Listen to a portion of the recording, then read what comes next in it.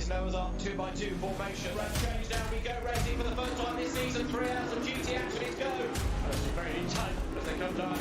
Group of cars coming in, this is all got trouble written all over it as it sees three cars. From downhill, they head towards the Aqua Minerale. Imola, of course. There's another one on through the gravel. As wide as possible as they drop downhill, but that drop inside line. Yes, he did. Through we go.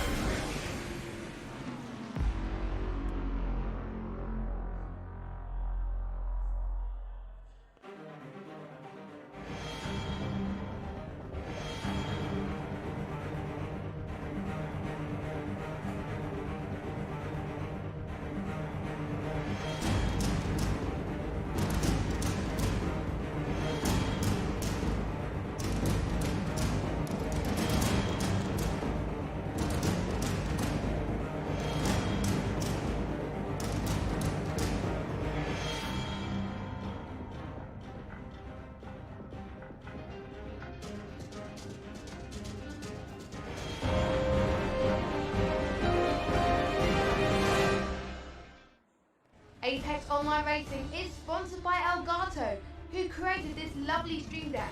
For more information about the stream deck, the link is in the description below.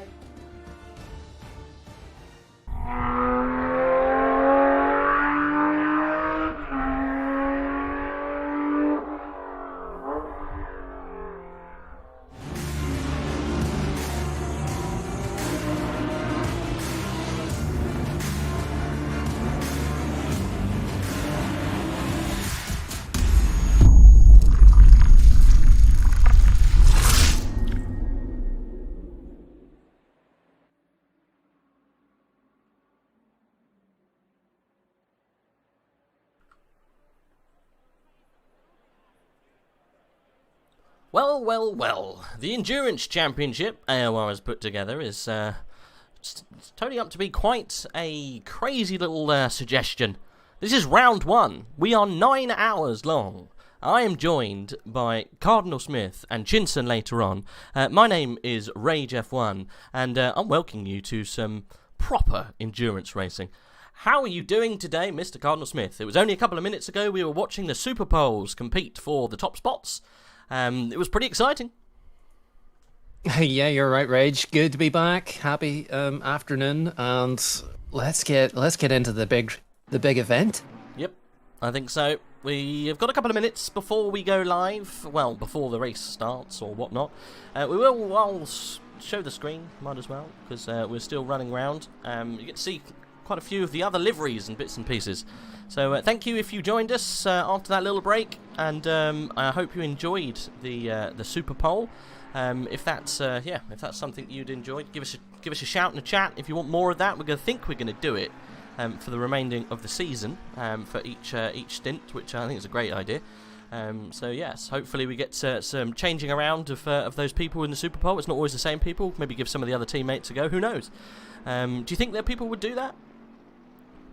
Do you know, I think it will depend on the track and the conditions. We're going to have probably varied weather conditions throughout the season. Yep. And to be honest, it's the first time AOR have ran this kind of endurance league, so why not? Why not throw different drivers at it, give them the chance, that pressure of the one shot. I wonder if our King Meat Snacks may change their driver. They had an issue. Oh goodness, it's 911, I think, currently with the fastest time. Where is he? Can't see him. Oh, he's in 911. Yeah, he's inside another car at the moment, so no fun to look at him. Vasily's in the car as well. The PCDC team's paint scheme is loaded this time. It didn't load in the Super Pole, so the person who assigned that paint has now got the correct one on, because we can all see it. So there you go. It's Marcus Lawrence out in the car at the moment, not the man who went round and set his time. Do you have a list of the top 10, or at least all of the drivers? Do we have a list? We sure do. And just as you mentioned, yeah, PCDC starting from 7th on the grids. They qualify 7th and finish 7th in the Super Pole. Very consistent. Yeah, definitely very consistent. We were quite surprised of how quickly those times came together in that Super Pole. We're looking... It looks a little dark and dusty out there today, doesn't it? In this current free practice session at least. A 1:44.2 is the fastest time that anyone's put down, and that's a good second slower than what we saw in the Super Pole. It sure is. We were actually seeing 1:42.8, if not lower. But I guess this is a practice setup. Now we're, rather than one lap, we are looking for a, let's go the distance, stay out there as long as possible 9-hour endurance event setup now. Which of course will change with conditions. I believe where there's a 10% chance of rain maybe throughout the day here at Catalunya. Be interesting to see rain here. You don't normally see rain in Barcelona, just generally. So yeah, that would be very surprising if we get a bit of the wet stuff. I'm sure these drivers won't want that. It might Probably spice not. things up, And that we'd love to see. We wouldn't mind it as viewers, right? Exactly, yeah. Anything to spice it up. But I'm always under the impression that some rain is enough rain. All rain is definitely not what we want. All rain does get very frustrating very quickly, which is, yeah. Watching at the moment, Sam Maudsley in the N7 Racing team. I remember that team a couple of races ago, the N7 team. Their paint scheme is, I don't know if you're a Mass Effect man, I'm definitely not. Apparently it's inspired by that. Well, you know what?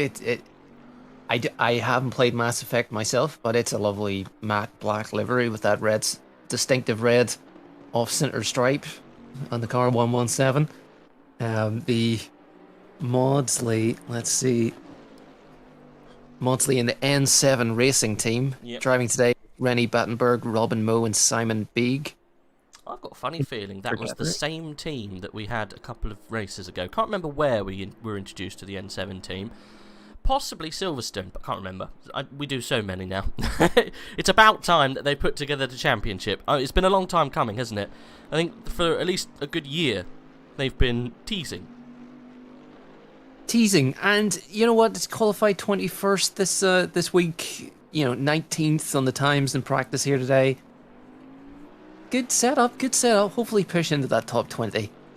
Go for a strong finish. Certainly, having Maudsley is an experienced driver, up and down different tiers of the AOR leagues, but has been around for a good few seasons. So the experienced hand going to start the race for them today. Yep. Now, so he'll be starting in the silver split. So we've got two splits, as you can easily see on the side there. We've got a pro split. I'm assuming that's what they're called. And then we've got the silver split. So Sam Maudsley would be part of that silver split. Let's just go up towards the top end then. So yeah, I'm pretty sure it's pro, isn't it? That's what they call them. Yeah, pro and silver. But it'll be very interesting to see the pace of the silver class, because technically we've got two races in one, haven't we? That's what's so good about this classed system that they've got going. It's two races within one. So if anything goes a bit samey in the pro spec, you just jump down to silver and have a little look. Absolutely, and worth calling that out. Because this is the first time AOR has done an endurance league, we also have a couple of reserve teams, and they're in the bronze class. So we have two bronze teams today who've qualified 44th and 47th. Tempesto Motorsports and Wheelbarrow Racing Team. What number is Wheelbarrow Racing Team? Just out of... Oh, we have gone on to the racing session, but what number is the Wheelbarrow Racing Team? I want to have a look at their car. Oh, me too. They qualified 47th. Let's see, win this.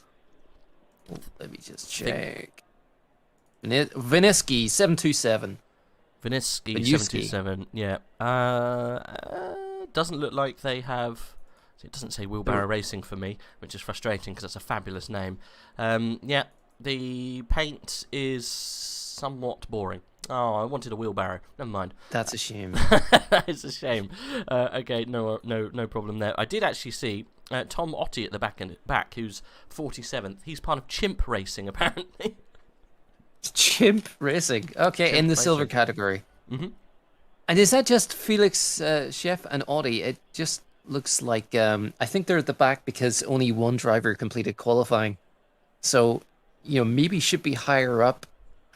Certainly have done some faster times than other silver compatriots, but yeah, the rest of the team didn't manage to complete a valid qualifying lap this week. Yep. Well, let's just jump through this grid. You might have to help me out because there's nearly 50 of them. So I'll do the first. Maybe we'll stop and go, whatever, however it all works out. So Black Gold Saw, as you saw in the super sprint, super pole, whatever we're calling it, came out on top. He'll be starting on the front row of the grid. You can just see him peeking under the banner there. He's joined by Javier Biero in the fast VR Gen team. On the second row, we got Nico Solman, Matthias Kuhn. Again, you saw that in the Super Pole, doing very well. Connor Wright, and then Daniel Peschke. We've got Marcus Lawrence, Trevor Wenham in that blue McLaren you can just about see, and then the Meat Boys. Oh no, they've changed their. I think they've changed their paint scheme. They must have joined with a different paint scheme because they're definitely not the Meat team anymore. It's Vasily Anarov. He says the Oman Racing TF Sport. I'm not sure what's going on there. We gotta have a word with the stewards. Get that fixed. I want that paint scheme back. Anyway, Powell Jarabuski, I probably said that completely wrong, is in... Well, where's Adam DeBille? Where is Adam DeBille? That would be him in his team. They're joining the same thing. So Adam's going to start in that car. That's a big name. We've got Milikov Nowicki, is that? Milikash Nowicki. In 11th, 12th is Grantus Grekus. Oh god. Leonid Makovikin in the AKKO Racing Team SC. Interesting. We got Yannick Ralph in 14th. Christian Staunheiser, I think it's Staunheiser, is how he pronounced it. He's a regular. I think he's in Tier 2, if I remember. Not too sure, though. Correct. Is he? Yeah, I think he is. Victor Roman in P16. Mark Toll, he's in P17. Julian Van Breluk, Team Shazoo Endurance. Whereabouts are they? They are P18, but I don't think that's their normal paint scheme. It looks white to me. Normally Team Shazoo is blue and orange. Konstantin Volkov down in P19, and then we've got Justin... I'm not going to say his surname. We'll just go with Justin, but I think it's Thomas Arensman who's starting in the PCDC Motorsports. That must be the second team. And I'll hand over to you to do maybe the next 20, if that's all right. Certainly, we've got 18 seconds left just before we start the warm-up lap and get this event underway. Sam Maudsley in 21st in that Bentley. Fabian Uckert in 22nd. 22nd, we 23rd, Corn Butchers in another Bentley, and Jan Gang also in a Bentley. Bentley's down here. 25th, Brandon Mel, and the little Porsche gang, Alexei Panchenko. That's a familiar name. Cameron Bridport finishing up the Porsches. 28th, we got Patrick Wanushik, and 29th, Dan Minton. Another Audi and Sam Smeets in 30th in the number 448 car. 88, we got Jimmy Ellis in his Bentley. Harrison Grafam in the car number 999 in that McLaren. 33rd, Eater Wheelspin, not Wheelspin, hoping for less wheelspin off the line today. Adam Byers, 34th. 35th, Tomrad Christofferson in the Ferrari. Couple of Audis here. Ryan McIntosh, there's a name we know. And Dillian Groslin starting alongside him in 37th. Jussi Nerola in 38th in the Nissan. Lovely work. Little blue, purple and yellow one there. Matthias Kuhn, 38th, registering is in the pits for me at the moment. Kaz Dombruskis, wonder why they're in the pits. 39th. They didn't ready up, that's why they're in the pits. Crikey. And he was a top performer, wasn't he? Matthias Kuhn? He was place, in the Super Pole shootout. Yeah, absolutely. Or somewhere up there. Big difference. Matthew Halley, in 42nd. Dmitry Polakov, Bartez Zaytek down here, and two BMWs at the back here. Jerzy Wawerskiak. That's Krop. And Natan Vinsowski. And propping up Tom Audi. Maybe looking to get past the bronze cars just ahead of him early doors. Yep. That's our grid, Reg. It is indeed. It's a full one. Let's jump on up here. Black Gold Saw. Luke saying that they were P4, that team that found themselves in the pits. Now, that's actually quite worrying. I can't actually click on them. They're not in the pit. I think they have actually gone. They can get back in, but there'll be a 2-minute wait if that is the case. And that is really, really bad if that is the case. They might have disconnected already. And yeah, that's terrible news for the 288 car. But I can't physically click on them. And normally, if they have literally gone back to the pit, you can find them. So I'm going to go out on a limb and say that they are done already. Possibly coming back later, but that's almost race gone for them. Round 1, definitely not one to look forward to. I did, in the meantime, get Black Gold Saw's paint scheme sorted out. Obviously, we can't have one of the front runners without the paint loaded, so I managed to get that sorted out for the race. Brilliant your work, Reg. Yeah, disappointing for the H3 racing team, but you know, this is a 9-hour event. Anything could happen. Hopefully they get a chance to log in back in the game here and, you know, start from the pits if they can. Yep. It'll be an exciting race otherwise anyway for them. Yeah, it's going to be tough for them now. They're going to be right at the very back, and at the beginning of the race when the pack is so kind of built up. Well, we are almost ready to go here. We are getting ever so close to coming across the line. I'm not sure if it's the first line or the second line here at Barcelona. It does get very confusing, but we are almost go for 9 hours, round 1 of AOR's Endurance Championship. It's been a long time coming for AOR to put something together as fabulous as this, and we are go for 9 hours. FTW in the back there. Nico Solman in the wall already. Nico Solman's team manages to pull it out. How did he manage that? We got a pile up at the back as well. Oh, it's huge. It's crazy. It's massive. Oh, there has to be a server restart. I don't see how we're going to get past that, Cardinal. That is massive. Oh my goodness, Rage. Everywhere down the grid. Absolute chaos. Barrio caught up there. Panache, everyone. There was a huge crash in the silver section right at the back. I think I saw Otto basically stop on the start-finish straight just to avoid getting caught up in everything that was happening. That was crazy. We always do think that that there's going to be a crazy start to Catalonia, and there you go, you've got it. Let's see if we can go back quickly, just 30 seconds, just to see if we can find out what happened in that accident. So just give us a quick second while we try and work this out. We've got lots of cars in. Oh, it's just a little bit, we've missed it, unfortunately. That's very frustrating. Can't quite get all the way back there. We've got so many cars out that it's very hard to do replays at this stage. But oh my goodness, that has to be a red flag. I don't see how that they can continue this race like that. It's there's got to be a restart in my eyes. We'll have to see what the stewards decide to do. Obviously, my timing screen is all over the place. The whole grid's been jumbled up. I see Brandon Mayer currently in the pits, as well as Matthias Kuhn. Hopefully, he's. Do you know if Matthias' team can get back in? I've just tuned into Goslin at the back, and there's another accident and another car off. Still accidents going off the grid. I wonder, there's going to be damaged cars out there that are already struggling. Yeah, I'm not too sure how they're going to do this. We've got cars off all over the place here at the moment.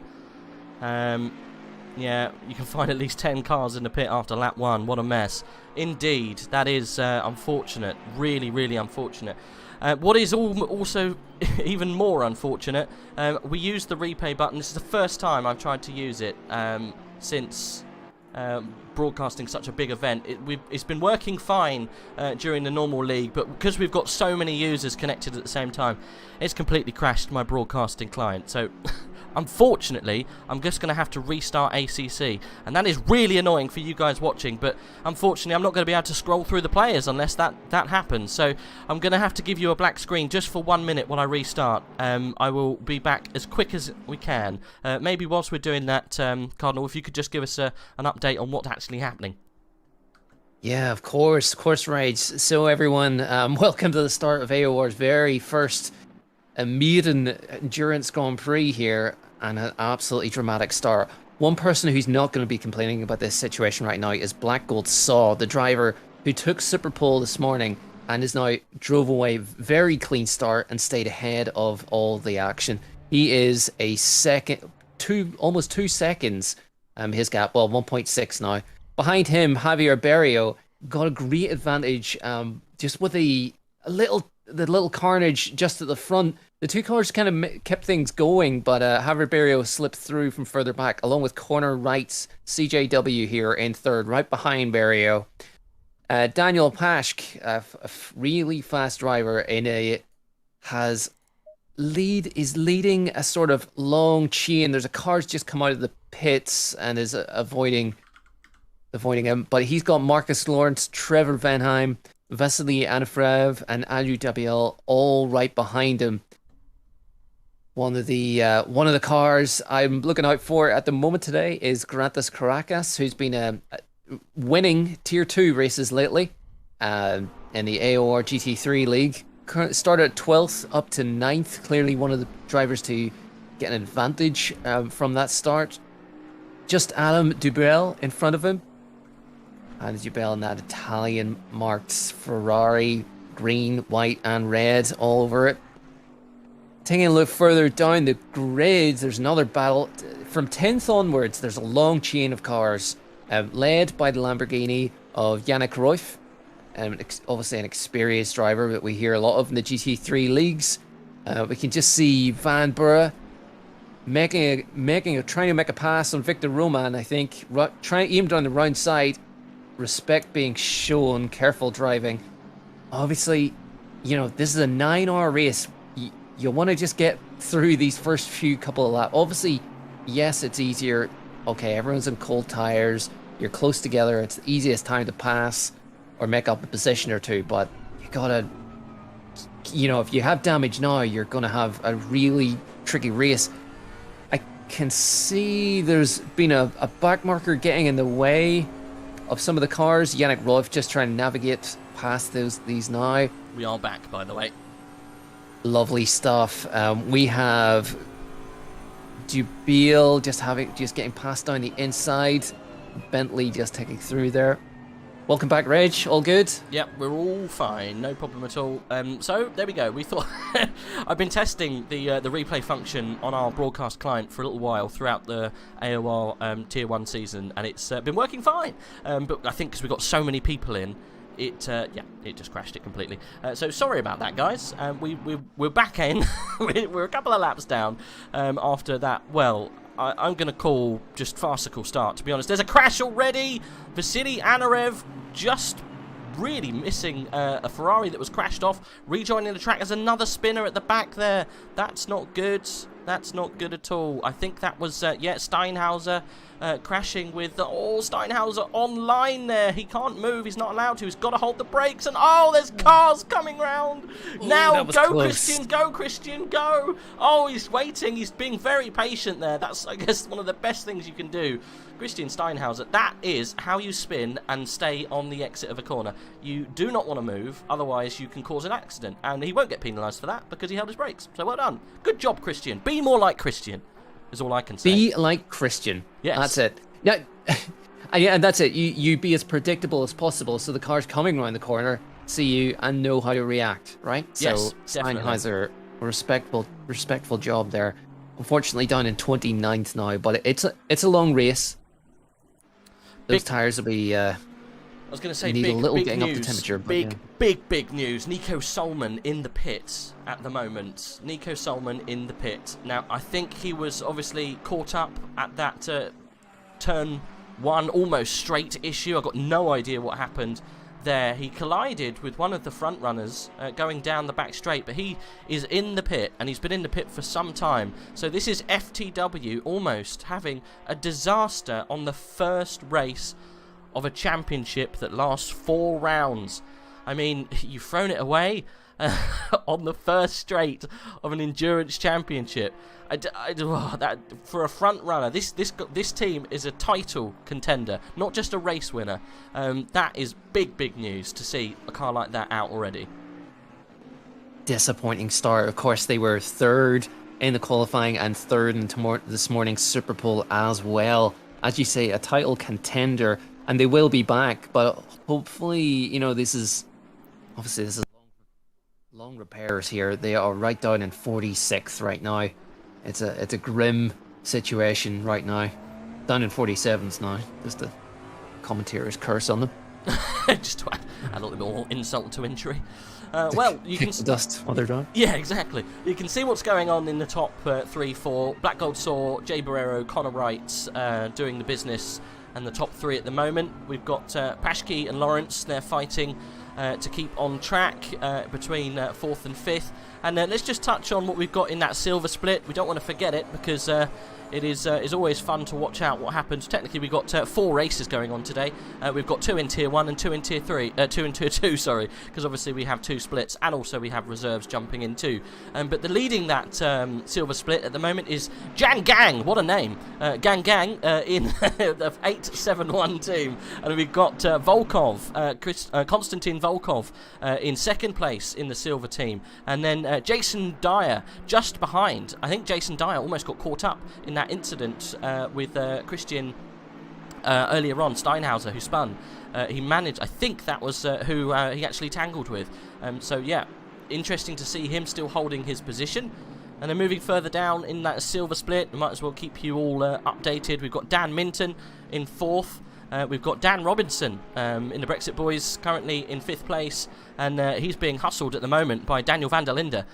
Good little tussle, looks like it's going out on track at the moment, so maybe we'll stick with these guys. They're only 2 tenths apart, the number 9 and the 88. Definitely don't have any allegiances to the 88 car. Who would say something so strange? Brexit Boys going strong. I have no idea. Who are the Brexit Boys? Can you tell me more about them, Rage? Oh, yeah. Do you know anything? Oh, of course, yeah. They're a collective of fun boys from across the world that just love Brexit now. It was a joke, because we're a group of guys who obviously were all taking part from different parts of the world, and it was just funny to say that oh well, now the British don't want any part of any of our racing, so we thought we'd name ourselves a nice collective group. But I think we've got French drivers, we've got Spanish drivers, we've got Dutch drivers, English drivers, of course. We have Estonian drivers. We have drivers from everywhere that like to take part. I think we've got a couple of German, Dutch, yeah, lots. We're very multicultural as the Brexit Boys. It's just yeah, fun little play on words. We've got lovely little refreshers paint scheme today. We like to keep it real. I think we raced last time out, we had a Bovril paint scheme.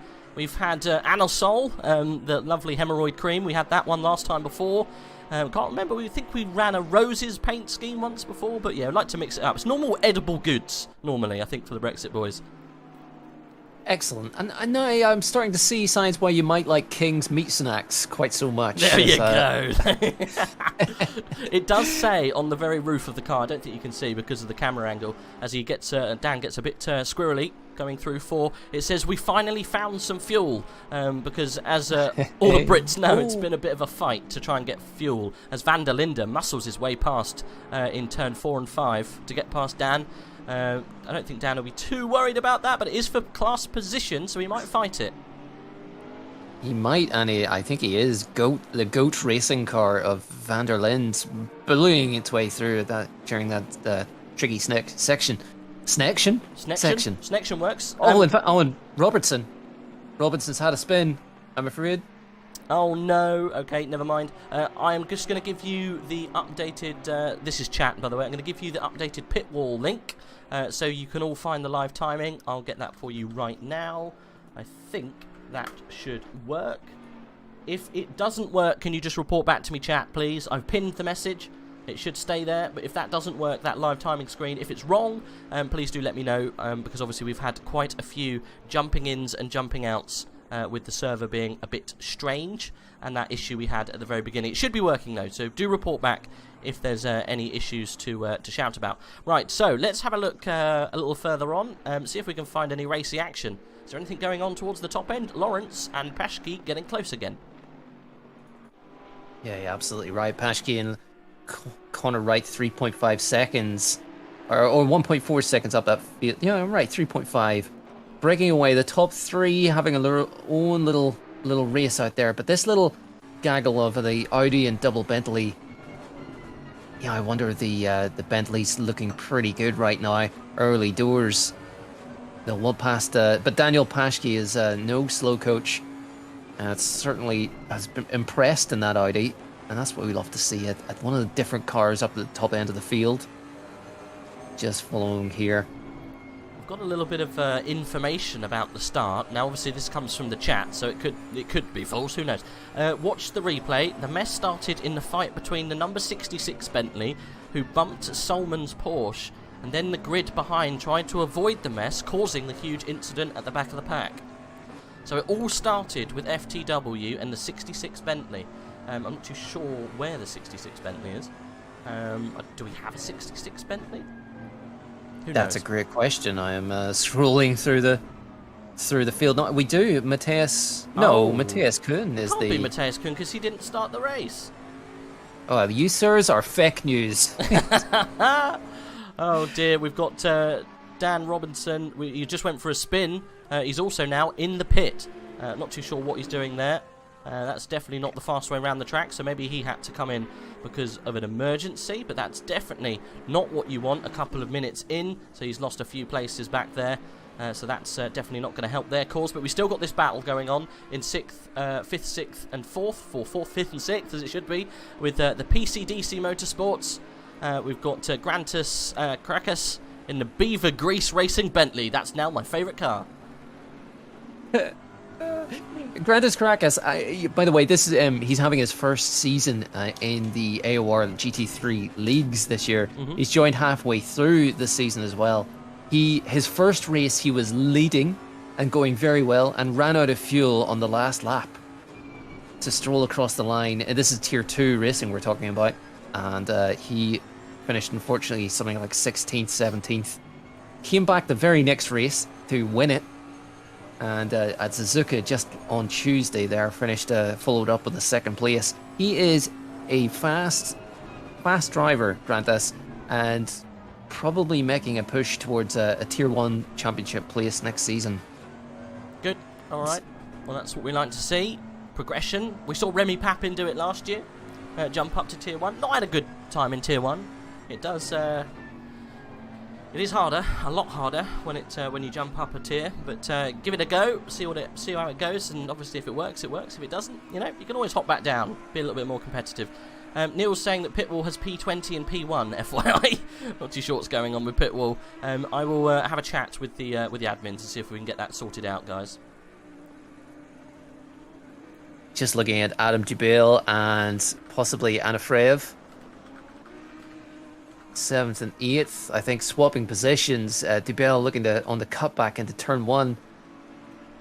Not close enough. He's been nabbed down that start-finish straight. Anafreev getting ahead, I think.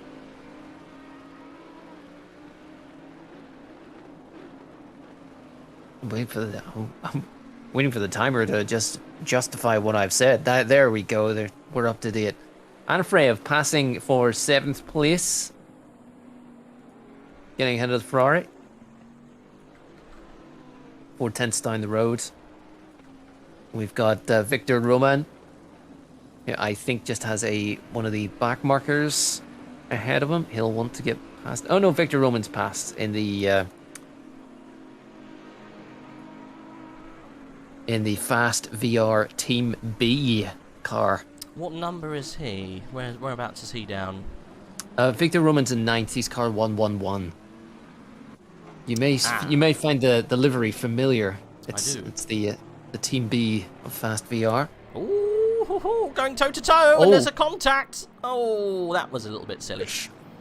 There sure was. Look at that. We tuned in just in time. That was Julian Vanbrugh, the Team Shazoo car, getting a little bit rubby and grindy on the side of Victor's Aston Martin. Yeah, definitely not the fastest way around there. It does look nicer on the Aston Martin as opposed to the Ferrari, in my opinion. I think it was a Ferrari, the last car, wasn't it?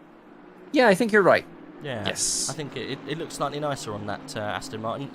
The curves look good. I think Vanbragh's going to have a go here. He looks like he wants a bit of action. Right in the slipstream of the 111. Julian Vanbrugh, he's a Tier 1 driver. He's going up against... probably not a Tier 1 driver in Roman. Oh, Roman closing the door! Vanbrugh. That was very, very silly. What could Vanbrugh really do at that point? The contact was made. Luckily, though, the cars didn't spin round, as you sometimes get when you have a contact at low speed, but we're all good. The pass was made. I think that was a little bit silly there from the yellow car. Yeah. There was no way Vanbrugh was always coming through. He stated his intention a long way down that start-finish straight. He was taking that inside, whether Victor fancied defending it or not. Yeah. And he's done well to stay ahead of Jan Gang, who also in the Bentley fancies a little look past in the silver category, though. Yeah, this is doing well up the to leader. 11th place. Leader of silver category. He is second place. He's just behind, though. You can see him, Jason Dyer, Revolution Sim Racing Black there in the 25 Bentley. He's only second behind Gang, so Gang's got to get a move on. Otherwise, he's going to get left for dust, really. You've got Toll and Makovin just a little bit further behind there. They're actually pro-spec cars that are just got a little bit caught out, I think, in some shenanigans at the beginning. So if Dyer can hold on here, he might be able to use those guys to his advantage if they are a little bit faster. So we might see that Ferrari and the Aston Martin, the pink one and the green one, making their way past these guys at some point. Indeed, Jason Randrop from England, currently driving in Tier 4 in the GT3 League. So having a fantastic race here to be up in 12th. Good to see.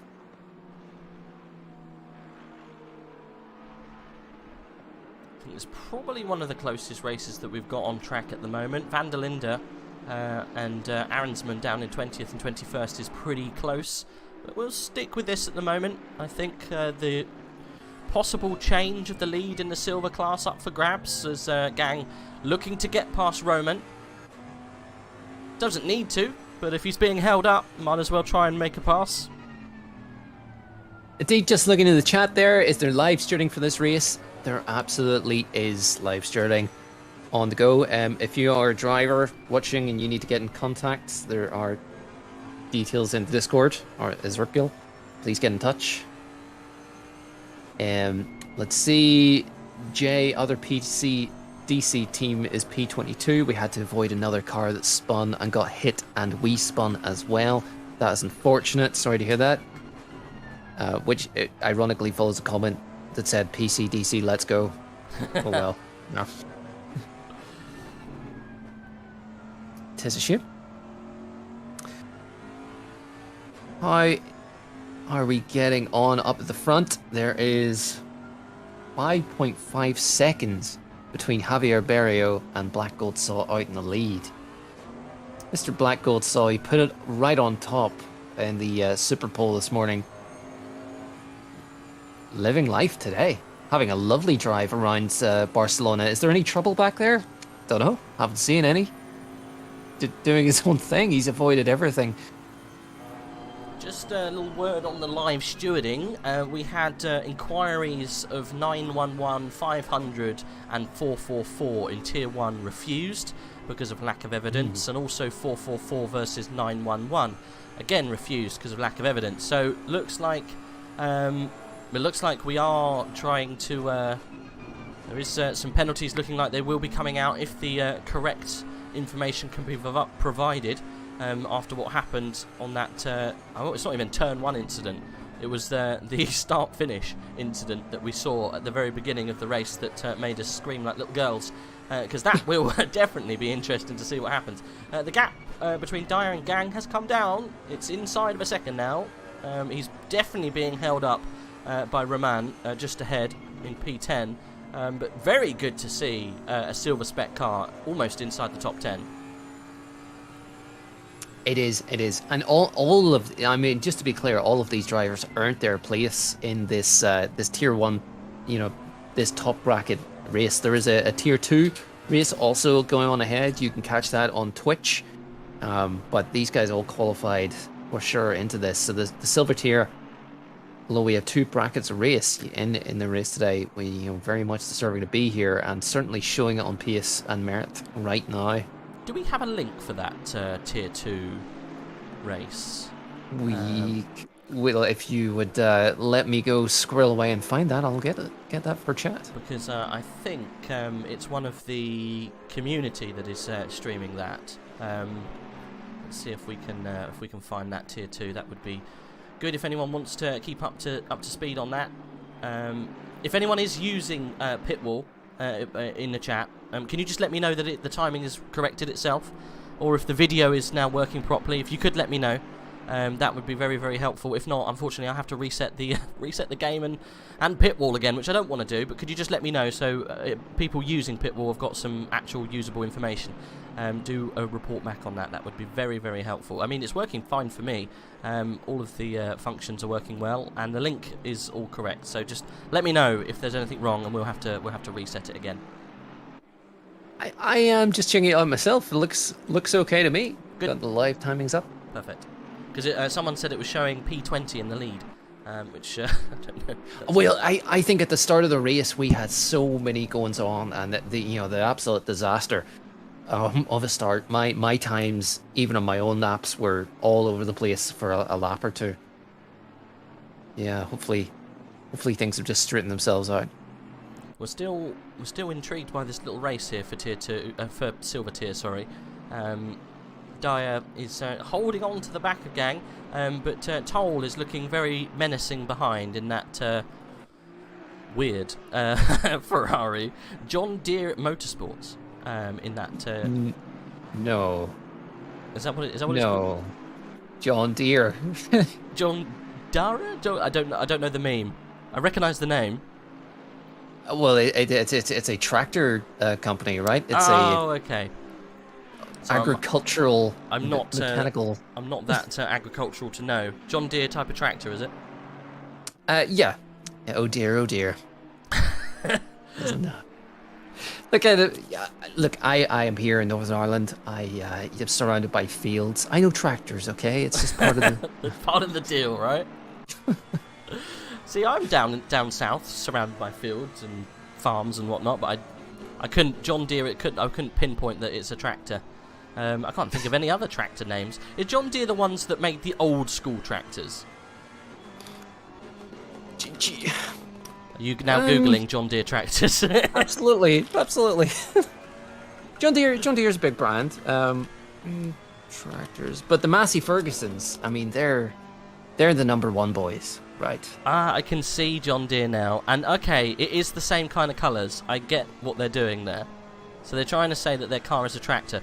I think it probably would have gone down better if they were using the Bentley, to be honest, but never mind. John Deere Motorsports, what a great They should have gone outfit. bigger, right? They should have gone much bigger. Either they could have gone for a Bentley or a GTR, maybe. That would have been funny. But I mean, it looks good. It doesn't scream tractor to that paint scheme. It's the same colours as John Deere. Yeah, it mostly reminds me of a side on my Sunday roast dinner of that peas and sweet corn. I think only half of that paint livery is showing. I think they've only got the livery and we don't have the decal or sponsor loaded. I think that's why we're seeing it a little bit bland. I could be wrong, but yeah, it doesn't look completed to me. Just as McAvin behind in that all-pink car doesn't look completed to me either. Leonard McAvin, part of the KKO racing team, is holding on. He needs to get past these two silver cars, though, both Toll and McAvin, if they want to make a charge into the top 10 for good points this afternoon. They sure do, and it's looking like it's a little tricky for the overtake. Most of the overtakes we've seen are on the start-finish straight so far, and certainly Dyer's all over the back of Gang. Yeah, he's working hard to try and get past. He's dying to get by as they go past the back marker, the blue flag. Roman, clear, sort of suspect we're being held up here. Oop. That looked like Dyer having a little look. No room there, for sure. Elsewhere, we have Berrio and Wright, second and third, are pretty close. 1/10, sorry. Oh, yeah, they are. You are right, as we go on board with Connor. Aha! Boom, boom. Yeah, so I don't know if Javier Berrios had a little issue or a little bad corner or something, but Connor, as you say, Connor Wright in the right place, and putting pressure on Barrio right now in that fast VR A team. Just so you know, I know we were talking about it earlier, can confirm FTW team are out. They are done. Is that Matthias? That's Nico Solman and co. Oh, Nico Solman. Yeah. Connor Dear, Wright, oh up the dear. inside, through 4, down towards Whoa. 5, got the outside line here on Berrio. Oh, there's a slight touch. We're all good. Connor Wright going to have to wait a couple more laps, I think. Flashing of lights there, getting frustrated. Vanwall Simsport versus... Vanwall Simsport. Yeah, they'll be slightly disappointed by qualifying too. They were top of the overall week-long qualifying and couldn't stick it, and top spot for Superpole. I'd just like to apologise for everyone who just lost all of their ears. We got the very typical ACC sound glitch there. So we got shot there, and also then you came through at 1,000,000 decibels. So I apologise to the stream, because I almost died, and you probably did too. So I'm really sorry about that, guys. The stream, that's quite funny. If we can clip that. You just came through, like, really loud. Have you heard the gunshot glitch on ACC yet? Okay, right. This explains a lot, because in the middle of Superpole this morning, I wondered where the sound of a gunshot came from. I was checking my earphones. You were talking at the time, and I took my earphones off, looked around, was checking my PC here. Yeah, that's a typical gunshot glitch. I've had it. That's my second time that's happened. Never happened in an endurance race. It's happened in some league racing that I've been doing.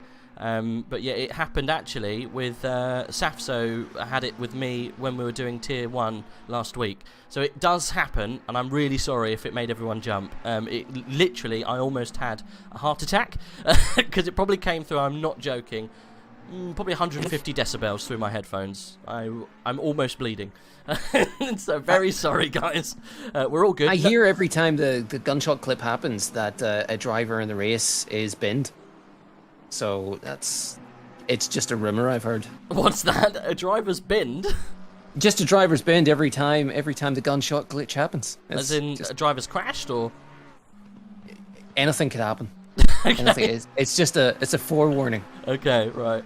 Yeah, well, I've never had it quite that loud. Yeah, it's really weird. I don't know why it does it. It's not the first time I've had it happen before, and I think it's an ACC thing. It can happen at any time, so you've always got to be on edge. But never mind, we're all good. We're back to normal. I'm slowly sweating it out, and we're all good. Jesus Just Christ, checking. It scared the shit out of me.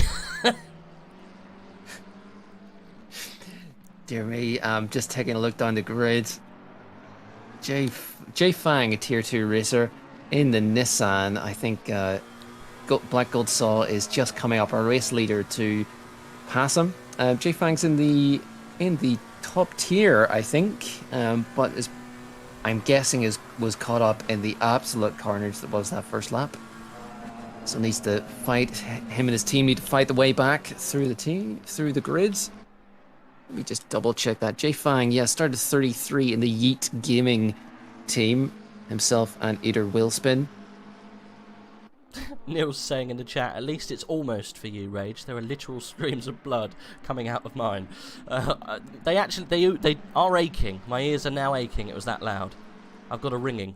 This is going to give me, is it tetanus? In the long term, just crazy, unforeseen gunshot glitches. I wonder if there's anything documented online about the gunshot glitch.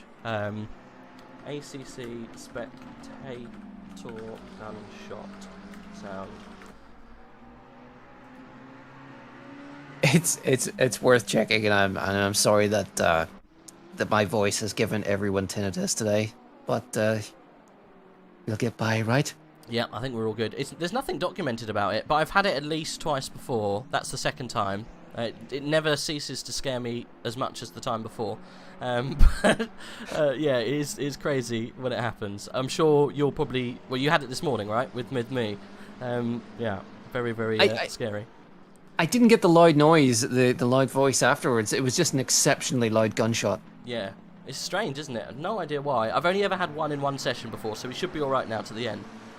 But it's sometimes quite fun. That's it out of the way, huh? I hope so. I bloody hope so. It's horrible. Right, well, what have we got going on? At the moment, Conor Wright has seemed to have slipped back a little bit on Javier Barrio, so we'll probably move on from this at the moment to the next little fight that we've been watching, that we've been kind of willing along. Mark Toll in the John Deere Motorsports needs to get past Dyer and Gang, but it's being held up by Roman, still in the way.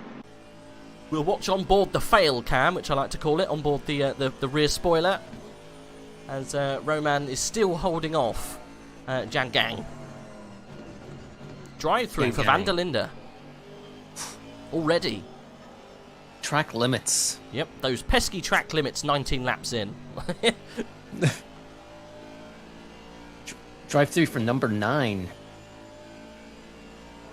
Yep, Van der Linde, drive through. Yeah, it's frustrating that already. Definitely not what they want. JSR saying, yeah, the audio cannon used to murder me all the time when I was doing the comms with Domino.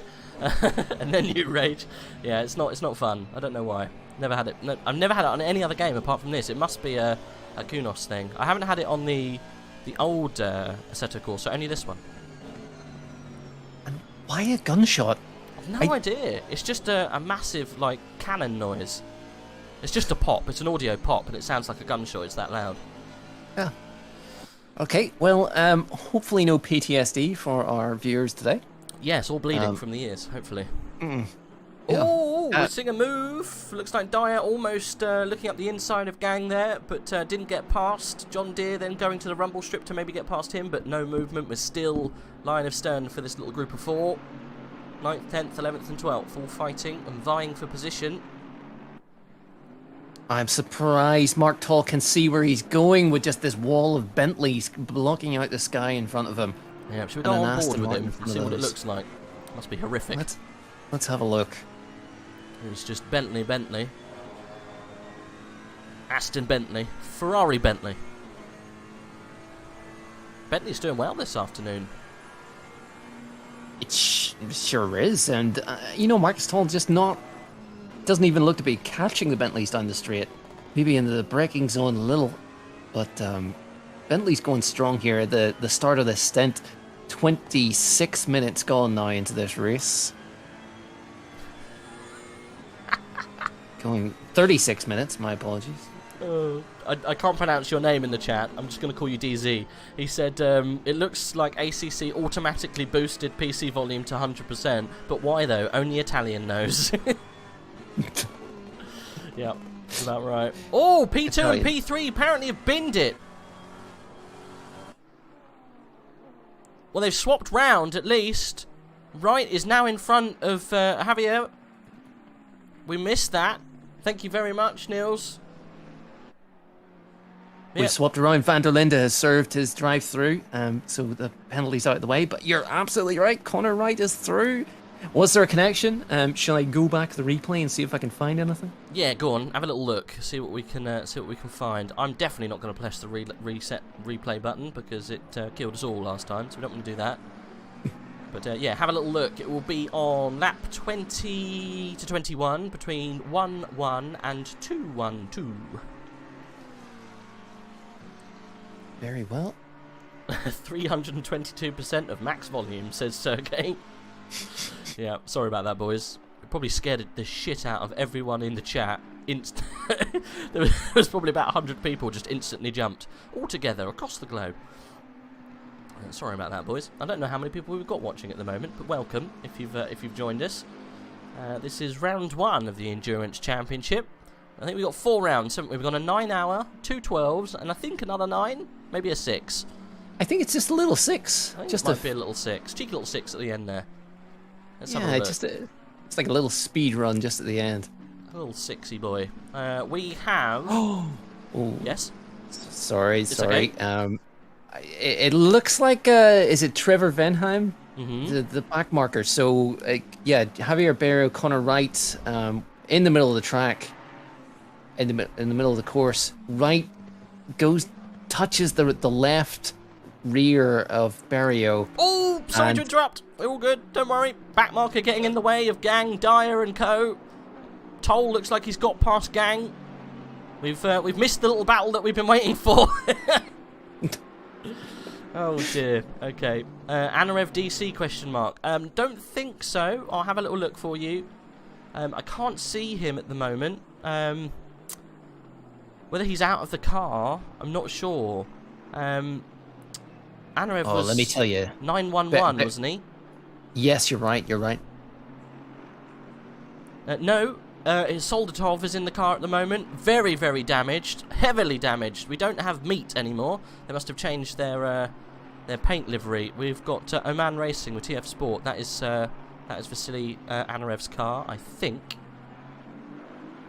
But yeah, Anarev had a spin in turn 3, ended up in the wall. So this is the car anyway, down in 30th. And almost out of it, really. Not a good start, unfortunately.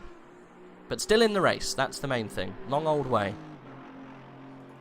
It is, and it's already showing up a few surprises so far, so stick with it, guys. The Just Barrio wasn't happy at Conor Wright.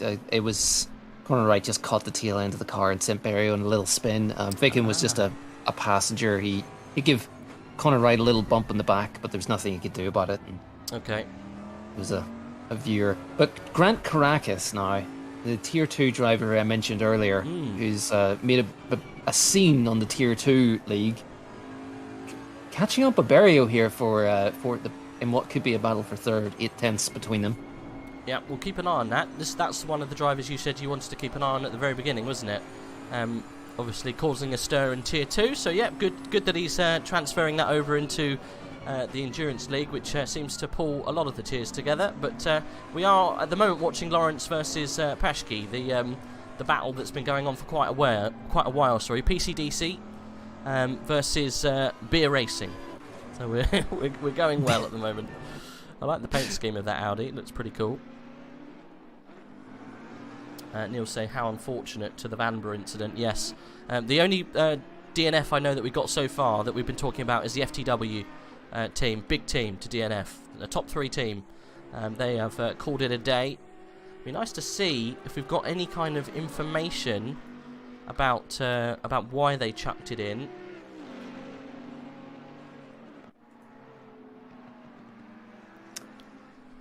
Yes, certainly. Let's. Can we find anything about that?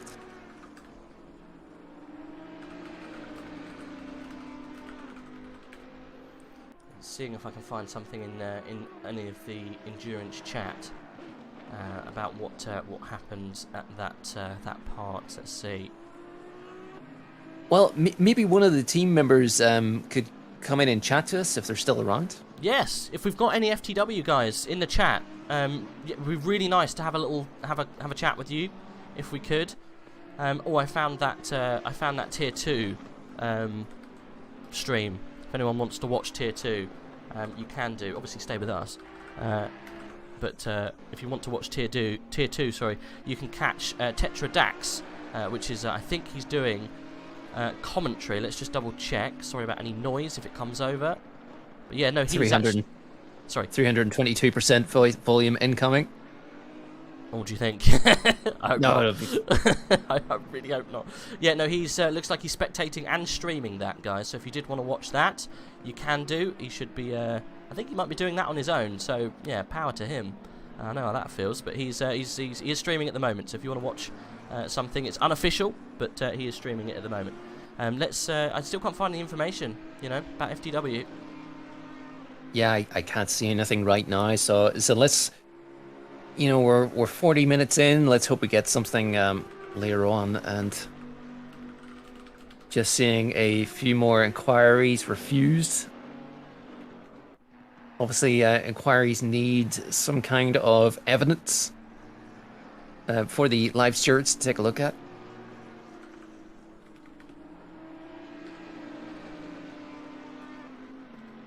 Good man, Rage, finding out. Yep. What's going on there? See if we can get some information from them. Hey ho, we'll see. It might not happen, but it may do. Sorry about that, boys. We weren't really watching what was going on track, but I'm sure you guys were. We're just seeing if we can get a word with any of Nico Solman. I think it was Louis Fly, wasn't it? And Valentine Chorus, possibly? Very good, well remembered. I can't... Marcus Lawrence got a little squiggly out of one of the corners there, and I've just had a thought, this sort of dark blue, purpley livery with that fluorescent yellow lining. It kind of reminds me of Valentino Rossi / Lando Norris effect, and that chasing Paschke with that graffiti-style Audi doing very well up there in 5th right now in Pro Class. And looks like Grant Caracas has got past Javier Berrio to take 3rd place. So we've got 2 Bentleys, 1st and 3rd right now. Javier Berrio in that Fast VR team, probably carrying a little bit of damage. You know, was facing the wrong way momentarily in the battle for 2nd. Each of these stints, by the way, the driver, each stint is 65 minutes, I think. So there'll be plenty of pit stops throughout this 9-hour event. Whether they be a change of tires, top up of fuel, repair a little damage, whatever the teams choose and decide to do is fine. But they must do 1 stop within each 65 minutes stint. Don't necessarily have just to got drive. past Roman, by the way, finally. Ooh. Finally got past. Gang has been left behind, unfortunately, P14. There was a little bit of an altercation, I think, between Dyer and Gang, or at least Gang and someone, which caused him to drop down so far. Yeah, Dyer is the winner out of that. He's up to P9 now in the silver class. P9, and currently leading silver, which is really good to see as Toll and Roman go toe-to-toe a little bit further behind. But yeah, so currently 1, 2, 3 is Dyer, Gang, and Volkov. In the silver tier, but they're going strong. The Revolution Sim Racing Black team today, Jason Dyer going well, and of course this is important. Roman seems to, cars seem to be held up behind him as we see Toll trying to look for the way past, but it's good for the silver category for Dyer as Gang, as you said, has fallen back a little, and now with those cars in between them, this is probably an important stint for the Revolution Sim Racing team. Certainly pulling away from Roman. Just having a look into race control here. Tier 1, we have got some penalties coming in here now. 991 and 66. So that sounds like FTW. It does. 45-second time penalty for 66 for causing a major collision at the start of the race, plus 3 license points. So that's our Nico Solman. That's the Nico Solman incident that we had at the very beginning. And car 66, whereabouts is 66 at the moment? Matthias Kuhn, he is in P32, and he's in the pit. So I think he's done. So whether that 45 seconds goes over to the next race, I'm not too sure. You may have to find out with your local steward. Anyway, car 911, that will be, whatchamacallit? We were just talking about him a second ago. Anafrev's car. Anafrev, yeah. Yep. Car number 500 and car 13, no further action. Both cars steered into each other. Then we got 48... 713 and 760, 60-second time penalties for car 48 for causing a moderate collision at the start of the race. 2 license points for him. So Cameron Bridport. Okay, so that I think Cameron then was the one who caused that massive incident, or at least he was the first person to hit someone. At least someone else in front of him probably maybe was the catalyst. But anyway, cars involving cars 6 and 17. 10-second time penalty for car number 17 for causing a minor avoidable collision. So car number 17, can't find is Leonard McOven in 14th. In P14, and he had an incident with car number 6, avoidable collision. That will be Yannick Rolf in 16th. There are some in Tier 2, but we won't go over them because obviously we want to bore you with that.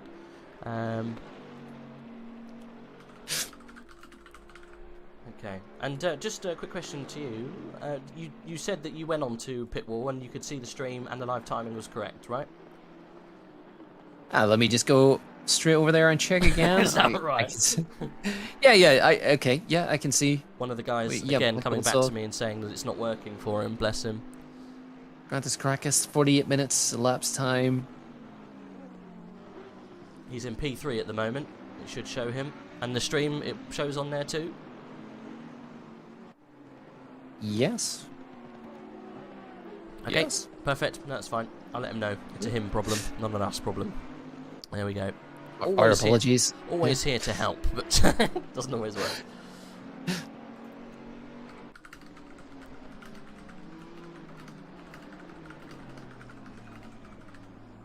Neil's 47, that's right. We got a BMW out there today. That's... We're watching at the moment Lawrence, seeing if he can get up to the back of Paschke. It's, again, one of those slow burners that we've been watching for a long, long time, but doesn't seem to have had much happen. We might move down a little bit further because we've got Urquhart, Arnsman and Minton and Rolf all very close together. There's a group of cars all fighting for 16th, 17th and all around that kind of area. As Lawrence getting very close to Paschke, he's looking probably for a move down into turn 1. Getting ever so close, they're toing and froing as the gearing on those cars are slightly different, but that Audi's so quick on the legs. Must have quite limited drag on it. Seems to just fly away on the straights. And Lawrence is able just to catch up in the twisties, which is surprising for a Bentley. Anyway, PCDC Motorsports, Marcus Lawrence doing a good job to stay with him here, but this is P5. And once he's done that, he can move up and have a good old shout on Berio. Grekus and Berio have swapped around, by the way. Did that happen earlier? That did, yeah. He's in P3 now. Mighty drive here from the Beaver Grease Racing Bentley. The Beaver Grease. Remember the name. I will remember that name forever. The number 13 car doing very well.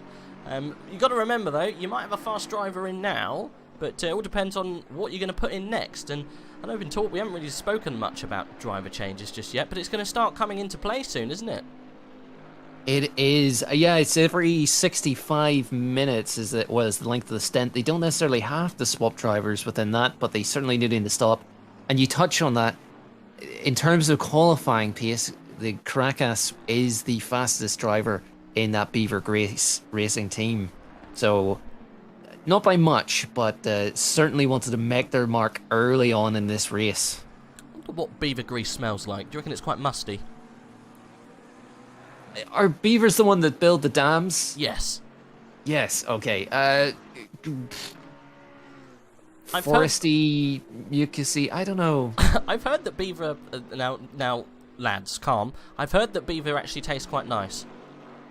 Like I said, calm. Let's not get... Let's not get our minds down that route. I'm saying that the woodland-dwelling creature that likes to munch on wood, they do actually taste quite nice. I've heard. Have you ever munched on wood yourself? Not as a beaver. I've never tried it, so... I've just got to pull my mind out of the gutter. No, actually, I haven't. Anyway, yeah. I've heard if you slow roast a beaver, it is actually quite nice. And I've watched someone... have you ever watched a popular TV program called Meat Eater?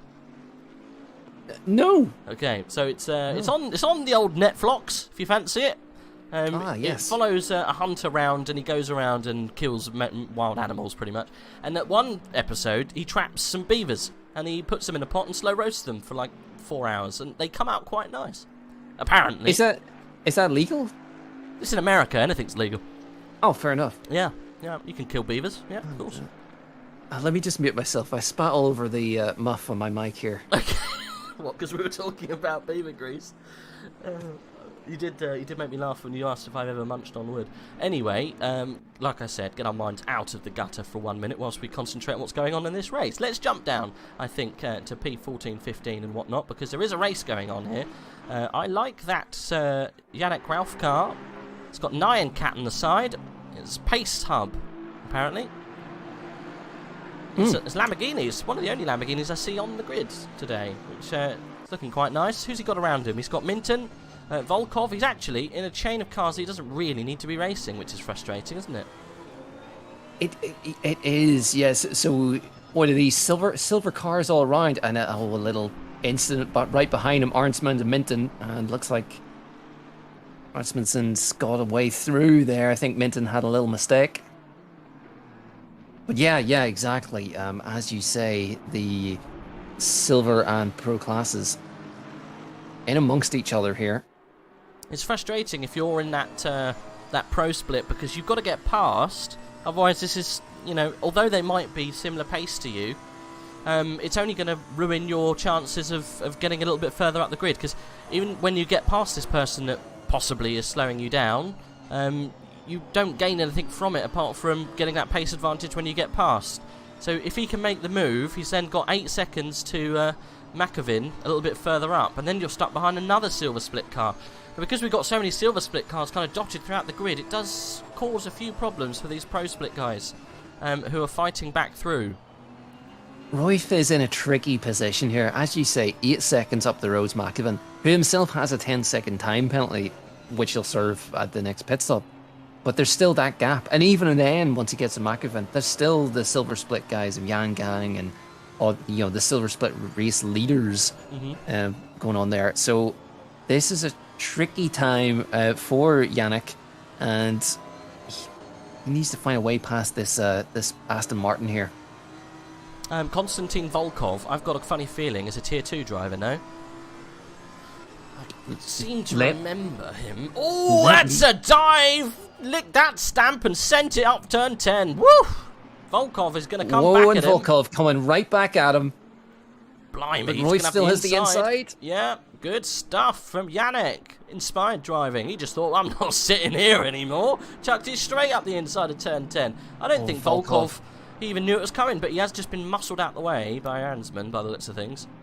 Arnsman has opportunistically taken himself 2 places up the grid, and who's that? Volkov into the pits. Yep, we got a first pitter from these somewhat leaders. Has maybe decided they can't. Now's a good time. Undercut a few of these cars. It's a good shout, that. Definitely a good shout, because like you say, Macavin ahead, he's got to serve that penalty. Oh no, it's different, isn't it? It was Yannick we were talking about in the pro split. Never mind, at least he'll get some clean air, hopefully, after coming out from serving his pit stop. But that's we got another one coming in, Marcus Lawrence, towards the top end. He's just actually leaving the pit after his pit. He stayed in the car, so just new boots and a splash and dash, and he's back out. Little scrub of the windscreen. Just checking Yannick Royf. He needs to be getting away here, but there's a car just came out of the pits in front of him of Beeg. And I think Beeg is part of the N7 racing team, yes, in the silver category. Yes. So he swapped over, driver swap there, but I think it's held up Royf just a little and put him back into a fight with Arnsman. Which is unfortunate. Royf needs to be making up this time, especially as we come into the pit window. Car 149 in the pits too. Yeah, that window is well and truly open now, isn't it? It's not going to be shutting. It's letting all the air out. Everyone needs to be mindful. We've got some penalties. 56 minutes in. Got some more penalties. Yeah, Adam DeBeal, 500, has just had a penalty slapped on his front desk. Let's just see why. Adam DeBeal has genuinely been out on his own here in 7th. Volkov's actually just come out ahead of him. 15-second penalty. What is that for? Just gonna have a little look. Could be related to the start of the race. I think he was one of the drivers involved. We've got no write-up for it yet, so I don't think. I know we do.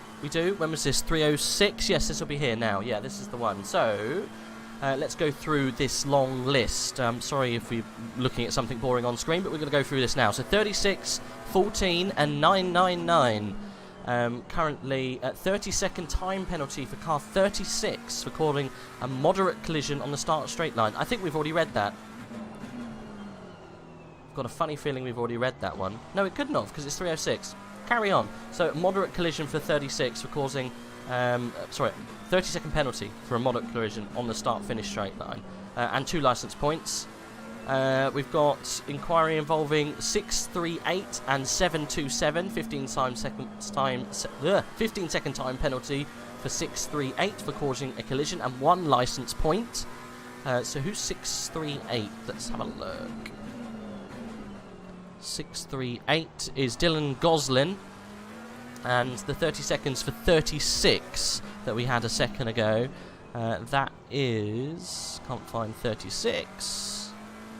36 is Brendan Mayer, and they are out of the server. Okay. They've retired. That'll be why I can't find them. Right, so inquiry involving 66, 101, 9, 117 and 55, and that's a 15-second time penalty for car 66 for causing a collision. Lots of 6s here. That's Matthias Kuhn, who's I think out, so it doesn't really matter. And then 444, 911 and 500, 15 times penalty for 500 and 0 licence points for causing a collision, and that will be Adam DeBille, who we just got shown there on screen. He's in P7, so he will get himself a penalty. So this, I think this is still going on from the beginning of the race, mate. I think so, and to be honest, that 15-second penalty puts him right down, certainly past Dyer, Toll, Nowicki, into those cars that are sort of trying to break into the top 10, top 8, and have been fighting each other throughout this whole race. So that could be a tricky spot to come out behind. He'll have Yannick Royf trying to snip him once he comes in. So we're in 60 minutes now. Our first hour down. Woohoo! We should be seeing people jumping in because their stint timers are going to be running out. I'm just having a look with Soldatov here. This is one of the wounded cars that we were talking about earlier, 911 team. So yeah, he will probably be going a little bit further, I think, because he would have pitted at the very beginning, so his stint would be reset. But yeah, he's one of the pros tiers that's really off the pace at the moment. We've got oh blimey, Mate, is it Ferentitz in the Revolution Sim Racing White? He's pro split down in 25th position. Again, must have been caught up at the beginning. He's being hounded by S. Beeg in the N7 team. Yeah, Simon Beeg looks like he's on new boots as well, so getting a good run out of the final chicane. He's going looks as if he's going to send it. Yeah, nice and easy. Made that look quite commanding. Yeah, got the outside line and able to drive round. Yeah, I think Mate's having a bit of a problem with that car. Doesn't look like it's confident at all, so they might be coming in sometime soon to make some changes. Right, and then what have we got a bit further down? 32, Thomas Kinnan in the R&D Racing team. He's a pro split driver, really out of place, look, down in 32nd place. Yeah, it's not looking good for some of these guys. Who else have we got off the pace at the moment? We've got Ada Wilspin. Great name, Yeet Gaming. He is out of place as well, down there in 41st. I think that is it for pro split drivers. 44th, I think, is our last driver at this point. Yeah. So we do have a pro split guy all the way down in 41st. That is very, very unlike that car. But yeah, bit of a shame. It certainly is, and we have our bronze split too, of Braxator in 42nd out in the Audi, and I think the other is the BMW in in 36th right now, Bartosz Zajtek. BMW, old choice, but here we go, bronze split, go for it. Why not? We got Brophy as well, that's doing the business up in 26th. I think he's the highest ranking at the moment. In the You're right. The bronze. You're right. Yeah, or AM as it's noted here. But yeah, so they were. I'm not too sure how they get classed. If they are still in the same class, I don't know how that all works. They're reserve teams, aren't they? That didn't quite get in time, but because of dropouts, have been given a race, which is good for them. But yes, I don't think there's much going on at the moment. We're on a little bit of a. We should be getting pits soon. This is what we're holding out for, right? We should be, yeah, and we see if we get some driver swaps. Obviously, there'll be some teams with just one or two drivers, well, just 2 drivers minimum, but we've got some big groups out there. And it looks like Black Gold Saw staying out for another lap. Has Van der Linde just ahead. Van der Linde pulling out of the way just while being lapped. A bit of news on that that car that was further down, that Pro Split car that we were talking about. I think it was Mate. Apparently he's an iRacing driver, just coming over to ACC and getting used to it. So that might be one of the reasons why he's off pace. In race pace. It's all different doing quali laps, but when you're going round in a race with changing conditions, that might be why the pace is slightly off. We do have some pitters. Connor Wright in. We have third place, Grantis Caracas also in. Vanbrugh in, Pashgate in, DeBeal in, Dyer in, Toll in. The top guys are coming in for their pits. It's all happening. Wow. One after the other. They have left it right to the last minute. Yeah, look. Of their stints. Literally to the last minute. Nowicki, yeah, all the Royf coming in too. Everybody. Anybody who's avoided... Frantically, it looks like as well. Yeah. Okay, we got some motorway traffic here in the pit lane. Keep aside. Watch your step. Minton right behind Royf on the way in. I must say, the adjustment from iRacing, this is your first event coming from iRacing into ACC, they are different physics, and different feels as well in terms of the racing. I would say braking would be the main issue. Just the braking. It's tough. iRacing is probably one of the hardest to get used to on the old left foot, more so than ACC, but you'll be used to being very, very delicate on your brake on iRacing, and almost complete opposite on this. So yeah, that's going to be a real learning curve, more so than anything else. Yeah, iRacing but still, is I'd say much tougher than this game. And you know what, my I rating and safety rating also backs that statement up. So what's your license? What are you? I think I have somehow breached A, maybe B. Okay. But I will not say my I rating justifies that. I have cheesed my way up there with safe, nice, slow racing. I think I'm knocking on A class now. I was waiting for the new season so I could get automatic promotion. Lovely. Did a couple of endurance races. I think I did Le Mans 24. We've done the... I've got a funny thing. We did Daytona. That was a nightmare. I'm very sorry. Martin Lawson Caracas have an absolute race going on here for 3rd and 4th. We're watching it. We caught it. Grantis Caracas, Marcus Lawrence going toe to toe. You're right. Those two big Bentley boys in their fresh new boots. Big Bentley boys with fresh new boots. Lovely. That beaver grease is working well, it seems, in that big old Bentley. Caracas getting past. That's legal. Is it legal? Not sure. Yeah, the beaver grease, does it add more grip on outlaps or something, you know, on those tires? I don't... Who knows? Questionable. Yeah, I reckon they've greased up those wheel bearings with beaver grease. Mm-hmm. Lovely stuff.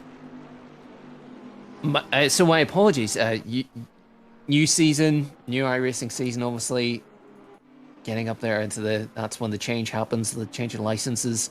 Yeah, I haven't been on it in ages, to be honest. Yeah, ACC just seems to offer up so much more interesting racing, in my opinion. Although it's only 1 or 2 classes now. It's yeah, it's just an older game, isn't it? Really, it just never really caught my focus. It's only the special events that keep you interested. But I think this is far more. ACC is far more community driven. As you know, you've got more leagues organising different community events like we've got today. It's just much more appealing to a group as opposed to a single racer doing it on their own. This seems to be a little bit, in my opinion, a step in a better direction. Sure, and that's exactly what I've found too. iRacing is a game I've enjoyed, and I play it, you know, but it's mostly myself. Whereas, you know, coming over to ACC, there is a community, you know, and we're getting involved in as Lawrence absolutely has sausage for lunch into that final chicane. Oh, it does it again. Inside, outside, and all over. Hungry boy. I will be very interested to see what the new motorsport games offer. I know obviously motorsport games have recently bought up a lot of rights for various racing formula. So they've got, I think, touring cars. They've now got the WEC licensing. So it'll be very interesting to see what motorsport games provide. They've got IndyCar as well. So they should be the next benchmark for esports, if it all goes well. I mean, they do currently make the NASCAR Heat games, which is not exactly setting the world on fire.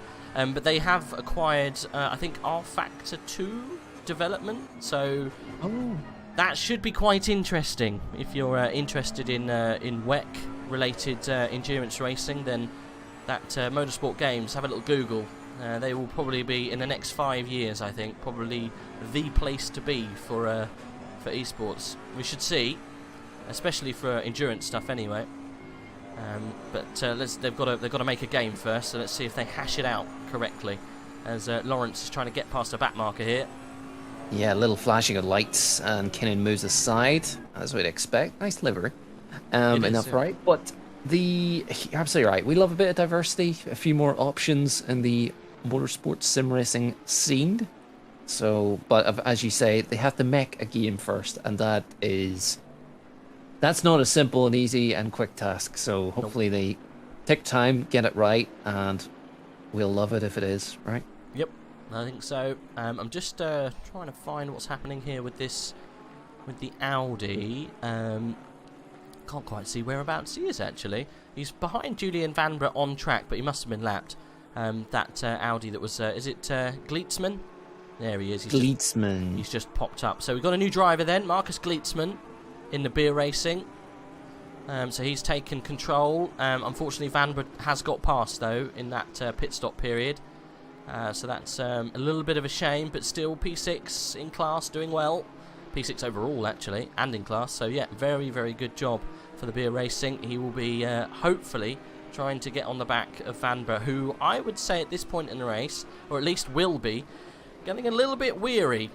Entering into his second hour. Double stinting, although sometimes it's good and easy. You get a little bit of driver error can sneak in when you get a little bit tired, especially into your second stint. Julian Vanbrugh, though, he's a regular, so he should be used to going the distance. But yeah, we're an hour and a bit down now. 7 and a bit to go. 8 and a bit to go. It's a long one.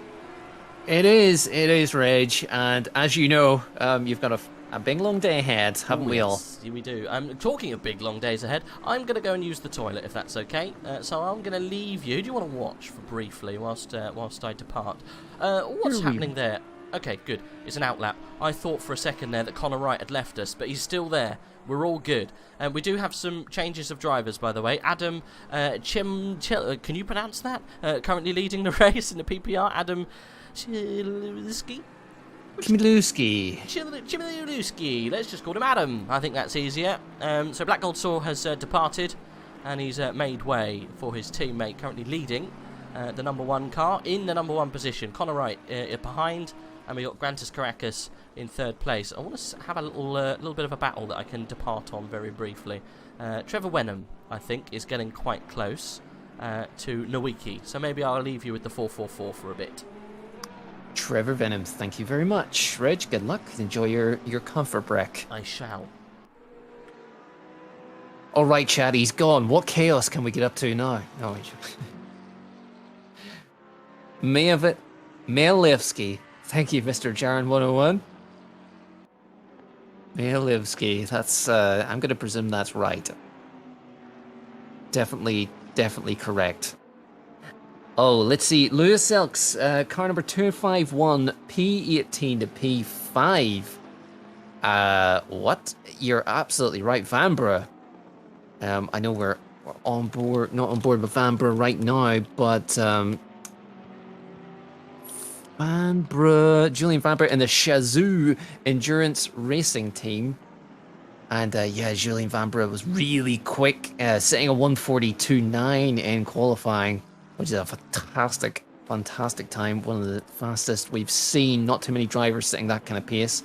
But we are on board with Trevor Venom, or Wenham. Trevor in the Le Mans Rennsport LMR team. Trevor himself is a Tier 1 racer in the GT3 League. He is doing well for himself and are looking good. Got his best result of the season recently at 18th in Tier 1. It's a very competitive league, that top bracket. He's doing very well here today in a car 444, and that McLaren he is, I think, the third highest McLaren out there at the moment in a field of 47 cars that have entered today. And he's right on the back of Bowers, I think, is a back marker. He'd be looking past here into T1 or Elf, I guess, if we want to call him by the right name. Bowers moving aside, but Venom doesn't have position or close enough yet. Looks to be catching on the straight though to this black and gold Porsche. Oh, Bowers moves across at an awkward time, but he's right out of the way. Venom clean through. So, who else is alongside Trevor Venom for this race? We have Christian Kelly. It's just a two-person team. Christian Kelly is new to AOR. This is their first event, and they had they just missed out on the Super Pole, qualified 11th, and that was just 26th, 2/100ths of a second outside of the top 10 Super Pole, the event we had at 12 European time this morning. So car 444, clearly a contender, and 11th place right now, of course. 2.6 seconds off Nowicki. Let me tell you what else is happening. Jason Dyer still up there. He's taken into his second stint. Just further up the field in the Bentley, leading the silver bracket. Doing very, very well. Jason Dyer of the Revolution Sim Racing Black team, having a good race and a good start to this endurance championship. Let's check in with the chat. Right, yep. I'm timing his toilet break. Let me tell you, Arthur Tukas, he is. It's a little longer, than I was expecting, but it's fine. Ooh, Caboose. Nil, yeah, deserved penalty, stupid mistake. Adam Jabil out. Yeah, unfortunate. We saw chaos all over the field. If you manage to see a replay of the whole start of the field, you gotta catch it. It was insane. Things could have gone much worse for yourself. Lap 1 definitely interesting. Yeah, of course, Cobus, of course. So we have, in terms of fights, we have a few change of drivers. We're with Trevor Wenham right now, following him round as he goes around Repsol, down into Set. Right.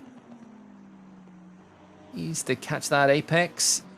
Out wide and down towards Worth. The number 44 car in 11th. We have car 174 in the pits. Let me just catch up with car 174. I'm not sure who that is. Sounds like we have an approaching Rage who's about to jump in. Adam Bowers, they're out of the race, so just sitting in the pit lane.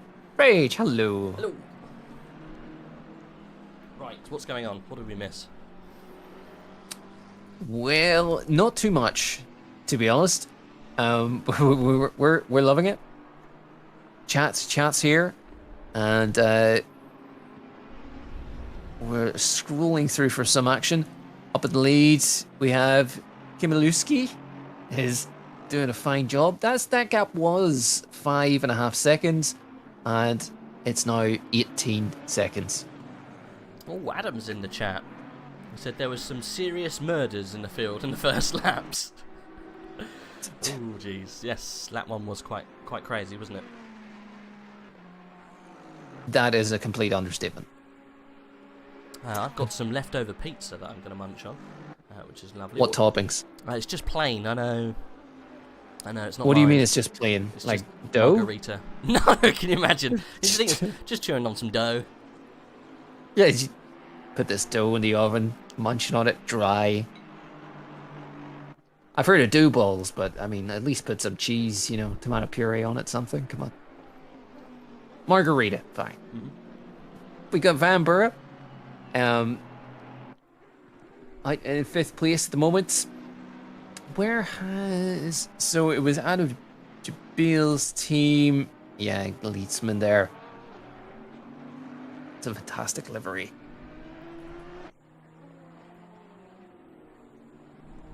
I think he's P15 is the Forza Italia. I think that was The Forza Italia. Yeah. Is that why you're eating? Is that why you're eating the pizza? Yes, exactly. Solidarity. Pass. Oh, just timing my toilet break. 4 minutes 54 seconds. I mean, yeah, Ark. It's Rage might live in a very big house. Let's put it that way. Or, we'll not make any predictions. But speaking of which, Beaver Grease still going well in 3rd. It is indeed. So Rage, you get 9 hours at this thing. You're having a little, you know, leftover pizza right now. How do you approach the coming hours of dinner? Right? I have earlier on when I had to pop out to get some bits before the race went live. I decided to get myself a lovely chicken korma. So I will probably pop that in the microwave at some point, and whoever I'm with at the time, I'll go, give us 10 minutes, and then yeah, I'll stay quiet and I'll change the cameras to whatever they're doing. So that's probably how we do it. Lovely, and hopefully we'll have Ark there just to time that, just to keep us right. He had to go to the East Wing bathroom. Things are serious if he has to go to the East Wing bathroom. It's true. We're watching Tarasov at the moment in the AKKO Racing, seeing if he can get onto the back of Volkov in the 149 car. That's slowly moving back up the field, I think, that 149. Tarasov and Volkov. Konstantin Volkov. Both drivers from the Russian Federation. And both drivers also new to AOR. Volkov's and not. both in Aston Martins. Volkov's not. I don't think so. Oh my. It's not showing. Oh, they absolutely is not new. There is times throughout GT3. Yeah, Volkov, okay, Tarasov, I'm pretty sure is. Yeah, never heard of Anton Tarasov before. Konstantin Volkov, definitely heard of. I think he was, he's a fast boy. He's either Tier 1 or Tier 2 a couple of seasons ago. So yeah, he's definitely on pace. So he deserves to be in that car. To be fair, he shouldn't really be in a silver car. He probably should be in a pro split. But hey-ho, that's my opinion. Yeah, well, I guess it depends on the team. Exactly. So Tarasov, well, just in a two-person team, ACO Racing team, with Leonid Makovin, who I think was doing the first stint. Tarasov taking every inch of the track without going off track limits to get a tight turn in there. Just want to keep an eye on Adam's lead at this stage, because obviously don't know the pace of Adam, currently leading in the PPR esports team. I'm sure he's probably pretty fast, but I'm just going to go out on a limb and say he's probably the slower driver out of the three. I'm assuming there's three, because I know Luke Whitehead. There's four. Is there four? Okay. I know at least Luke Whitehead is taking part in that team, so I'll be very excited for him to take the reins. So I don't know Adam, so I can't comment on his pace, but I would have thought he is one of the slower drivers in that team, and I use that term lightly because they're all very fast in that team. So you might see Connor Wright make a bit of an inroad to the leader now. Well, what we have seen is about 0.6 drop. I'm not sure what's happened in the pits. Oh, I'm absolutely sure what's happened in the pits. Conor Wright obviously had that coming together with Barrio, maybe some damage repairs to be fixed. We saw yeah. the start. That makes sense. Yeah. So while Adam Kamielewski is, let me just tell you, he's got a Kubica Discord server profile picture as a Polish driver. Okay. Gonna, represent. Where is that? Where is that car? It's gone. Which? So Connor was fighting with Barrio. Yeah. Fast VR Team A. So Noguera is in the car now in 7th. Oh, it was. Yeah, I was thinking it was a Ferrari, but it's not. It's a Porsche. It's a McLaren. Yeah. That's what I meant. Sorry, McLaren, not Porsche. Because that team do have an Aston Martin. Or was it a Ferrari? They got another one. Can't remember. Oh, that's right. Yes, they've got 2 entries today. Oh, that's right. I think you are right in that it's Aston.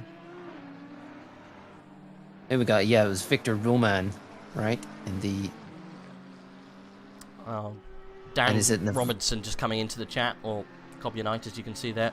First stint was absolutely chaotic. All the gains, then wiped out by a back marker. So, did you guys manage to weave your way through the incidents down the back start-finish straight? Maybe we can have a chat with you, Dan, if you fancy coming into the comms chat. We haven't spoken to any teams yet. If you fancy a little chat, that'd be great. He's there already! He was already waiting. I'll grab him down. Hey, Dan. How you doing? I'm good. I'm calming down, actually. So, did you get caught up in the start-finish straight debacle, or were you all right? No, Tommy, one of the other drivers, called it spot on. We drifted through, made up so many places. It was insane. Oh, wow. So this we're talking to the 88 car, Brexit Boys Purple. Jamie's in the car at the moment, currently, and you're 32nd, and what in class? Maybe 10th or so? Maybe a bit further? 10th, 11th, something like that, yeah. Where were you? You were 5th, weren't you, in class? Yeah, we were 5th or 6th, and then one of the guys that has been penalised 30 seconds already took us out as a back marker and gave us a minute of damage. So you had to come in, because I saw you come in early. Yeah, we had to. You put us straight into the wall, so we had front end and diffuser damage. So some expletives were used. At the time, but we're hopeful. We're now offset on strategy. Yeah. And we still got a strong position. We've not. I don't think we've lost any places from where we started. So no. And we don't have to worry about the car immediately behind us, because we hope that they have a penalty for putting us into the wall earlier, coming up shortly. Okay. So what is Bridport, the 48 car that you think was the one that touched you? Yes, they are. That is the assassin in question. Okay. So you're assuming that if the appeal goes well, that they'll be penalised. So you shouldn't have to worry too much to him. But you have got Van Ritten behind him coming quite fast. So it's not rest on your laurels yet. No, exactly. Jay's in the car now. He's pretty quick, pretty stable. So that's good. And then obviously we've got our secret weapon in Tommy Schetz. Yeah. Well, you've got Avarius Mikus. Sounds like a fake name, doesn't it? Ahead of you, P31. They're doing 46.8 at the moment, and Jamie's doing 45.1. So probably a matter of 5 or 6 laps, and you'll be on the back of the 31 place, or the 4 car. Yeah. Sorry. So that's probably coming up quite soon. So yeah, okay, elation and then unfortunately despair for Brexit Boys. Yeah, it is much like the political spectrum in the UK. Much like the fuel situation. Yes. I will just say, Jimmy Ellis, 44.7 that last lap. That is the fastest lap of one of the fastest laps of the race. Was it? Look at him. Go on, Jamie. Yeah, I mean, he did just have a coffee before getting in the car. So did he? Caffeine's powering him through. Caffeine burst. Yeah, why not? Yeah. Well, and it looks like the 48 car just picked up a 15-second penalty as well. Ah, there we go. Should we have a little read through race control and see if that was what it was for? Let's have a look. Yes, 88 and 48, 15-second time penalty for car 48 for causing a collision. So there you go. All sorted. Yeah, I mean, they're pretty quick, because they've already had 45 seconds of penalties now. So they're obviously a car to watch out for. I think they'll be fighting back through pretty quickly over the next 7.5 hours. It's a long old race. Like, we've got a long old way to go. Yeah, exactly. And hopefully we'll get a sprinkling of rain just to mix things up. Maybe the wind's quite low at the moment. Possibly a little bit later on, maybe a couple of hours when the weather set changes a little bit. Maybe towards the middle or the end of the race. You never know. It seems to be getting dark quite quickly though, right? It does. It was getting quite a lot darker as I was coming to the pits, so I was like, okay. How did you comment on the first lap shenanigans? What was your call on that one? I thought it should be a race restart, to be honest, but I know that AOR tends not to do a lot of that because obviously it happens in a race. It's a racing incident. So yeah, it was farcical, really. I saw, I think it was the 66 car take out the FTW car, and I think that then caused the chain reaction that caused the incidents at the back. So FTW probably a shout out for a competitor for the championship overall, now not a shout for the championship overall. They were out on the literally not even into turn one. Well, have they pulled out just purely from embarrassment, or is it? No idea. I think the damage was so much they had to return to pit, and that was on the start. So yeah. Yeah, because if you're 5 laps down on lap 1, then yeah. You're not going to get any points. You might as well, take up gardening for the next 8 hours. So yeah, they've taken leave. They're out already. Big team out already. No, it was a bit strange to see the incident, but what can you do? It's one of those things. It happens, but I just wish that people would just be a little bit more calm at the beginning of such a long race. Yeah, I mean it's insane. I mean, it beggars belief really that type of accident this early in a 7-hour race, like. Even in a 30-minute sprint, it would be insane. Yeah. Well, in that kind of race, it would be a restart, wouldn't it? But yeah. But yeah, it's part of endurance racing. We're lucky it's not real life, otherwise we'd all be bankrupt after that. Well, yeah, there were a couple of people going down for murder. Yeah. Never mind. Well, thanks for jumping in, Dan. Appreciate it. We'll probably touch base with you a little bit later on. Yeah, I'll come back and bother you in 5 hours or so, I expect. Perfect. We want an update with how well the car's doing. You're on your own at the moment. You have actually made 4 seconds up, so my prediction on Amicus was right. So we'll keep eyes on that for later. Cool. Well, have fun, guys. Thank you. We will. See you later. Cheers. Bye-bye. Bye, Dan. If anyone else in the chat fancies coming in and giving us a lowdown to how your teams are doing, because I know lots of people have switched over. You may have jumped out of the car. If you want to give us a lowdown to what happened with your teams, please do.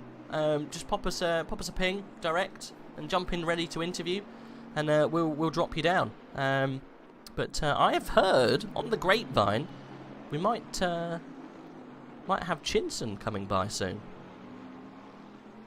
You're absolutely right. So we're going to be a threesome of commentators today. Wow. Love to see it. Just looking at the back of Breadport's car, graphic design is my passion, it says on the back, I think. And it does look like it's a complete velvet rear end on that car with the 15-second penalty that Dan was talking about. I can't quite see it. It's tough to catch. Does it say graphic design is my passion? Yes. I think of other things to be passionate about apart from graphic design, but why not? Well, it does look like almost like a brushed velvet design, doesn't it? You get those pillows, right? That look all velvety. Yes, velvet things, that's right. Oh, there you go. Graphic design is my passion. The stream is definitely not going to see that because we don't stream in high enough quality, but it definitely says that. Maybe get a word with the Rev Sport CC International team if we can find out why graphic design is his passion. Maybe a bit of context to that conversation. That would be fabulous. Another 2 seconds from Jimmy Ellis into catching Mikus up ahead. Mikus. And just look at the bronze. We got Mark Brophy looking to take the Mark Trophy up in 30th. Oh, there's a spinner. That's a big spinner. That's a car that was towards the top end. That was it the Belgian team? Connor Wright is coming out of the pits, it's showing us. Yeah, I don't know. I think that's broken. He's been out for a while. Yeah, okay. That we saw a Bentley that was spun. Wasn't Dyer. It's not Nowicki, I don't think. Not too sure who that Bentley was. Nels, is it possibly? Couldn't quite see. Yeah, it might have been Nels. HK7 Racing. I've got a funny feeling. I remember seeing that car in the top 10 shootout. There was a Bentley definitely in the top 10 shootout. Do you remember the? Yeah, let me just. I'm on the Super Pole. Yeah, it wasn't that car. Wasn't that car. It's a very similar looking car, but it's not that one. I don't know where that one is. Oh, coming together with the N7. And looks like the 88's trying to go around the outside. Got to be careful. Almost causing problems there. Never mind. He's having an absolute mare, isn't he, Max Nels? Not doing very well at this stage. Trying to keep his way out of things, right? I think. Look, trying to keep his nose clean. Jimmy Ellis getting by there.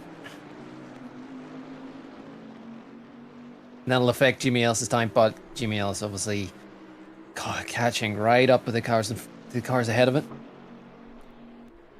This traffic will be helping him catch as long as he can get his way through people like Max Nels. Oh, Max Nels' position's ahead of him, though. Yeah, he so is. Essentially, Jimmy Ellis unlapping himself. Yep, wants to get a move on.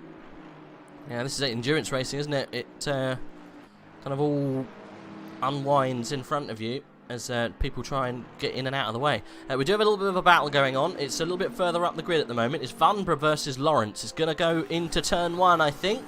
Oh, lovely. Look at that row. Lawrence goes defensive, covering the inside lines. Big 448 gets a drive-through for track limits. Vanbrugh will have to go around the outside. No room here. Tries to line up the exit of turn 2 into turn 3. No chance. Lawrence positioned beautifully. Just to keep it defensive there. Soaring at the wheel from Vanbrugh through turn 4. That's interesting. Or turn 3, sorry, not 4. This is turn 4. Repsol, as it's known. Repsol. Isn't that who sponsors the motorbikes? The motorbike, yes. Mark Marquez and his Hondas. The motorcycles. Those two-wheeled devices, yeah. Not a fan. You a fan? Funny enough, my wife is a massive MotoGP fan. And bikes. She is the biker of this house. I never saw the appeal of somewhat committing suicide on 2 wheels, but apparently people enjoy it. It's a very big pastime in Northern Ireland. Oh, of course, everyone right. just loves the bikes, the road racing. Yeah. And it's also horrendously dangerous. Is it the Dunlop brothers? Are they Irish? It might not be. Yep. I can't remember. That's right. Joey and Robert Dunlop, now deceased because road racing is insane. Are they both dead? Yeah. Are they? Oh my god. Sorry. No. They're also the 2 sons of Robert. One of them is racing and winning. The other one is also dead. So it's a really sad. It's a really difficult and sad, story, the Dunlop. And there's a wonderful movie called Road. I can't remember the name of it now, but it's a fantastic documentary about them. I just don't get it. I know sport. It's it's a pastime, but is it worth that? It's just very strange. Yeah. So it's Joey, Robert, and William, all killed on 2 wheels. That's right. Blimey, and it's only Michael, was it, who's still alive? I think so. Yeah, it's the 4. And is he still racing, Michael? He's still racing. Absolutely, he was at Goodwood quite recently, racing the classic bikes. Got a win there.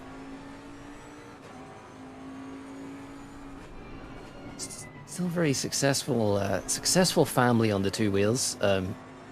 As long as they stay on the. I'll not finish that sentence.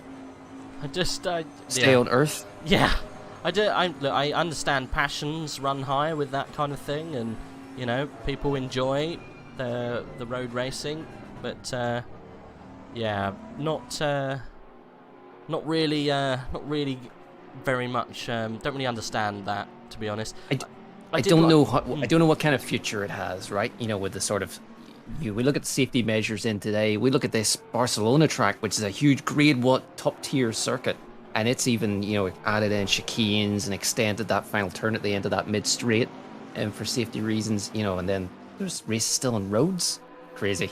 Yeah, I think you're right. It's probably somewhat limited on time, isn't it? That kind of thing. But I can't see them getting rid of the Isle of Man TT. That's probably going to stay for a long while. I think they'd have to get rid of the Isle of Man as an island. Yeah. First, and it's I don't think they would want to let that go unless they just stop holding it and then the islanders themselves take over and just start running it themselves for the tourism.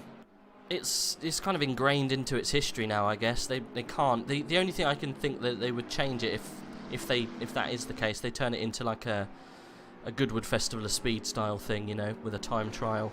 Very safe. Here's a different proposal. Why not just turn the whole island into one motor racing facility?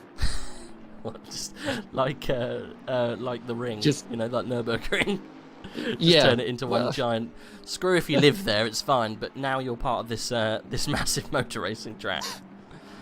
I guess so. Yeah, I never really saw the appeal, and you hear things like that. The tragedy of the Dunlop brothers and uncles, just the Dunlops in general, and also you see what happened to the likes of Guy Martin. Didn't he have a nasty crash in Ireland? He did. That's right. A few years ago, he was actually back here this year. Was he? The road. Yeah. So now we're talking about this. The road racing circuit was shut down. The whole, championship for COVID. They couldn't take part, and it started up again. And Guy Martin was back over taking part again. Was he actually racing properly?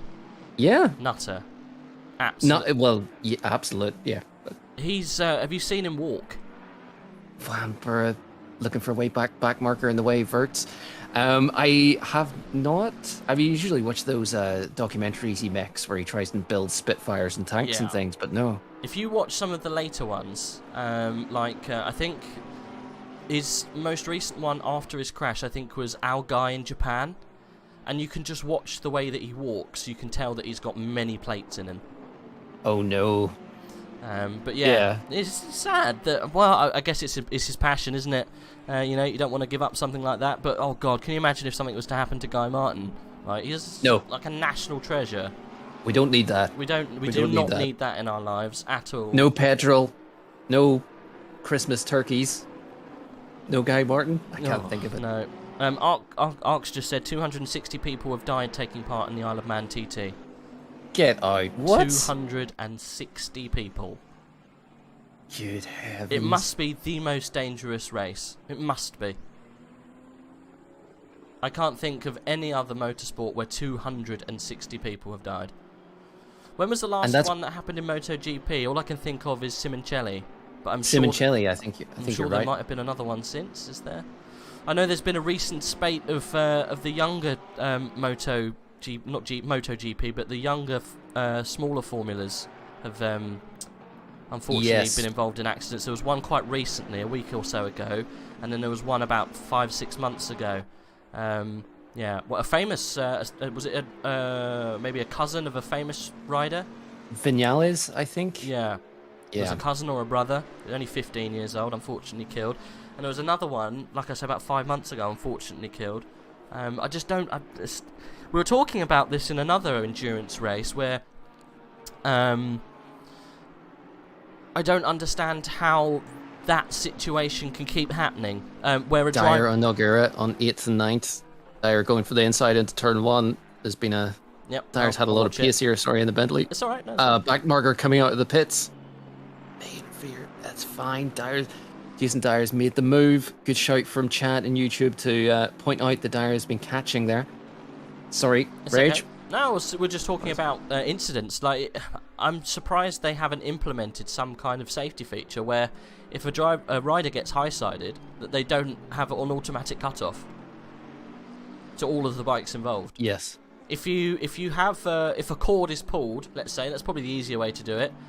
When a driver gets dislodged, then all of the bikes involved in that race should instantly be cut. just instantly, because that's how they're getting killed. Unfortunately, they get high-sided or tank slapped off, and then the racers behind come round and unfortunately make contact with either the bike or the rider, which is just, in this day and age, come on, you can't have stuff like that happening and killing 15-year-olds. You look, Reg, you're talking on a topic that is very serious, and you're absolutely right. Especially kids that age, we are happily sitting here watching our esports and sim racing, and it is obviously perfectly safe, but motorsports is obviously dangerous, and the bikes aren't as nimble around the corners. And like we saw earlier, Steinhauser, when he spun, he stopped on track, so cars could predict where it was going and where they were going, whereas the bikes rolling off everywhere, you don't know, there's no way to stop that, you know. So yeah. Well, motorbikes they've always been more dangerous for a reason. You don't have anything protecting you, do you? You don't have no crash structure. It's literally puff you off. I'm sure they have don't they have a body air suit, don't they? They do now, in the moto classes, yeah. So when they get kicked off, superbikes, there's a sensor goes off and it inflates their suit, so there's less impact, right? So that's, I think, that's right, yeah. And obviously they race on tracks like here in Catalonia, you know, sort of wide runoffs and, you know, good safety standards, I guess. Yeah, I'm very surprised that since obviously the recent spate of younger riders being killed, there hasn't been a call for change in certain way that they're dealing with things, because they've all unfortunately been hurt, injured, or worse through a very similar turn of events, which is a high side. I think that's what it's called, where you get knocked off by the bike losing grip and then suddenly gaining again, and that whips you over. You then, unfortunately, are left on the track, and then riders come round and unfortunately make contact with you. But if you've been high-sided like that, surely there should be a way of race control just cutting the bikes. Whether if it's a sensor that's on you, or whether it's race control going, boom, no more. I was talking about why they haven't involved something like this in other racing things. A bit like in Formula 1, Spa being a very prominent track where accidents keep happening in Eau Rouge and Radion. I'm very surprised that if under a certain G crash, there's not an automatic shut-off of every car involved in the race. Obviously with recent history, Eau Rouge and Radion has been in the headlines too often. But did you see the W Series? Oh yes, the qualifying crash. It was awful. The fact that nobody was seriously hurt was a miracle. Yeah. But something like that where the cars are cut off because they just all hit through Eau Rouge Radion at the same point, one after the other. There was clearly no grip. Well, that wouldn't have happened. There's something wrong. Yeah. Say the first car crashed, and then all of the other cars are all hooked up to the same thing, because they do this anyway with VSC. You know, you already have an automatic cut-off or automatic kind of speed limitation. Why don't they implement an even bigger one if there's above a 20G crash? I don't understand why that hasn't. I'm sure maybe it's been discussed, but that to me just seems like a lifesaver, right? Especially if you're having very similar crashes on a very similar style, in the same area of the same track. You had GT, you had the endurance stuff happened with the younger Red Bull guy, can't remember his name now. He had an incident going through that corner in an endurance race. I think it was a 24-hour Spa. That's right. Huge crash. I can't remember the driver involved. Can't remember his name. He's the Williams, young Williams driver. Williams driver, yeah. I can't remember his name. Chat, help me out if you can remember his name. It would be Jack Aitken, if I remember correctly. It was Jack Aitken. Who's joined us? Is it Chinson? Chinson! It is. Hey, so it's Jack Aitken having a huge incident, and then a couple of weeks later you have the W Series, huge incident, and then literally a week later or on the same weekend you have a huge incident with Lando Norris. Luckily that was in qualifying and there was no further incident, and obviously 2 years passed, we had the huge incident with Anton and others. So yeah, very surprised that there hasn't been a call for more automatic kind of electronic killing of engines in a huge crash in multiple race classes. I'm surprised. I can't think of any other way that they could do it, you know? If you have a big crash, how can you stop the race quickly? Because another example, look what happened in Baku with Max when he crashed down the straight, and there was a long pause before they brought out the safety car. And if there was smoke on the track, or as we quite possibly do get quite a lot, the Max Verstappen flares that was blinding someone coming down that straight, they could have collected him easily. Yeah, it's quite a difficult thing to go about. I mean, in terms of Formula 1, you can't.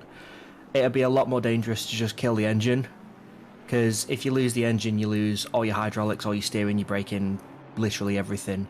So I mean, I don't know. I mean, it's possible that like all the the motorsport governing bodies for all these categories have looked at it, but I mean it's probably something that will have a little bit more prevalence now, unfortunately, due to what has happened. But I mean, normally, I mean, it is unfortunate the way that the safety protocols and safety measures in motorsport are sort of designed and brought in. It is because of these unfortunate and sometimes horrific accidents. It's two sides of a coin. And you can't really always get the shiny side for everything, unfortunately. No, it's I'm more so I think in recent times for the motorbike stuff that's happened. 2 very young drivers being killed is really quite sad and surprising that they haven't gone right. We're going to do this to make sure it doesn't happen again. Yeah, it's strange. I don't really watch the old the motorbikes too much, but I'm very surprised that there hasn't been more calls for safety to be implemented straight away after the fatalities of 2 young guys. It's crazy. I remember watching, I think when one of them came out, I think it was the first one that happened about, was it 5-6 months ago? I can't remember his name, but it was like a Moto GP3 or something. Yeah, he was about 15, wasn't he? Yeah. I saw that, and his the way he came off his bike, it was quite strange, and there wasn't. It looked like a blind crest as well. So he's you can't. He was left on the track. He was high-sided, then left on the track, and then unfortunately collected. Yeah, I mean, in situations like that, it's kind of like the argument. It's if we bring in this safety measure, would it have changed the result? In some cases, it probably would, but in others, it would probably make no difference. So, I mean, if you're coming over a blind crest, it's whether your engine's restricted or cut or whatever. Even if you're going at a slower speed, it's you're still going over there with absolutely no warning of what's in front of you and where any incidents are. It's great. It's a conversation I think that should be obviously had, I guess, and they probably are talking about how they can implement an automatic safety thing like that. Because I think if you look at other crashes that were quite bad, like Simoncelli, I don't think even an engine cut or even restricting of the speed of the bikes would have saved that, because it happened so quickly. It was a very similar crash. Again, I think it was a high side, or at least he came off and then someone hit him almost instantly. It's just, yeah. Yeah, I mean, I did hear you two discussing the TT Isle of Man. Yes. And also Guy Martin. Did you ever see Guy Martin's crash at that? The Irish TT. Yeah, it's nasty. It was around a really fast left-hander, wasn't it? Yeah, I am, it's a genuine miracle he walked away from that, because it, for no better description, it literally looks like a GTA ragdoll. He did. There's no other way I can describe it. Anyway, how are you two gentlemen doing so far today? Very good. Yeah, we're getting through it. We're 2 hours down, but yes, we're trying to muddle our way through. There's not a lot going on right now. We've got quite big gaps, I think, throughout the grid. So there's not a lot happening on the track. It's ebbing and flowing, Chinson. What we have got is at the front, there was an 18-second gap that is now possibly under 10 seconds. So Connor Wright edging that, bringing that down. We are 15 minutes away from probably the second pit stops.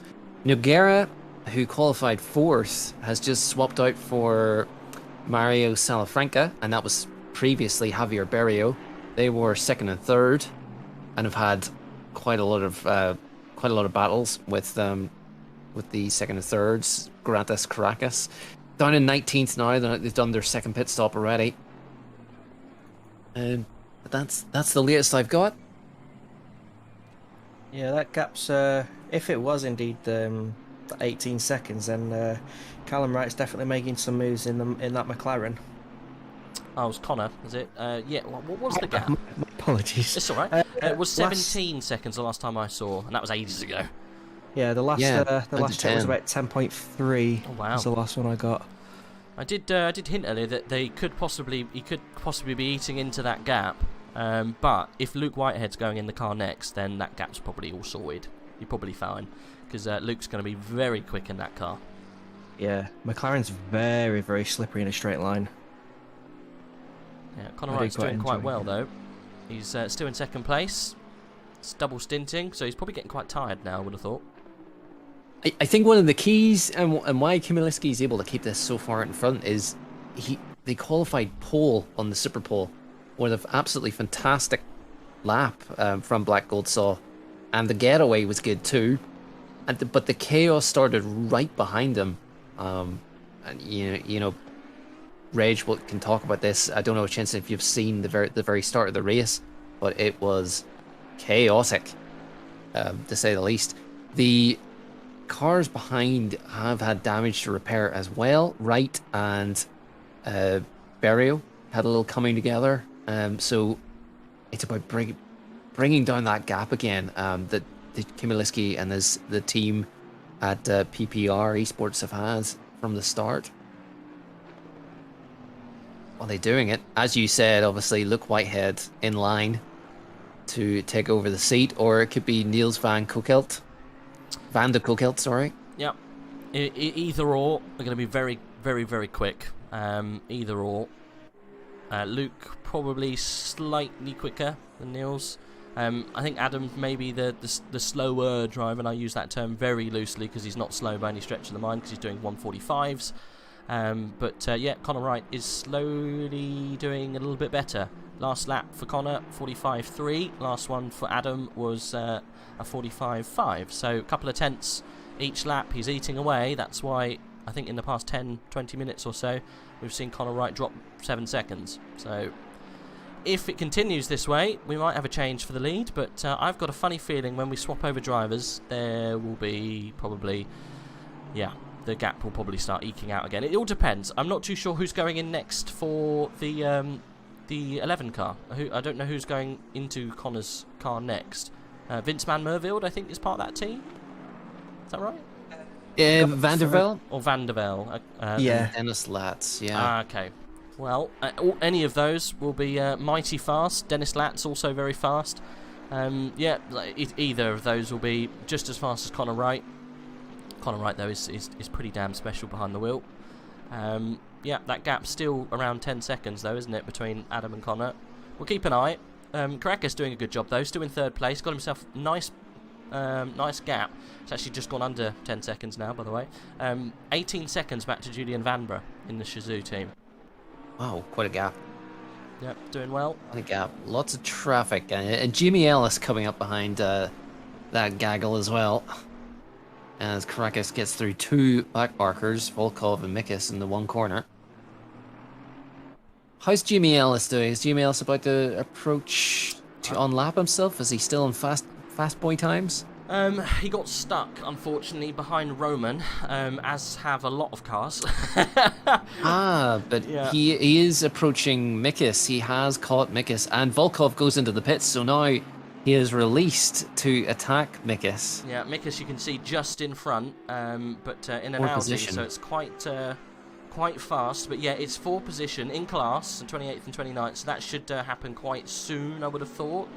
But yeah, Roman's in the pit as well, by the looks of things.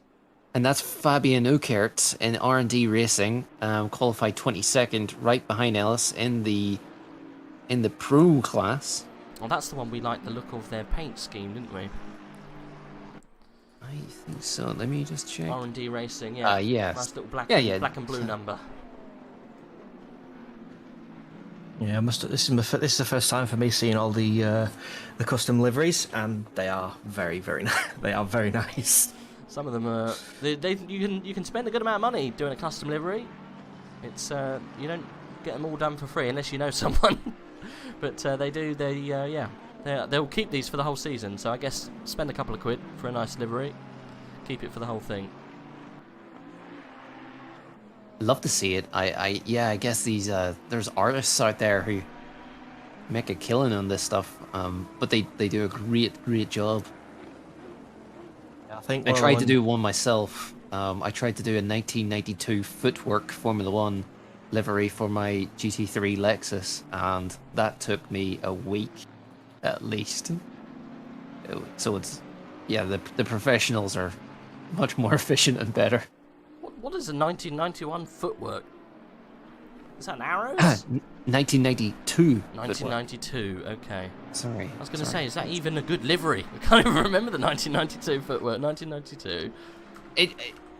I'm that old, okay? You know, I'm that old, right? It's just a a white and red number. Oh yeah, I can see that. It's a very plain looking car, isn't it? Arrows.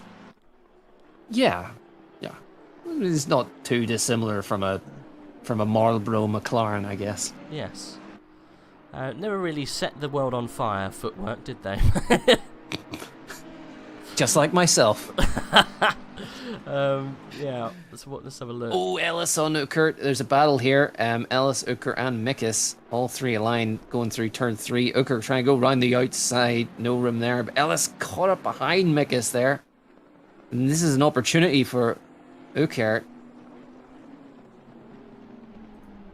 Sorry, I don't know if we're following that, but the Brexit boys and Ellis giving us a little entertainment here. I'm up towards turn 6. Turn 6. Oh, Ricard's going for it. I think that's probably the better thing to do there. But letting that car pass definitely wasn't the good thing to do. Never mind. More work to do. Hopefully you can stay with him, and hopefully those two cars that got past can trip up Mikus ahead. That's who he's fighting, Salafranca up in 16th. They were 19th, so I think we're starting to see pit stops. Yep, I can see Crop in the 612 car just coming into the pit as well. That's I think that's Crop's team. Can't remember. Yeah, currently 23rd in the Marcus BMW. Lawrence has just come out of the pits as well. He's one of the top runners, wasn't he? Got quite a nice livery, that one as well. I taken a particular fancy to that one. Oh, was that the PCDC? I thought it was like a Valentino Rossi / Lando. Yeah, it's quite nice, that. I saw a similar one on a Porsche, and just on the back in Comic Sans of all fonts, it says "Graphic design is my passion." Yeah, we've seen that one already. Yeah, love it. So PCDC Motorsports, a racing community. Friends, Martin Lawrence is the dictator of PCDC, it says here. Don't tell him I said that. He will send me to the gulag, please. Just a little note we were given on PCDC. Who have we got in now? We've got Mats Anderson. He qualified that car in the Super Pole. Haven't dropped too far down. They've lost a couple of places since the beginning. They're in 13th at the moment. But a little bit higher up in class because they've got a couple of classed cars in the way. So technically they're, 10th in class, I think? So doing okay. Is that a bronze class car in 12th? Yeah, I'm not sure if he's pitted. Maybe he's out of sync, possibly? Not too sure. That's the second PCDC car, is it not? Let's have a look. Oh, you're right. Yep. It is PCDC. Dijkstra? Not sure if he's... Justin. that'll do. I was going to say, I'm not sure if he's there on merit or if it's just because of pitting. I don't know. I think... Yeah, I'm not sure. Hopefully he is. I haven't seen that the 29 car work his way up that far, but possibly could be. Epic battle for P21 going on, apparently. Olsen, yeah, and Beeg. Maybe we should just quickly jump down to see what's going on there. Yes. Back with our friend Beeg in the N7 racing team. And He's either made it past, I think. alongside Robin Moe, Salmon Maudsley, and Rene Battenberg. One of the finest keks out there. Do you like a Battenberg? Do you know, it just seems it's a posh. Actually, no. I don't like the outside. Actually, no. You don't like marzipan? I am shocked and appalled, sir.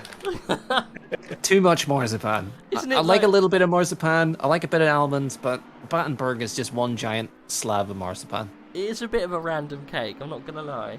I would like Battenberg more if it was maybe icing instead of marzipan. That would do it. Yeah. Little buttercream there in the middle. Exactly. Tone it down on the marzipan, and we can talk. Where do you reckon Battenberg came from originally? Oh, it's got to be Germanic. It's got to be some Austro-Germanic thing. I've no idea. I can see Bismarck chomping down on a Battenberg. I can. Hang on, let's find out. It was, but B got ahead. Yeah, we missed the fight, lads. I'm really sorry. B did actually make it through. Yeah, we can't see it all. Unfortunately, let's have a look at that gap to the front. It's now come down to 8 seconds now. Connor Wright on Adam. I'm surprised we haven't had these guys come in yet. We are almost at that point where they have to now. 55. We're almost there, right? Got another 5 minutes, I think, before their timer runs out. Yeah. We saw in the first stint that they left it to the final minute. It was, I think we were 64 minutes in, and everyone ploughed into the pits who hadn't been in just yet. It's quite a gamble to go straight to the right to the stint timer, because you never know. If your pace is good, it's fine, but there's always traffic that can get in your way a little bit. Marcus Galitzman comes in, by the way. Sorry, that's from 7th or so, or at least he was up a little bit further than that.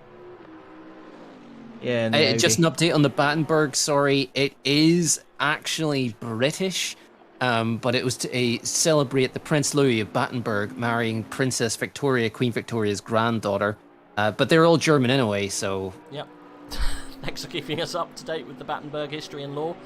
Definitely wanted to know where the Battenberg came from. I'm still not a fan. What do you reckon your favourite cake is? I do like a red velvet. Oh, red velvet. Now you're getting posh. Yeah. Now you're getting posh. Carrot cake's also a good one. I do. I'm partial to a carrot cake.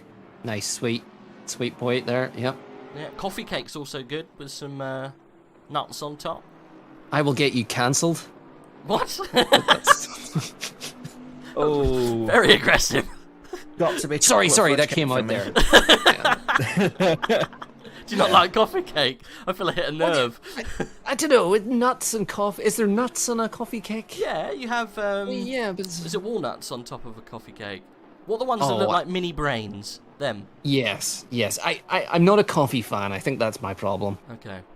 I used to be a barista, by the way, so I didn't know if I was ever serving good or bad coffee. Could have been terrible. Could have been awful. That's quite funny. I mean, if you never got any complaints, there's your answer. Yeah. Yeah, they never came back to complain. That's right. They never came back. Chocolate fudge cake is the one for me. Although I did, ashamedly admit, I did eat an entire Battenberg in less than a day. An entire Battenberg. Yes, I went specifically to the shop, bought a Battenberg for myself, and I ate it throughout the day. I'm not sure See, I could eat an entire Battenberg. I respect that. I don't know how you felt later in the day. I can imagine, but Not great. I respect the effort. I did the same with a mint Viennetta. Oh, It was £1 Why? in a shop nearby, and I just had to do it. I bet you that was in Iceland. They always have Viennetta. Cheap. I do like a Viennetta. It's good. Favorite cakes in chat? Favorite desserts? Go Will on, you share? give us the favourite cakes. If someone says a Bakewell tart, I will love them forever, because that is also a very high-ranking cake for me. Have you ever had a drink that tastes like a Bakewell tart? Yes. If you're on about an alcoholic beverage, yes. Yes. So you can mix. You can mix. I think it's Chambord with amaretto I can't remember what you use as the mixer. Maybe Coke. Who knows? Tastes like a Bakewell. Very nice. Yeah, call it a Bakewell bomb, don't they? Do they? Sorry, gents. So we've had a driver swap. Number 5, Van der Vel in the Van Wall team has pitted, come out 5th, and doing a cheeky undercut, or attempting to, on Adam Chmielewski out in front. Tell me how to make this Bakewell bomb. So I can't remember what you use as the mixer. I've got a funny feeling it might be Coke. I can't remember, to be honest. It's been a long time since I've had one. You have amaretto. So what's the most popular amaretto? I can't think what it's called. It comes in a square bottle. It's got a squarish lid as well. Southern. It's not Southern Comfort, is it? No. That's not amaretto. Is it? So amaretto is like an almond drink. Yes. So you mix that with Chambord. Disaronno or something. Disaronno, that's it. So Disaronno with, I think it's Chambord. It comes in a little ball-shaped thing, and it's your cherry liqueur. And you mix them together, and I think the base you can use is Coke, and it tastes like a cherry Bakewell. In chat, we've got Tom. Gee, Zillionaire's cheesecake is unreal. Zillionaire's cheesecake. Wow. Ooh, Zillionaire's cheesecake. Nice. Oh, we've got the pits, by the way. Everybody's in the pits. Sam also is Bakewell Tart is great, and also Tom. Is that Tom Otto? Who started from last is in the chat. Brilliant. How's the team doing? Up to 15th after starting from last in car 69. Yeah. If anyone in the chat, we've got some more pit stops going now. Actually, I was going to say if anyone is taking part in this and they want to come and have a chat with us, so we can talk about how the race is going, just jump into the ready to interview and pop us a little message. A little bit of an update as well. Chmielewski's in the pits from the lead, and Van der Vel is coming round turn 10. Where are they coming through? Chmielewski will have no. Yeah, So there'll be just no damage to repair here. We're on board with Van der Vel as well. Released. Van der Vel going through the last chicane, I think, at this stage. And we have Whitehead in the car. Ooh, okay. I did predict that we got Luke Whitehead next. Nice clean run down to turn 1. So the undercut on the number 1 Bentley possibly didn't work, but Van der Vel will have much warmer tyres, so... We'll see what that gap is when they come through the next timing stage. It was about 8 seconds before the pit started, so we'll see how much time he made by doing the undercut. I think it's probably worth a second or so I would say he's probably about 6, but let's see. And then, yeah, Van der Vel's going to be in much warmer tyres now. Look, we'll need to get those heated up. There you go, 6.6. The guess was right. Do you have a crystal ball, Reg? You called it. You said, yeah, Conan Whitehead, Luke Whitehead's going to be in the car in 6 seconds. I've just done this too much now. 174's just got a drive 3-4 track limits. Ooh, that's frustrating. Ooh, another one. Yeah, especially around pit stop time too. That's tough. Yeah. JJ Wirtz. Oh, we've got another fight going on here. The number 15 car with the number 251. I think it's Belandi and Anderson. I think they have actually just swapped. It's the PC DC Motorsports versus I think Shazoo. Shazoo, the Shazoo Endurance. Matteo Belandi, not seen Belandi before take part, so not too sure on his pace, but I think he's just come in, so that's why there might be a slight difference in pace between those two. So we might see him come back at him later on. Tier 4 driver Belandi. Is he? Okay. Yeah. So Mario Salafranca, has he recently got in that car? I don't recognise the name. I think he's been Salafranca took over from a Barrio and Nagura. Black Gold Source says, I'm just writing down what Rage says and then we change plans to fit the words. That's exactly what happens. Oh, we have someone ready for interview. Oh, okay. Let's honestly, let's drunk him down. Hello, welcome. Please don't swear. Hello. How you doing? Which team are you with? I'm in N7 Racing. Hey, it's the N7 boys. Yeah, we spoke to you, I think, a couple of races ago. Can't remember where we were. Hungaroring, that was it. Yeah. Was it Hungaroring? Yeah. Yeah. I seem to remember having a chat. Right, what's the number? What car number are we? 117. 117. Let's grab you. Am I right to be going down? B18, you'll find them. B18. Thank you very much. Okay, yeah, we've got Simon Beeg in the car. Doing quite well, though. And you're third in class, I think? Yep, third in I think class. so, yep. Third in class, yeah. Doing very well. Yeah. So how's the race been going overall? Did you manage to miss all of the incidents at the beginning? Yeah, I started the race. Yep. I got a very good launch at the start, but I was on the inside, so I had to slow down behind everyone else. Kept it clean though. So that's the main thing, really. Yep, so you managed to avoid what was going on with that Yeah. incident, yeah? That's the main thing, I guess. A lot of people who have got through that accident have just managed to just run away, really. Yeah. But no, you're looking in a very good place at the moment. You have got a prospect car in front of you who's been fighting his way through the grid for quite a while, and then there's a little bit of a gap up to Erdmann. So you are in a little kind of patch of your own at the moment. You don't really need to get past Lindener, but it might help. Is there like a plan of action moving forwards? Let's keep it steady. I think Simon's got really good pace. Mr. Beak, he's doing very well for us. Then we've got Mo as our fastest driver coming up soon as well. Okay, so you've kept the fastest till lastest. Yeah, hopefully when the track's a bit cooler, he can put the pace down. Yeah. Well, you have what's the gap? 3, 9. So you're about 10 to 12 seconds or so away from the next person in class, so second in class. So do you think it's possible that you could catch up? Oh, definitely. There's still a long time to go yet. And how long ago did you do your pit stop? Because you must have... Because Beek's been in there for a while, isn't he? I seem to remember. So you must have come in quite recently. He's doing 2 stints. He's doing 2 stints. So this is the start of the second stint, I'm assuming.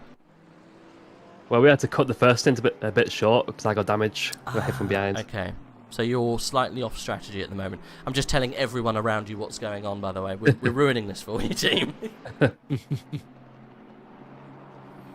Well, Have you? Sorry, no, go carry on. I was going to see if anyone else had any questions.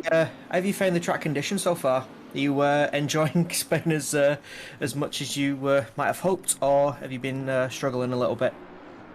Yeah, it's been a struggle. Like I got damage on the first lap, like right at the end, and then obviously the heat is wearing tires out a lot. So yeah, it's quite a struggle out there. But hopefully, once it gets darker, it could be nicer to drive on.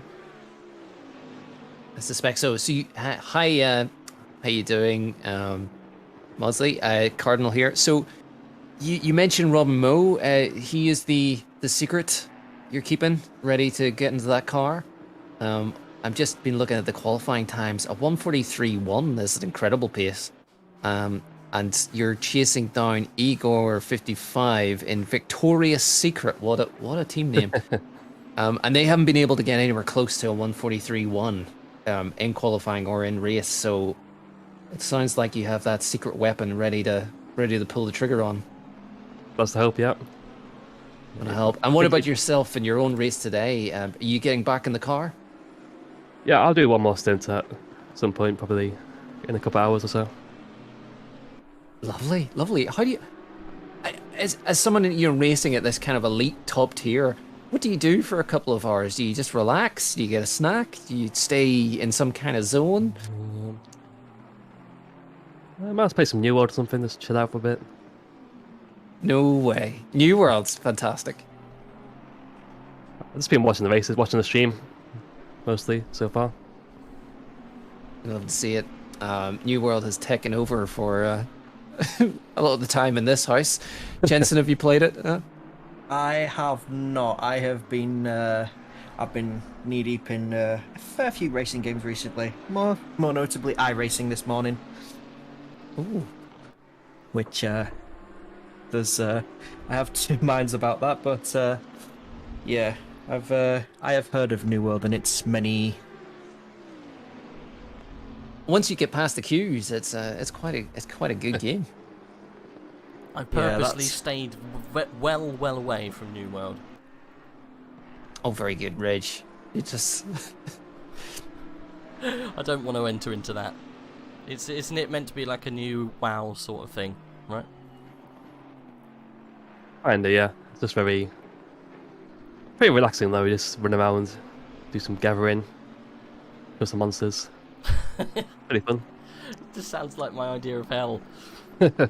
I guess each to their own. Each to their own. I'm not a massive fan of the type of games where there's a huge barrier to entry. You know, where you have to build up a guy to get to him to a certain level. That just takes probably about 7 years of your time.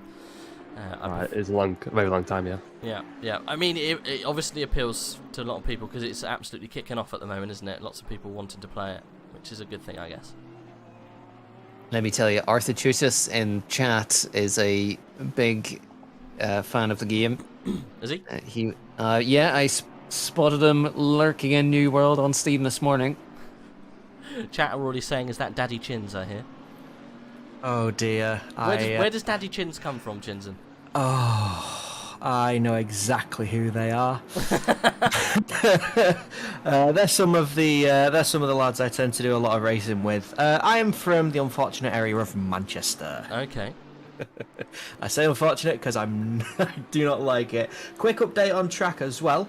Sailor in the nice change of subject. It has. So Sailor and Ratajak, I believe, have swapped places. That was going into turn 4, so both of them keeping it nice and respectful, nice and clean, but Ratajak getting the better of that one. And other than that, Igor and Makovkin, my apologies, and even Ostrich are getting quite close. Within about 3/10 of each other, 3/4 for the three of them. Yep, we're watching that now. I think Makovin trying to get past Ostrich, but we'll let you go so you can jump on New World. We're awkwardly starting talking about the race, and Kira's still sat there. Appreciate you coming in and having a chat. Is your Discord sign Wilson? It is, yeah. It is, right, fair enough. Well, Wilson, thanks very much for jumping in. We'll see you soon. See ya. No worries. Just looking at the stewards' inquiry, inquiry involving cars 638 and 149. No further action. No car can be solely blamed. Oh, okay. That's a bit of a deep explanation to a crash. It is. I'm just having a look at the gap between Van der Velde and Whitehead. It has started to get bigger. So my predictions again coming through. Hey.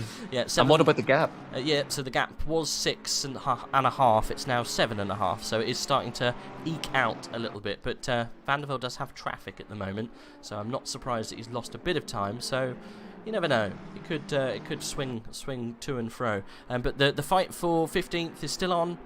Makovin and it looks like Igor are getting quite close still. Outstretch has pulled a little bit of a gap on the pair of them though, so it's I believe yes, it's gone from about 4/10 for Outstretch, Igor, and Makovkin to about a second and a half to the car behind of Igor. Although the traffic in front, just behind, may have something to do with that. In fact, no, that's Van der Velde going through. So yep. He's actually lapping them. Yeah, speedy boy. Minton Racing saying mad start, made up 12 positions by turn 1. Never had that happen before. Crazy. If you want to come in and have a chat, let us know how your race has gone. Be good to hear, because I think we are close. I think it's Igor, isn't it? Oh no, it's called Victoria's Secret, that team. I got a funny feeling I saw a Minton running round at some point, and I'm pretty sure it was this car. I can't remember though. Come in and have a chat with us if that was the case. Oh no, number 55. Yeah, number 55. No, 55. Yeah, I'm sure it was this one. Who knows? I think it was this one. Igor 55, Victoria's Secret. What a name. The VS Mafia. Oh, Victoria's Secret Mafia. Right, okay. We can In that Aston. Victoria's Secret. I've just had a look. I thought you were saying something completely different there, Do you think I was saying Victoria's Secret? Yeah, so that's quite a... It's quite racy. Oh, I just Hey. noticed the Godfather's on the top. On the top of the car. Oh, Can't Oh quite my. see him from that view, but he's definitely up there. I'm not sure what the wording on. Well, guys, I'm gonna take one of those rage-approved comfort breaks because I'm getting a bit hungry. It's been a good few hours now. I don't. Obviously, we can take turns. If Cardinal needs a little bit of a break because he's been going the whole time as well. I've put a curry in the oven, so I'm just gonna go and grab it if you don't mind, boys. I'll keep with this little race because it seems to be hotting up. But I'll see you in a couple of minutes. Enjoy your korma. I shall. It's not a korma. It's a tikka masala. Sorry. Come on. Yes. oh, there's some fighting words there, Cardinal. Not a korma. I did You've not done mean to it now. disrespect any people, right? Kormas are respectful curries too, though. I mean, it's all fine. Yeah, McHopkins definitely closed down that gap now. He's within I think about a tenth of Igor in the 55. So we'll not sure Oh, they'll have he's any. right on his tail. Yeah. Not sure they'll have any opportunity to get it before the start of the next lap. Although that doesn't stop McHopkin from having a quick look before the chicane. But we'll see how it plays out going into turn one because it does look like McHopkin got a little bit of a cleaner exit and missing that big sausage curb on the left-hand side. He certainly got enough of that sausage on the outside. And Does he have an off-road? Aston v Aston down this straight. Has a look. Has not got enough time to do it.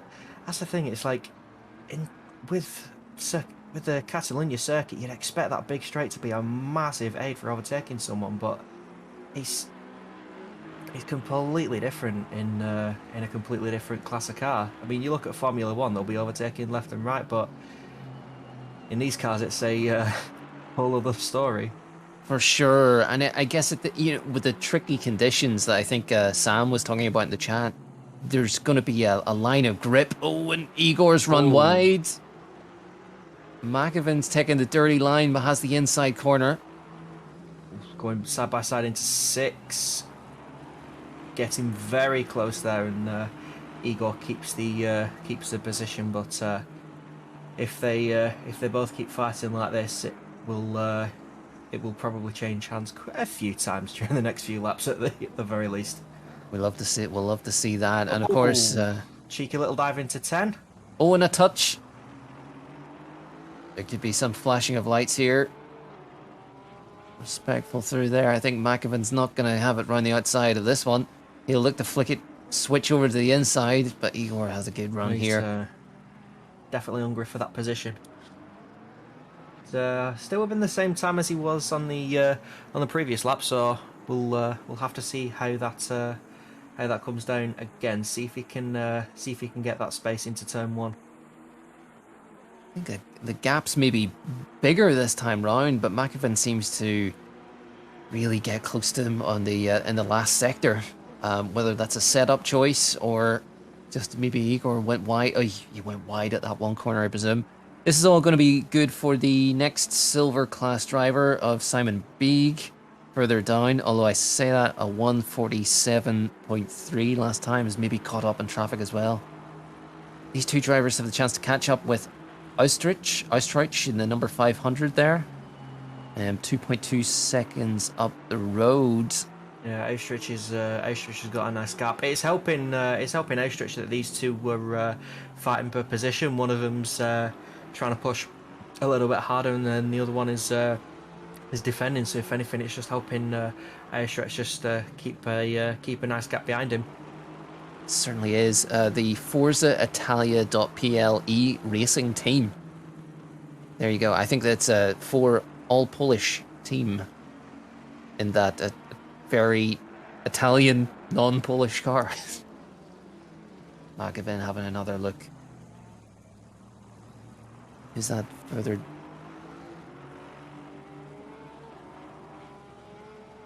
Are they outside again? Still fighting through 11 again. I mean, it seems like McHopkin's just got he's a lot more comfortable with the final sector than Igor is, but Igor just seems to have.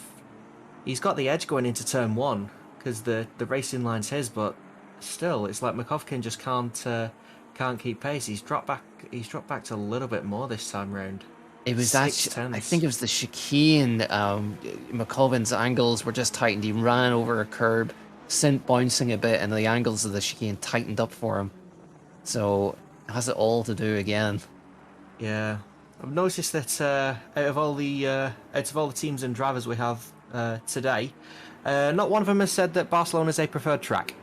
And I will be honest, it's fun in another class. It's fun on Formula 1. It's a different story in this. I was going around here for the RCI Lambo Cup, so I was doing that in a Lamborghini of all cars, and it's a challenge, shall we say, especially for a real limited car. For sure. And I guess this is a big famous track to start off AOR's very first endurance league. But we have different tracks coming up throughout the league, and one of those being 12 hours of Bathurst. That's going to be. And just before that, at the end of the month as well, 12 hours of Kyalami. Now, Kyalami's not it's not so much a punishing track. It's nowhere near as punishing a track as Bathurst, but after 12 hours, it does. It can find you. You may trip up. There's a lot of places to trip up in Kyalami as well. There's the odd curb that gets me around Kyalami. There's the odd sausage curb in a funny place, but there's the odd other curb that just unexpectedly sends the car bumping. And if you've been driving around there for an hour and a half, 2 hours, it can catch you out for sure. Yeah. I mean with any track, especially like the ones that are less preferable, shall we say, consistency is definitely the key, because even if you're not making as much gains on the car in front as you'd like, if you're more consistent than them, then you do have that in hand. There are a fair few drivers looking forward to both Kyalami and Bathurst, which I was doing a couple of runs with a friend a few days ago, and just trying to do Bathurst was just. It's a challenge. I don't want to think about it. And imagine if the weather. Oh, don't mention that. They set it to absolutely flooded, and me being the genius, forgot to change to wet tyres, so I was going around a flooded track on dries. I did not make it halfway around the lap. So, impressive. Getting halfway around the lap. So here we come into the final sector down this straight. This is where Makovin seems to come into his own. Igor's run wide here before, into the braking zone. Tight run high side, and Makovin just turns tighter, getting a good run out here on the back end of this. They've already had a few touches around these corners before in previous laps. Igor takes a lot more curve on 10 and 11 through that last complex than certainly does. And so Makovin's gone cleaner through the chicane this time. Yeah. Maybe didn't take as much of the track on the exit as he could have, but is closer. There's certainly no 6/10 gap this time. This time it's 2. 0.4 coming across the line. Wow, Igor has it covered in the straight line. Sam, can't beat a chicken korma. Thank you, Sam. For those of us who couldn't stomach a vindaloo or something warmer, I am fine with the korma. There was no disrespect to Rage. It's like your lucky Rage isn't here at the minute. Don't want him to live up to his name. Oh. Yeah. I'm sure he'll be keeping a close eye on everything, regardless. So we'll see what comes of that. But a little bit of an update on Van der Velde and Whitehead. Van der Velde's got the gap under 9 seconds, 8.3. So going very smoothly for the number 11 McLaren. That McLaren is really good in a straight line. Can be a little bit squirrely. 8.3 now on the next time in line. So making a little bit of inroad there, but they're catching. Oh, Igor's gone wide, and Oh. Makovin's gone. In this third sector, we called it again. Sorry to interrupt, Chinson. He's through. That's unlucky. That is unlucky for Igor there. Like, because if anything, Makovkin only had to just keep to the back of Igor and keep him there, make sure he knows he's there, and better for Makovkin. It's he's capitalised on a small but crucial error there. I tell you what, though, Igor's had the straight line pace. Whether there's a setup difference, do you think he fancies a turn one move? Makoven moves to cover the inside. Igor had a cheeky look on the inside there, so Makovkin's doing the didn't fancy it. safer option to just defend the inside. You were talking about Vanderbilt up front. Just have a look at the top six. Oh, It's Bentley, McLaren, Bentley, Bentley, Bentley, Bentley. 5 Bentleys in a McLaren. The Boatley is 760 track limits drive through in the Lexus. But yeah, like, I don't know, like for whatever reason the Bentley is just a lot of drivers prefer the Bentley. I can see why. It is extremely planted and you can ride the curbs like they're not there. Especially around a track such as Monza, you can definitely eat the curb. It eats the eat one of the sausages. curbs of Ascari, yeah. So I wonder if they're thinking about the league in mind, though. You know, rather than this as being a one-shot endurance event, they're thinking ahead. Okay, we got Bathurst coming up. Kyle Lamy. Is it Imola at the Imola end? is Imola is the final one, which again has a fair few curves. Which I have driven it in a Bentley. It is very, very nice to drive in the Bentley. You can just attack the curbs a lot more than other cars. I don't know what it is about the Bentley. It just seems very, very planted. That time penalty for 760, I think, is our only Lexus of on the grids. That is Marek Pulic down in 40th. So unfortunately, we'll have to serve that drive-through. Marek in the silver class. I think our bronze. So we have 2 bronze class drivers, maybe 3 actually. And they're doing well for themselves. They're ahead of quite a few of the silver class. We've got 36, Rafael Dabal in the BMW. Yep, that's right. And who we got further up in 27th? We have Nathan Pierce doing well in, another Bentley.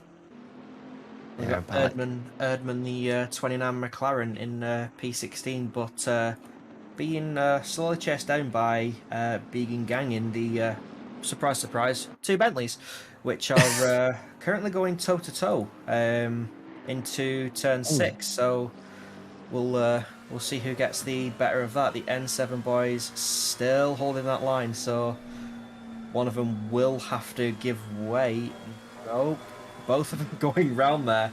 Not a corner I would probably want to go side by side on, if I'm perfectly honest. If I can choose all the corners at Catalunya. So that's N7 and H7K racing.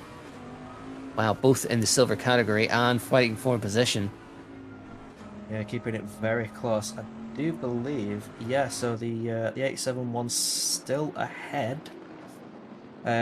So we'll see how they. Again, they just attack the. Oh, that N7 took that final sausage on the chicane probably a little bit harder than he would have liked to. I know I said the Bentley can ride sausage curbs, but that's not one of the ones you want to hit. It has an appetite for them, but yeah, you don't want to be filling up on those. Yeah, it's a detriment as opposed to an advantage there. So Gang's got a little bit of space now just to try and get a little bit of a gap. Further down behind these guys is Bastian Linder in the Nyan Cat Lamborghini. I've who only is- just seen that. Yeah, who is 1.6 seconds faster than Gang and Beeg on that last lap. Yeah. Again, that battle for the that battle for position will just be helping Linder in the Lambo. Linder is one of the premier class drivers, so they need to make up. They're looking to make up the positions and time here for the championship and for leader in this race. Probably no surprise that they're pretty quick, but I think they'll have their work cut out getting past these Bentleys. Drive through cleared. Yeah. 760's cleared. Yeah. I mean that's. I mean it is. I mean as people who do watch a lot of motorsport, every commentator will probably say it is one thing to catch, another thing to overtake. It's definitely true with no matter what class. It varies from track to track. Barcelona is probably one of the harder ones to do it, because the real place you can only really get people on the brakes is probably, I'd say, into turn 1 and then turn 4 are the two probably major braking zones you can get. A couple more risky places you can do, turn 10 and obviously turn 6, that left-right kink going up the hill, but yeah, it's certainly interesting because he is now catching them at a fair pace. A fair pace indeed, just 3 seconds behind. Pearson Mendes, where are they? They're right behind Gang and Beek, ahead of Linder here. Are they out of place? Are they fighting for track position? Mendes is P38 currently on track in the Nissan GTR, one of the only GTRs running today. But yeah, so I think that's I think it's effective. They've just been lapped. So that Lamborghini will be coming at some point. He just needs to hope that it comes at an opportune time for the Lambo that he can just slip by. Oh, it's on its way. We are 2 minutes and 40. Sorry, we're 2 hours and 40 minutes rather into this 9-hour event. 6 hours 20 minutes remaining. We're about 20 minutes away from our third round of pit stops, thereabouts. Has anyone, in terms of the pit stops, have we seen people doing alternate strategies, so just pitting for fuel and doing a double stint on a set of tyres, or is everyone coming for tyres? It's a great question, and we'd love to hear from any of the drivers watching in chat or paying attention to the stream. If you have a break and want to come in and tell the rest of the teams about your strategy, please come in and do so. We'll happily hear about it. We've seen some attempts at an undercut earlier in the race, and just to change tires, keeping the driver in. I'm not sure if we've seen it effectively work yet. Effectively, but I guess as we saw with Vandervelde up at the front, trying to take that number 1 car, it did cut down the time, but it does seem he's been dropping back over the last few laps. It was around 8.3 seconds. It's now 9.8. So dropping back, possibly to save tyres, possibly to save a little bit of fuel coming up to the next pit stop, maybe, or just keeping it consistent and keeping his head down. Do you know what? As I say, 6 hours 20 minutes to go. You got to think about the rest of the race. Exactly. And just to touch on the team in third, Beaver Grease Racing, in another Bentley. They are coming up behind Igor 55 here to lap them. They benefited tremendously from the chaos at the start. I think they started in 12th, and they have worked their way up into third and really holding out for third here. Povilas Klemankas he did all right, a 143.0 in qualifying, so not too bad. Gradas Caracas, they've got a team of 4 drivers together. Lithuanian, is it an entire Lithuanian team? What do you know? I was going to say, those names sound a little bit Greek. They do, but they're all registered under the Lithuanian flag. Is there anything you don't know, Rage? In what context? Why? It's just like, oh, like the names sound Greek. It's like you're predicting the future as well for overtakes and passes. Like, do you mind a year later, Greece overtook Lithuania. There we go. Yeah. Rage Do sees you it mind coming. do you mind if I ask you for tonight's lottery numbers? Yeah, can you imagine? We have Fizzy Moon. Oh, Fizzy. In the Red interview channel. Now, Fizzy is part of the AOR comms team. I think he currently does some of the Project Cars stuff, maybe some of the F1 bits. Used to do Tier 2. So he's quite knowledgeable in the ACC world, so let's see if we can drag him in. How you doing, Fizzy? Fizzy? Hey, Hey, Fizzy. There he is. Hey. Fizzy? how are you guys doing today? There we go. Yeah, we're good, man. How are you? Doing pretty good. It's been a pretty good race so far for us. What's team are you racing with? Goat Racing 3. Okay. So we are the number 9 Porsche. Number 9 Porsche. Whereabouts are you at the moment? 22nd. My teammate Daniel Vanderlyn is currently driving. Okay, yep. You had a little drive-through earlier on, we noticed. Yes. We had troubles in our first stint with the track limits because they've been catching us and our teammates off guard as well. But we think we've got that sorted for the most part. But yeah, it's pretty tricky, actually. Surprisingly, too. It's good to have Goat Racing in the top tier. How many teams have you got in top tier? Is it 2? Yeah, we got 2 in this one and then 2 in the other one. Oh, wow. So, yeah, we kind of broke it up based off of pace. We've got a decent amount of fast guys together. We're all in teams of 3. Yeah, well, we had a couple guys who are in tier 2 who were a little quicker and could be tier 1, but they just don't have the time to practice to be back at their tier 1 pace. So, yeah, we're having fun with it. We're all here to enjoy it and, do the best we can. That has its benefits, though, as well, though, right? If Yes. some of you guys are, not quite up to the speed as everyone else, if they're in the lower tier, it's not too bad. So where did you start? Goat Racing 3, is that right? Yeah, we were in, I think, 25th. So we've only got... Go on. Yes, you started P26, and the Go Racing number 1 car started P33 as well. So, yeah. Are you just racing around in teams of 2? Well, we are a team of 2. The other one's a team of 3. Our third teammate Heiko is not able to race today. Okay. So he'll be back for the... Yeah, so he'll be back for the ensuing 3 races. But right now it's just me and Daniel.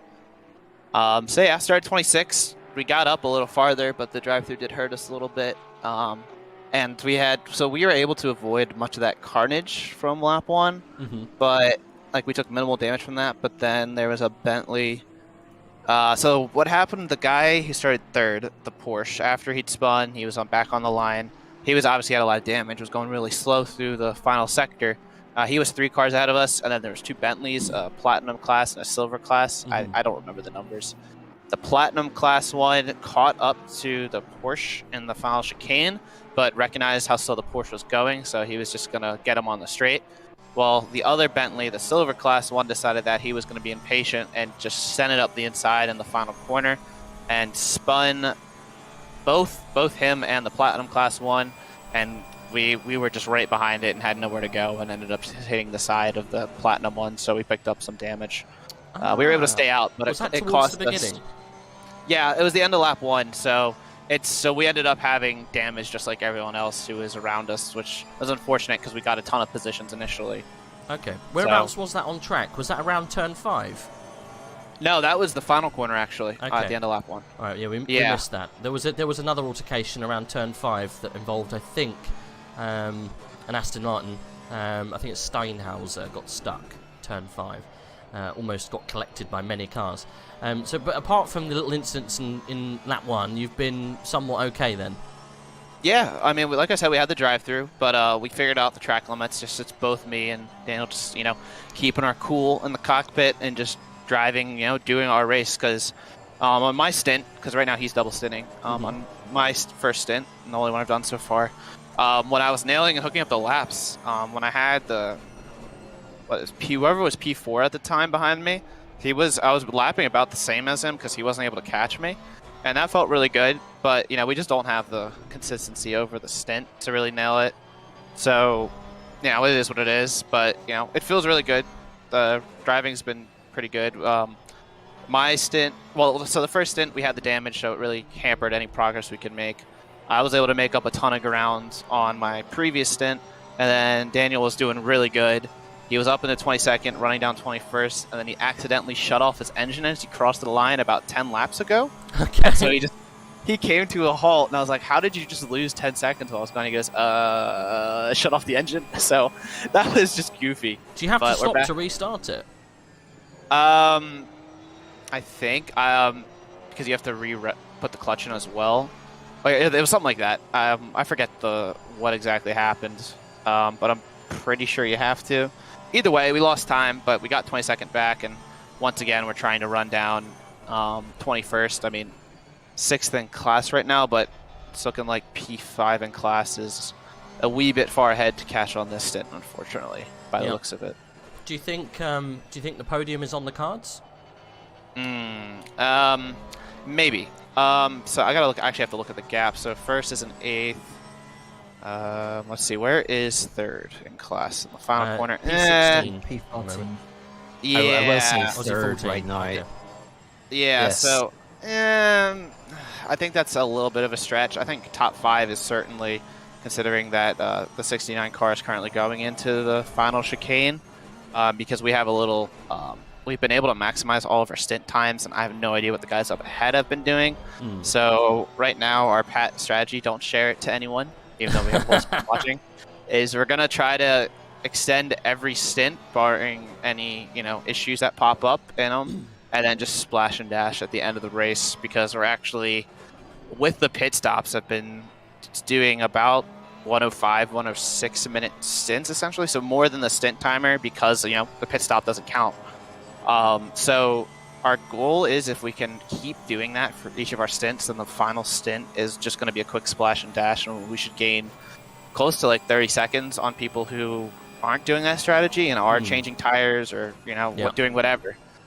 So, but we'll have to see. I mean, there's still a little under 6 hours to go before that we get to that point in the race, so we got to get there first, of course. Yeah. I think a lot of people will be doing what you're thinking about, just looking at the first stops and how close a lot of people push the stint timer. Because obviously that almost like roll through the pit or even a splash and dash is quite powerful when you can pull it off right. So, yeah. Well, best of luck. You've got quite a few back markers you're trying to get past. I think that's actually the last car that you're going past there. So you got a little bit of work cut out. But I reckon you can get inside the top 5 easily. If not, challenge for a podium. It's 6 hours, anything can happen. Yeah, anything can happen. You're absolutely right. Also, I just got told by our team in Tier 2, apparently they went from a dry race to rain, and now it's heavy rain for them in 30 minutes. So I figured, I just saw that from a message, so that sucks for them. Hopefully we don't get that. Definitely sucks for them. Well, the wind is, it has started to pick up. We're 2 kmh. It was next to nothing earlier, but nothing for half an hour at least. You never know, when we go into the next half of this race after 4.5 hours, we might tick over to a new weather, like said. Who knows? But yeah, well, thanks for the update. We appreciate it. We'll keep an eye on the very orange goat team, and I like the delivery this time. It's very good, very good. Thank you. Best of luck. We will keep an eye on whether you can get into that podium. You never know. If not, there's plenty more races coming. Of course, yeah. I got one final closing thing. Just please don't jinx us like last time around, where you're like, oh, well, here goes the goat racing team, and then we spin. Oh no. And we're not gonna repeat last time when we tried to go for dries early, or did we stay on them? I forget what it was. So hopefully it works. Was that round Donington? Yes. Yeah. Our one driver was just like dying inside as a result because we thought we could work and it didn't. So there was plenty of positions to be had if you could get that tyre right. Yeah. It was a try or die situation. So unfortunately, you probably did the latter. Never mind. Hopefully, we don't have rain this time. It's just a dry to the end. That's what people like. Hashtag blame rage. Yeah. Right. Oh, good news. P13 has got a drive-through. There's a position Really? for you. Yeah. He got 55 in the Aston, got it for track limits. Doing it now. That's probably going to be very close when he comes out. So it's all not over. We're trying to catch the 500 Ferrari and probably just pushed a little bit too far. So awesome. Yeah, I'm gonna go report that to my team. So thank you very much. No worries. Yeah, maybe I'll come in again later on in the race, depending on how time works. And yeah, give us an not, update. Best of luck. Yeah, of course. Yeah, we'll do. Catch you guys. Cheers, Fizzy. See you soon. Bye. There we go. That was Fizzy from the Goat Racing team. We'll try not to condemn his team to spinning out if it does rain. I won't talk about it. We'll try. By saying that you've condemned everyone now by mentioning the weather. Oh dear. I hope not. I don't want weather to come over and. Are you just adding to your CV now? You are now a weatherman as well. Yeah, Mystic Meg, weatherman. Yeah, Mystic, drink mixer, baker apparently, weatherman, commentator, streamer. Anything else? I do know quite Crystal a lot ball about reader. wizards. Oh dear. Yeah. What's your favourite wizard? We haven't done this for a while. Ooh, Gandalf. No, you can't say Gandalf. That's the easy one. I can. No, I can. I can say Gandalf. Oh dear. Wait, hang on. Which Gandalf? Yeah, Grey or white? Which alliteration of Gandalf do you like? Oh, Gandalf the Grey. Gandalf the Grey. OG Gandalf. He's a lot more snarky than Gandalf the White. I'm sorry. Yeah. Like it. You don't see Gandalf the White having that old hobbit weed or whatever he goes around smoking in that pipe. And his wee puff. Yeah. You don't see Gandalf the White indulging, do you? Gandalf the Grey was all over it. A little bit more promiscuous, you would have thought, Gandalf the Grey. Coincidence? I think not. Just before we go back to Wizards Yes. and what have you, we have Sailor and Borchers. Borchers leading the silver class in 8th, has been all over the back of Sailor in 7th. I've had a little look at Borchers, Cornet Borchers. Not much to note on AOR in the past, so I had a Google, and Cornel Borchers is a German actress from the 1940s. So she's doing very well in 8th. She is doing very well. It's another Bentley. It's a Bentley It is track, it indeed. seems. It's a Bentley track indeed. Oh, Venom just got on in front of them. The back marker. I would say Neville Longbottom. He is the underappreciated character of the Harry Potter series. Yeah, definitely, and the current holder of the Sword of Gryffindor, so there you go. As far as you know. Well, as far as they documented. Whipping that out sword like nobody's business. Whoa! Yay. He did, though. He just randomly, out of nowhere, grabbed the sword, and that was it. Neville Longbottom turned into a hero right at the end. Yeah, he pulled it out of a hat like it's supposed to work. The sorting hat. Well, it comes to those who need it. Yeah. So it can just appear to whoever needs the sword of Gryffindor. Yeah. In terms of what Fizzy said before about the tier 2, it is it's not raining too badly on the tier 2. One of my buddies is currently doing that in a Ferrari of all cars. He's got a soft spot for the Ferrari, but weather doesn't look too bad there at the minute, but you can definitely see where the rain's settling on the track. Unlike the Turn 1 race, it is high and dry. Yep. 31 degrees, so the temperature is dropping, which will probably help the tyres a little bit. Jay Gang in Silver Class has come into the pits.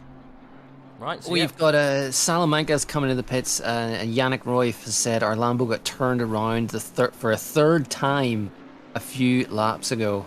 that's That's a struggle. I knew they were one, I think. Yeah, you're right. Very catchy livery, and they were catching a couple of cars. They were doing very fast, so unfortunate. Cubonite doing a rain dance up here, and Michael Fish Skills from Rage. Is Michael Fish like a celebrity mystic or something?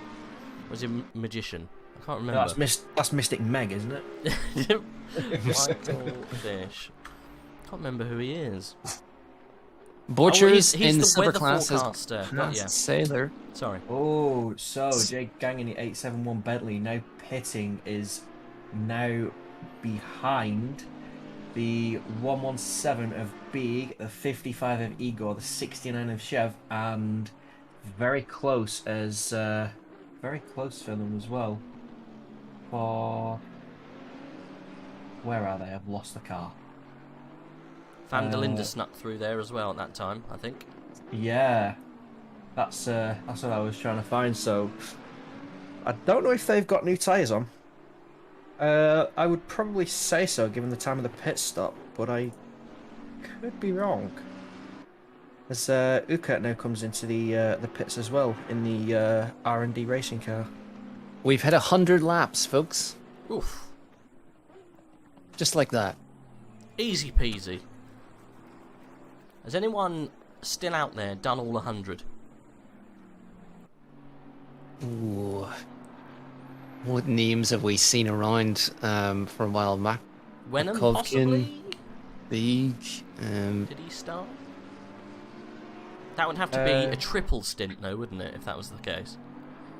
For sure. What happened to Andrex? He used to run around on his own, didn't he, at one point? If anyone remembers the name, Andrex. He used to clean up, didn't he? Hey! Memes. No, he always used to run around on his own.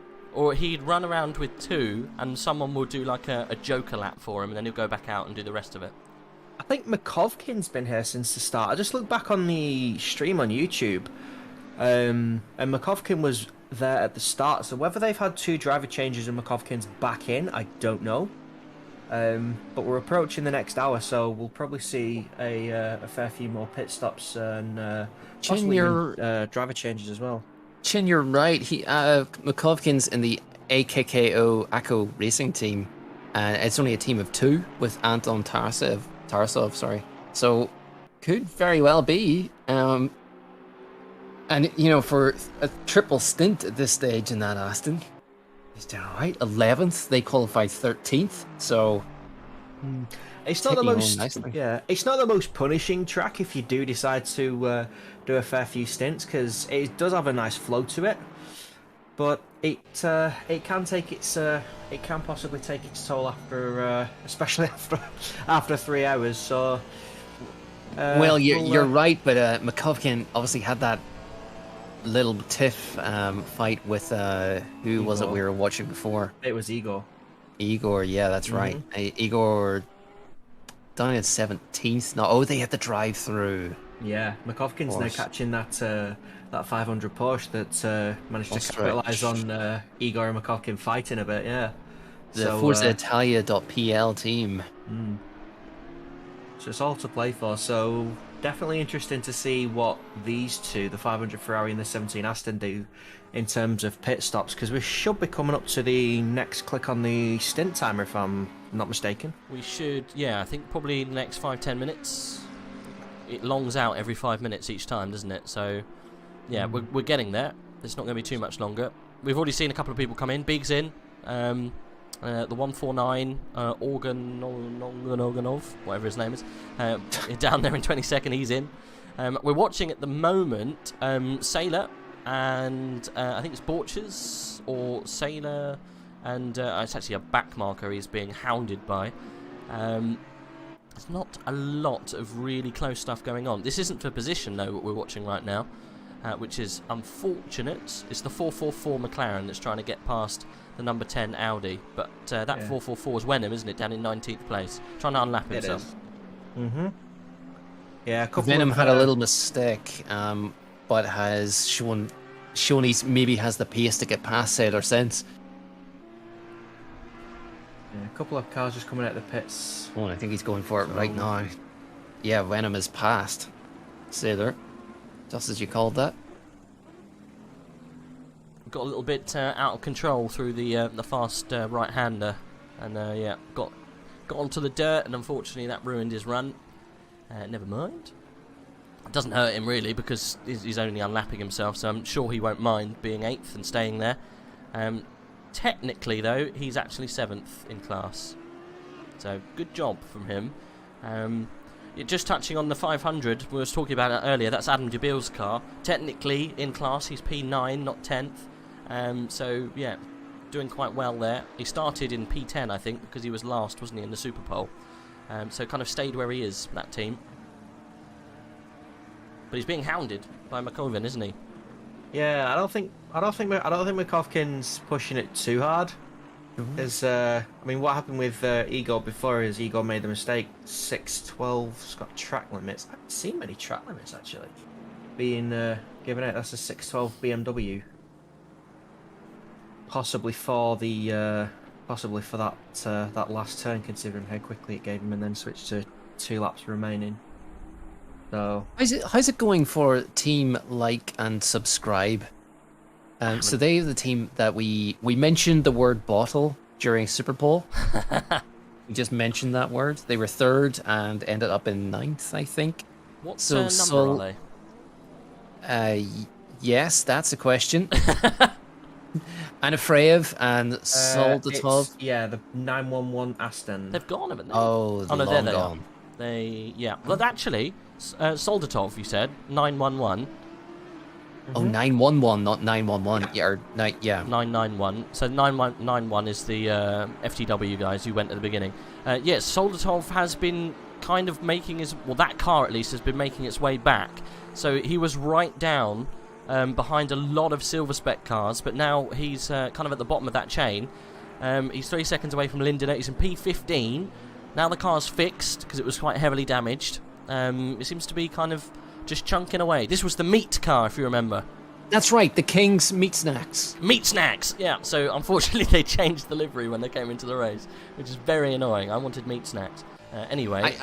I think it affected their performance. They maybe felt a bit heavy, a bit weighed down in their appetite. Need to lighten up for the 9hrs. I think it would have helped them, though. There's no better way to lighten up than Meat Snacks. We've got a few pits near the top end, haven't we? Meat Snacks refrigerators, anyone? Ooh. It was, I'm not sure, it was King's Meat Snacks, wasn't it? That was the livery? That's right. That's right. I'm going to have to Google what King's Meat Snacks are. That 911 Aston's got a bit of work to do, though. It's got, I think, 3 back markers in front of him? Look, I tell you what, I'll ruin my Google history. I'll search for it. Oh. So it looks like they make, like, jerky. Oh, it is. Yeah. King's Meat Snacks. So lots of different types of jerky.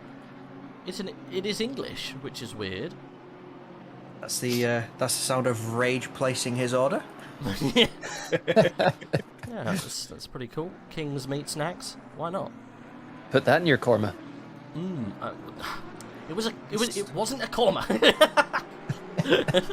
It was quite nice. It's quite nice. It was gone, all gone. Waitrose. It's good. It was a good shout. Dan Waitrose. Dan saying, so he's part of the 88 Brexit boys, or Copionite in the chat. We're stuck in the Igor train at the moment. Let's have a look. Are you? You look like you're on your own at the moment. We're currently stuck in the Igor train. Igor's coming into the pits again. Okay. About 55 Aston, so that's interesting. They did pit too long ago. Was that for a... Oh, that was the drive-through. Yep, now they're doing their actual stop. Oh, doing a pit stop. We have our head steward on the track now. Bruce Cagle. Where is he? He is just about to be lapped by Van der Velde. Comes to the last chicane. There he is, running around in Goat Racing 1. Goat Racing number 1 in the 999 car. I mean, no offense to the so-called head steward, but I'm not a personal fan of that livery. Like I don't know the. What does it remind you of? Lightning McQueen. Ooh. I mean, Lightning McQueen. Did Lightning McQueen have that much yellow on him though? It's like a little spray, a spew of mustard up and amongst a hot dog. Looks a little bit like McDonald's. Yeah. Is that a social sponsorship then for the 999 McDonald's? I had McDonald's yesterday. They've got a double Big Mac now. It's so nice. Have they? Yeah. How's that work? Isn't a Big Mac 2 burgers anyway? Yeah. So what do you think a double Big Mac is? 4. Correct. So there's 4 patties. Yes. They said it couldn't be done. They called them mad. I mean, I've had the Grand Big Mac as well. That is good. Oh dear. I'm more of a big tasty kind of guy. Oh, don't mention it's not tasty at all. I've tried it. It's not tasty. What? Like, someone in the chat can fight me on this. I'll fight you over this. I love the big tasty. Coburnite. The auto captions just heard head steward and head turd. Oh, that's Let's just say that's my accent or something. Yeah, let's just blame that on the auto. Is that auto captions? The auto captions, head shall we? Turd instead of head steward. Oh, Urks is definitely not a head turd. And that one guy, McDonald McQueen. I will accept that. McDonald McQueen. Yeah, very much. Ka-chow. Would There's you like a burger. fries with that? Yes, ka-chow. Would you like fries?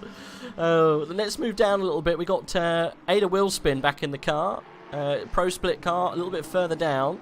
Yeet Gaming. It's a cool livery, that one. GTR. I think one of 2 GTRs we got this afternoon, isn't it? The other one I think was Lando Norrisy with blue and yellow. That's right, yes. And he's I can't see the other. Oh, there we are. The 34 Mendes. Yeah. Is this the leading GTR? I think it is. It is the It's the no. GTR as for the. It's the furthest up GTR, the 34. The 14, which I'm assuming you're looking at the minute, will spin, is not. That's quite a nice livery, though. It's a cool livery, yeah. I think I've got a funny feeling that they might have got caught up in the beginning. This car.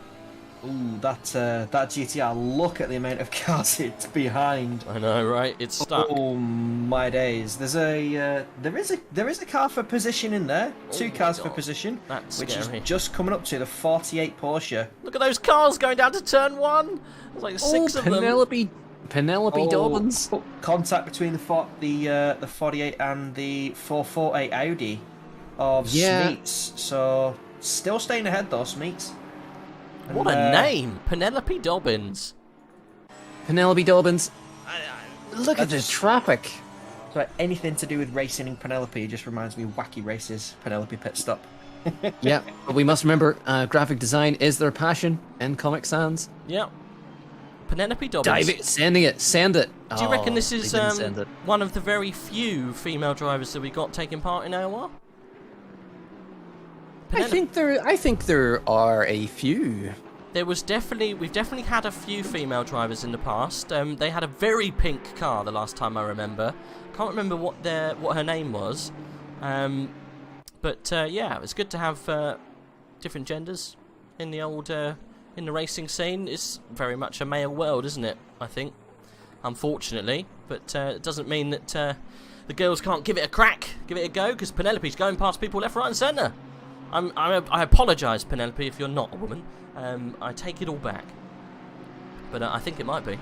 Got a female driver in the car, the number 48, is it? It's doing quite well. Yeah. It's not setting the timings alive. It's one of the better liveries, I think. Apologies, I had to make an order for a chicken goujons and chip with a tub of curry sauce. Oh. It's a chippy kind of day. Can't beat a chippy tea. Can we get some information on the 48 cars? Let's see if we can find out a little bit about Penelope Dobbins. Sure thing. Let's see. I'll maybe not use Google instead in case I get another 1940s German actress. Please do Google Penelope Dobbins, because you never know. That is a kind of that's a name that might pull something up. Let's have a look. Certainly is a okay. Rev Sport. Rev Sport CCS International. So. Group of friends, and they all know each other from BUSR. So apparently one of them is gender fluid, one of them is trans, and the other one is famous for his passion about graphic design. There we go. Right. Fantastic. So we have a gender fluid car. So that's why Penelope Dobbins is on the side of the car. So like I was saying, it's always good to have a variety in esports. I know there is a couple of guys and girls and theys who take part in AOR in quite a few of the tiers. So it's becoming more and more common. It is, and we celebrate that diversity. Good to have. Definitely. Graphic design is my passion. I love that meme. That's really funny. Yeah, and apparently they've done multiple series and races together, and they all like the Porsche, which he's not that common of a race car. You do see a fair few of them dotted about, but it's not the, especially on low fuel, it's not the most stable of race car. It's quite lively, shall we say. It does get harder under fuel, doesn't it? It's quite a tough car. Yeah, one of my friends has dared me to go around Kyalami in a Porsche. That, I'm assuming all of you who are of a certain age can obviously tell where I told him to put that suggestion. I did a full, I think 2-hour race in the Porsche Cup car around Kyalami once before.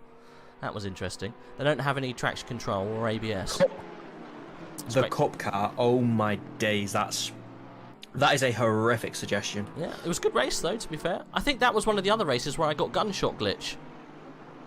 Ooh, we were fond memories. Yeah, fond memories. My ears are still bleeding. Right, let's move away from Penelope Dobbins. Fantastic name. Like I say, it's almost like one of the wacky races, isn't it? Really good stuff. Right, let's see if we can find any other action. And we've got PCDC. Looks like they're 8/10 away from Toll, but that gap looks a bit bigger than what it's saying to me. Just a quick note, the 500 Ferrari and the 17 Aston, both P9 and P10 currently on track, are both coming into the pits. P9 and P10 on track, yes, we'll do that. Yeah. We'll see who's going to win. 100 of Austrich and 17 of Makovkin. Who came in first? It was the P9. The 500 Ferrari. Let's see who wins. We've had a driver swap at the front too, as Dennis Latz has taken over in the Van Wall SimSport team. Good to see Latz in the car. Doing his laps. Latz doing his laps. Dennis Latz, fast driver. Very welcome. Good to see what the improvement is, if there is one, with Dennis behind the wheel. But I've got a funny feeling with Luke Whitehead leading, it's going to be pretty tricky. I think we have to presume Luke Whitehead has stayed in the car and had their stop, obviously, by now.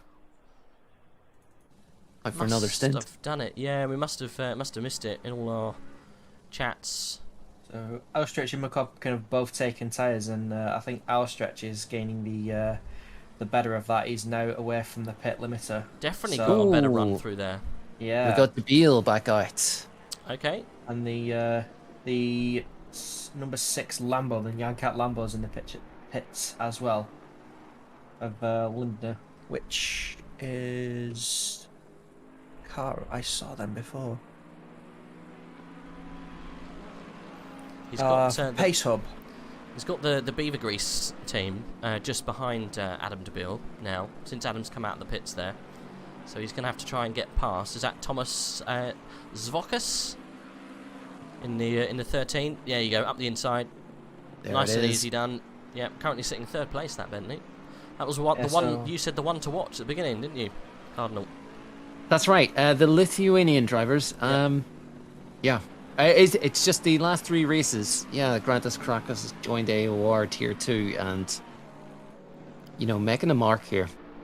Setting the times on fire. The number 11 McLaren of Van der Vel's pitted. They've done a driver change. Latz is now in the car, and Whitehead is just coming out of the pits now. So Whitehead hasn't pitted. It's Niels. So Niels is in the car. Niels is in. The driver swap as well. Yeah. Okay. Game on. The 17 Aston's done a driver swap as well from Leonid Makovkin to Antonov Tarasov. So into possibly the first stint for Tarasov. So we'll see what pace he's got, and then got DeBeal in the car for the 500 Ferrari as well now. So we've got Bentley Niels now. In Tier 1, Niels tends to change his car quite often. And there were quite a few Niels going through the grid over the years. So we ended up calling this particular alliteration of Niels just to whatever car he was using. So he's been McLaren Niels, he's been Porsche Niels, I think he's been Ferrari Niels, and now he's Bentley Niels. So Bentley Niels is in the car. So I think if we ask nice enough, we might be able to get Luke Whitehead to come and have a chat with us. So the guy's just got out of the lead car. I think we might be able to have a chat. I will get on the phone, see if I can speak to Luke, see if we can get him to come in. Get the young Ripper in, if we can. Yeah, impressive stint from Whitehead. Just keeping his head down, keeping his pace consistent, and yeah, not really doing anything wrong. So it was important for the team, for sure. After the good start they made. Just taking a look on the John Deere Peas and Sweet Corn team. John Deere Motorsports. Maxime Claessens is in the car now, in amongst that. Right behind Van der Linde, the stream of cars behind Van der Kolkult, Niels. But a sneeze. I'm allergic to those peas and sweet corn. The sheer terror in your voice. I'm gonna snooze. Quick, the mute button. Van der Linde absolutely losing out there in that goat racing car. Sorry, it's just in the background. Oh, that really caught me out. That was almost as funny as the I don't like the coffee, the coffee cake. I think Van der Linde does an issue. It's dropped 3 places. That's at least in the last couple of hours. Rage has had an outburst about a correction on his curry. Yes. And Cardinal's taken serious offence to coffee cake, and apparently is afraid of sneezes. Afraid of sneezing. Oh, that. Look, we have 9 hours to get here. We may as well fight about something at some point. Oh, jeez. The fear of sneezing. Right, let's see if Luke's got back to me. I've got my notifications turned off, so I'm not sure if he has. Understandably, he might want a break, right? So we might have to wait a little bit until he's fairly quiet from race control as well, which is a good sign. Yeah, no, you're right. It has been definitely been a little bit quieter, which it speaks volumes. We haven't seen much kind of crashy action, have we? Since the start. Did you manage to catch the start, Chin? Did you see anything? I did. I was helping member of the family, but I did have it on my phone. Oh, okay. Because I'm being a good boy. It was absolute carnage. I mean, that's the thing. Spain is one of the ones where you're going to just get absolute bedlam at the start. Because, yes, there's a big runoff area, but there's also not much space to manoeuvre around the first few bends. Because it is quite tight through turns 1 and 2. So, if you are trying to fight for position, it can get a little bit dicey sometimes. I think Cardinal's still sneezing in the background. Is it wrong that I'm looking forward to the first lap of Bathurst? Yes. Yes. I think you're a sadist. Yes, because I mean I don't want to put a curse on Bathurst, but like AOR, they don't restart races, do they? Not so much, no. Okay. I think they've done a few tiers, maybe restart the old race. Hopefully that won't be one of them. Ahead of time. If there were any that would need restarting for collisions and accidents, I would put my money firmly on Bathurst. Can you imagine if we have a Macau situation? Oh God! Can you imagine? Don't mention that. Do not. No, that's horrible. Like, the thing is, it's like I could imagine that not going uphill so much, but if you know what I mean by coming downhill, there's a certain bit. Oh, couple of updates from the stewards. Query of cars 6 and treble 1. 10-second time penalty for treble 1 for causing a collision with car 6. 0 license points. And then as involving cars 8, 71 and a 17 Aston. 15-second time penalty for the Aston for causing the collision and 1 license point. Ooh. Big naughty time for license points. I was just going to add, Dennis Latz is still in the pursuit of Bentley Niels, but big problem, he's got so much traffic since he's come out of the pit. He's just got past the back marker of that GTR, the red GTR that we were looking at earlier. I think he was in 34th or so. And now he's got to get past Penelope Dobbins in the Porsche. There's 6 cars between him and Bentley Niels P1 as they there's that 5-second for the trip. Oh, there's 2. Okay, applied 2 5 seconds and then a 15 second, so they've swiftly been applied to said drivers. It's And, Tarasov, is it? He's got penalties. Tarasov in 14th, yeah. There. Yeah, likely from Makovkin, which is a little bit unfortunate for Tarasov, because he'll probably have to try and make up that time on track if it doesn't want to let him affect him that much. But yeah, a little bit unfortunate for Lats, because he's getting caught up a little bit as he goes down the inside of the 48 of Penelope Dobbins into turn number 10. Yeah, we're literally Nice. on board with Lats at the moment as he works his way through this traffic. He's kind of weaving it through, gets past Dobbins, and now he's after the 274. Can't quite see the number on the back. 224. The R&D racing car. Yep, there you go, out of the way. Is pulling into the pits. That's perfect then for Lats. So, Lats has got a nice little gap now. He's got to make the most of it. Yeah, he's dropped a second. He was 8 seconds behind Bentley Nils. If this is a time that they can close gap, it's going to be now. Dennis Lats and Bentley Nils roughly around the same kind of pace. So, it'll be very, very interesting to see what happens with these guys at the moment. Because he could possibly start reeling in that PPR team. You're absolutely right. Can I just point out, I didn't realise this, but Vandervelde in the, Lats is currently in second place, but that Van Wall team, so Anthony Vandervelde, who runs this team, who is the great uncle of Andy Vandervelde, who started Van Wall Simsport, but it's named after the Formula 1 team Van Wall from the 1950s. Okay, I misread that. I thought it was like the great uncle of the person who founded the original Formula 1 team. Ignore me. Let's get back to the racing. You're looking for links that weren't there. I just don't have the rage crystal ball. Yeah, well, that comes with time, you see. You'll get the crystal ball. Either that, just ask Rage to rent it for a week. Exactly. I do charge. I just want to borrow it. I just want to know what's going to happen. I just call things and they apparently are happening this afternoon. I reckon that Lats might be able to close up on Porsche Nils, on Bentley Nils. Can you tell he changes cars a lot? I'm just going to see about the kind of pace difference between them in the current AOR season, because I've got a rough inkling that they might be quite close. Let's have a look. We had a row of 4 Bentleys from 3rd to 6th, and that has been pierced by the McLaren of Nicholas Nogueira. Also, as well, Mr. Rage, you have one Mr. Luke Whitehead. Hey, he saw my smoke screens and whatnot, carrier pigeons that I sent over. Yeah, I've got all my stuff muted, so I didn't hear him ping me. So let's drag him down. Luke loves a chat. Let's see how his stint went.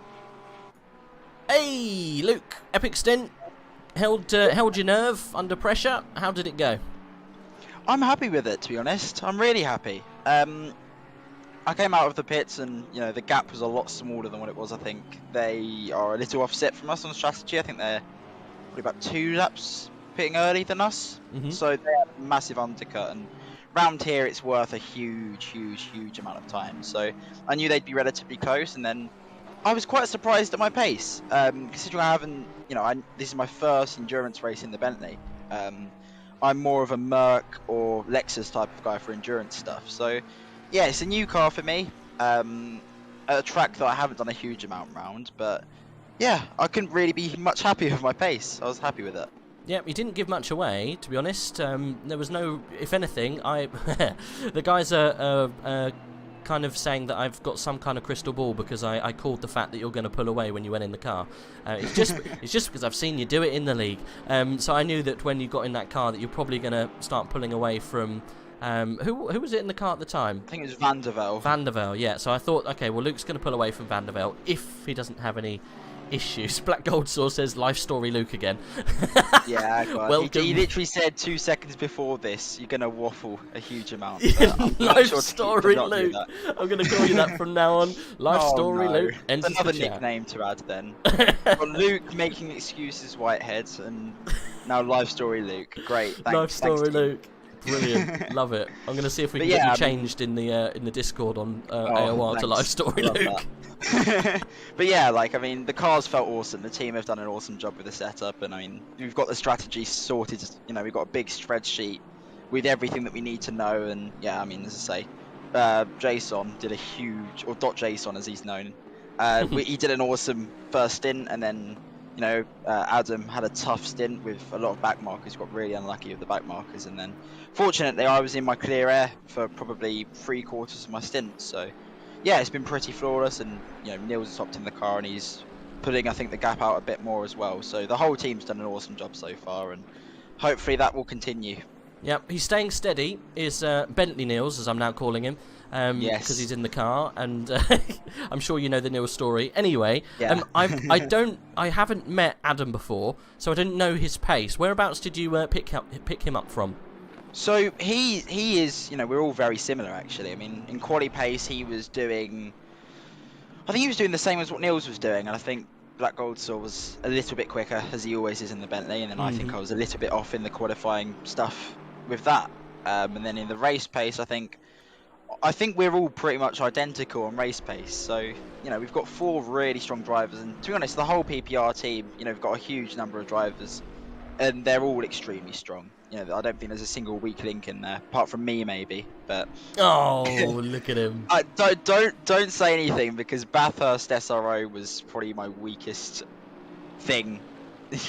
I still get mocked about it 2 weeks on, but yeah, I mean, yeah, the whole team's doing an awesome job. So hopefully, touch wood, it all continues as it has been. Yeah, well, you've got yourself a nice gap, but as we saw in, God, where was it? Donington, gaps mean nothing in endurance, so keep your head down, I guess. This should be, I think, at least in AOR, PPR's first kind of victory that I've seen. Obviously, you've had individual... Have you had an individual win? I had one under PPR, yes. I think you did. Yes. Yeah. Ah, yes, I remember now. Masano, yeah, because George Boothby's gearbox died. Bless him. Never mind. Yeah. Anyway, this would be very good. A milestone for the team. Definitely. Yeah. Definitely. I think even just in endurance, like, I mean, we've had the last 2 endurance races that we've done, we've been pole position, and the first one didn't go so well, courtesy of myself, and then, you know, this one seems to be going really well, touch wood. So do wood, delve deeper into what happened at Bathurst. I want to know. I don't think I want to. Is this like the kind of thing, you know, on the Avengers where they say, oh, what happened in Budapest? It's possibly the worst thing that could have happened. Oh, what happened? Go on, tell us. Well, I mean, I was leading. You didn't run out of petrol, did you? We entered 3 cars and we qualified 1, 2, and 3, and I was leading the early stages because I got pole. And then I, going over the mountain, clipped a curb too much, and then flung the car around, and the 3 teammates crashed with me. So you went from 1, 2, 3 to last, second to last, and third from last. So a nice way to put that would be just Bathurst things.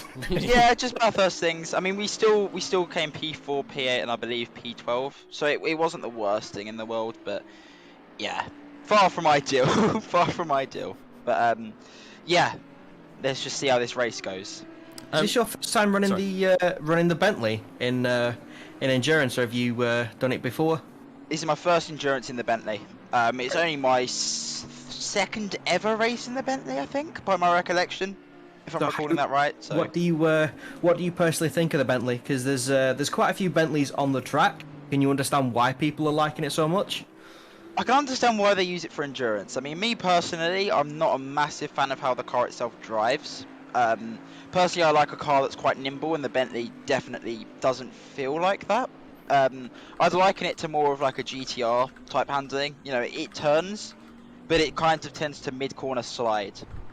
Whereas the cars that I tend to drive, the McLaren and the more recently the Porsche, they don't really do that. So, yeah, I mean, I can see why it's so good in endurance. Like it's so good on its fuel, and it's so good on its tyres, and I think we've seen that particularly today, obviously with the temperatures being so hot. You know, we've had much better tyre wear. I think the McLaren on the balance around here is quite a bit quicker, if anything, than the Bentley, probably a couple of tenths a lap.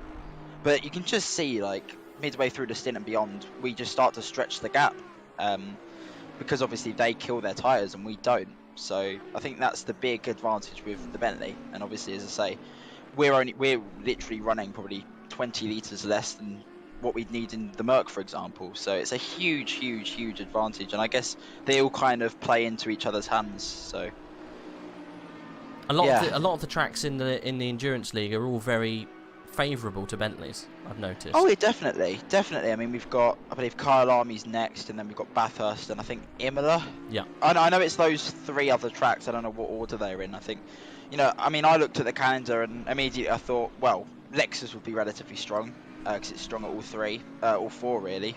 The Bentley obviously was the option of the team. I think we kind of had a bit of a vote on it, because obviously the Bentley it's very balanced everywhere. I don't think there's really a weak track that it has. So yeah, it's always going to be a very balanced pick. And then Merc was kind of my pitch, but obviously as I said earlier, the fuel, it just absolutely drinks fuel. From it's probably the biggest weakness of the car. So yeah, but I mean, I'm happy with our option. It seems to be going well at the moment, especially with Black Gold Saw doing an incredible lap in quali, like mind blowing. So yeah, we'll just have to see how the rest of the race goes. We've still got 5.5 hours left, and it's a long old race. Black Gold Saw's being mean to you in the chat, by the way. Of course he is. Yeah. Of course he is. He never has anything nice to say. Oh, I don't know. He does tell us about what he has for lunch sometimes. That's normally quite fun. Different types of Dutch cheese normally goes down. I think it's just Dutchmen. They just don't like me very much. So yeah. But yeah, as I say, like the team's doing awesome. Long may it continue. Yeah. Well, I would say one of your main competitors had a bit of a whoopsie this afternoon, didn't they? Yes, well, I was talking to Adam, when he was sort of watching Black Gold Saw. We have a spotter for each stint, and I was talking to Adam, and watching that start, probably the I think H3 would have been incredibly competitive, looking at the fact they were in the Bentley, and they're always fast. Obviously I used to be in that team, so I know how strong they are, especially with, I think they had PFA racing for them, and I think they had Matthias as well, who are both really quick in their own right. And then, as you say, Solman, the FTW guys, they were also really fast. The Porsche is very strong here, so yeah, that definitely helped. Bit of a lifeline for the championship. 2 main rivals out literally at the beginning of the race. Oh, it definitely helps. I reckon there was some choice words being said at some point there. Definitely. I mean, of course, it's never certain, because of course we've still got the Van Wall guys who, in the McLaren they make it work quite well. Especially around here, obviously last season in the sprint, I think it was Marlon Andrade qualified pole, I believe, or second.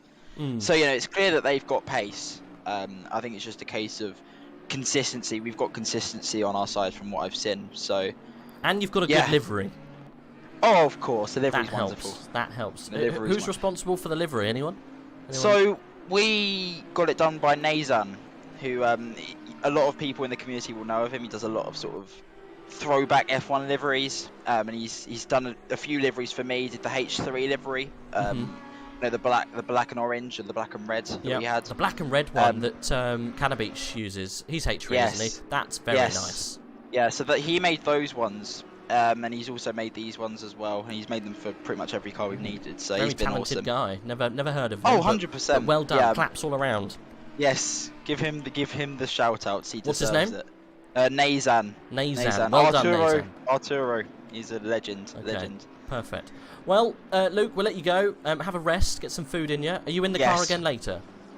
Yes, I will be. I think I'm doing the end stint. So okay, we'll look forward to that. All right, great to speak to you guys. Yeah, as always, Luke. See you soon. All right, thank you very much. Goodbye. Bye. There we go. There's Luke Whitehead having a little chat about how the race has gone. And that's why I wanted to get Luke in. You can chat for England. Yeah, doing it will certainly be happy with how Bentley Neils is getting on. Cause, I love that this is catching on. Carry on.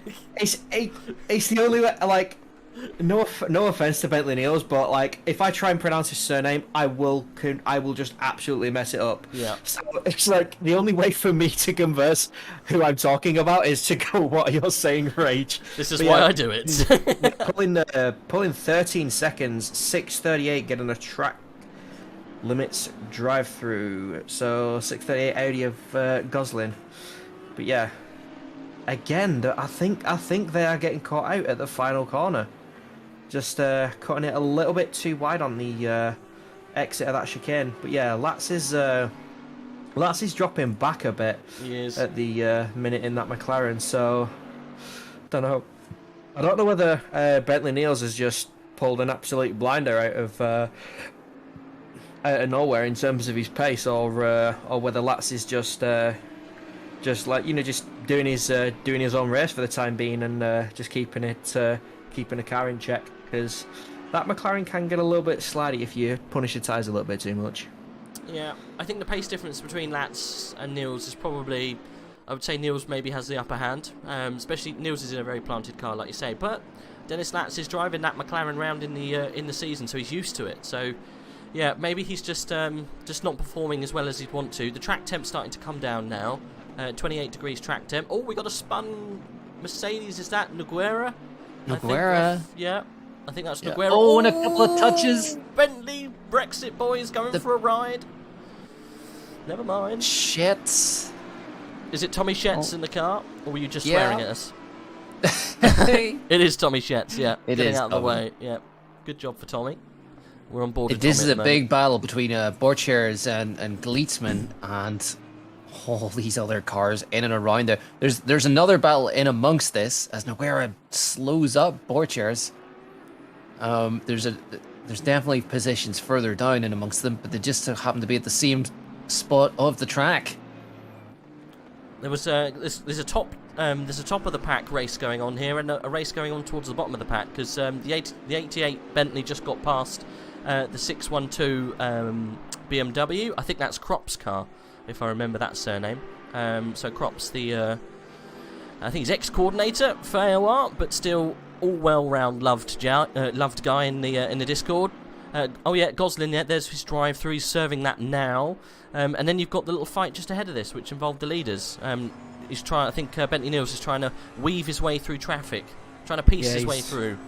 He's buried in that pack at the minute. I think he's got 4 behind him, 4 in front of him, and hopefully this will. I mean, Lats is probably hoping this will help, because Lats is coming through turn 3 now. So yeah, getting through that traffic may get that gap's come down a lot. That traffic's definitely not helping Bentley Niels at the minute.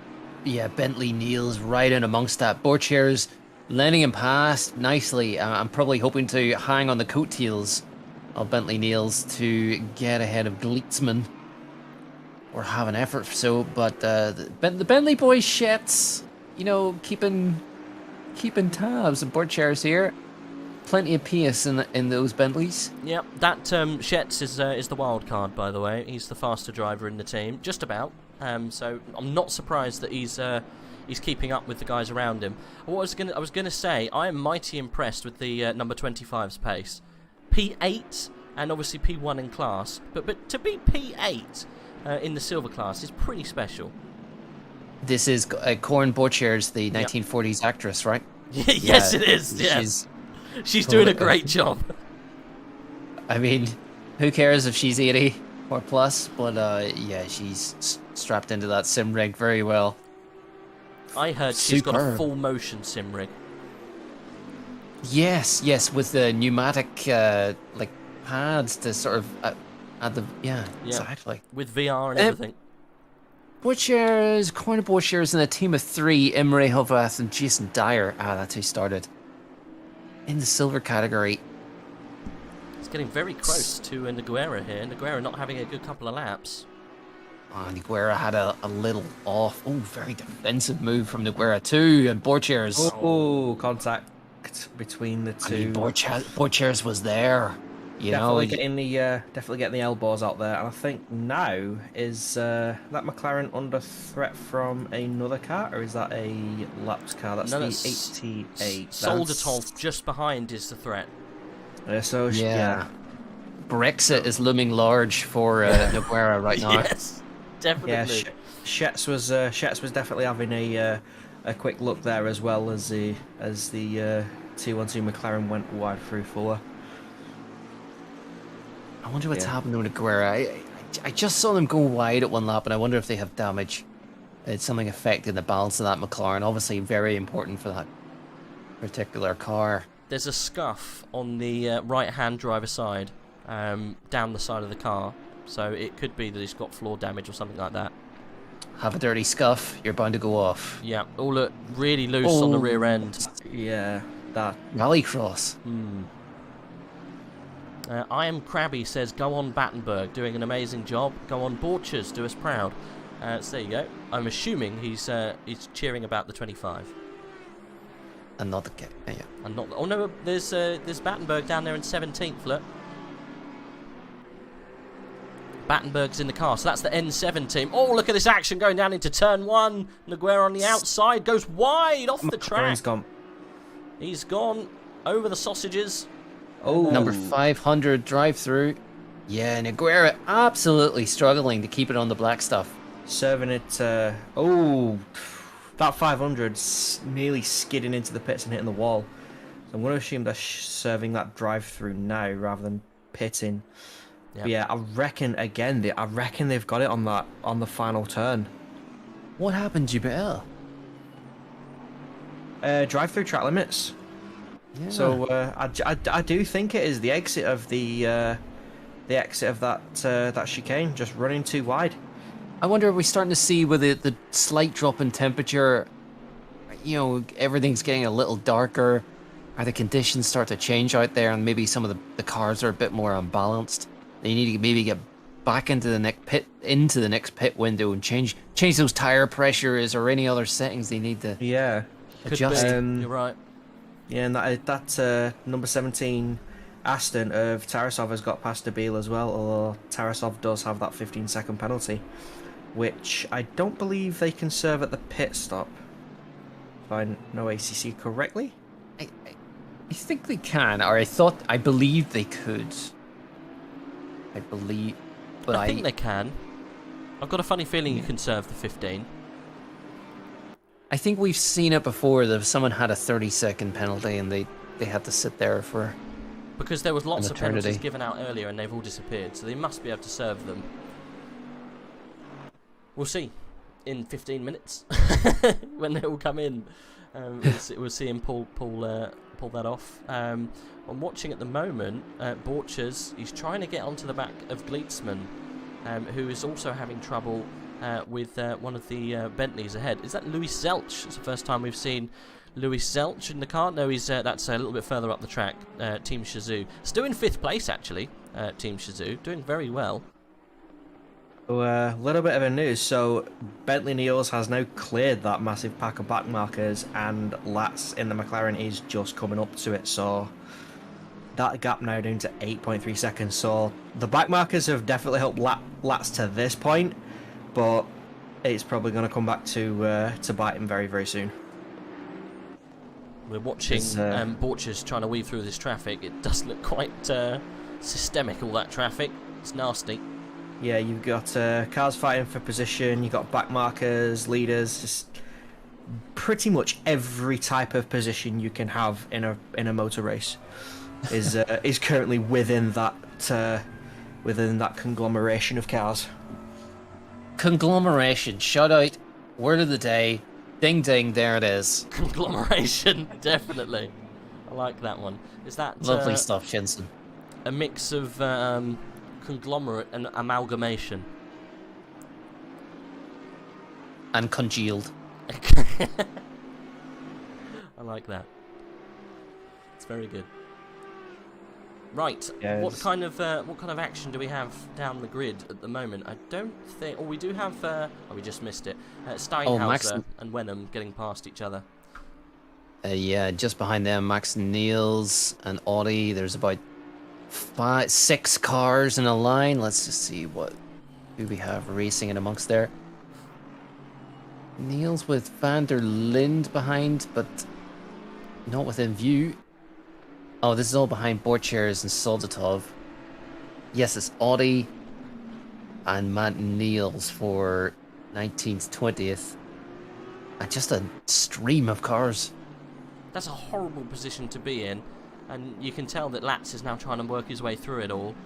Yeah, he's definitely getting his elbows out. He got past a couple of them going into turn 1, and he's just got past the... What number Audi is that? The number 4 before coming out of turn 5, so... made a bit of progress, but he's still got a fair few cars to go before he can breathe some clean air. Max Nets next in line, and Max Nets in an interesting livery. It's like a grey front and like a brown red back end. Bentley, oh, that's straight through, forcing the issue, maybe touching, maybe a bit too, asking a bit too much there. I like that Bentley, actually. It reminds me of the Haas F1 car from a few years ago, like the gunmetal grey. One of the OG Haas. Another one for track limit again. I will put any money. It is that final corner for the track limits, because the 69 just got it as well. Tom Oddy. This is just getting better and better for Vanderlyn, isn't it? In the number 9 Porsche. Surely Latz is through here. Yeah. Yep. We saw a kick up of dirt. We saw a kick up of dirt dust just while I was watching Audi and Nils, and then straight away Audi drive through penalty. Nils is going. Oh, Noguera, that's Noguera going through. Sorry, I thought that was Latz getting unlapped. Yeah, I was going to say the lapped cars let Dennis Latz passed on the straight after holding him up for quite a while. The chat saying I'm the Krabby. Got to go soon. Just wanted to say you guys in the comms box are doing an amazing job. Very fun to listen to. Thanks very much, buddy. It's always good to have a chat and whatnot, so I'm glad you're enjoying it too. So Latz has been somewhat released from that horrible pack that was holding him up, and now he's got almost easy cars to get past. Single cars is much easier than just getting past a whole line, because a whole line of cars never really wants to let you past, right? It becomes a bit of a problem. 8th and 9th getting quite close. Soldatov and I think that's Glitzman, all quite close together. Look how well Soldatov's doing. He was down and out, wasn't he, earlier on? Oh, we've got a spin. Sorry. No, it's fine.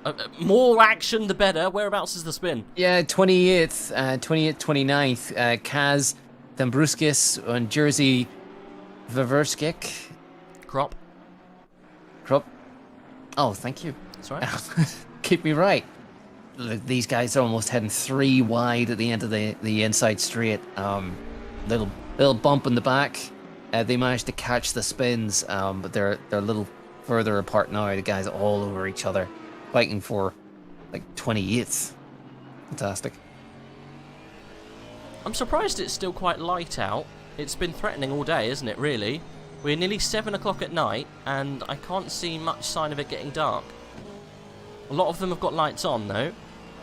Yeah, it's been overcast. It's been cloudy almost since after the first hour or so.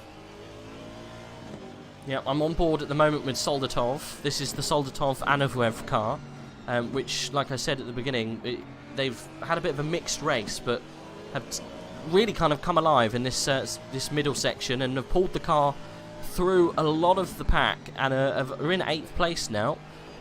Technically, they're in 7th place in class, so shouldn't matter that Borchers there is in 6th. He's got the potential here to get up. You know, if he can get past Glitzman, and then he's got Louis Zelch to get past, and Borchers is just ahead. You can see him actually in the Audi. So Soldatov got a good couple of positions here that he can make up quite easy, and he'll be inside almost the top 5 after what was a horrible start. And he's doing well to make a recovery drive. If anything, this is the recovery drive of the race, I think, from the 911. That's a good call out. Meat snacks, this is. King's Meat Snacks. Yep. They've hit their jerky and come out racing. They have. In the pit. There you go. As you call it, there is the pit stop. Wow, fast into the pits. Hard under the brakes. Meet that line. No drive through. Thank you very much. This is a drive that will affect the championship at the end of the 4 races. This kind of recovery from being down and out. We've seen 2 contenders, taken out at the very beginning. These guys have brought it back to 8, and that's what happens when you can stick around and make it happen. It does beg the question, though, what would happen if FTW, and also, I'm assuming now that it's H3 of Matthias Kuhn, their team, what if they stuck it out and just carried on? They could have got the potential of getting it up into the top 10 again, which is huge points, which could technically have massive implications in the championship. I think it's a bit of an oversight to park the car on the first lap, just because you've had an incident. Rage, it sounds harsh, but it's true, but it's being made true by looking at at Konstantin Soldatov's effort here. Yeah, I reckon even nothing. Don't take anything away from Soldatov and Anafrev. They're very fast drivers. Just as fast as Solman and co. Arguably Solman and the pack and Matthias, their cars have got the pace to get at least inside the top 15, which has got to get them good points. So yeah, I don't mean to sound harsh, but I think that's a bit of an oversight to just chuck it in at the beginning. Who knows? Their car could have been really badly damaged. I don't know the extent of the damage. We did try and get one of them in to have a chat, but unfortunately they run away. Too sure, yeah. Yeah, well, you know what they have got going for them as Anafreev takes over from Soliv? They do have plenty of bottle in them. They didn't throw anything away in Superpole, which is a fantastic addition, and I look forward to the next Superpole event. That was good fun, wasn't it? Yeah. The one team that I haven't seen that I know were on the roster was the Dalkin community. Did they start? Let's have a little look in there. They did not. They're not. They haven't entered this race, unfortunately. Yeah, no, I can see them at the very bottom, 49. Chimp Racing was the last guys, wasn't it? But no, Dalkin Community should have been Platinum. That was Darren King, James Parker, and Jan Willem van Ommen. No, they didn't start. Good shout. And that's given the chance of some of our reserve racers. So we got Redline Zach Racing and Tempesto Motorsports and Wheelbarrow Racing Team. How are Wheelbarrow Racing Team getting on? I don't know where they are. What number are they? Yes. Are they 29? Always with your questions. Always with the numbers. Let's see, Arsman. Brophy. No, Brophy. Where on earth are they? I will find them. It's the last thing I do. There's one little car here that we haven't spoken about very much, down in 37th here. Really nice looking livery, nice little blue and white number. Rodion Sorokin in the Dive Bomb Motorsport Alpha. We've not really had a chat with them. Dive Bomb Motorsport. It's a good Fantastic. name. It's a good name. It excites me. Yep, it's got a bit of punch, isn't it? Haven't seen him dive forming though. Haven't seen him. Well, that's the unfortunate thing. Well, very fast drivers, 4 in the team. Sorokin is a Tier 4 racer this year in the latest GT3 season. Elsewhere, they have Uzmanov. Rodion Uzmanov hasn't attended AOR before. Vitaly Uranov, who's a Tier 2 racer from the Russian Federation, and Alexei Panchenko from the Ukraine. So arguably a very good team, but not putting down the pace today. Maybe they were caught up at the beginning. Again, because of what happened at the beginning, we've got a lot of cars that have been really hampered, haven't we? Absolutely. Yeah, shaken out of place, out of position, and damage to deal with to boot. Yeah. Yeah, it's a shame. Never mind. He's being catched there by Latz, I think, to overtake. How is the gap between Latz and McLaren Niels now? Last time we looked, it was about 10 seconds-ish, wasn't it? Yeah. You mean Bentley Niels? Oh, jeez, yeah, Ben, thank you. McLaren Niels. He's being taught by a McLaren. He, at the moment, I think in his current alliteration of Niels, he is McLaren Niels. I think. No, he's Porsche Niels now. He was McLaren Niels last season. So yeah, Bentley Niels. I'm sorry if I get it mixed. There's too many cars. Yeah, 10.6 is the gap. So yeah, McLaren Niels. Oh my God, Bentley Niels pulling away a little bit each lap by the look of things. Gleitzman still very close to Borchers there. I think they've swapped around, haven't they? Borchers in 5th place. Yeah, Borchers has gone up a bit, so that's working out quite nicely for him. But again, in a Bentley, and we've now got 4 Bentleys in a row from 3rd to 6th. Where did they start that car? I'm interested in this. So they're the 25 car, right? Let's see whereabouts they started. Were they leaders of that silver class? Revolution Sim Racing. Butcher's 23rd on the grid. And in terms of the silver category, they were 3rd. Just very surprising, their pace.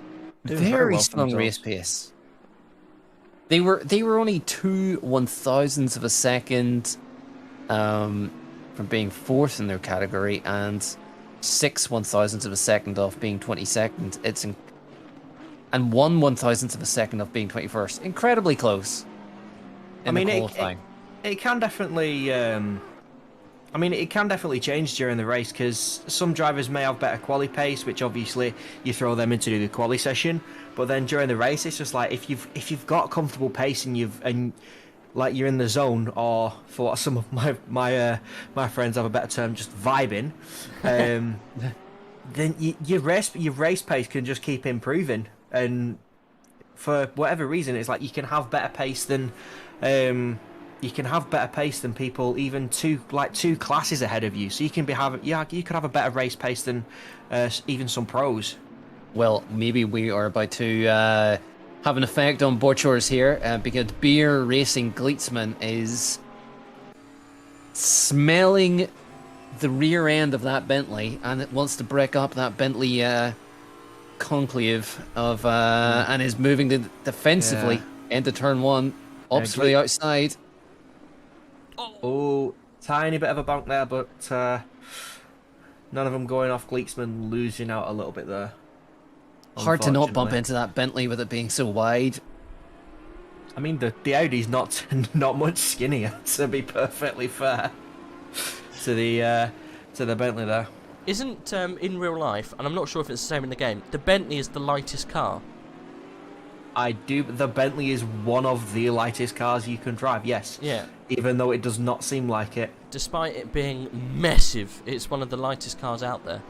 Did they just aerodynamically choose to make it massive? No, well, I guess it's got to...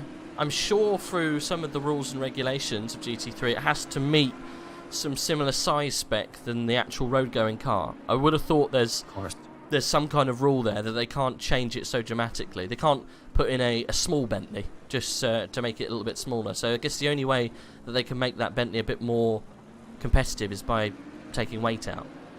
Yeah, they probably made the body shell out of the same plastic that RC cars are made from. Yeah, probably patch it together. It's the normal road weighs at least a couple of tons. What was that, sorry? Sorry, Nagura. Pitting in from car 212, dropping down the field. Probably, I suspect, changing tires. Really struggling. Was much further up the field. I can't see him in the pit at that stage. He was just coming out as Cardinal called it. He's currently going through 5 and 6. Couldn't see him in the pit. That's an early one. So I would say about 15 minutes off the stint time about this stage, isn't it? I think they needed some changes, either damage repair or change of tire pressure or something. It wasn't working out for the Fast VR Team A. The temperature has dropped in the last hour by a good couple degrees. Ooh, Gleitzman's kind of hounding Botch as it going into 4. Still at it though. This is good for Sheps behind them. He got a much better exit, but Botch has got the line into 6. A little bit of a compromise line, but the definitely defensive. Yeah, but the Bentley can hold that very nicely.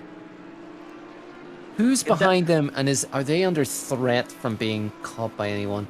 That's Shet's in the 88 directly behind. Latz is behind this group.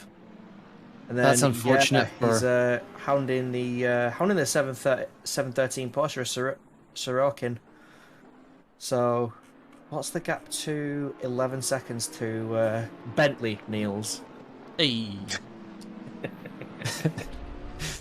We can get a couple of cars in the pits. Number 69, 224. That is an absolute train going through the final corner. It is, isn't it? Yeah, Dennis Latz needs the... Yeah, Latz and needs then the problem is these guys are racing each other. They don't want to give up time position. Look at Sorokin getting the run on Shetz. That McLaren's just flashing to ask them to kindly step out of the way. Please, sir. Please move. Oh, that Porsche just dived out of the way. That's Ants for its team name. It's Dive Bomb Motorsports. Dive bomb. Yeah. I mean, normally dive bomb means you go into a corner, not away from it. But yeah, there's a little kind of like similar to a no smoking sign on the back of that Porsche. It says "Do not knock." Oh, that McLaren getting very squirrely on the exit 4. Not what you want if you're trying to catch the leader. Luke Whitehead saying, sorry to interrupt you there. Luke Whitehead saying that SRO series drivers are doing high 44s as PBs in the sprint race in cooler conditions. At the moment, the top guys are doing 45s. So Luke's saying, so we would have been far in the lead there. Shows the level of the top guys. Well, yeah, I feel we've been slightly robbed of a race just in lap 1, literally lap 1, turn 1. That we don't have anything towards the top end. Would have loved to see FTW and the other team that was challenging to take the fight to PPR. I feel that PPR have got a little bit of an easier ride now that those teams have dropped out. Rage, I think you're being generous by saying turn 1. I think most of the crashes happened before they even got to the start-finish line. Or just past it. It was crazy. I had something similar before. I was trying to get my safety rating up on ovals so I can move away from rookies, and I got clattered on the formation lap. Oof. So let me get this straight. You're talking about iRacing ovals, and then you're also in the same sentence talking about safety rating. Yeah. Memes. It's quite ironic how those two coincide with themselves. See, what you need to do, right? You need to not qualify, right? Start at the back. Oh, pro strats incoming. Pro strats. So don't qualify, start at the back, and then when it goes green, literally just come off the gas. It's fine, doesn't matter. You're after safety rating, not iRacing, and just wait until they all go off and crash into turn 1, and then you can just slowly pot around and avoid everyone like I don't know, someone's got the plague. Just avoid, and then you can get out of rookie ovals. Here's another one. Stuff.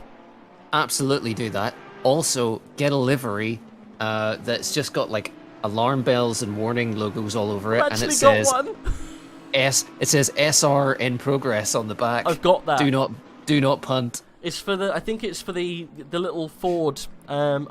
I think it's a Ford anyway. That's the old classic thing. Yeah. Horrible 34 coupe. Yes, I've got one. It's like a bright yellow livery that says caution SR in progress. I've got the same one. Yes. that car is just absolutely horrific to drive. It's fun though.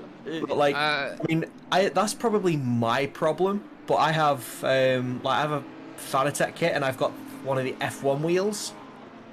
And that's the only rim I have for it at the moment. So trying to drive one of those, which is a very slidey car, is extremely hard. That sounds like a violent out the way attack. For Dennis Latz to let him past after probably holding him up for quite a while. So Latz released again. It's interesting though that Bentley Niels hasn't pulled away as much as we thought he would, as Latz is making his way through this traffic.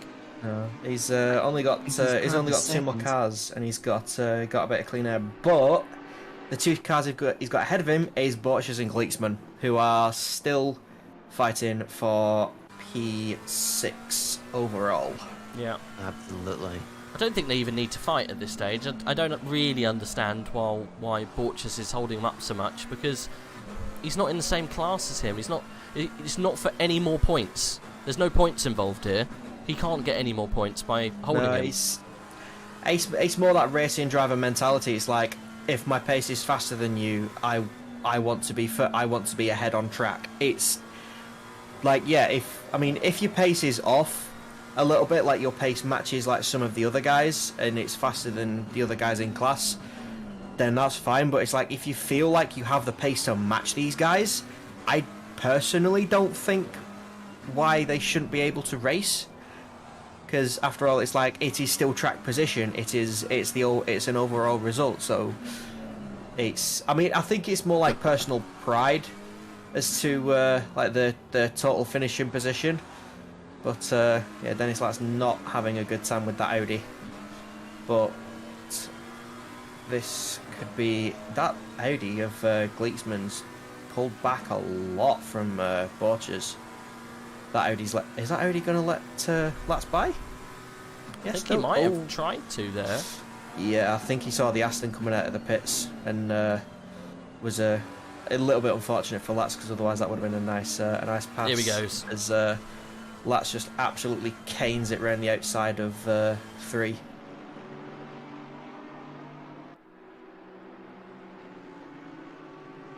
.737 drive through out of the way. That's Rafael Dabal in 41st right now. Taking the kicking from that drive through for track limits.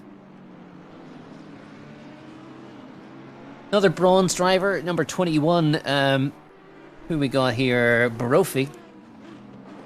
Brophy looking for that trophy. Mr. Mark Brophy. Doing 146s right now in the Bentley. And looking to rob just behind Van Mervelde on track. But driving his own race. Nowhere, no one close, no one about. It's 2 laps down on the leader. Speaking of that, Tarasov in the 17 Aston's just doing his own thing at this point as well. Still got that 15-second penalty, but the I think that 500 Ferrari's slowly gaining on him, but not making any leaps and bounds towards it. That penalty's going to hurt him quite a bit, isn't it? Yeah, for sure. Stop and go penalty for car number 15.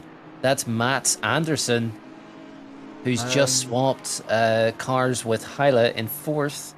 Why has that come through? Nothing's on race control for that. That will be... does he just come out of the pits? It's maybe speeding in pit lane for the like ECDC Motorsports. Yeah. Oh, yes, it was applied by race control, not the server. My apologies. I keep getting the two mixed up.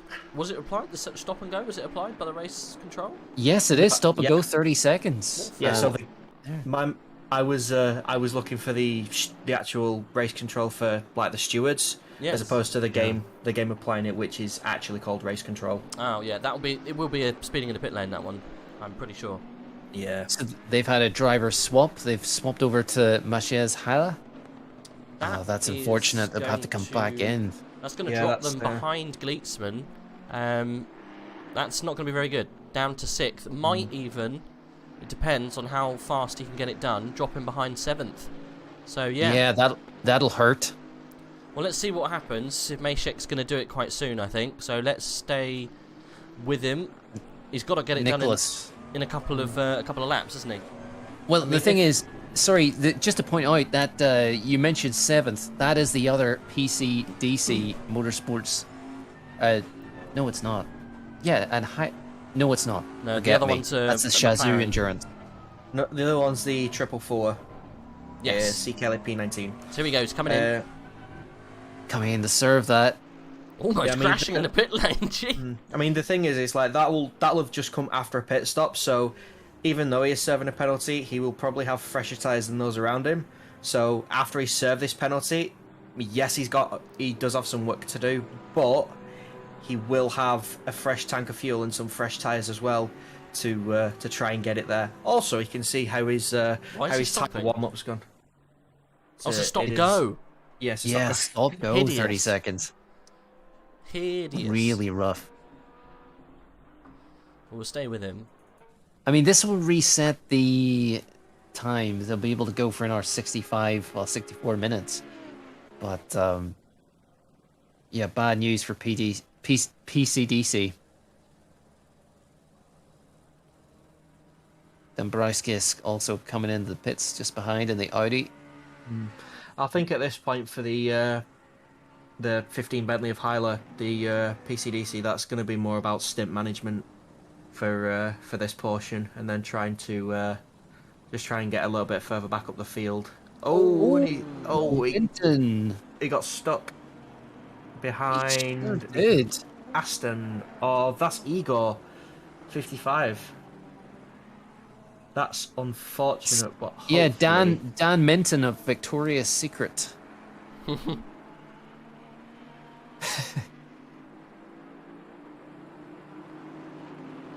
it looks like Hyla's going to get by here. Yeah, Victoria's Secret with the number. I think that's a position just behind as well, that Bentley. And Anavrev is also for position, so Hyla's put himself into a little bit of a tricky area here. A little bit of contact with the 101 Bentley and the is it the 174 Porsche? It's the 911 of Anavrev. Yeah, and the 101. A little bit of Bransky. Just a little bit of contact between them two going through. Little rubbing and touching. Mind you, they're still going at it now, so can't keep their hands off each other. I think Anarev has probably got the pace over the 101, so he should make it past soon. And then next up is Hyla, who's obviously just got into a problem. Yep, up the inside, nicely done, into turn 10. And covering the exit there, so Baranski can't get past. Good stuff from Anavrev, and he's back in the hunt for the top 10 again after his pit stops. I think he got as high as P7 or 8, didn't he? Round about that when he came into the pit last time. That's right. We should be seeing a lot more pits coming in now, right? Yeah, Dennis Lass has just come into the pits as well. Yellow at turn 3. Ooh, okay. Who's that turn for? 4. Maybe car 48. Yeah. The 48 Porsche previously of Cameron Bridport. Penelope Let me just. Robbins, Oh yes, the Penelope's car, right? Yeah, P3 as well is coming into the pits as well now. Thomas is in. Just taking a replay of that. Bridport is sandwiched in between Leaf and Danny Luke further down the grid. One of the Nissans. Aston goes up the inside. So, all very clean. Interestingly enough, Andy Vandervelde's back in the car. Bentley Niels has gone for another way round, so he's going to get. He's going to lose a lot of time here to Andy Vandervelde. If he can get the, he looks like he's in some clear air. But I guess Bentley Niels has got clear air too. Andy Vandervelde on the undercut then to try and make up some of the gap. So, wouldn't be surprised if he makes up a few seconds here. They're doing the same strategy to try and pull in this little gap that the PPR team have got in front. So, Vanwell Simsport not giving up yet. Still 4 hours and ish to go. Almost halfway in this race. Anything can happen at the moment. Vandervelde then trading punches. Still. I'm going to assume you were just looking at that replay then, Cardinal, by the way. You're absolutely right. So it was done for position 35. Alex Leaf, Cameron Bridport went down the inside, I think, and Alex Leaf just touched the rear end and sent them spitting. So the velvety Porsche of Rev Sports CSC International just turned around facing the other way and has lost a couple of places and a good chunk of time. Just a note as well, Gleitzman in the number 10 Audi's coming to the pits as well for a pit stop. So Vandervelde is coming up to them now, should pass them. But yeah, so far Bosch's in the 25 Bentley, currently P3. I know, right? Overall, crazy. But with a pit stop to take. But yeah, so Bentley Niels is coming through the final chicane now. So he should pit. Is he going to pit? He doesn't. No, he's going around again. Wow. No F's given from PPR right now. I mean, if he's got the pace and the tyres are there, there's no way he's going to have the pace on Andy Vandervelde. Let's see what Andy does when he comes around off this. I reckon it's going to be a low 44 or something crazy. We're going to see a crazy time. Just Daniel Paschke has swapped out for Gleitzman and has come out in 12th. And I'm sure they will move up. Go team from Lithuania in the chat.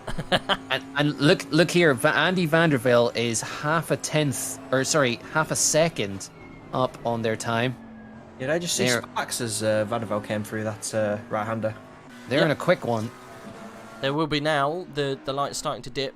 7:30 at night. Sparks going to be flying. It's spark o'clock, it seems. It's funny that the sparks literally just turn on at a different time of night. Let's see. So there's no gunshots. Sparks only. Those flipping gunshots.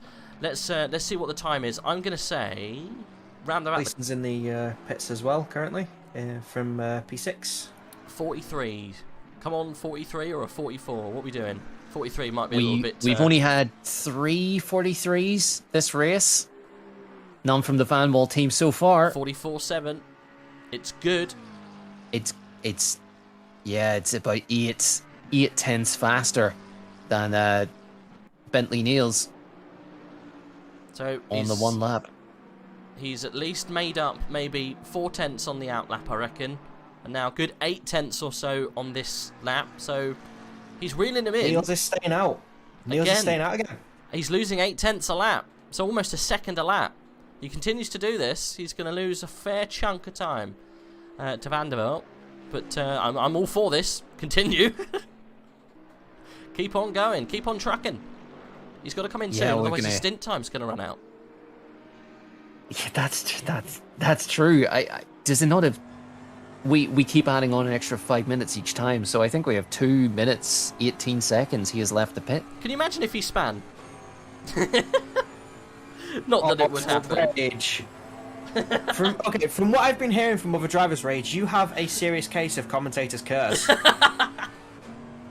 But seriously though, can you imagine if you got involved in something? Oh gee, it would be a nightmare. You get a penalty for exceeding your stint time. I think that's a stop and go, isn't it? Or drive through. I believe so. I think it's a stop go. Stop go. Cameron Borchers is in the pits. The leading silver. De Beel's come into the pits as well and releases the 15 Bentley of Hyla. Oh, Tarasov is going to be serving that 15 seconds as well. So Tarasov, we were talking about this 15-second. He's going to come out probably outside the top 10 because of that 15 seconds. Let's see what that does for him. I reckon so. I'm still watching Bentley Neils right now because I want to see if he, when me he comes too. in. Oh, stop go 30 seconds for Borchers, our silver class leader, speeding in the pit lane. I mean, it doesn't matter. They'll be fine. Well, we got Van der Lin's down in 15th. Oh, it's still a still a pain. He's in. The man's in. Bentley Neils. No, it's going to be important. No speeding in the pit lanes. We're seeing those. We're seeing drivers get caught out with stop go 30 seconds. You know, the temperature has dropped 28 degrees, 2 kilometers an hour winds. That not very much, but well, just looking where Van der Velde is, he's in the middle of the lap at the moment. So I think look at the timing. Van der Velde did a 44.2. Oh, sorry, not Van der Velde. Van der Lin's pitting in the number 9 Porsche. That's yeah. Look, 44.2. Klimska's behind did a 44.1 as well. So I did say that we're going to get the low 44s, possibly even to 43s. Beaver Grease want to consolidate that 3rd place. Beaver Grease are greasing up their elbows right now. They're going to put on a challenge, maybe. Who knows? Where are they now? Kokelt still in the pits. Van der Velde just coming into the last chicane. He's got to be released now. He's done his stop. He's done his stop. He's on the way out now. BGS going. BGS going. I reckon we're inside of 5 seconds here, guys. Van der Velde's on the start-finish straight with a toe. Does a 44.2 that lap. Incredible. Going through turn 1. And Bentley, is Bentley Neil still in the car? No, it's Gold Shaw.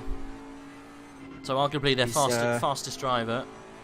He has got a bit of traffic to negotiate, but yeah, Van der Velde made a lot of time up on. And Van der Velde made short work of any traffic they had as well. Let's see what the gap. Oh, it is sub 5, 4.1. Woo-hoo-hoo! He made up a lot of time. Silver class lead is currently serving the stop go 30 at the good at the shout. moment, so. We'll keep an eye on him. Whereabouts is he? It's Horvath, isn't it? It is, yeah. Currently P10. Horvath, yeah.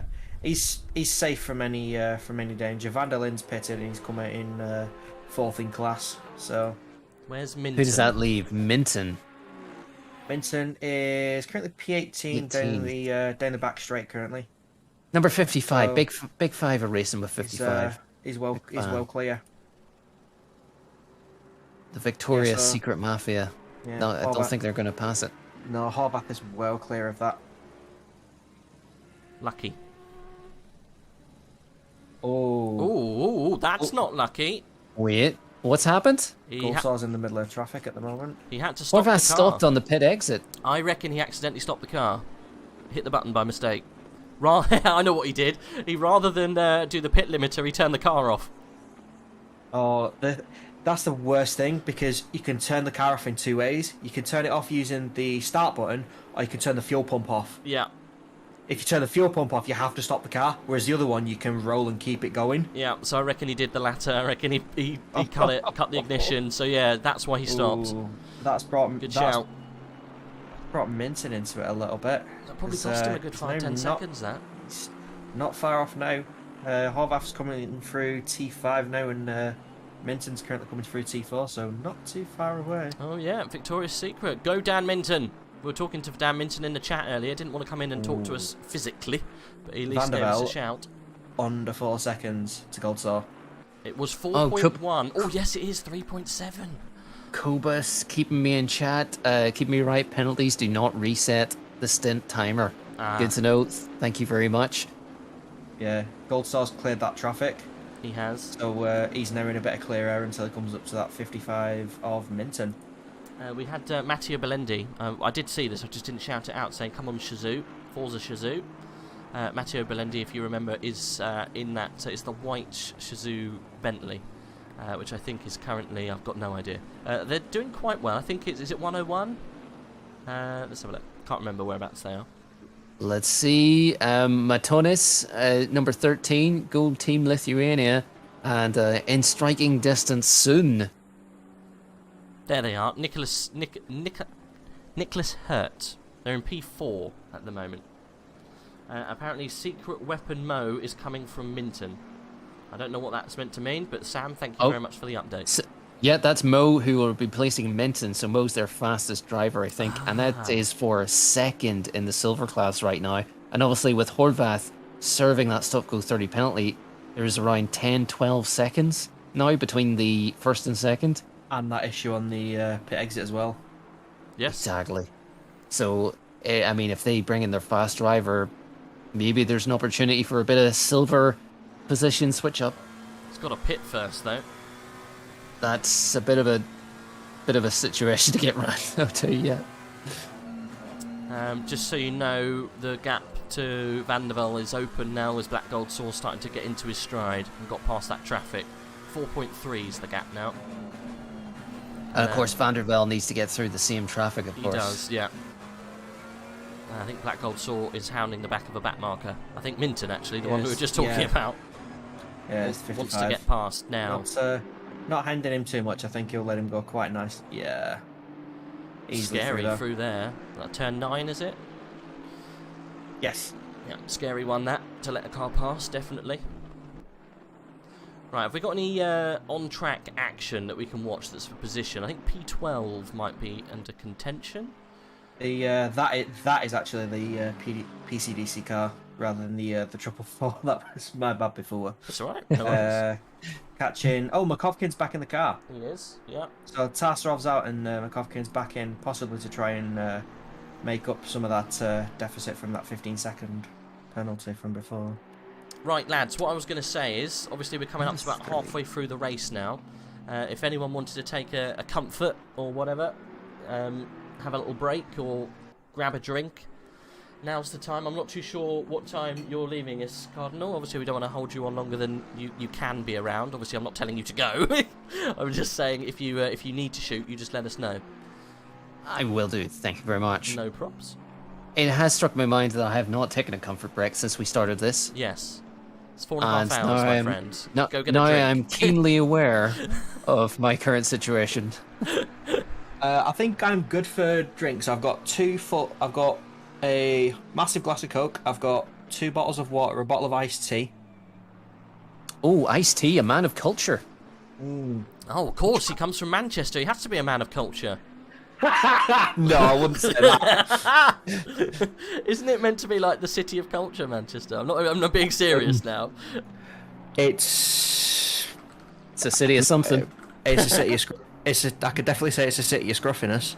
I could say well, certainty. think of all the bands that come out of Manchester. Just to name a few. apart from their hideous football teams. I cannot name one. You can't think of one? Right. No. Really? Are you serious? Wait, do you mean in like the last few years, or do you mean Stone Roses, Oasis, Joy Division? Okay. Oasis, fair enough. Call me out on that one. Stone Roses, I had no clue. I knew about Oasis, but I forgot. I mean, I could go on. There's more. I'm definitely not looking at Google. Who have we got here? Chemical Brothers? Simply Red? Right. Who were the one that did the Manchester? You might have to go a little bit more in depth. With the guys with the funny accents, they're totally ruined by drugs. What do you call them? Cardinal, it's Manchester. There's a lot of people with funny accents. Happy Mondays? Joy Division? Happy Mondays, yes. Yes. Bez and Sean Ryder. Yes, they're the Happy Mondays. I clearly need to get more up to date on my Manchester culture then. Are you from Manchester? Is this? I am from the surrounding area, but if anyone asks where I'm from, rather than say exactly where I'm from, it's like I'm from Manchester, because everyone knows where Manchester is. So it's just like, oh, you're there. I'm like, yes. Oh, like Manchester United say that they're from Manchester. I mean, they are technically from Manchester. No, they're from Salford. Yeah, the ground's close to Salford, but it's yeah. I see. So in 30 seconds, we've got Sorokin fighting with Brent and Jack Van Ritten in the background. Just a second or two between all three of those guys. I mean, if we want to talk about where I'm from Ballymena. Let's name the famous bands from there. Oh, what a short conversation. Ballymena. I'm so sorry, Cardo. You said Ballymena, my mind immediately thought of Ballymore. I'm so sorry. Isn't that in Scotland? Oh, they may as well be the same place. I think I don't know. Anyway, all I do know is that the number 6 Lambo of Flegg is catching Horvath at quite a rate of knots. I'm trying to find bands that come from Northern Ireland. Oh, then you're talking about Ash, Snow Patrol, the Dangerfields, Fingers. Apparently. Who? The Dangerfields, the Moondogs, Van Morrison. Never heard of some of these. List of famous bands from Northern Ireland: Van Morrison, Snow Patrol, Stiff Little Fingers, Undertones, Teenage Kicks, Undertones. Oh, okay, so I know why we haven't had a report from the stewards in a while. There's a slight issue with it, apparently, according to Zeal. So he's coming through with a report. Oh, that is a lot of that's a lot of incidents from Tier 1. Oh dear. Okay, we've got a lot coming through. Okay, so incident between the 117 and the 88. No further action. 88's at fault, but the amount of time lost is minimal, and position was returned.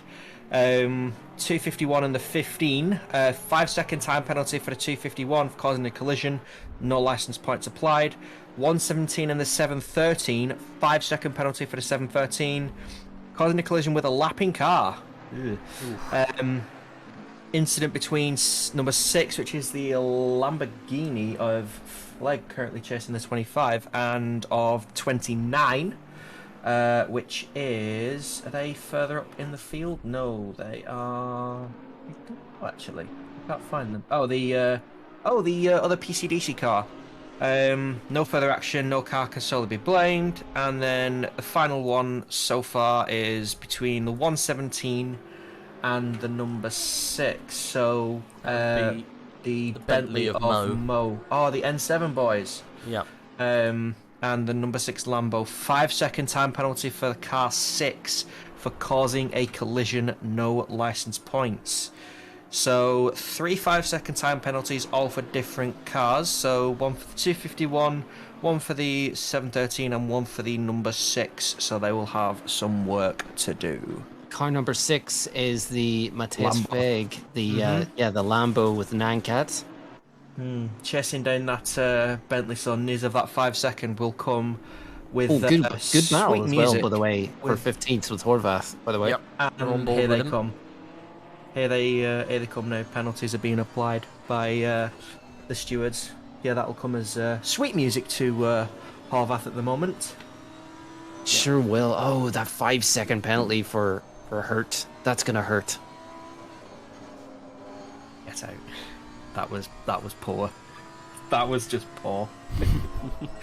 Well,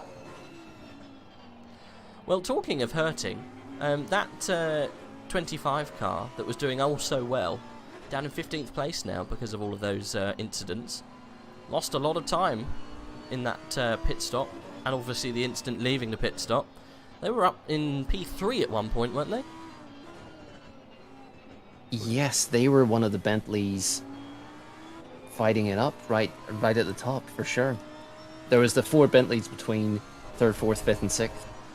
They're still winning in class, but their gap has massively come down, so they can't afford any more incidents. Otherwise, they'll have problems with Minton or the 55 Minton car. And Robin Moe in 18th, who's supposedly the fast boy. Oh yeah, of course. We got Moe in the car now already. We'll watch that. We'll watch that pace then soon. We'll see what happens. 2.5 seconds to pull up. I'm sure he'll do well. We are watching the number 6 Lamborghini, the only Lamborghini in the race, try and take on the Bentley. There's also quite a close battle between Golds and Kelly, 13th and 14th currently. About half a second between the two. Dominic's in the car. We haven't seen Dominic Goltz yet, I don't think. And they do have a lap car behind them, who's following quite nicely another Bentley. Although I'm not sure as to which one. That's the P25. My apologies. So it's the 180 of Everink, and oh dear, that is a lot for the second tier. Dominic Goltz did get past, by the way. That's Kelly then going back a place. Goltz going up to 13th. Good job from him. So this is the recovery car, isn't it, of Anafrev and Co. It's that's right. I believe so. I think King's that's the one, isn't Meat it? Snacks. Yes. No, it's not. No, it's not. It's no, not. 911. 911. Right. I'm getting confused. What's Dominic Goltz doing the Revolution Sim Racing? Let's have a look who he's with. Dominic Goltz is a regular fixture in Tier 1. He's a fast boy. So Revolution Sim Racing White. Let's see whereabouts they were. At least I'm pretty sure Goltz is in Tier 1, or is he Tier 2? Rev Sim Racing White started in P15, I believe. Oh yeah, so these guys are really they're actually faster than the other Rev Sim Racing, which are doing much better than them. I think. Are they? Oh no, the other Rev Sim Racing, they're leading their class. Okay, so it's the class difference. So for Rev Sim Racing White, they normally drive in Tier 2 GT. Well, they drive in Tier 2 for GT3 Season 8. Yeah. And one of them's been doing it for a while at the nice round age of 35 years old. Using the same car they used in the SimGrid World Cup. They're nice and happy with it, and they are looking forward to Kyalami, which Kyalami's quite a nice track.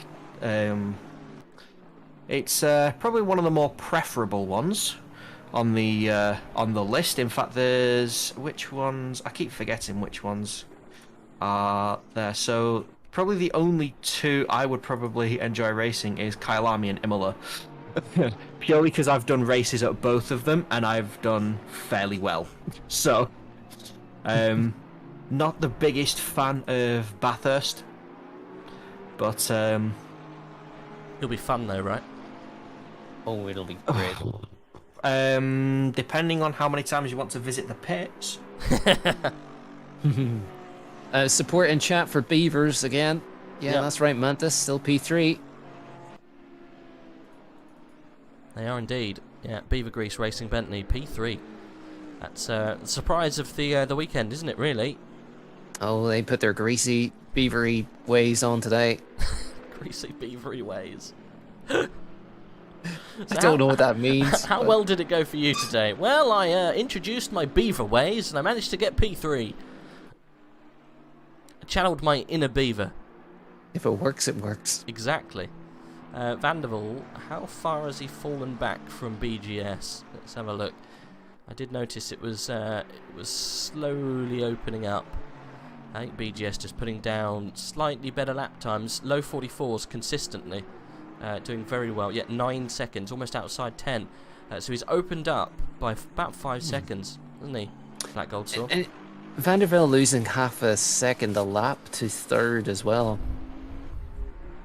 That's going to be that is going to be a concern. I mean, there's probably a little bit of concern for Goldstar at the minute, just because he's back in traffic. Oh yeah, look. So you're right. he's coming up to 2 cars who are currently fighting for position as well. So yeah, there's that probably, Lambo. yeah, not ideal for either of those. But we'll see how that pans out coming down the main straight, because that Lambo might pick up quite a nice torque. Oh, Ooh, and there's the Lambo going for it. Is he gonna turn in? Oh, he shut that door hard, did Horvath. Slammed it on the Lambo's face. That was almost rude. He had to do it though. Oh, absolutely. You would have come under quite a harsh attack if you didn't. But that's put the Lambo under a bit of threat for some back markers, which is definitely not what you want to be letting pass at this stage. So we've got Halley in the 96 Porsche. We've got the another Porsche, the 174, and current P5. Anufriv in the 911, which I believe is the Meat Snacks Aston, if memory serves. Meat Snacks. Right. King's Meat Snacks. Get your jerky meat here today. At least I got the car number right for the Meat Snacks one. Yeah. Confused. Shots fired. Definitely. Meat Snacks. Oh, brilliant. It's like if you've ever seen Mythbusters where they try to do that shooting around the corner. I'm the one bending the barrel as you're trying to shoot it at me. It's just like, no. No, you try to fire a bolt, you can have it back. Whereabouts are they, the 911 guys? Can't see them. Currently coming through T9. I mean, just position-wise. Oh, fifth. P5. Right up there. Oh, yeah. This, gentlemen, look, speaking of meat snacks, my very own meat snack has arrived. Okay. And provide context and explanation. I really wanted to take that direction, and I'm just not going to. It's goujons, all right? It's just big battered goujons. Nice. Yeah. Okay. Best meat snack at Christmas. Oh, it's got to be pigs and blankets. I said chipolatas, like the mini sausages. Yeah, pigs and blankets. Yes. Hang on, you were talking turkey, cranberry sauce, bit of gravy, Anything. bread sauce. Any meat snack. Meat snack? Oh, so like, not necessarily the dinner, but like Oh no! You can't just say, oh well, turkey, easily. No, the certain snack. 174's got a drive-through for track limit. I'm going to assume that is again for that final, the curbs on just before the final turn. Curbs are dead. Chinson has it out for that final curve. How many people have got drive-throughs for that corner though? You just see drive-thrus come up and you just instantly go for the final corner. No, because I check where they are on track. Sure? Call it yes. Jordan Watson of the WB Racing team in the silver class in that Porsche, sort of black and gold Porsche down in 40th, and a drive through the boot. Oosh. Pain. Natalie Minton, good luck, Dan. So that's to the drive of the 55 Aston. Yep. Currently running second in class with not too much of a gap ahead anymore. I'm going to say that's Mrs. Minton, you know? I reckon. That's Mrs. Minton showing her support there. Identity exposed. I could be quite right. It could be a family member, it could be a sister. But hey, I'm gonna weave a tapestry of lies now. It's the other half. She's given him the day off to take part. She's rare and she's happy. She's got some spare time to do whatever she likes. You go for it, girl. I'm just gonna play the safe card and say relative. Dan Minton, Victoria's Secret. They're in P17 at the moment. Or relation to. No, I've weaved the tapestry now. You're going straight for the specific, are you? Yeah, I've weaved the tapestry. happily married, 5 years actually. Dan Minton putting in the pace. Look, P17. He's is he second in class? He is second in class. Look at him. Yeah, it's not too far between him and P1 anymore. Yeah, that's why she's saying go. Good luck, Dan. Good luck. Dinner's at 5. I mean, dinner's at 8. I was going to say, if his dinner's at 5, he's missed it by a couple of hours, but you know. It's been a long day. He's doing a great job out there. And gentlemen, I am going to love yous and leave yous. No Have worries, a wonderful mate. race. Thank you for having me. It's been a pleasure. It's been fun. Enjoy your meat snacks. That's definitely the phrase of the race, isn't it? It has to be. We're just gonna get pictures from Cardinal later, just like pictures of him picking up meat snacks at the shop at Tesco's. I want pictures of your meat snacks in the Discord, and I don't mean anything else apart from your dinner. Quote. Post your meat snacks. Well, it's been fun, mate. Thank you very much for jumping in and joining in, and we'll see you for round 2, whenever that may be, in whatever kind of shape or form. I'm assuming you're joining us for round 2. I am, if I can. As I said, I'm expecting Oh yes, a first child, good luck. but they didn't arrive during this race. So happy days. I was able to see through a good few hours. Yeah. Well, you never know when it's going to come, so you're lucky. It could be the middle of the night. Well, actually, you will Just know when when you're it's going to enjoying come, your meat mate, snack, because she'll tell you. She'll let you. She'll let you know, I reckon, and hopefully it's not while you're chowing down on your meat snacks. Term of the day. Yep. See you later, buddy. Yeah. Enjoy. Have a Good luck at the one, race, Cardinal. folks. Bye. You and your meat snacks, Rage. I know. If only you saw the livery.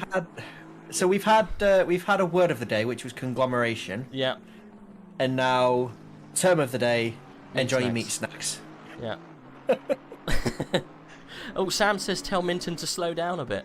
I'm not sure he's going to, you know. Minton, he's looking for podium places. Well, I was going to. I'll re-offer the. You said you're good for breaks, comfort breaks. Oh, I've got plenty of snacks. Okay. I've got snacks everywhere. Snacks everywhere. Well, I'm going to get a drink because I'm out of liquid. And that's definitely not good for the old vocal cords. Let's stay with Salafranca, I think, P8 at the moment, in a nice little battle, I think, with, is it Hurt, the Bentley? It is, yeah. Hurt's got that. Hurt's got a 5-second penalty as well, so we'll be serving that at the next pit stop, but that McLaren will not be too bothered about that. Okay, well, I'll stick the stream with them. I'll be back in 5, if that's all right. Is that right? You never listen to me. That's fine. Is that okay? Yeah, I was just reading the chat as well. Sam tell Minton to slow down. It's like you never listen to me. Oh, Natalie, we need context. We need context. Yes. What relation are you to the other Minton? That's what we need to know. Shazoo in the pit, by the way. Rage needs the context. We need the context. I'm playing the safe card. We need Rage the context. needs the context. Rage needs it. Anyway, like I said, comfort break. Back in a sec. Go and soothe your vocal cords. So, yes, you are. Everyone watching this stream, you are now stuck with me until Rage comes back with his drinking. So possibly, I put some money on it. He'll come back with some meat snacks as well. If he's going and getting a drink, he'll probably look in the fridge. But yeah. So, where are we? With Salafranca now. Oh, he's got past. There's Nick Hertz serving the 15 seconds and a pit stop. Whoops. Ooh, I'm pressing all the wrong buttons today. Thank God I'm not in charge of the stream. So yeah, Nicholas Hurt in the Shizou Racing team serving a pit stop as well as that 15 seconds. So Salafranca's now up into P7 overall. And see how far they are away from Pashk in the number 10 Audi. Pashk, who was in that as well. I recognise the number. It was Sailor and Gleitzman. That is where it's at. Oh, come on, I'm sure he'll be reading the. He will be reading the chat. Unfortunately, he can not currently defend himself for, for from that comment. I'm not going to say anything. I'm going to leave it up to your imaginations. All I said was he's going to the fridge and getting some of his precious meat snacks. This McLaren of Salafranca is getting hounded by this Nissan at the moment. Who is in this 34 Nissan? I'm trying to find it on the board, and I can't. Nrola in P36 in silver class. So, in a different class. So, whether he's trying to hound him or just stick with him, it would probably improve his race. Just had another report through from the stewards, and it is not good news for the 55 of Minton. Firstly, we have an incident involving cars 15 and the 999, so that's the McLaren of Van Rooten and the Bentley of Hyler, so the PCDC car. Currently running in P4. There's a 10-second time penalty for car 15 for causing a collision, but 0 license points have been applied. And then the one for the incident involving the 55 of Minton and the 871 of Jellyneck. So is that the H7K crew? And that is a 10-second time penalty for car 55 for causing a collision, and again, no penalty points applied. So that will come as how are you doing, Tim?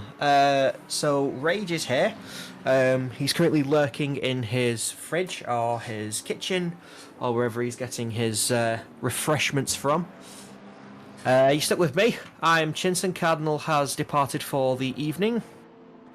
And I do hope he has a wonderful evening, whatever it is he chooses to do. Just coming through a steward report. So, a steward? Yeah, steward. Yes, I've said that correctly. So yeah, 10-second time penalty for car number 15 for causing a collision, and that was between the 15 and the 999, and then a incident involving 55 and the 871. The 55 takes a 10-second penalty as well. So that will come as a swift hammer to that race. A bit of a shame as well, because Minton was absolutely flooring it to Horvath in the 25 Bentley. So he's definitely got some work to do now. But yeah, so Dan Minton, unfortunately, getting that penalty, and yeah, Horvath in that Bentley will definitely enjoy seeing that. So yeah, Imre Horvath in the Revolution Sim Racing Black team. And then there's a standard report of Tier 2 as well. They've got the bug fixed out with the stewarding report, so that's come through fairly quickly. That was for reporting of they're up to 6 o'clock, so still looking at possible incidents throughout the past hour. So there could be more penalties to come. We shall see. We are currently still riding on board with Salafranca, who is kind of in the middle of nowhere, and here comes those penalties for the 55 and for the 15 car as well. So yeah, they've just come through. Bit of a hit for both cars, probably more for the 15 than the 55, because both Amphriv and Hyler are fighting for P4 currently, and they're not too far behind. So good news for Rage's meat snacks. Ooh, but not so good for the PCDC guys in P4. I hear meat snacks and I'm interested. What's going on? Just an incident report from about an hour ago. So the 15 Bentley of the PCDC guys have got a 10-second penalty for causing a collision with the 999, and Dan Minton in the 55 has got a 10-second for causing a collision with the 871. Oh no! Of the H7K lads. So there's a cut. They are getting a little bit closer. Going to be a hell of a hit for. Oh, Minton. Where? Oh, Minton's dropped back to P16 now. He was in front of Mo, so I think he's all good. Was he chasing? I'm sure he was chasing Horvath down at a fair old pace. It's going to be bad though for Minton, I guess, because Mo was asking him to slow down. Or Sam, sorry, came in and asked him to slow down. He's definitely going to slow down now. Dan in the chat saying Rage does love a cold sausage. And then Tim, I'm assuming that's our Tim, saying oi oi lads. How you doing, Tim? Yeah, I refuse to comment on the cold sausage comment. I left that up to the audience's imagination. So yeah, we'll see how that one pans out with your cold meat snacks. But yeah, so failed actually closing up on Horvath in the 25 Bentley. So trying to get past the current silver leader, I guess. He is. But yeah, Minton's still making ground on it, so he's not too far off. But yeah, big hit for the 55. So he's going to have to do that in the next stop, which should be coming up in about 20 minutes' time, I reckon. You think? Maybe 25 minutes now? Yeah, I'd probably say about 15-20 minutes, depending on how the fuel's looking. Yeah, not too long. This is back to this race then with Felg and Horvath. Again, we were talking about this earlier. It's almost not really much point Horvath holding him up too long. I guess you just have to. If it was me, I probably wouldn't go defensive and fight, you know. But there's no need to slow down, right? No, there's no. I mean, there's no need to just like lift your foot off the gas halfway down a straight to let him by. But also, there's not really. I mean, until he's in a position to like fully take advantage of the of like all the space on the track, then just keep your race how you're running it. If the but yeah, if the Lambo does happen to come to the side of you, and if you don't, if one of you doesn't concede, then collision might happen. Then yeah, there's just have it be. Although he might have the run down to turn 10. It's on the outside though. Yeah.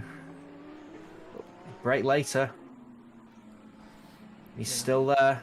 Oh, 111. Where's that? 111's got a drive through. Oof. Oh, that will have been it. That was at T9. That. I reckon that was. Oh, that might have been the exit of 6 and 7 actually. Where is 111? 111's currently coming through the last long hairpin. Ah, there you go, Victor Roman. P12. Yeah. But yeah, I reckon he's gone a little bit too wide on the exit of 7 and 8 there, and picked up a drive-through for his troubles. Ampharav in the meat snacks cars in the pits. I'll call it the meat snacks car because might as well. You've converted me to calling it meat snacks. I'm going to ask them what happened to the meat snacks livery because it just disappeared after qualification, and I'm disappointed. You need your meat snacks. I'm actually going to @ him in the chat. Oh, bold move. Is he here, Vasily? No, I can't find him.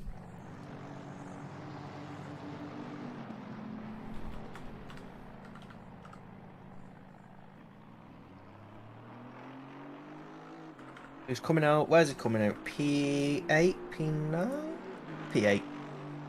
It'll come out. So maybe got a little bit of work to do to get back up near P5, but He will definitely, he'll definitely come out on top of Hyler though, because Hyler does have that 10-second penalty the next time they come to serve a pit stop.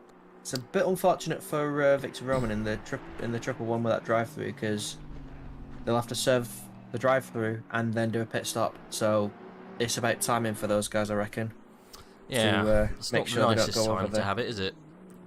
Yeah. Bit of a shame. So it's Soldatov in the 911 car now. He's handed the reins over. So Soldatov's been doing well in that car. I think Soldatov's pulled them through quite a bit, so I wouldn't be surprised to see him put a spurt on and start making his way through the field again. They're back in, they've just pitted, haven't they, and they come out in 8th, so yeah, they're kind of, if anything, at worst, they're P8. There's going to be some people in front of them now pitting, and this is where they're going to show their kind of, their actual position. Drive-through. Who for? Another drive-through for the triple one. Really? I think this time for my favourite turn, the that curb on the outside of. They haven't served the original one yet. Nope. How can and they've been given another. Really? It came up on the screen that there's another drive-through. Oh, unless it's a reminder. Yeah. That might actually, yeah, that might be my bad. That. I was going to say, I didn't think you could stack them. It'd be funny if you could. Yeah, Pro Spec car really out of the Out of sync there, yeah. The 500 Ferrari's dropped so far down to P36. What's gone on there? Yeah, this is Powell and Adam DeBille's car, isn't it? These guys were actually in the top 10 shootout, so it's been a real bad day in the office. Yeah, I'm not sure exactly what's gone on there, unless they've taken a pit stop from somewhere and had to serve a penalty. I don't know. That's definitely not the fastest way round. No. Yeah, it would be nice to find out what happened with them, but never mind. Forza Italia PLE Racing. If we can get a chat with Adam, that'd be good. If anyone is in the chat who wants to come and talk to us, who's taking part in the race, do feel free. The interview box is always open for a chat if anyone wants to come in. Let us know how your race is going, give away all your secrets, something similar. It'd be fun. Yeah, that Lambo with Felg still hounding that 25 Bentley though. Is he? Not getting in. He's not really making any progress with it though. He's still staying within a second, but he has dropped a bit of time, so maybe a bit of a scruffy lap. I'm quite surprised that Lambo's doing quite well, to be honest. Lambo's not exactly the car of choice, is it? Not around Barcelona, no. It's manageable around Barca. And I know that because I did qualifying for the RCR Lambo Cup in there, but okay, the triple one's cleared its drive-through now.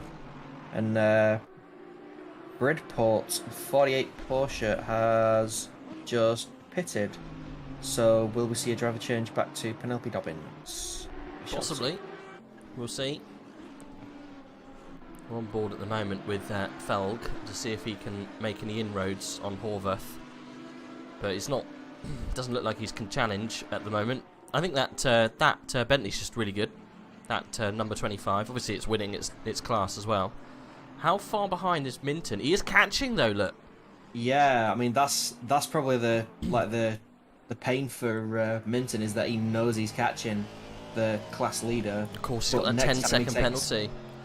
So he either has to pull something out of the bag and undercut him, or try and overcut him on pace, which would be a tall ask. It would be a tall ask around Catalonia. A couple of the other drivers are pitting now, so we are roughly around the. Yeah. I think we will be around the next stop. The next stop set, I think. Let's see what the top guys do, whether they pull it in early or whatnot. 169 laps. Vandervelde is how far behind? He's dropped back a bit, I think. He's in clear air, so 18 seconds is the gap now. BGS just absolutely on fire. BGS in the mid 44s. He's just relentless. This is the thing. Black Goldsword just can put in lap after lap after lap. Andy Vandervelde's last was a 145, so just falling off pace a little bit.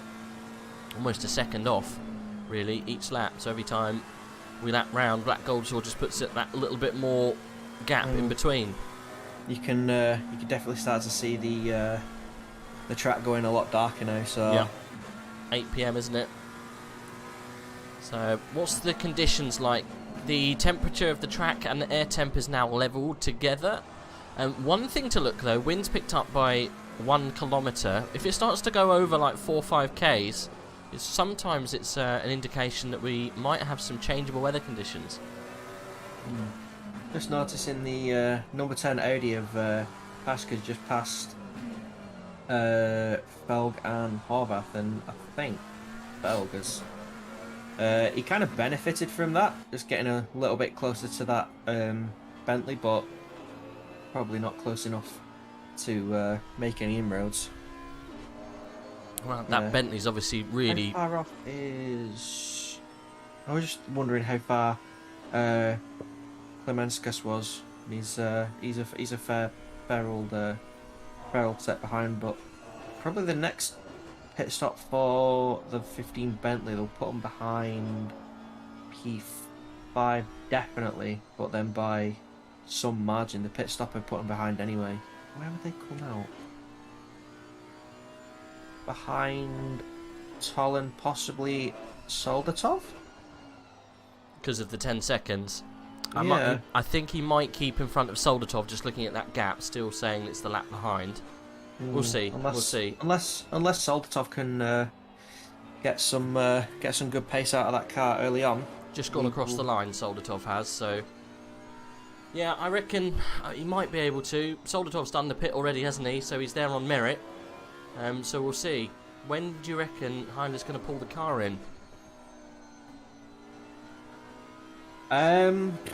He's probably going to wait. He's probably going to go as long as he can. I mean, with that 10-second penalty, there's not really any rush to pull it in early or even try and extend. Just try and hit your pit stop on the mark.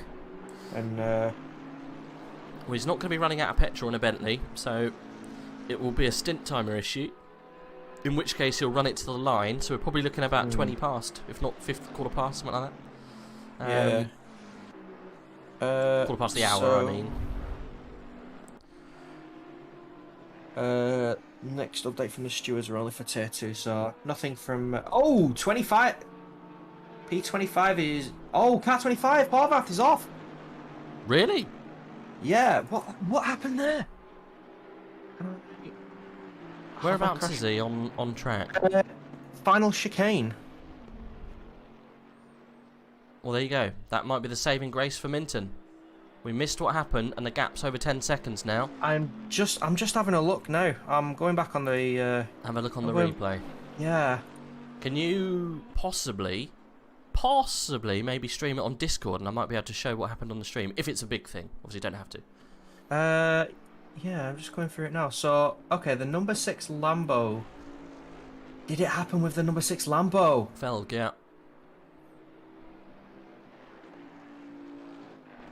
Oh, yeah, collision between the two.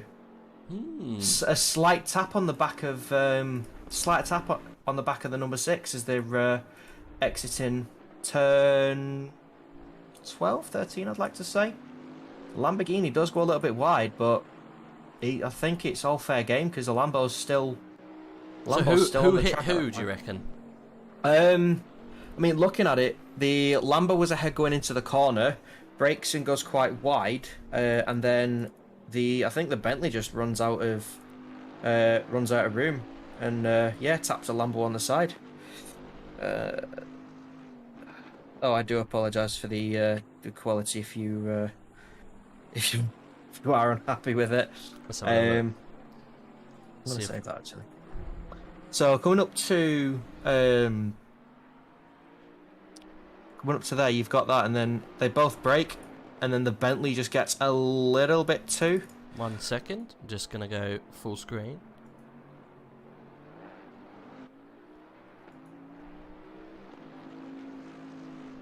Yeah, so coming in, the Bentley just a little bit of a lock up there from the Bentley, I think. So the Bentley just outbrakes itself.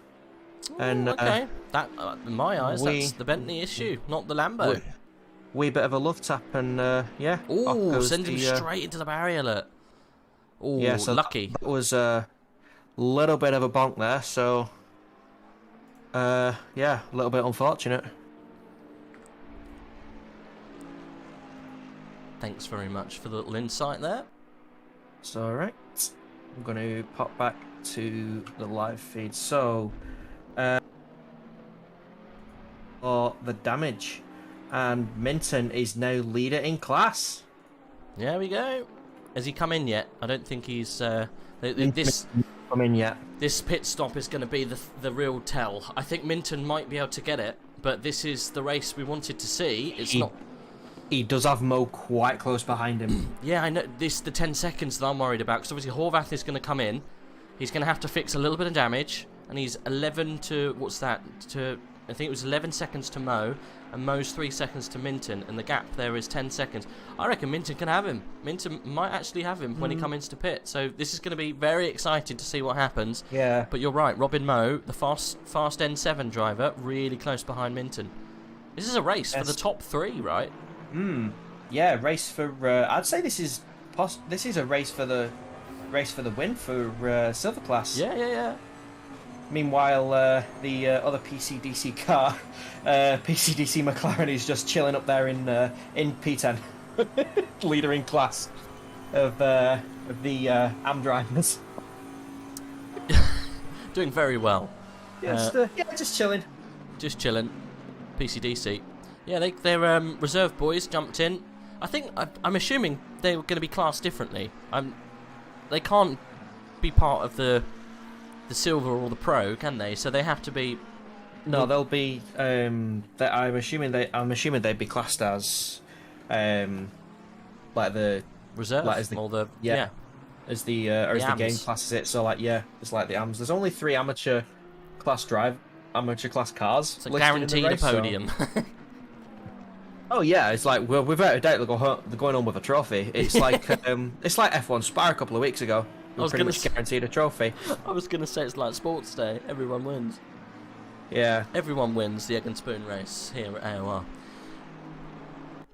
Oh, but did you use real eggs or the rubber ones? Oh, real ones, obviously. Yeah. No fake eggs around here.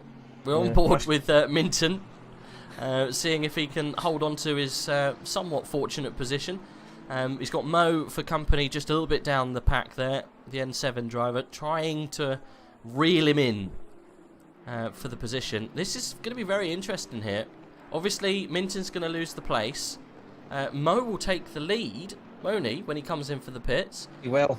And then it's who's gonna luck out between Horvath. This is great. I think when Minton pits, Mo's in. They will have. Most coming into the pits. Okay, so now it's up to Minton. Does he pit next lap and just deal with the deficit, or does he stay out a couple laps and try and get a bit more of a gap? I think he's going to have to react to that. Otherwise, he's going to lose a lot of time. I think the 117 car's been given a free shot at the lead now. So it's down to the other guys to sort out what happens behind. Really good stuff.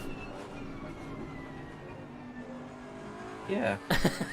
It's Copionite saying, I tell you what, the auto captions are making this commentary even better than the real stuff, which is already top notch. I think our he's got auto captions on, so when we're talking about Minton and stuff, it's saying ridiculous things. Good stuff. Yeah, Potato saying we're out here chilling as the reserve. Good stuff. I wonder what these auto captions are saying. I can't wait to see some of the clips. Anyway, I think it's got to call it now. Obviously, we've got Mo in the pit at the moment. Minton's going to have to do it now or never, I reckon. Otherwise, he's going to lose so much time. And there goes Minton's wide. time. No, Mo's got a drive-through speeding in the pit lane. The plot thickens. I think Minton has. I think Minton's got away with it there. Speeding in the pit He's lane. Very lucky. Speeding in the pit lane is a stop go, is it not? 30 seconds. Yeah. Yeah. I'm not sure. Where is I mean, Mo? that's- I reckon that was track limits. It said speeding in the pit lane on Did it? the Okay. on the game report. Yeah, As long as so I don't know what's going on there. It's,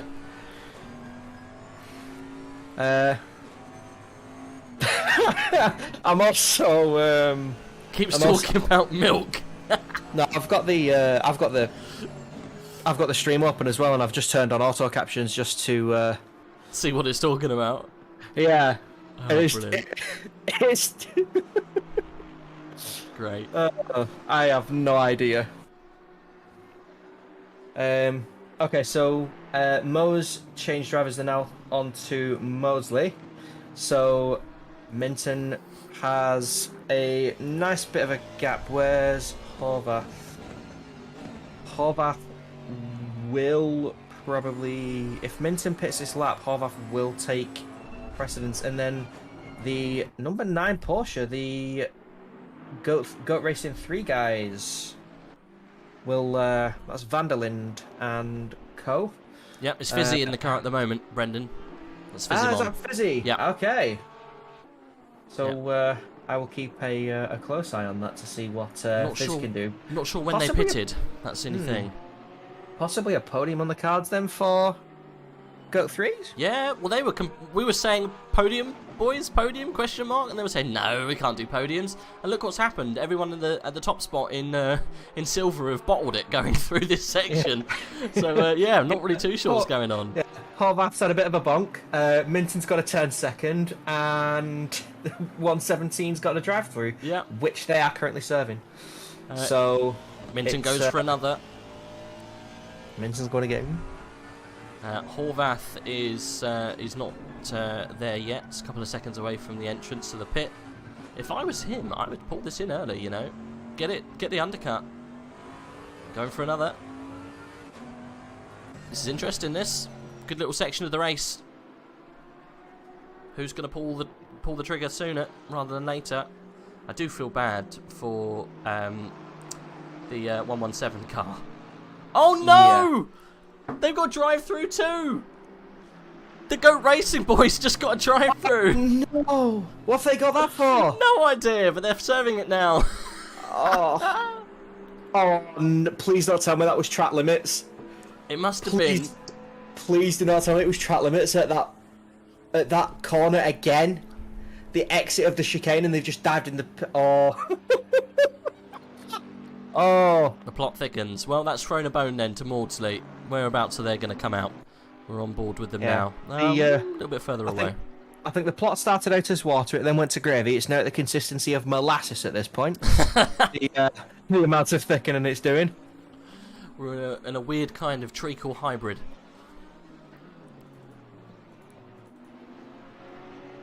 Okay, well, Minton's still leading class, so we can... hopefully, Victorious Secret team are going to pull it in shortly, and then this race really gets underway. I love that you clarified. You said that very specifically. Victorious Secret, yeah. Yeah. Make sure there's no qualms. Yeah, in they come.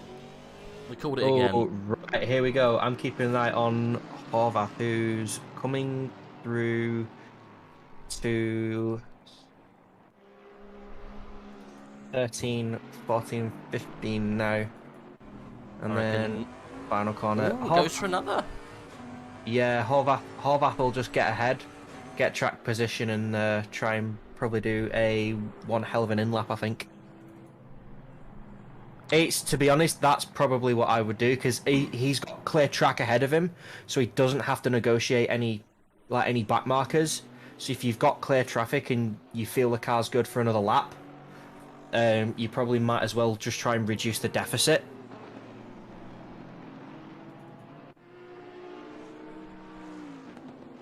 Got no idea where this is going to chunk everyone out after these pits. It's going to be anyone's guess. I mean, there's some people who will be keeping an eye on, like, BGS and Van der Velde, who's now 20 seconds behind. Ooh. Wow. Not great for the McLaren at the minute. But, okay, so Horvath's passed. Where is... Ooh, have the number 9 boys got out ahead of them as well? I believe they have. Yeah, they're going through turn 4. Goat 3. Yeah, that's turn 3, by the way. Oh, sorry. Couldn't see. Only reason I know that is from Formula 1, literally turn 1, 2, 3, just counting them. As soon as it gets past like turn 11, I lose count because you got all the... Minton stopped!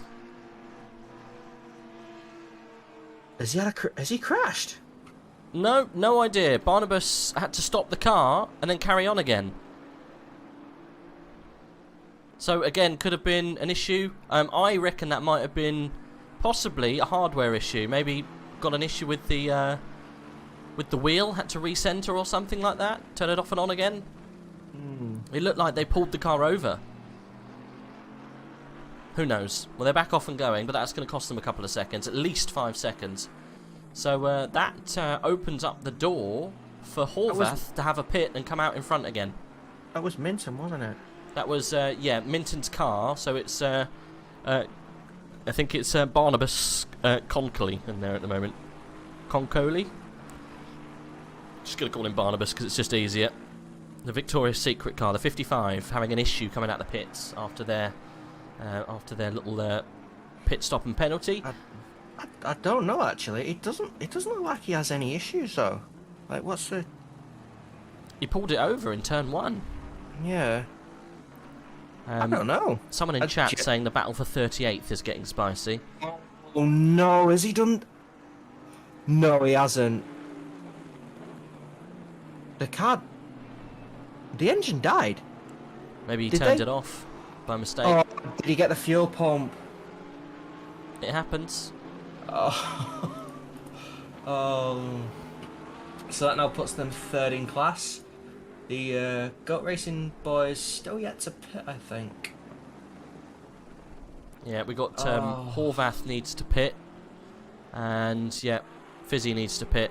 So we'll keep an eye, I think, on Horvath when he decides to come in, and then we'll keep that in mind for the rest of the guys, really.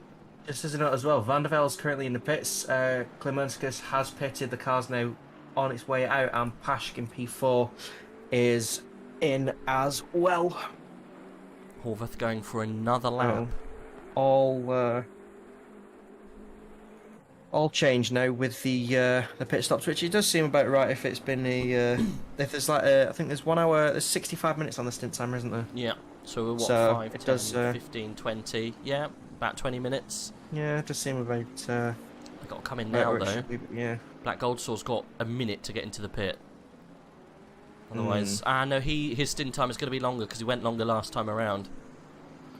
So I think he's slightly out of the pit sync at the moment. PPR. So the 13 Bentley has now got Caracas in the car, and the number 10 Audi is.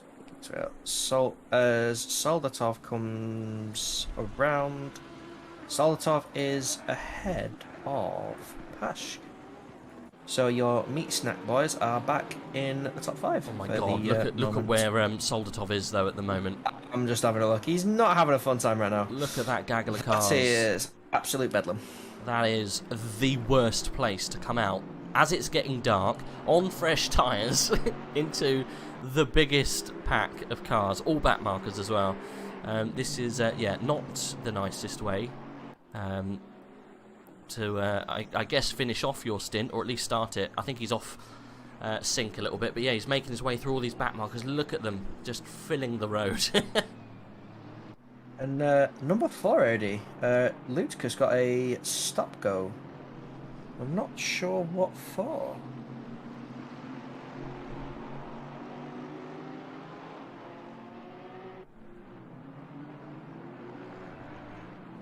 Still waiting for Horvath to pull it into the pits. Yeah, a lot of the guys are pulling into the pits now. P4, so Toll in the I believe that's the John Deere Ferrari. Is doing very well to be in P4. Pitting, and the Meat Snack boys go flying by. Meat Snacks up into 4th place. Nice little tour from the GTR though.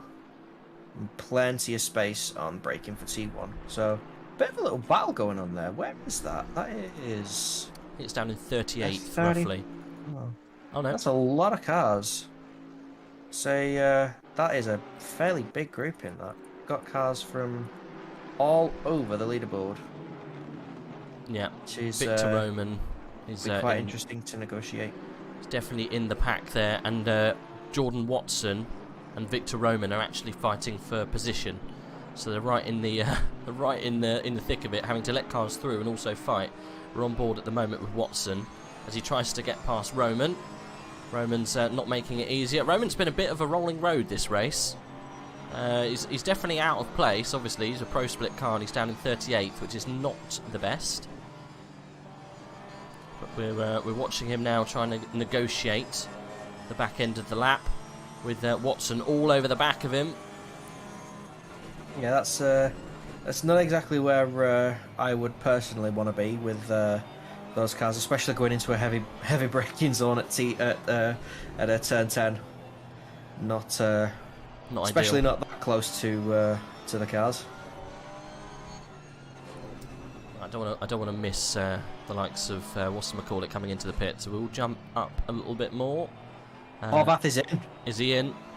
Horvath is coming in this lap. So where is Fizz? Where's Fizzy? Coming through turn 10. So they could take the lead of the race on this one. Because they're still trundling on. They've only just reached their pit box as Horvath. Fizzy getting caught by Goldsaw as well. Yeah, got the leader So he's gonna have behind to him. move it. He's gonna have to move out of the way in a moment. I'm not sure if Fizzy's pitted, when Fizzy's pitted, so I don't know if this is actually for the lead of the class. I think he's going to have to pit like the other guys. Yeah. But we'll But see. again, if any of the teammates for Fizzy in the number 9 wants to come and have a nice little chat, feel free. That'd be good. We're not going to grill you for secret strategies or secret solutions. We're just curious. Horvath is off, by the way, and we need to really keep an eye on the likes of Maudsley, who's coming down the back straight now. This is going to be for position. This is going to be incredibly close. N7. Oh, he's got him. That's for the lead in class. He's pitted already, so that is a changeover of the lead in class on track as well. Good stuff then. The 117, they managed to sneak it round despite their little penalty that they had to do. Yeah. Good stuff. That was very well done. Very well recovered from that penalty as well. So it's all about where everyone will filter out near the end of the race. Because at the moment, a lot of the silver runners are off sync pitwise, correct? No, you know what? I think I called it wrong. Barnabas has gone through. Barnabas is currently in the lead. Yeah, Fizzy's currently going through like turn 13. Well, Fizzy I think is going to have to pit. I'm pretty sure he's got to pit. Pitted. But the 55, the guy who was in the lead, the Victoria's Secret, is going through turn 10 now, and he's pitted. So he is actually the current leader. Then Maudsley, then Horvath. Fizzy's pitting now. There you go. So Fizzy's in, and that will promote Barnabas up into class lead. Where is he now? Coming through. Yeah. Very well done from the 55 guys. Managing to salvage that. Definitely. Runs a little bit wide on the exit, I think, there. Get yourself warnings, don't want those. No. And Fizzy's only just reached... Oh, he's right at the end of the pit lane as well. Oof. Yeah, he's well clear. The 117 will get by as well. So where are these guys going to filter out? And there's Horvath going through too. So that'll be so P4. It might actually get done by P5 there as well, because coming through the last corner now, Dimitri. Yeah, he is. He's going to get done by Dimitri too. And then back to him is the Brexit boys of Tommy Schetz, who's coming through. Might even lose place to Tommy, but Tommy I think will have to pit. BGS has just come in as well. Okay. So the leader has pitted. Good stuff. And yeah, absolutely. If the timing's right on this, they are a pit stop ahead of the McLaren. Unless because BGS has been in since Van der Velde. Yep. So it's Dennis Latz in the car now. Yeah. So the McLaren's pitted, and we're around 78 seconds behind now. Hopefully that gap has reduced. So Shmailuski's back in the leading Bentley. Yep. Adam versus Dennis. What's the gap now? It was 20 seconds, wasn't it? Dennis Latz then. It's going to show us the pace. Just under. Yeah, just under 20 just seconds. Under 19 seconds. It's becoming harder and harder for Vanwall Simsport to keep up, isn't it? Yeah. Slowly over time, it's becoming a little bit of a chore. Black Gold Saw putting them about 10 seconds ahead. That was an absolutely brilliant, a brilliant run then from Black Gold Saw. Solidified the position, actually improved the gap. It's exactly what they wanted. Leading quite comfortably now. Got to be careful though, because even 20 seconds, it's not even a drive-through, is it really? No. Still got to be careful. Well, let's have a look what's going on then in silver. I know we've kind of kind of wandered away from the top stuff, but we were just seeing what's happening with Sam Maudsley and Horvath. They're very close on track now. Both going through turn 4. So this is the fight now for second in class, I think. They've got a bit of traffic though to contend with. Let's stay on board with Horvath. He's doing a second stint, it seems, double stint in Horvath. Yeah, that doesn't surprise me, to be honest. If that's how the stints work out, because then you'll have roughly about an hour at the end for each, one final hour push from each driver. So it does work out quite nicely. In retrospect. What have we got going on a little bit further down? Tommy Shet's getting very close to Yan Gang. What a name. Yan Gang in the H7K racing team. And Tommy Shet's in the Refreshers Brexit Lawyers team. Oh, I love Refreshers. I found out the other day by the creator of that Refreshers livery that Refreshers is lemon flavour. Did you know that? Yeah, it tells you at the bottom. Right. See, I didn't know that. And neither did he. No, it genuinely tells you at the bottom. I thought it was just Refreshers flavour. No, it's in small text. It's at the bottom, lemon. Because you can get, because they do a couple of other flavours. They do apple. Do they? And I think they do strawberry as well. This is a job for Google. This is a job for Google. Crack out the Google. Tommy Shet's getting stuck, actually, behind it's not a back marker, it's a front marker. Trying to make his way past to get onto the back of Yan Gang. Go on, give us your Refreshers knowledge. So, you've got... oh, there's a lot. Yeah, so the two normal ones are the lemon one, which is the blue, and the strawberry one, which is red, and then you got the sour one, which is apple. Nice. Making me want sweets. I've got a bag of like aero bubble balls on my desk. That is not fair. All I've got is coffee and Pepsi Max and water. How did you say Pepsi Max is a lot better than Coke? It is. Well done. I now like you more than I did before. You didn't like me before? I'm joking. I'm joking. But here's a question. Yes. Pepsi Max normal or Pepsi Max cherry?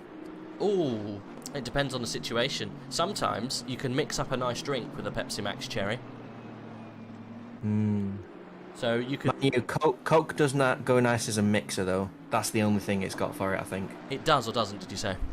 It does. Yeah, I guess. I only use Pepsi Max. I just prefer it. It's nicer. It's a good drink. Good all rounder. You can get, Soda Streams.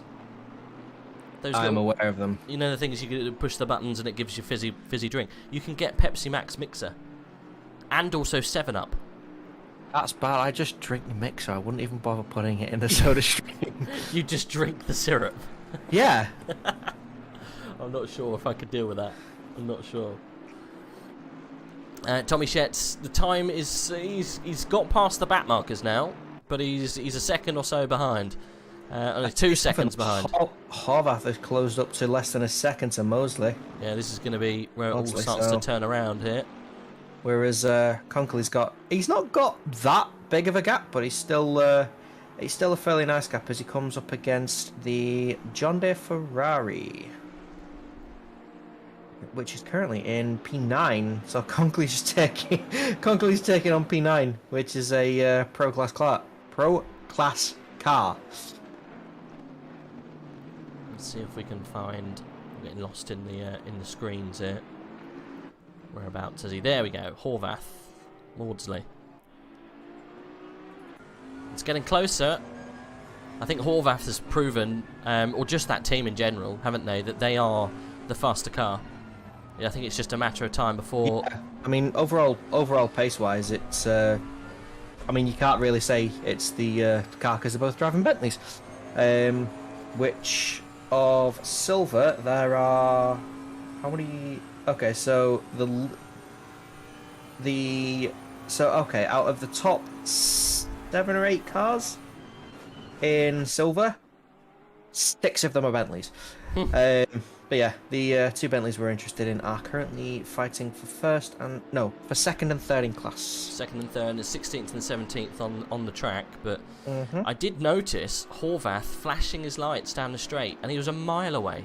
You've got to be careful, because that's punishable by death. No, I'm joking. You can get penalised for that, for unnecessary flashing, especially in the night time. Daytime it's not as bad, but if you blind the car in front of you by flashing, it's looked upon quite dimly from the stewards. So if he does it a lot, Horvath, he'll get the wrath. I think it might have been. I think that might have been effective. Like, I'm here, I'm clearly a lot faster, but I think Maudsley's kind of held his own in the in at least the first 2 sectors of the lap, because he seems to be keeping a fairly okay gap, around half a second to Horvath. So, one thing I love about night running is you get to see the exhaust glow. Yes, and the Sparky boys coming out the back. Yeah, all the skid blocks wearing away finally. It's like they get turned on at a certain time. It's like landing gear on a plane; they just get lowered down. Time for skid blocks. Skid block o'clock, okay, boys. Activate. Right, he's inside of 5 tenths now. He's getting closer, much closer. Let's see if he flashes him again. We're on board. He was further away when he flashed him last time round. Got to be careful. They're probably listening to the stream. It's like, don't flash anymore. You're going to get penalised. Either that, or his teammates have been on the radio with a bit of a warning. I mean, to be fair, 142. That's Gulnev in last in P41.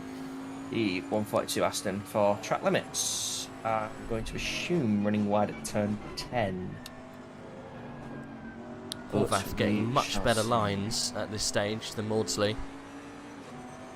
I think he's just the car's slightly working for him a little bit better. I think Maudsley's trying to defend a little bit aggressively as well, which is kind of hampering his progress. Because as soon as you start going into the mindset of you needing to defend against the driver behind, you start losing that pace, don't you? Yeah, because you're not focusing on you're not so much focusing on exactly where you're going, but more where you've been and who's right behind you. So it can be quite interesting.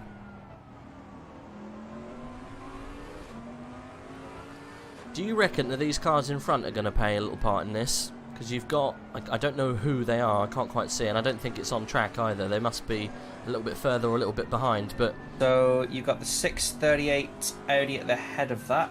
Yeah. You've got the 33 Ferrari, and... Yeah, see, they're fighting for position, 25th and 26th. Horvath's just gone wide. Horvath's just gone wide at the final turn. This is tricky, because obviously... That's a lot of time. Maudsley needs to get past. Those two guys are lapped or being lapped, but they're fighting. So they're no one, position, no one wants to give any quarter at that stage. So as they do go toe to toe into turn 1. Yeah, it's Zionski and Hughesbow. Yeah.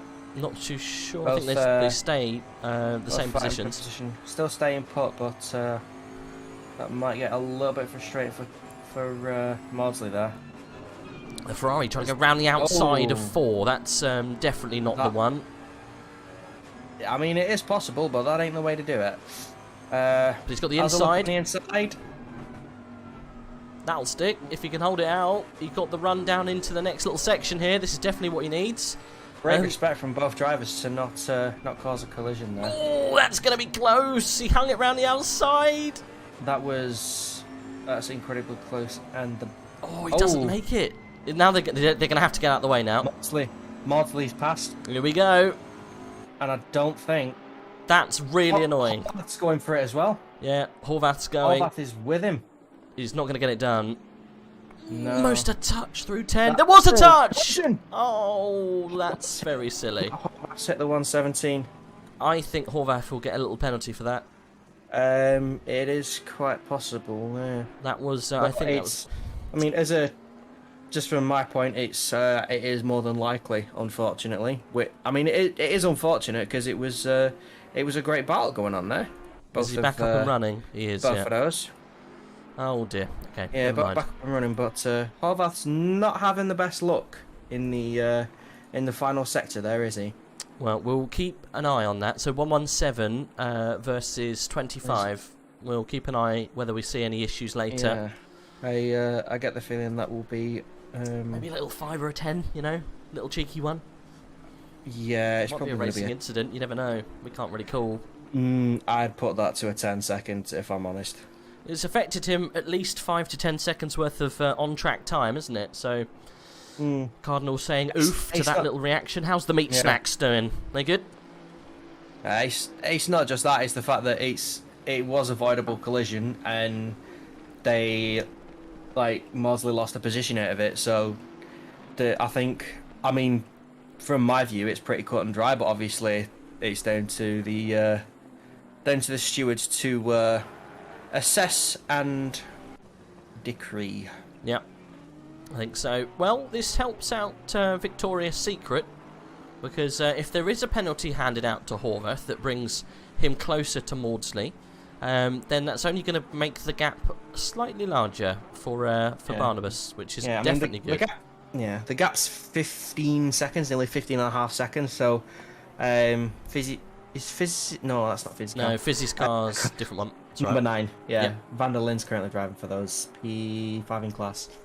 Conkerly's got a nice gap. I feel bad for Horvath because he was just absolutely away. They had a stop go 30-second, didn't they? And then they had either a drive through or another 10-second that they had to serve. They've been, unfortunately, plagued by penalties after somewhat mastering the first section of this race, and now they're fighting to just hold on to a podium. Yeah, this is not the best, unfortunately, for them. Yeah. We'll see what happens, but I think, like we just said... it hasn't been the best of races for the 25. Well, he had a very good race at one point. He was in 3rd place. Do you remember earlier on? Yeah. And then since then, it's really not helped them, unfortunately. What's the gap to the leaders then? Seeing as we've been talking about that leader for a while. Oh my God, it's got to be massive. Black Goldstall's going through 3. Dennis Latz is only going through 16. Chmielewski's still in. Chmielewski's in the car, is it? Yeah, sorry.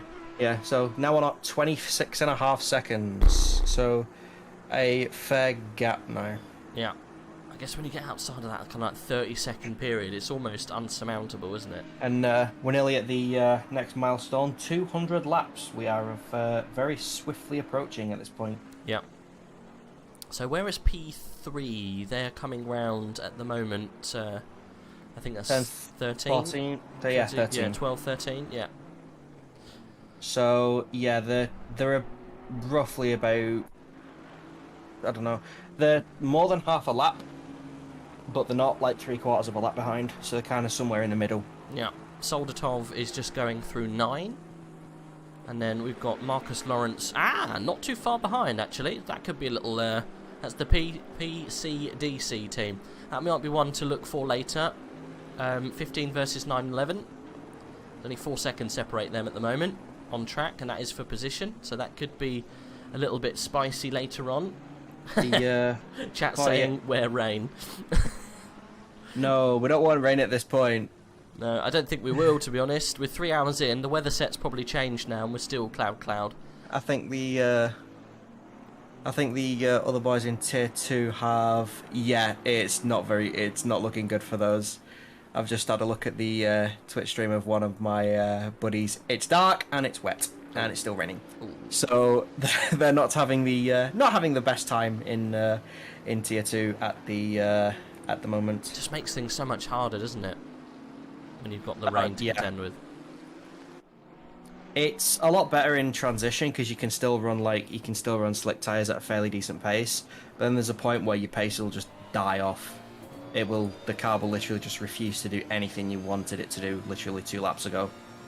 What was he saying? We want rain and we want it now. No, we don't want rain. I think we should stay dry. It makes it much more fun to watch, in my opinion. Rain makes it hard as well in the dark to actually see what the cars are doing. It just makes everything harder. Say something though, Van der Linde is very, very fast approaching Ogorognikov. I was going to say, good luck. Oh no, I read it from last time, from when you said it, and I was just trying to. I've just been trying to slowly figure out how to pronounce it. I hope I've pronounced it somewhat correct. If I've butchered it, then I'm sorry. Ogorognikov. Yeah, I reckon that's probably about right. But yeah, very, very close. In quite a bright Aston Martin. Nice white and blue. Van der Linde, Goat Racing. Unfortunately, weren't able to capitalise on those pit stop shenanigans that happened with the higher guys in the silver tier, but still doing very well. He is supremacy. Yeah, he's currently still in P3, still doing well. That's from from Cardinal. So yeah, he's a fan, I think, of Caracas. Yeah, P3 still. He's got no one around him. Rain is the ultimate skill test. Yes and no, because even the most skilled drivers will succumb to rain. Not a fan. Matter what. It's okay. It makes it harder for the viewer. For streaming and stuff, it just makes it a little bit more difficult for everyone to see. We want to see Bentleys turn into boats. There's enough of them here, right? Yeah. You can go sailing just off the Spanish coast later. Where are we? Barcelona. We're somewhat near the coast anyway. Probably good. Boat your way. I think, where is Catalunya? So I think it's probably maybe 20 miles from Barcelona, which is seaside. I'll tell you something, it's not far off. It's I'd probably say it's about 20 minutes from the coast. Yeah, not far. No.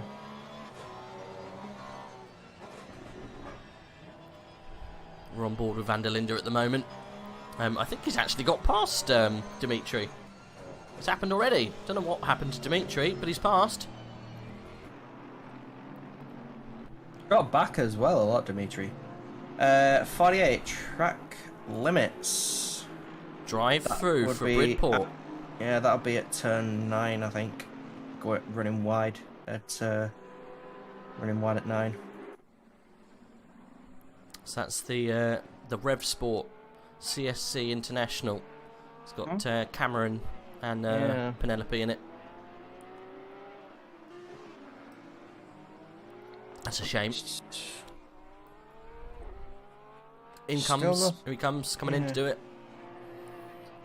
That entrance to the pit is so absolutely bumpy. Oh, I love the exhaust on the Porsche because you see the box at the back as well. It's not just not just the pipes. It's a cool little livery on that, actually. I wonder what it says. I can't quite see it. I'm sure in a different mode you could probably see it quite well, but from a distance, me and Cardinal thought it looked a little bit like velvet. But I think it's like graffiti under there. It looks cool, whatever it is. Right, we got any close racing going on? That's what we want. We want to see Gang getting close, I think. So let's maybe see what's happening with Jan Gang getting close to Dimitri again. Not going to say his surname. You can say it better than me. Brexit Boys update. I'm not sure. They're at the moment, the 26th at the moment, and they're nowhere near anyone. So just plugging along, I think. So just doing bits to get the job done. Dan's in the car now. So I think Tommy Shetz is having a break.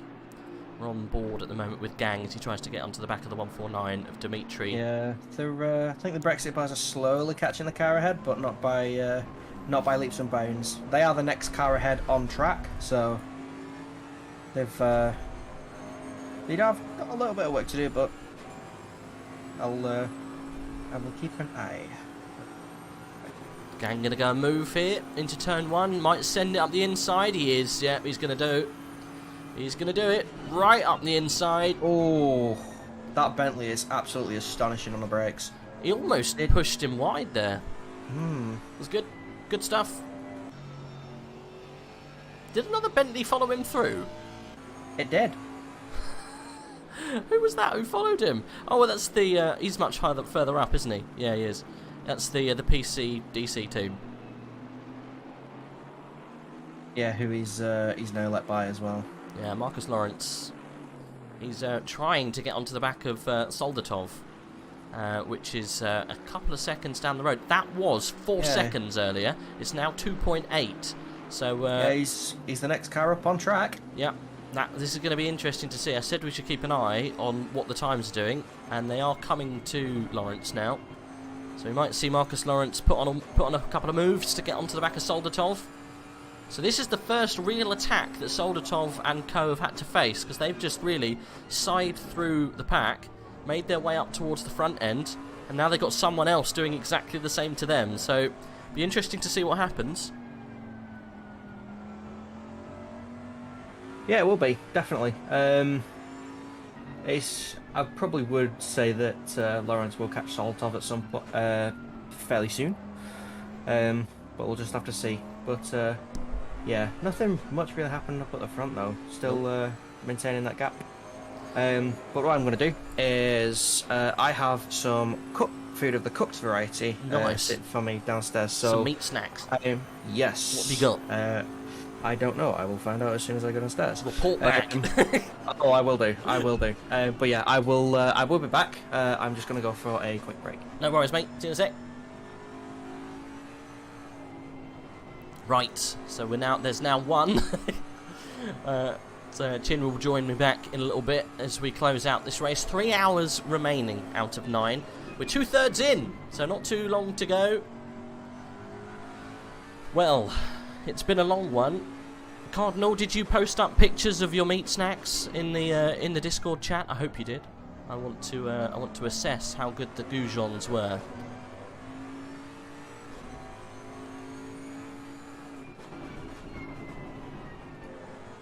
We're on board at the moment with Marcus Lawrence, who's trying his best to get onto the back of Konstantin Soldatov, who's putting up a reasonably good fight here. It's 2 seconds that separates them. We shall probably move down though until that gets into side of 1 second, I reckon. Otherwise I don't want to bore anyone by looking at a race that's not quite happening just yet, but it will do. So we'll keep an eye on what's going on there. Let's jump down to Daniel van der Linde, see what's going on a little bit further back down the grid. Pierce is getting somewhat close to the back of the 69 Bentley. Let's see what's happening here then. We haven't really looked at the Chimp Racing car. These guys started last, literally, dead last. They're up to 22nd, which is pretty good.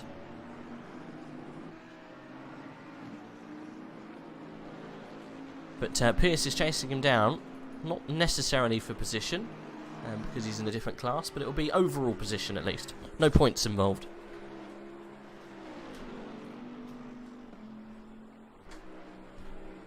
It would be nice to find out how they are scoring the AM class cars, because they are technically the reserves that jump in.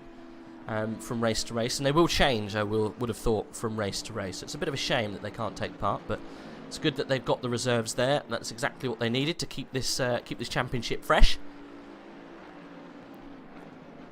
Let's jump down a little bit further then, seeing what's going on.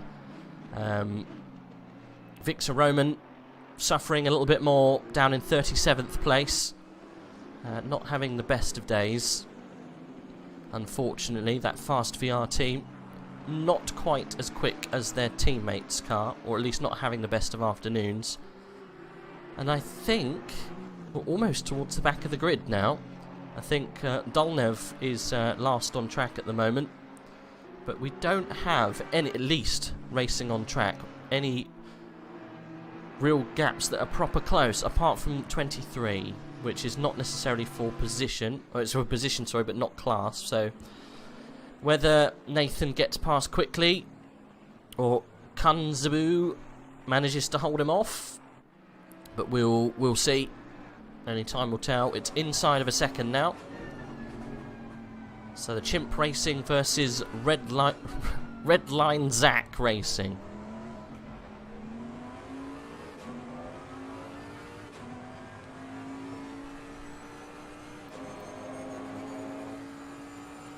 A lot of dust kicked up ahead.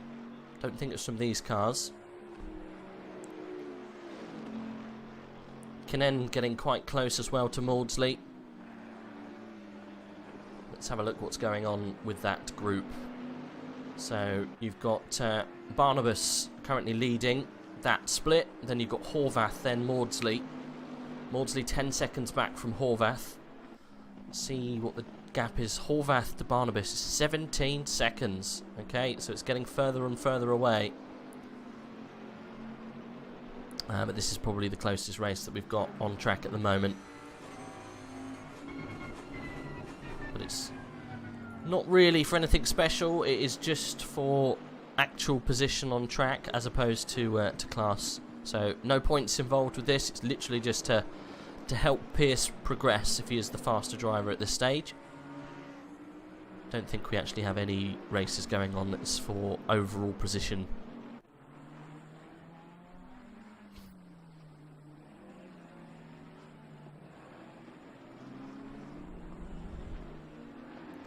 It's such a tricky track to find the place to overtake. It does take a little while before you can work out your opponent and see where you can make the move stick. I think Chinson was talking about this earlier. You can either do it down into turn 1. Turn 10 is, I guess you can give it a go down to turn 10, a little bit risky. Can't really see many other places where you can get moves done. I guess into 5, but that again is quite tricky. We have seen a couple of people use the corners to their advantage to get moves done down into turn 5, but not the best place to get the move done. As you saw, if you take it all the way down to 6, then you run the risk of going onto the grass and causing a bit of an issue. But the gap between the leader Adam and Dennis Latz is getting quite big now. I think Vanwall Simsport are just about out of the place. Here we go. This is what we were waiting for. Lawrence versus Soldatov. It's the battle that's been brewing over best part of 5 to 6 laps. Lawrence been trying his hardest to get to the back of Soldatov. And like I was saying earlier, Soldatov hasn't really had to fight anything coming up behind him. It's been the other way around. Lawrence flashing his lights to tell that back marker to stay out of the way, but he needs to take the corner too. Soldatov top. Well, he's got to prove it next.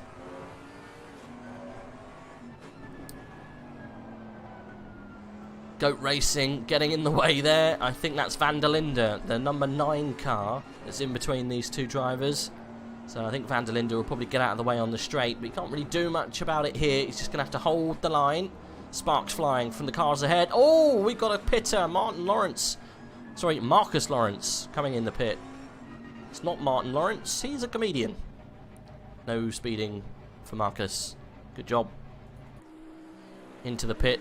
Oh, unfortunately, we're robbed of a battle for 4th. But this is strategic, I assume. Slightly out of sync, though. But, yep, could help Lawrence propel himself up the grid. Dominic Goltz is getting quite close to Nowicki as well. Nowicki having a bit of a mixed race this race. Going backwards and forwards throughout the race. I think just in general that team have a bit of a mixed one. He's actually battling it out with the current leader right now. I'll stay on board with this because it looks quite fun.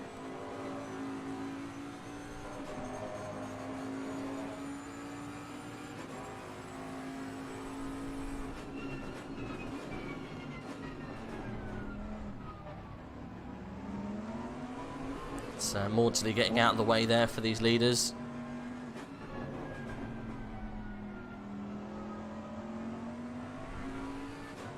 Just behind here, Dominic Goltz, unfortunately, getting mugged. Oh, there's contact! The 117 there, P3 in class, getting punted from behind. I think that was Jansen. Could be wrong. Might have been Kinnan, actually. Sorry.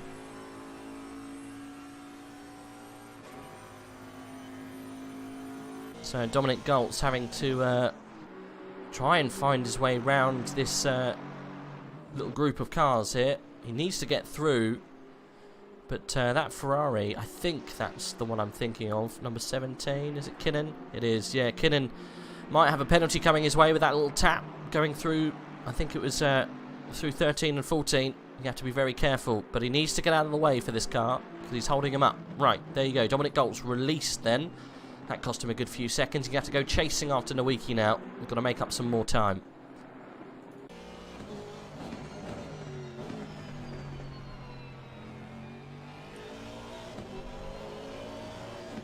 Did Nowicki get past Adam? Thank God he did. I don't know what happened with Adam there. Current leader, having a few issues.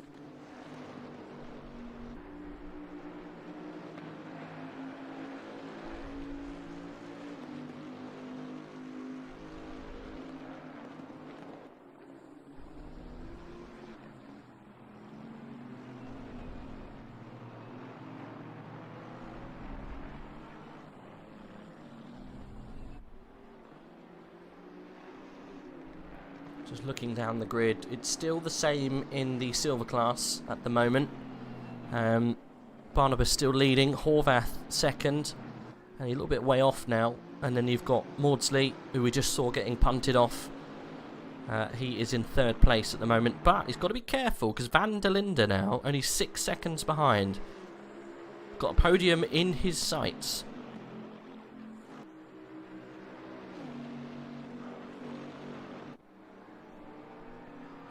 So this is the fight we're watching now then. Nowicki trying to get a little bit of a gap to Dominic Goltz. Don't say it too soon, Igor. You got to be careful. I'm not going to call it yet. 55 doing a great job though.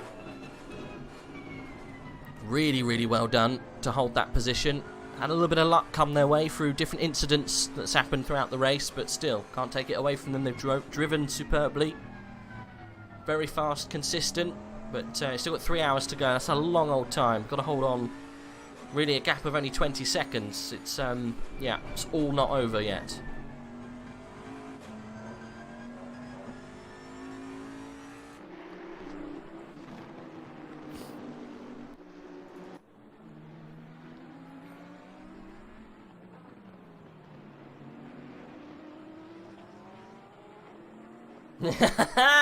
Yes, yes, Minton. See, I thought it was. See, I painted a picture. I said that she was cheering you on from the sidelines. She said, "Don't worry about it. Dinner's ready for you. It's on a plate. Just go and grab it when you're done." She came and gave you helpful hints in the chat. Minton, if you're free for a chat, it'd be great. We can have a little chat because obviously you're leading class. That would be brilliant. Make your way over to the Discord and go into the ready for interview, and I'll drag you down. We can have a little chat about what's going on, how your race is going. That would be fab. Obviously, you don't have to, but it's always good. Mix it up a little bit, gives people an insight into what's going on.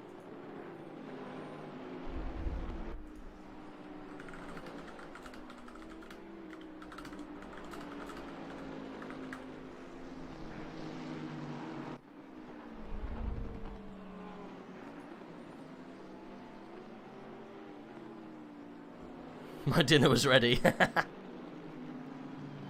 Good stuff. Good stuff.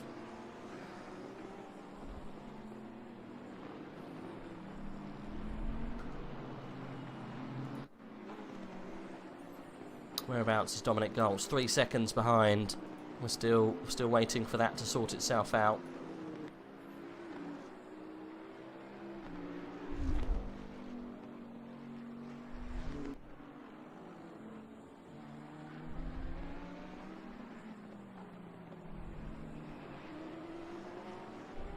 But yeah, like I was saying, Minton, if you do fancy a chat, come into the interview and we'll talk about it. She did put a jacket spud on for me, bless. We can talk about how well the 55's going, what the plan is, who's in the car next and such. It'd be brilliant if we can get a lowdown on what's going on.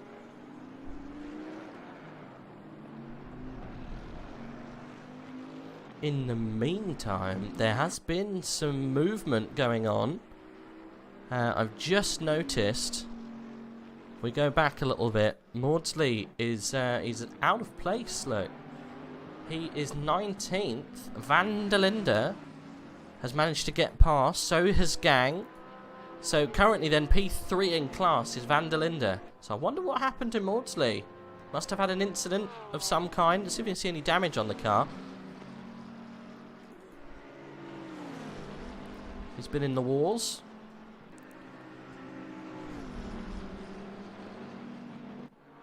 Can't quite see anything.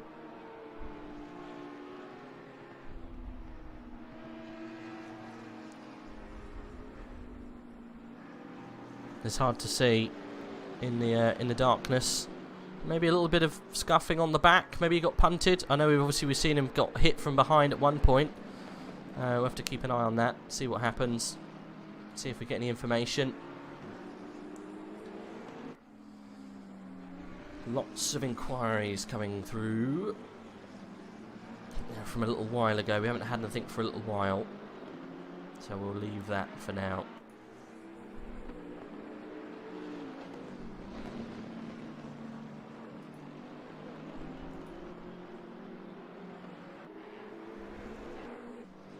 Right. Let's move down. We've got Hughesbow getting very close here to Pierre Zionsky. That's going to be a move, I think, very soon. Thurloff Hughesbow getting very close. I'm assuming Pierre Zionsky is French. Sounds a bit like that. I think it's a French team. I recognise that paint scheme. It's one that Remy Papin used to rock a little while ago. It's one of my favourites. It's good to see him back. Haven't seen Papin take part, actually. Maybe he's part of the team. Not too sure. I have to maybe get a word with him at some point. But here we go. Hughesbow then up. Well, he's going around the outside of turn 4. That's brave. He's got to have seen this work for this car earlier on. These guys were fighting. They seem to be fighting for quite a while. He's got the inside then into 5. Not quite making that one stick. 33 is going to have to wait a little while longer.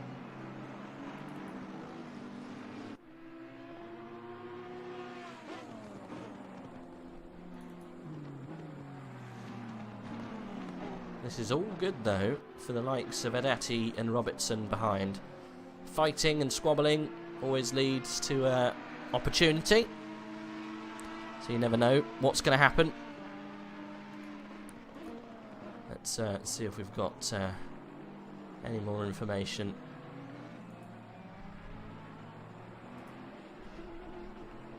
We're all good for the old Discords at the moment.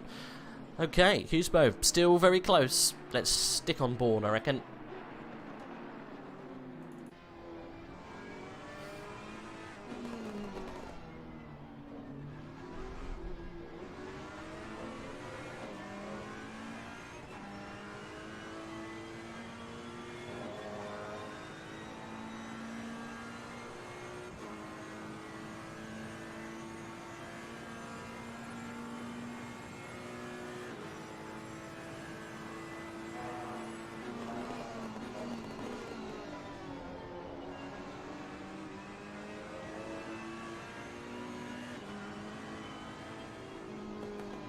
Hello, sir. Hey, he's back.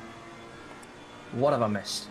Well, a little bit of stuff's gone on. Nothing huge, but the 117, the N7 team that were in third place, they've dropped out of third place by quite some margin.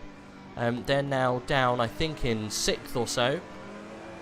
So I didn't see what happened. I know they were fighting to get second off the back of Horvath. They got hit, and then something else happened, but we missed it. So at least 117 out of the running for podium, and Van der Linde and Fizzymon's car are now in third place. Nice. So that's the main bit of action that we've got. We are following the little battle that's going on for 21st place between Husbo and Zionski, sorry. In P21, P22 at the moment. It's getting quite spicy. And you've also got Dan Minton waiting for you. Oh, good. Thanks for that. I've been looking and looking and looking, and the time that I don't look, he's sitting there waiting. Bless him. Let's pull him down. Dan Minton, welcome, buddy. Hello, mate. How you doing? Very, very good. I would ask how well your race is going, but I already know it's going quite well. The boys it's going pretty well. Yeah. The boys are currently, whereabouts are they? Are they winning? Are we winning? No. You're the 55, yeah. 55, yeah. Yep. So you're winning. Are we winning? Winning class, are we? the class, yes. I don't know what's going on. I'll just drive. Don't take a notice. Yeah, Barnabas in the car at the moment, driving yeah, away. Barney's in there. Yep, he's in there. He's doing well. He's doing very well. No, you are winning class at the moment, so big points. Oh, that's good then. Yeah, big points on offer. Horvath had a bit of a nightmare. They are mighty fast, but they've dropped off quite a bit from you guys. Quick. Yeah, they must have a couple of slow drivers and a couple of fast drivers or something. They've bottled it slightly because. Well, they're 20 seconds behind. Well, Kelly is 20 seconds behind you, and they're 3 seconds behind them. So yeah, you were almost neck and neck for a little bit, maybe about 4 or 5 seconds apart. And then since you came out the pit, you've just driven away, and they've gone backwards. So they're going to be under attack from third place soon. So yeah, you guys are. Well, it can't get any better then, can it? No, you're going to get. All good. You're going to get real good points from this, mate. Yeah, so nice. What's the plan? Do you reckon? Just hold on and just carry on what you're doing? Yeah, we just try and keep the pace up. The car's not brilliant. It's got quite a bit of understeer, so we're a little bit off our usual lap times, but that's Barney's fault anyway. It's his setup, so just blame him. But apart from that, no, his setup's pretty good. It's just a little bit, pushes a little bit too much. So you can't really get, drive it how you want to drive it. Yeah, so the front end is just not as bitey as you want. Yeah, it's just when you have to wait in all the corners and then through the stupid last chicane, it's a bit sloppy. So yeah, well, something we can take to the next race, I suppose, and just make it a bit better. So yeah, it's all good. The Aston Martin does suffer a little bit with the front end, understeer and just pushing over that front end is never easy to control. That's right. Yeah, that's right. No, it's been a good race. It's been enjoyable anyway. You guys have done really well. The start. How did you manage to negotiate that? What happened for you guys? Well, I didn't actually see who went off in the Porsche. Was it FTW, Nico Salmon? That's it. Salmon went off in a Porsche, and I didn't see that. So suddenly I just saw the brake lights come on. So I just slowed down, really slowed down, and then just sort of like weaved my way through and carried on, and then realised I was in 18th. So I picked up like 12 spots before T1.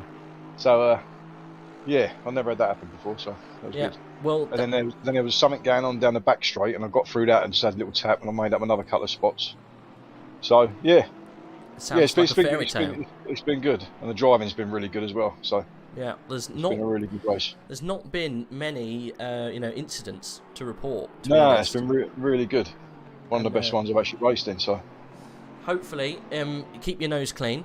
You should be able to come away with this. You've got 2 hours and 49 minutes. You've got 20 seconds, about 20-25 second lead from Horvath. But, however, they are going to put some faster drivers in soon, so don't rest on your laurels. No, I think we'll keep the pace up. Remco's getting in after Barney. Remco, Langley, Dick, Dyke. And, so he's pretty quick. So we should be all right.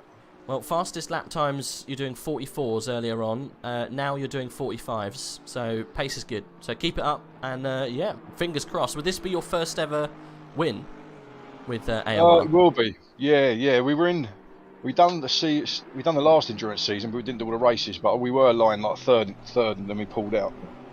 So yeah, this will be the first win for us as a team. We've done quite a few races together, so good. Yeah, this will be a real result if you keep your fingers crossed. It'll be great. Good. Awesome. Yeah, you've definitely done well after you were. I mean, you did get a 10-second penalty for That's right. collision. Yeah, Barney hit the Bentley. Yeah. Yeah, you guys have just ever since you served that penalty, you guys have just been, from what we've seen, it's just been on the pace, and you guys have just basically just drove that penalty away. Yeah. A little bit of luck in between as well. Yeah, you got to take that in you. It's all good. You need a bit of luck sometimes. So are you going to be getting back in the car for? I'm not too sure. I think Rem. And, I think he's just gone off, hasn't he? Yeah, as we just said, that's as we're talking. Turn 10. So. No, I think Remco's going to get him for probably the last double stint, wherever there is left, and I don't know if there's going to be a little bit left over. So we'll have to just see who wants to do that. Don't get caught out with that last little bit. Obviously, people might be doing sneaky things in the pits, whether it's just flash and dash. You'll be careful. Yeah, just don't get caught out. Figure that one out. Yeah, nice one. Well, best of luck, mate. Thanks for dropping in. I appreciate you jumping in. No worries, mate. Cheers for the commentary. It's all good, mate. It's all good. See you soon. Appreciate it. Take it easy, mate. Best of luck. Cheers. You too, mate. Cheers. Brilliant stuff. Good to get a little shout. Commentators' curses are saying, yeah, we're doing really, really well. It's a bit of a moment. Bit of an update on track. Shubo and Zionski were very briefly joined by Adati in the Aston as well, but Adati seems to have dropped away a little bit from that, but still keeping pace in them. Even further back, you've got the 500 Ferrari of Ostrauch, 34 GTR of Martin, and the 612 Bentley of Witkowski. All within about a second and a half of each other. So a fun race, hopefully, to ensue. Especially in the dark, as the Circuit de Catalunya is very poorly lit. It is, isn't it? Actually, I've not really noticed that before. If you think about tracks that are poorly lit, look at Monza. Like, only the back straight coming to what was known as Parabolica, which I don't know what the name is anymore, since they changed it, and the main straight.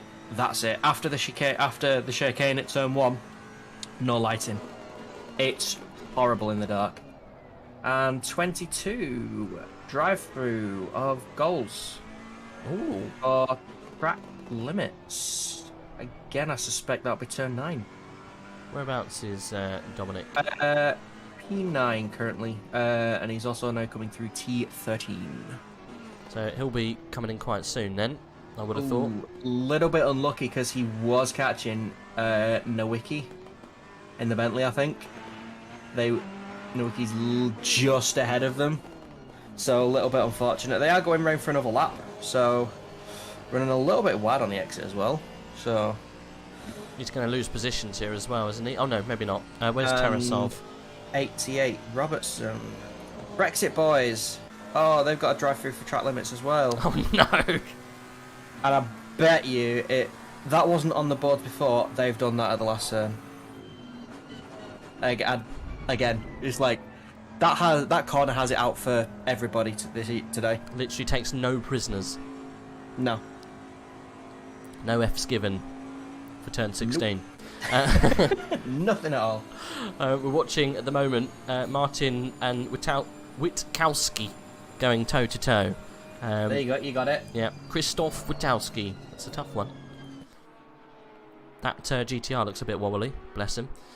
He's making his way through turns 1, 2, and 3. But I think Witkowski looks like he's just driving away at this stage.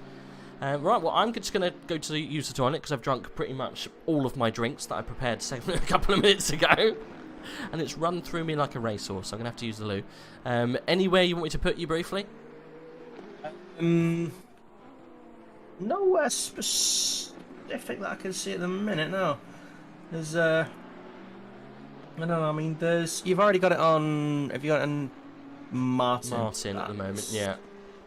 I'm just gonna find them on mine so I can actually see what's happening. Adati's getting quite close as well. Nazadati getting close to Zionski. Crazy File Racing Team. I feel bad for Zionski. He's had literally everyone attacking him for the past 20 minutes. He's been under attack from quite a few drivers. So yeah, bit of a pickle for him. It's a cool looking car though, that one. Anyway, I'm just gonna pop to the loop. I'll leave it on the P20. Yeah, not a problem. So as Rage disappears to relieve himself, the 88 of Robertson is coming in to serve their drive-through penalty on, I believe, the last lap they were able to do so. So that's the Brexit boys in the quite refreshing Refreshers livery.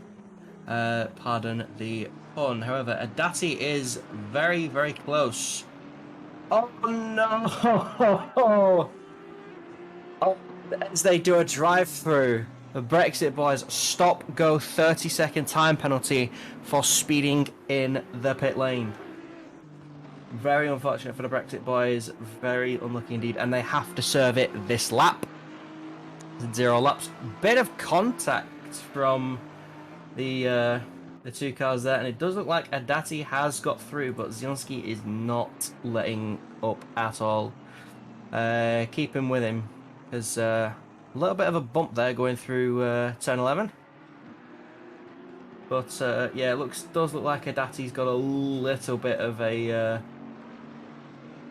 lead on it now. I'm just checking to make sure that Dominic Goals comes into the pits as well,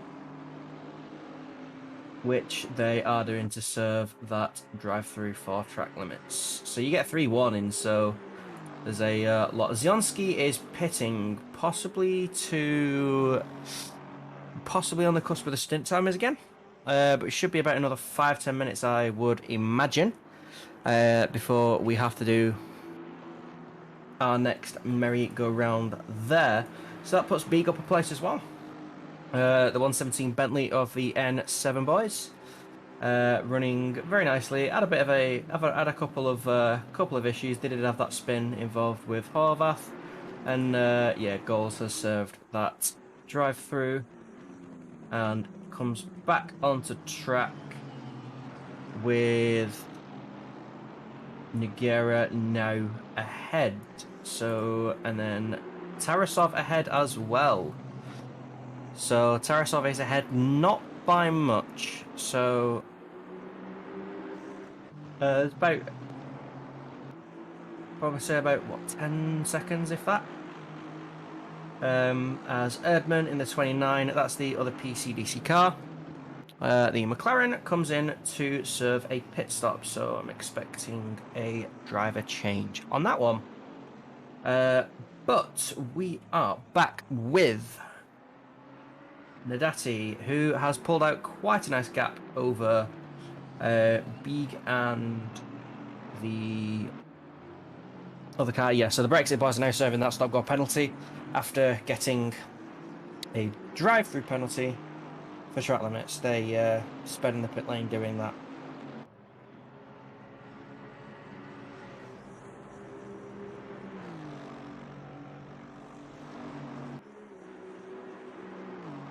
Yeah, so they've now cleared that stop-go.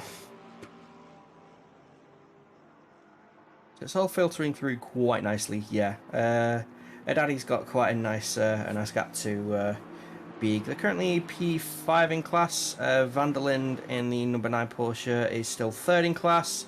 And the silver class leader of Concoli, 55 Aston, is now in the pits, and I do believe Horvath has gone through into the lead. Just waiting for my timer. Yes, there we go. And I believe Vanderlin's gone through as well. Where is the 55? Yep, so the 55 is just coming through. P17. Yeah, so Vanderlind, and they've been overtaken by P2 in AM class, Pierce in the 180 Bentley as well. We just get a little pit, did we? From Rumco. Yes. So Concolly's pitted, assumingly for tyre swap, driver change. The Brexit boys got a drive through for track limits, and then they sped in the pit lane, so they had to do a stop go 30 as well. So unfortunately, they've gone down the order a little bit. And number 11, that is Lats. Lats got a stop go 30 for speeding in the pit lane. Oh wow, second place, Lats. He's been overtaken. Yeah. He's been overtaken. So, Caracas is going to get him on the he's not on the pitted pit yet, stops has he? because no, but he'll get him because he has to serve that stop go, which is essentially a pit stop. It's a full service pit stop. Yeah, and does that bring Slayer? No, Slayer's. It might bring him closer to Slayer though, so P3 for Slayer might be on the cards in the number 10 Audi. But Beaver Grease, guys. Beaver Grease. Up into second place. Yeah, the 55's pitted. They've had a driver change. It's now Langedit in the Aston, and that's put the Goat 3 team with Vandalin driving up into second in class, and Horvath is leading silver class. So Horvath is going to have to come in and do his pits soon, but I've got a funny feeling he'll go a little bit longer. He did last time. So yeah, we'll keep an eye, see what happens with Horvath. And there is someone in the chat cheering for the Meat Snack boys as the number 10 Audi comes in to serve a pit stop. So probably on time as well at this point, just for the next round, which Caracas is now in the pits as is it Daniel Latz? Dan Latz? Dennis, yeah, he's coming in. Dennis. He's in. Is coming into service stop go. So Caracas will retain P2. So P2, 3 and 4 are all, well, who was P4 and now currently in the pit lane. Oh, this is desperate times for Vandal Simsport. As Slayer gets out ahead, I believe. Yep, that will... Am I correct in saying? Is he a lap behind? Not sure at this stage. Uwe Sailor. Yeah, I think... 55. Langedic's got a drive-through for track limits. So not a great start to his... possibly his final stint of the race. Well, we've cursed them. What's this we? No. You. What's this we? Predictions, Rage. Remco, no. So he got a drive-through. Okay, well, how much time has he got? This is what we need to find out. Now this is desperate times. All right, so the 55 is going to be thrusted back. Serving the drive-through now. They may come out still behind P. They may still come out ahead of Jellyneck. Yeah, I think they will. But it's just whether Horvath is going to have the pace now to be able to get round, get his pit stop done, and stay in the lead, which he can do. I think he probably will do. I think it will probably be the 55 versus the 9 of Van der Linde now. For second place. I've got a funny feeling that 25 is going to be able to get past, but we'll see. What's the drive through? It's about 30 seconds. Do you reckon? 30 seconds. I've no idea. I was going to say about 15 to 20 seconds because it is quite a fast pit entry and exit, so you don't lose as much time as you say. Probably at a track such as say like Sochi, because that's got quite a narrow paint, or even Silverstone. Silverstone's long, for Silverstone is horrible. So hopefully especially on exit. So it won't cost them that much time then. If it's about 20 seconds, we hope. Okay, well we'll find out. Horvath in the pit then. This is where it matters. So Horvath coming in. So Van der Linde is going through for another lap. So they will take P1 for the time being. Langedic is halfway around the track currently, so coming through turn 9. So a bit of a costly mistake for them, but we'll see if they can make it out. This is going to be close. This is going to be really close. Between Remco and whatchamacallit, and Horvath. If Remco can keep it clean through the last half of the lap, this should be pretty close, yeah. Because the 25 has quite a lot of the pit lane to trundle down. Because I think the pit limit's about, is it 30 miles an hour? 50 it's been kilometers? Released. Here we go. Coming through the final turn now. I think they've just got it. Yeah, Horvath's just got it.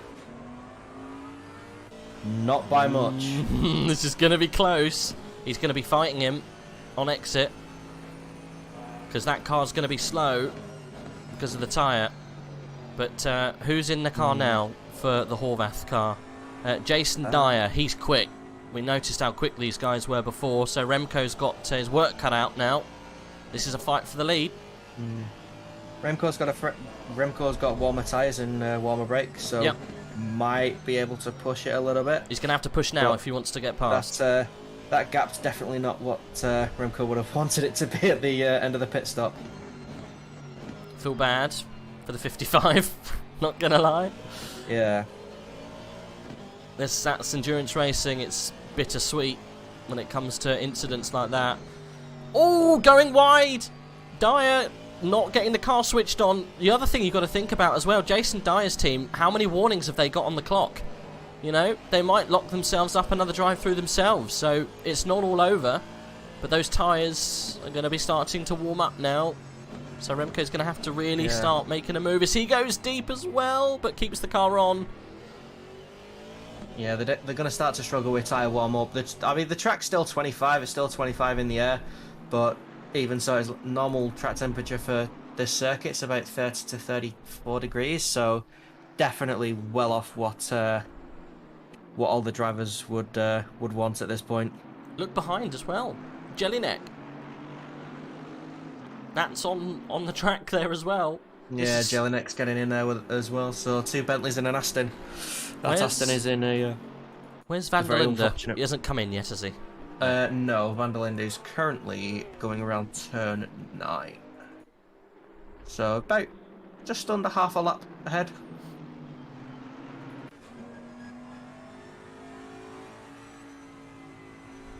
So a little stroke of luck then for the Revolution Sim Racing Black team that have been so powerful this whole race. They've had the track position. They were leading for most of the race, then had a bit of a checkered middle sector, and now towards the end they're back, hopefully in the lead, but not by much. Sorry. I've just been watching. Van der Linde got very squirrely. Van der Linde's pitting now. He got very squirrely coming into the approach to the chicane. Nearly clouts the wall as well. So yeah, I think they reached the end of those tyres. If I'm perfectly honest. It's a crazy pit entry. It's very bumpy, isn't it? Like the track is all over the place on that entry. Doesn't look like fun. We've seen a couple of cars. So where is Horvath right now? He's going through, I think, turns 11 and 12. Yeah. I think he's going to have him done it. Yeah, Van der Linde will come out in that little pack with Remco and Jelinek, I think. Yeah, I think so too. Ooh. Dyer taking a little bit more curb than you'd probably want to. Oh, speaking of which, bangers and mash. Oof, nice. Meat snacks. Oh, drive through for track limits. At turn 9 for the number 6 Lamborghini. Oof. So Van der Linde is still in the pits as the 25, 55 and 871 all go through. The next one is the 149, which is going through right now, along with the 117. So yeah, the Goat Boys have got some work to do to try and claw back some places. Yeah. At least for the moment. P4 though, it's not bad at all. No, P4 in class so far. Although they are behind Adati, so they are dropping a little bit more as it updates. P6 in class currently. Okay. Oh, they did drop back a fair bit. P6 in class. So a little bit of work to do, but they do have the pace, to be fair. To be fully fair to them. I reckon they're off the pit strategy to some of these guys. So I think they might have some places come to them towards the end. So we'll see. Makovkin's got a drive-through as well, no doubt for track limits, and probably at turn 9 as well. That's the issue. It's like you still try and push through turn 7, 8, and 9, and turn 9. If you get it wrong and your tyres are worn, and especially seeing as it's getting colder, it's just horrible to just to get that little bit of detriment on your lap. Yeah, so Makovkin's serving that drive-through now. So he will come out a fair bit behind. He may actually even come up with in the middle of the silver class race, which is coming through. Oh, well past. So yeah, half of the silvers are well ahead of Makovkin. So probably not going to slot in where he'd like. Coming up against the number 4 and 20 now. I was looking at what's going on with Van Wall Simsport after that disaster. That unfortunately they've had to do that drive through, or stop go, was it? I can't remember. One or the other. It was a drive through, I believe. So they've lost the position to the Beaver Boys, and they're now hounding a Ferrari.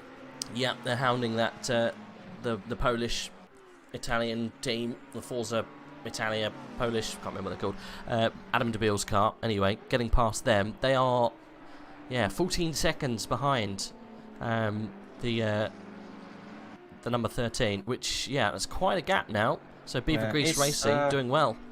It's definitely doable. Potash in chat, reserve seems 29 and 180, showing everyone how it's done. They're doing very well for themselves. That's 29 by Dijkstra is that's the other PCDC car, is P13.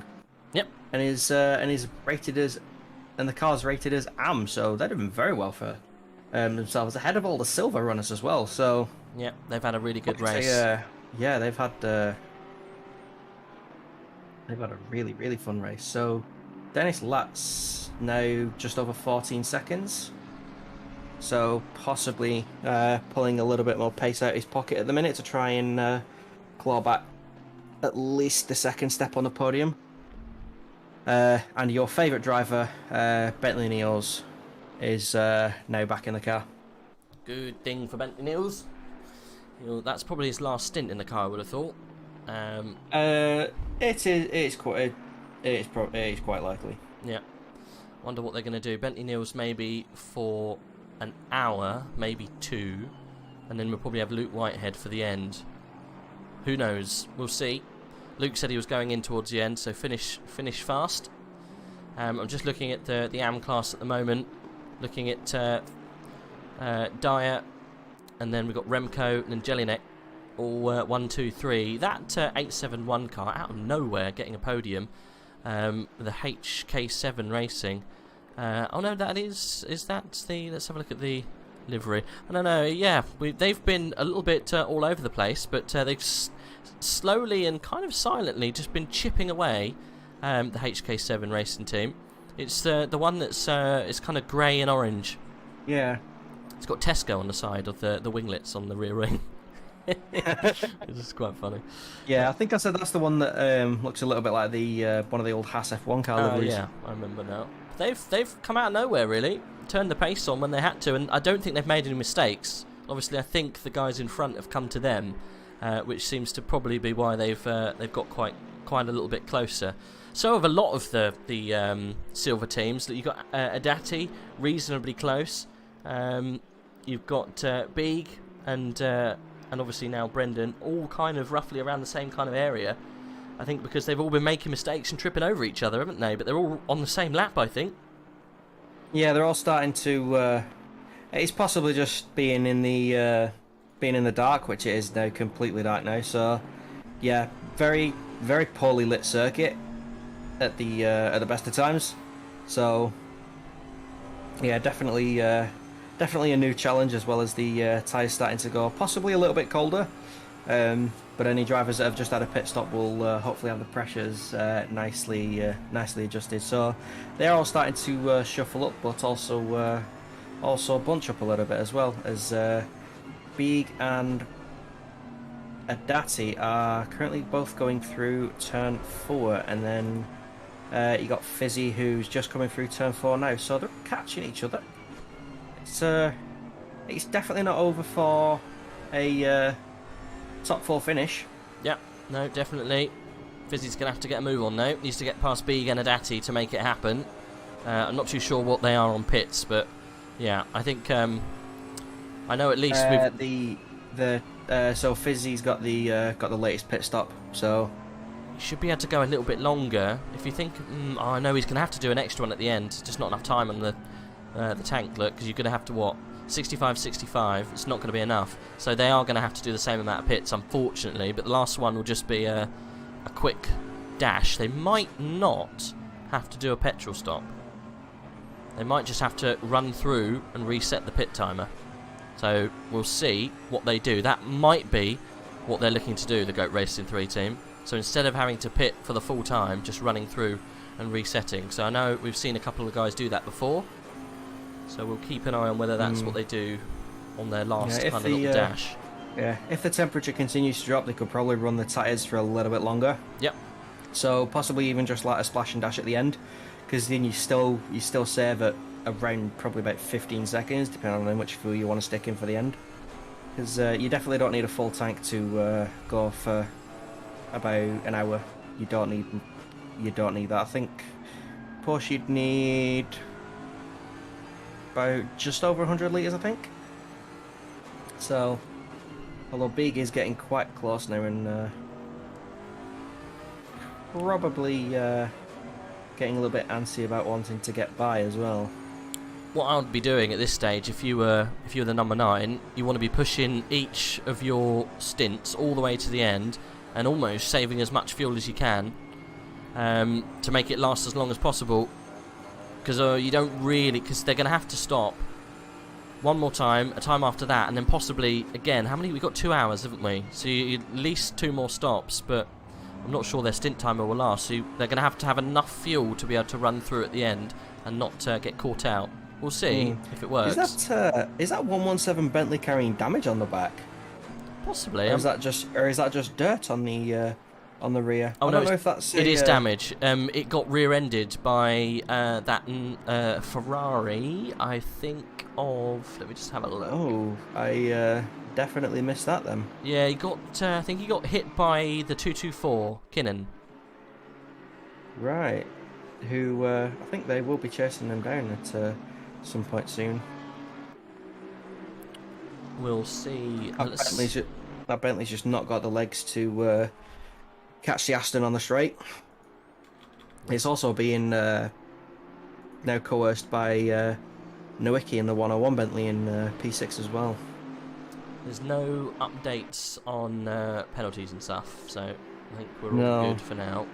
It's just wondering, like, they did fix the bug for the steering thing, but it's been a while since we've had an update, so I don't know if that's because there's been no incidents or... Well, there's definitely been incidents. Yeah, we saw that incident that might cost, I think it was the 25 car, a penalty, because he hit the 117 earlier. Do you remember? Tipped him round. Yeah. So we might see the leader of Silver get a penalty soon, but whether they get it sorted out, I'm not too sure. Yeah, Potash in chat, PCDC2 still fighting for P12, which they are. They're half a second off McCoffkin in the 17 Aston, so... Shall we? Let's go and have a look.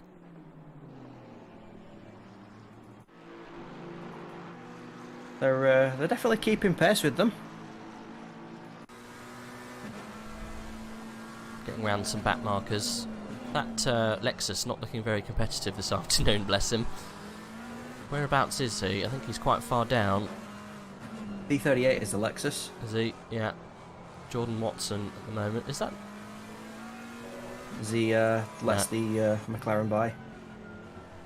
Jakub Teresic is at the moment. Emil Frey Lexus Racing. Yeah, it's not helped the second PCDC car much. Cost him about half a second, but he should be able to get that back pretty quick.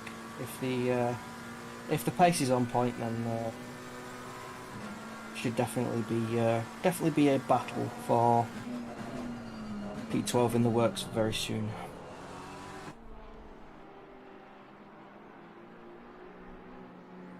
Never heard of this PCDC outfit before. It's the first time they've, at least under that guise, have raced with us. I don't recognise the names of the drivers. Enter 2 cars at the same time, both doing quite well. Obviously one was reserved, the other one is there on merit. Where is the other car? It's quite high up, isn't it? I think it's... PCDC is the... P5 maybe? 15 Bentley, I think? Yeah, P5 at the moment. Yes, it is. Behind Anarev, who's done, I must say, a really good job to get up to 4th. Yeah, so the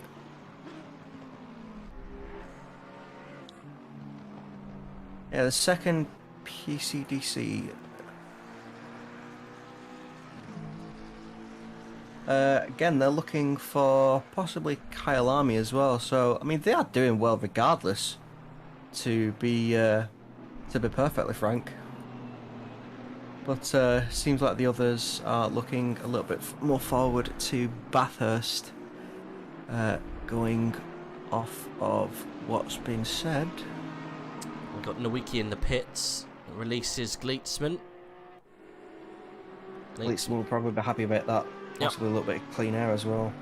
Well, he's got the 117 in front of him. There's quite a chain going through at this stage.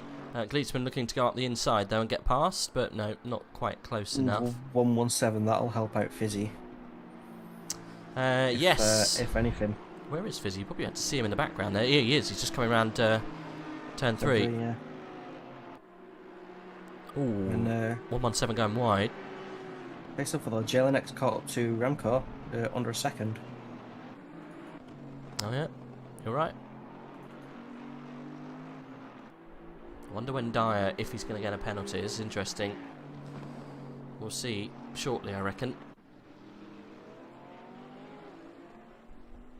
It's been a bit quiet on the penalty front, isn't it? Not too much news going on. I'm not sure if the reporting race control bots had another little bit of a hiccup. We'll see if any of the stewards come through and pop that in manually. Potash has said we hope we can join Kyle Army as a reserve as well. So I'm assuming he's part of the PCDC team, the second team that's running around in 29th. Yeah, I hope so too. Your teams definitely deserve to be there. In 29th, they're running P13. The car is number 29. 29. Yeah, sorry. P13, the 29 car. Yeah. It's been a long few hours. Yeah, we've only got just over 2 hours to go. Two to go. That's the 88 car coming out from their pit. And Jelinek is still on the back here. Closing the gap a little bit. Now down to half a second.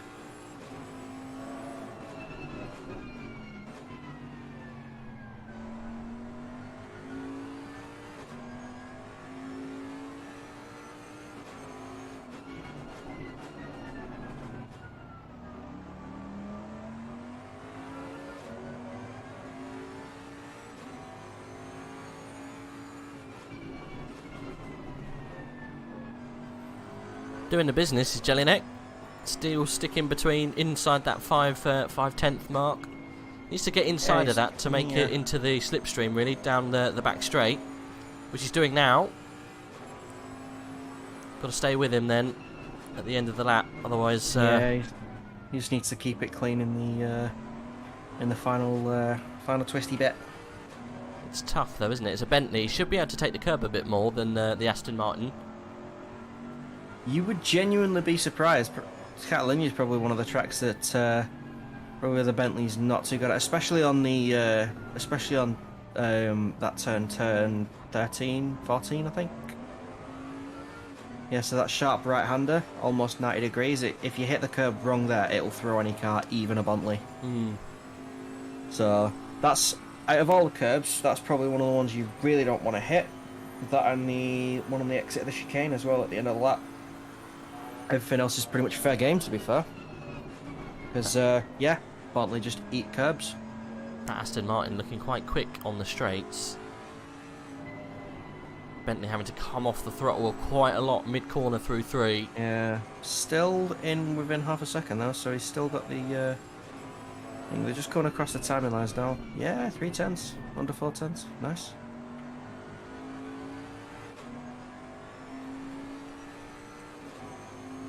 Start to get a bit nervous when you're kind of knocking on the door to podiums and stuff. It's whether one of these guys is going to drop the ball in the last couple of hours. You definitely don't want that. Yeah, I mean they're currently both on for a podium. It's just they're fighting over which step they stand on. Yep. Which obviously they want the higher step than the other. Whereas Dyer in the 25, Bentley he's just vibing. He's just doing his own thing. He's off. It's very nice. It's 12 seconds between Remco and Dyer. So they just need to keep it clean. I don't know the last time they got a penalty actually. For who's that? 25. Yeah. Yeah. Sure. I know it's horrible to say, but they are somewhat due a drive-through for track limits. Obviously, now you've done it. We've had 55 come in for one recently, and I haven't seen the 25 come in for a drive-through for a little while. Hopefully they don't, because they might have that little knock to the 117 we saw earlier to contend with. So fingers crossed that it stays where it is, but they may have to serve some form of penalty soon, which will bring them right back into this battle that we're watching right now. So tier 2 is tier 2. Sorry, the silver split is doing us a bit of a favour here with some really close racing. Yeah, I mean, it's, if anything, the silver runners are having a lot closer racing at the minute than the pro boys up front. Yeah. Talking of close racing, Dennis Latz has actually eaten up a little bit of that gap. It was 11 seconds. It's now 6. Yeah, he's nearly cut that in half, so he's definitely getting on the loud pedal to try and claw back not just second place in class, but second place overall. It's definitely something that you want as a racing driver. I mean, yes, would you want the win? Yeah, but if you can't get the win, does a podium count? Yes. Maximise their points. That's what they need, the Van Moor boys, because it's going to be a long old fight with PPR if they're going to take it to the end. And I think they've just unfortunately missed out a little bit. I don't think it's really their fault. That little drive-through's not helped them. It's put them in a bit of a dodgy situation with that other Bentley, the Beaver boys. Yeah. But you never know. Anyone can get another drive-through. You know, even the leader could. Yeah, there's still 2 hours. The leader, I think, has kept it extremely clean, and that's literally all they need to do. Is just keep it clean until the flag drops, and it's theirs. They need to do nothing else other than keep it clean, keep it smooth, keep it on the racetrack. As they cross to mark 230 laps raced so far. Oof.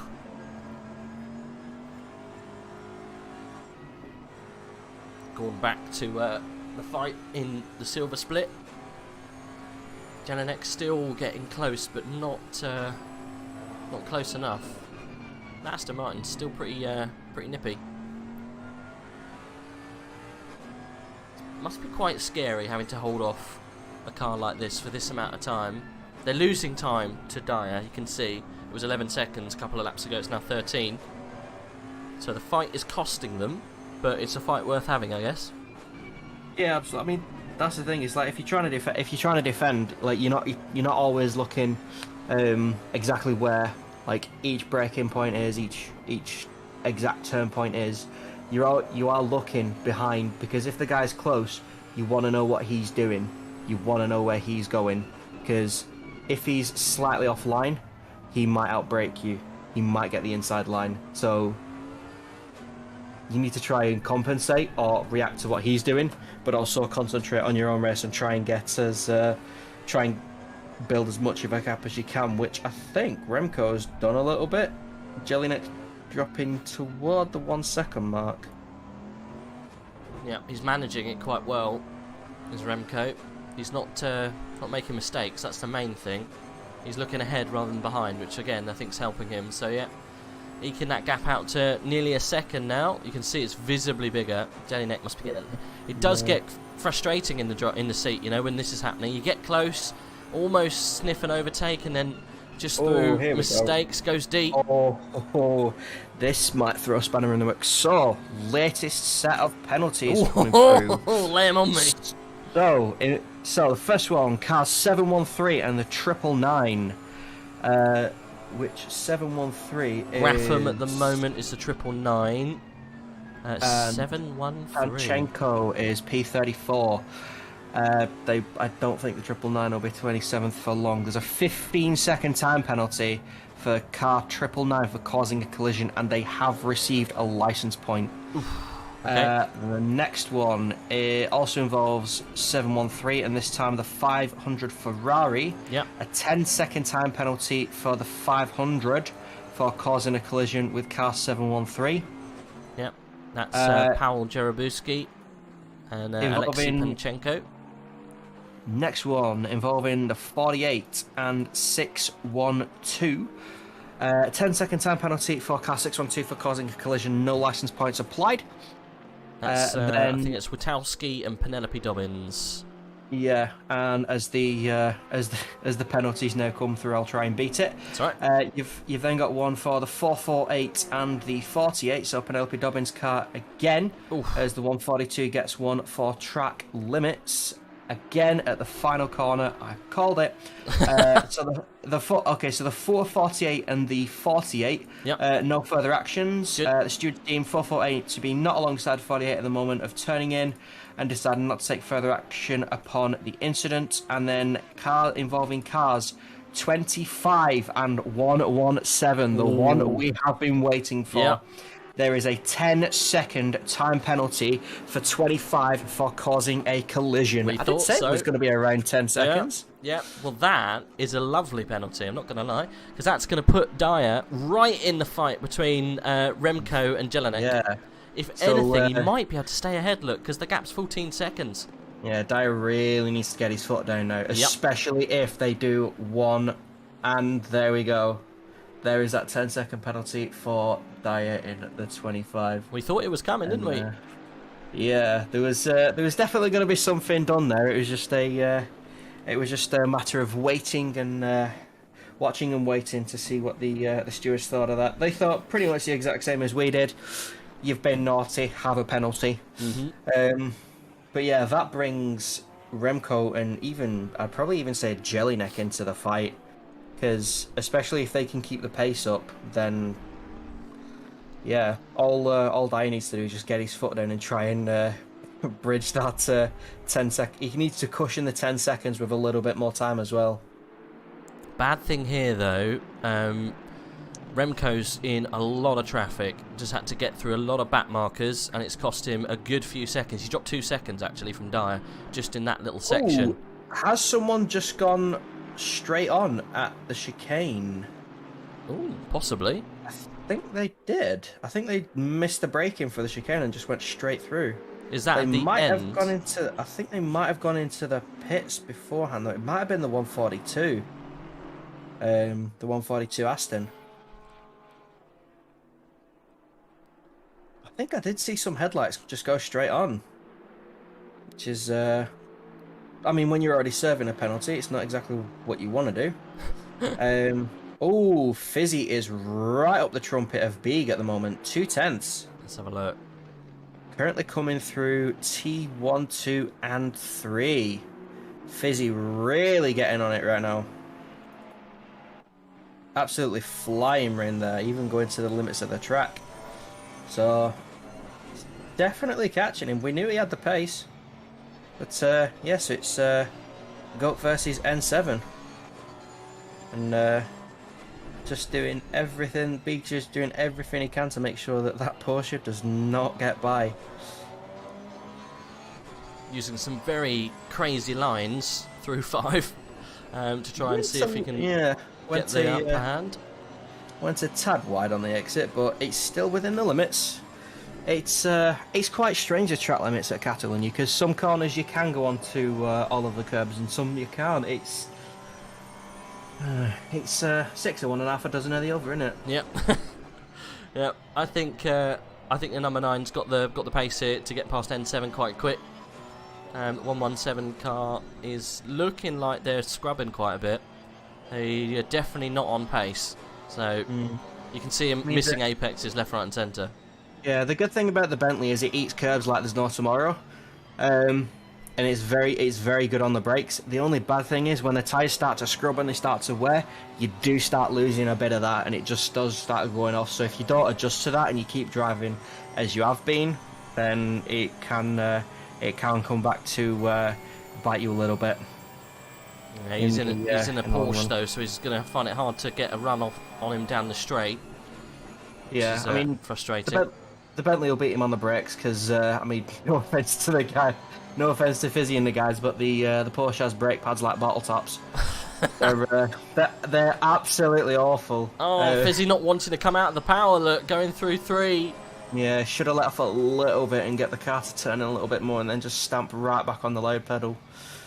All it needs. That's frustration kicking in. Yeah, just I ran the Porsche around the Nürburgring for about 2 hours, and yeah, with the brakes start wearing off, I think they go from like bottle tops to pennies. they're just truly awful.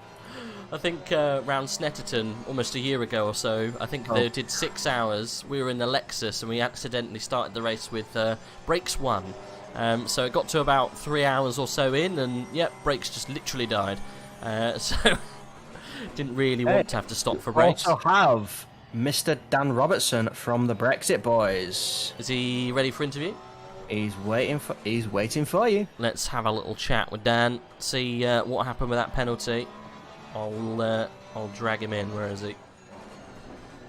Go on in, Dan. Give us the lowdown of how it's been going for the Brexit Boys. I see you had a penalty and a little whoopsie after that.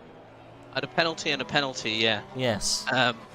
So, you know, it's the old, you've already run wide and lost some time, but, you know, we're just going to give you a drive-through just for fun. Yes. That ACC loves to do. And then somebody's taken out the pit entry board. Oh, no.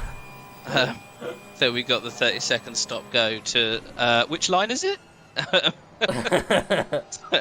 So, and, you know, I'm really angry with myself, to be honest, because Tommy and Jay, I undid 4 hours of their work, you know, which is frustrating, but we're still hoping to claw back into the top 10.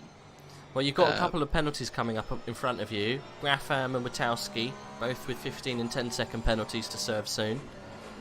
So it's not all over, but yeah, frustrating. You guys were kind of right up inside that top 10 again.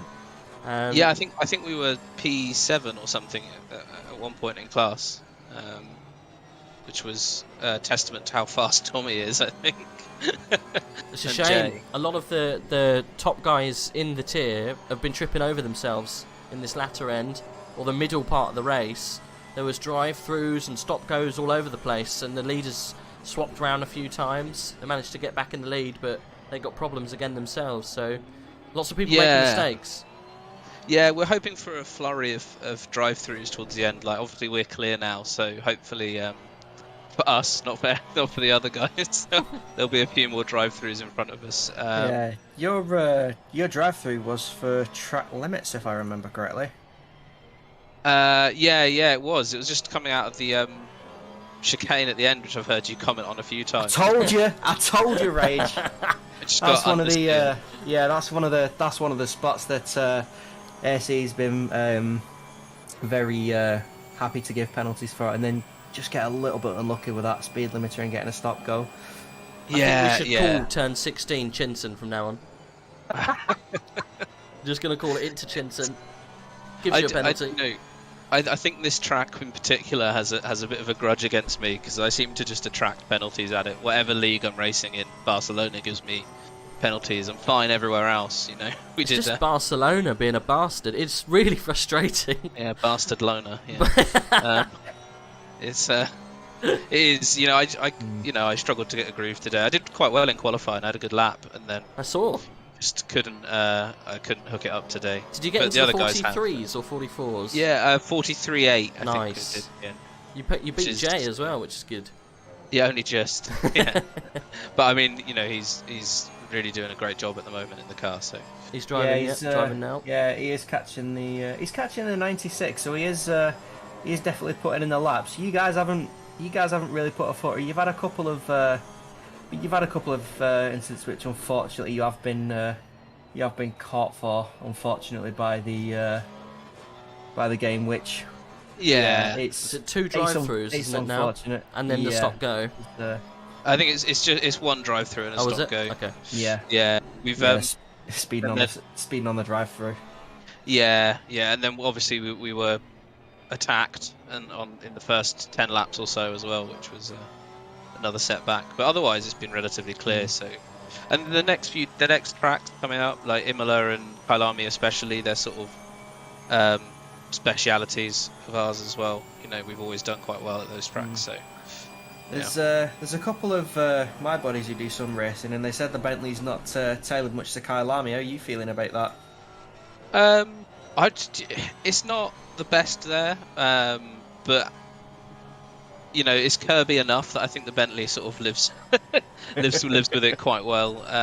I'm not as scared of cheetah in the Bentley as I am in the other cars.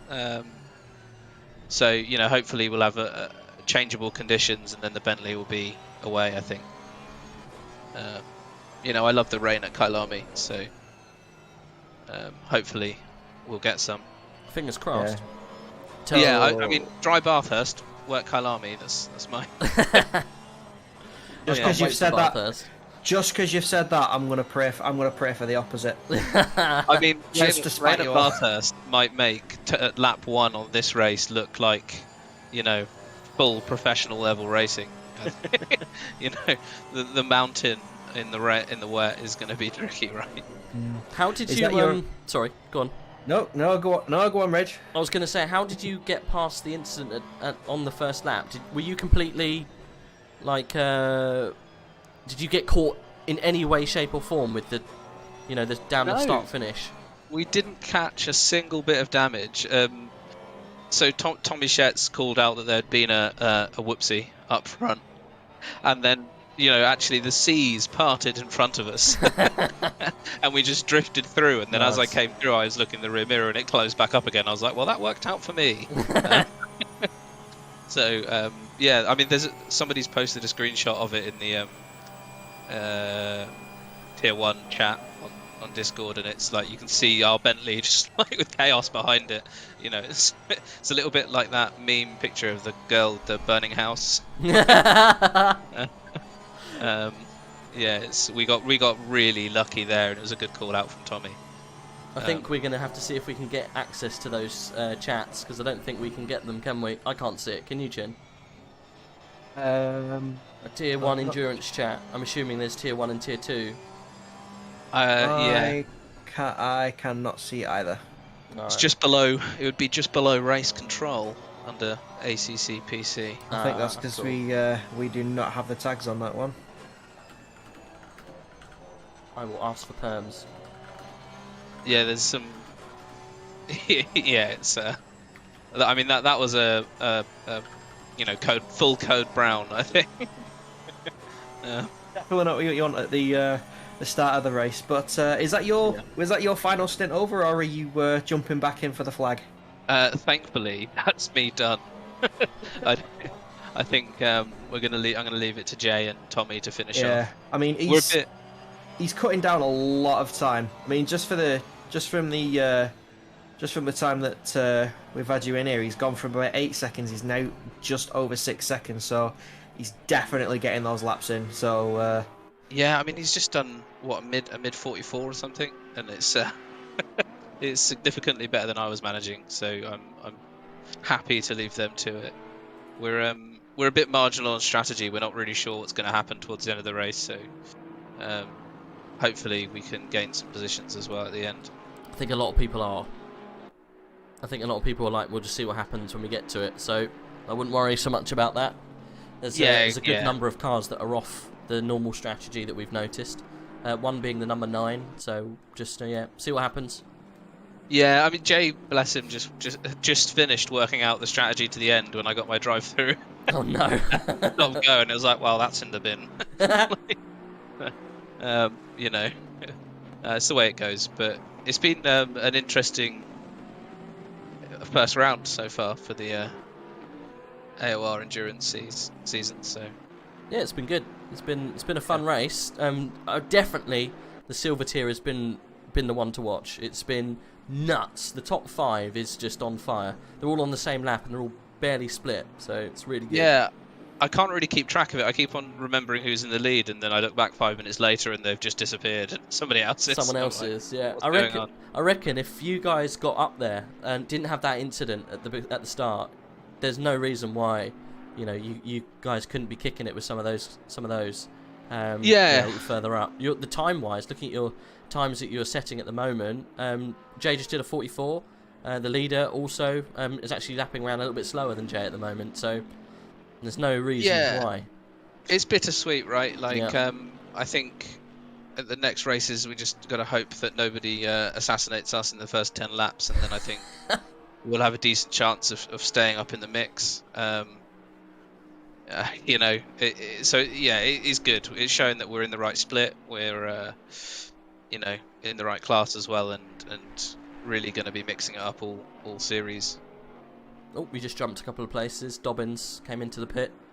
Well, good old pit stop. And I think he was the guy that put us round in the first few laps or so, actually. Is that the 48 car, yeah? Yeah, I think so.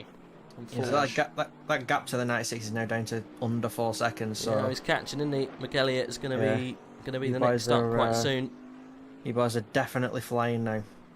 Yeah, I mean, it's the right time to be charging, right? So the last 2 hours. There's no point being quick in the first 2 hours if you're slow at the end. So do you go quicker in the lower track temps? Is that how it works as well? It should be, as the tyres should last better as well, and you should be quite a bit faster really. If you don't go off track. I was going to say, if you don't go off a track at turn 10, never mind. Back he goes.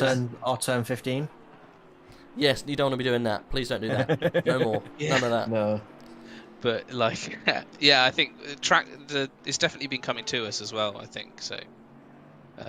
I was really struggling with tyre pressures in that last stint. Actually, I was up at 28s, and it should have been way lower. Yeah. And I think we've sorted out a little bit for Jay. So, he's got a long stint ahead of him, and as long as he can keep this pace up, we'll be flying, I think. Yeah. Well, best of luck. It's all to play for. I still think you'll get reasonably good points for that kind of position, but I think you've got a little bit more to gain. I think you could easily get McElliott. Whether you can get the next guy, I'm not sure. We'll see. Graffam might come a little bit closer to you because of his penalty, so you never know. That's the head steward's car, right? I think I remember you saying earlier. Oh, the 999. Yes, it is. Yeah. That's Scope Racing, I think. Yeah. That's that's Goat Racing number 1. Yeah, so we, if we come up behind them, we won't push them too hard. Just keep the head marshal on side, right? Yeah. But yeah, it's going to be a fun run to the end now. So see where we finish. Hopefully top 10. Yeah. Well, fingers crossed, mate. We'll catch up at the end of the race. But thanks for jumping in. Yeah. Catch you later. Yeah. Thanks, see guys. you soon. No worries. Do you want some spice rage? Yes. Spice me up. So while we were talking to Mr. Dan Robertson, incident involving cars 9 and 34, a 25-second time penalty for car 34, and 2 license points. Incident involving car 760 and 142, no further action. Neither car can solely be blamed. So, and then one sec. Who? Because number 9 and 34. Who's 34? Let's have a look. Who 34 is Mendes in the Nissan GTR SCR.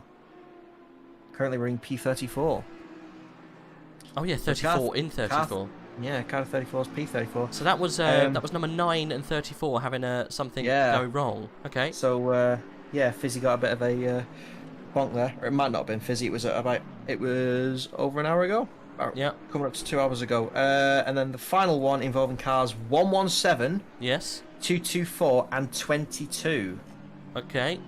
So 22 is Steinhauser in the Aston in P9. Yep, he's doing well. A 10-second time penalty for causing a collision and no license points. And He's then the most that now, I think. recent one. Oh, okay. So involving cars 117, 10, and 22. A 5-second time penalty for car 117 for ignoring blue flags. Wow, I've not seen that before. Normally they're very. That was oh, it's Battenberg as well. It would be, wouldn't it?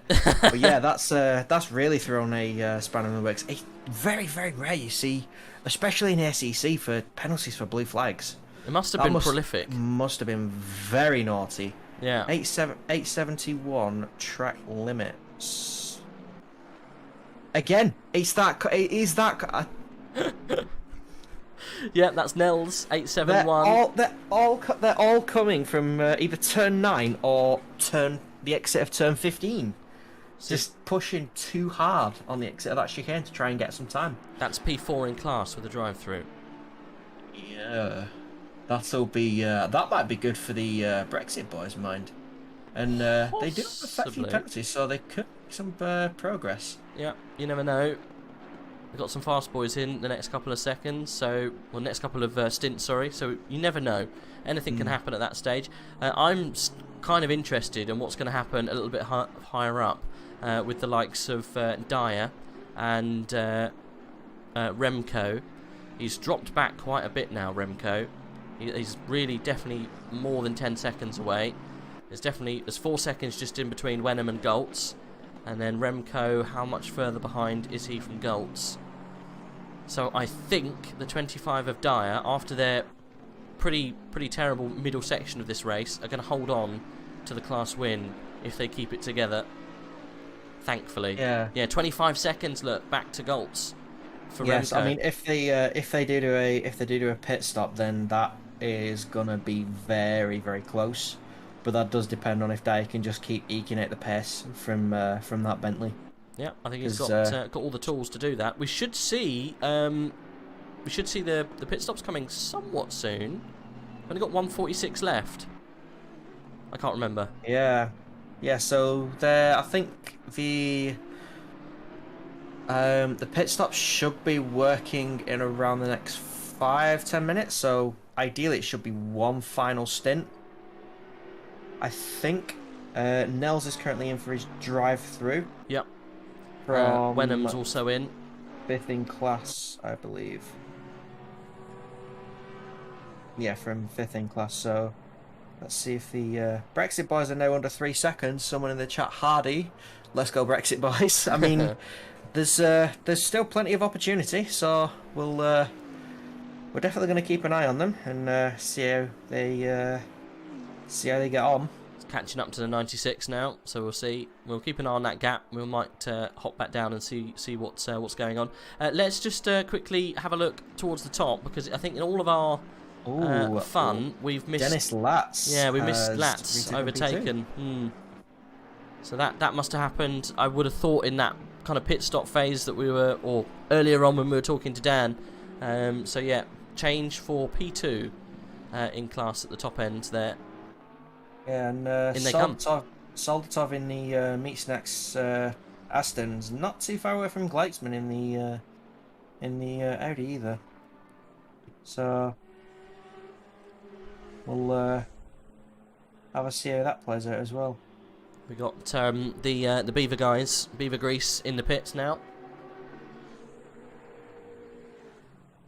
So they're getting their stop done now. 1:44. As they get lapped by Bentley Niels. Really? Jeez. Now doing 245 laps so far with an hour and 44 to go. We're gonna hit 300 easy. Yep, I think so. I was gonna say I don't think that the number 1 car have had a penalty.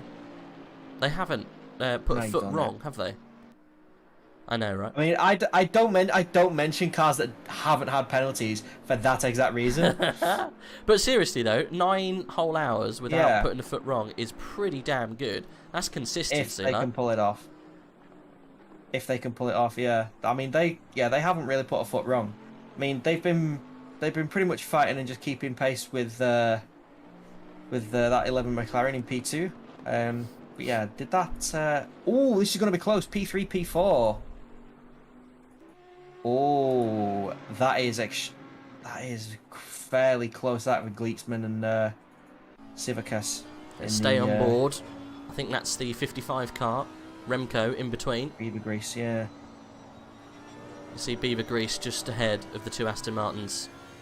Those Astons are going to get in the way though, aren't they, for Gleitzman? Out of the way, Astons! Caracas is now back in the car, so yeah, I think he got a little bit lucky there. Yeah, managed to slot into a nice little bit of air. Gleitzman will be waving frantically inside the cockpit. There you go. He's got past. Yeah, so one of them's yielded the position, but there's still other Aston to get by. All the while, Latz is running away, and yeah, Caracas is just cruising, getting his tyres up to temperature. So I think that 13 Bentley has one more stop to do. Yep. Well, yeah. I think, yeah. You've got, yeah. And it's how they play it out. I don't think, I'm going to say it now, they're not taking tyres. Do you not think? I don't think they're going to take tyres. Why'd you say so? I mean, especially if you run it, especially if you're competing for a podium place, it's something that, like, the track's probably not going to drop as drastically as it has over the past few hours. It's probably going to drop like a degree, possibly 2, at which point, like, the tyres could probably last that time. You can easily double stint a set of tyres, but with it being the track as being as cold as it is, you could probably eke that out to the remaining time we've got left. So I'm saying that they're just going to do a splash and dash at the end to try and keep P3 and reduce the amount of time. I'm assuming you disagree? I'm not sure. It's a big risk, isn't it, for a little bit of an advantage on the on time. It's whether the tyre kind of degrades that much. I guess it's cold. It's colder at least, so the tyres are going to last a little bit longer. But do you really want to stint a set of tyres for an hour and 40 minutes? I'm not sure I would. Just for the extra couple of seconds to get them changed over. I don't know. It's a tough call.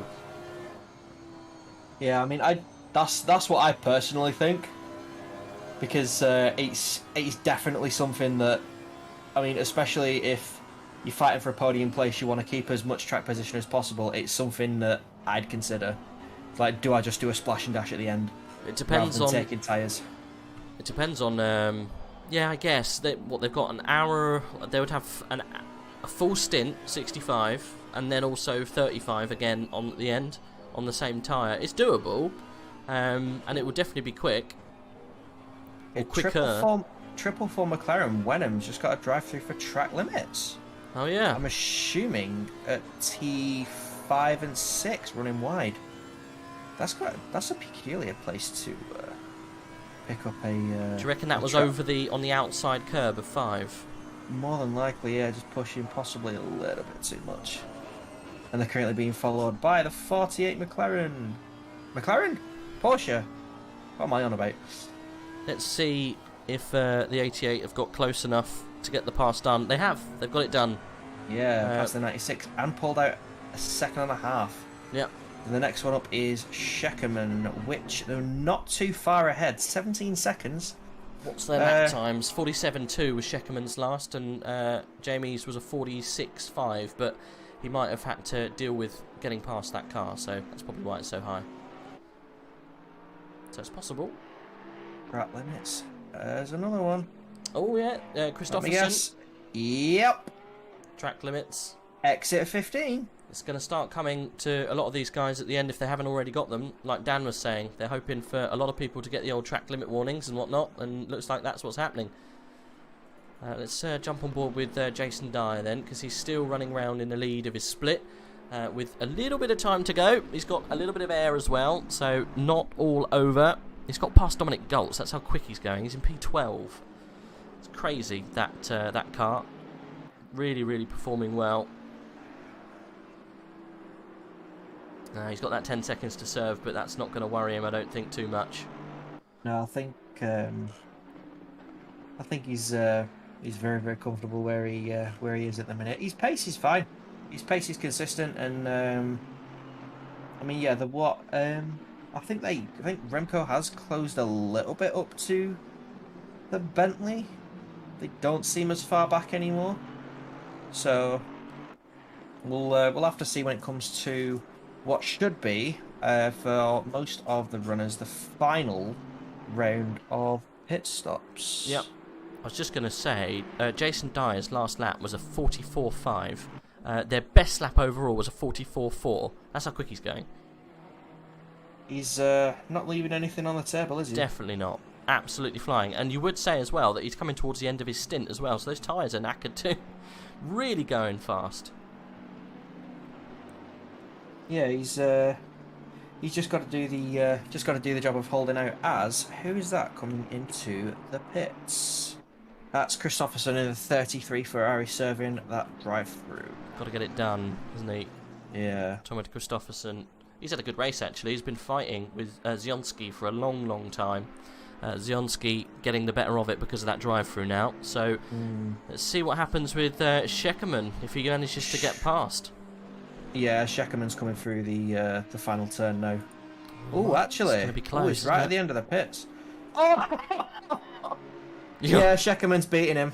Why? What happened? Christopherson, a stop-go 30-second penalty for speeding in the pit lane. Oh no! You can see him angry. Look. That braking board has definitely taken a few victims. The Brexit boys being one of them. But the Brexit boys are one of the guys who are going to benefit from that. Yeah, now 16 seconds behind Scheckerman, so it's definitely going to be close for Scheckerman and Christopherson for at least this lap. Yeah. Brexit boys are now coming through turn 3, so this not far off. No. Let's have a look, see what Ellis is doing to comparison to Scheckerman now. 46.3 was Scheckerman. Last one for Ellis was a 46 dead. So he is he was doing 45s earlier. So I think he's got a little bit more in the tank, but maybe making mistakes, or might have been traffic. Who knows? But there's definitely more time in that car. So that just goes to show those guys doing 46s and 45s when you've got someone like Jason Dyer running around doing 44s. Ridiculous pace. Yeah, the second PCDC car, 29, now coming in for a pit stop, so they will probably have to make another. They will have to make another stop. That's a shame. They're currently in P10, so they're still in the fight for, I believe it would be net P30. I believe. I think a couple of the other guys have pitted or had penalties, so it will be interesting to see where they get spat out of the pits, as I think Dyer's gone through as well, past that McLaren. So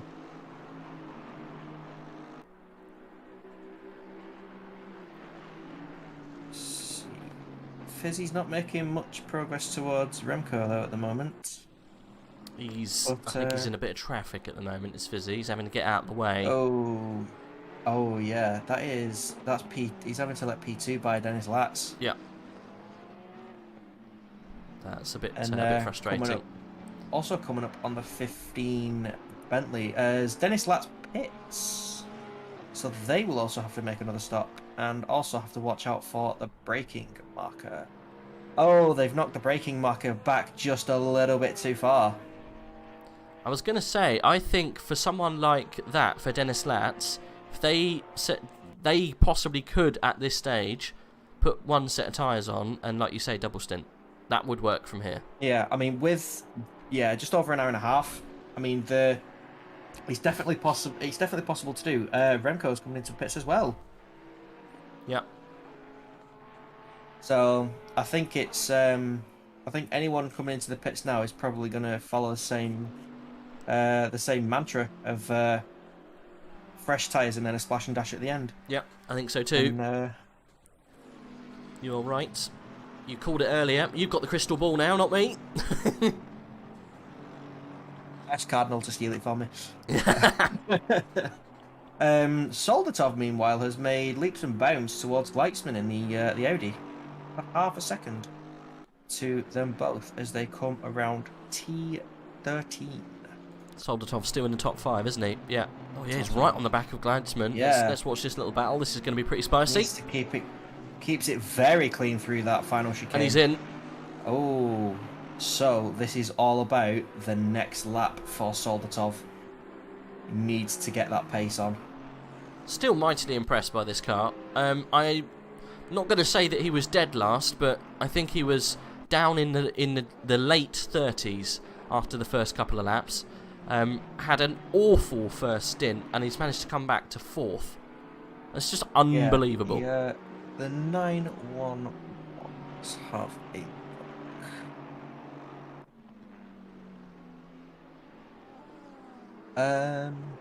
like and subscribe to him. They started P9. Oh yeah. They had I think they were caught up in the turn. Well, the start finish straight palaver. Pretty sure they were caught up quite nasty. Yeah, so they're definitely doing well for what's been occurring, shall we say? And it's like and subscribe. You said that team. They're not using their normal like and subscribe livery. Normally, like and subscribe's black and red. It's got YouTube all over it. I'm not too sure why they've got that livery on. It doesn't really match with any of their stats, which is a bit weird. Maybe we can find out afterwards. Maybe it was an accident, just applied the wrong livery. You never know. Because on the paint description, it's called the Online Racing TF Sport, which is definitely not the like and subscribe.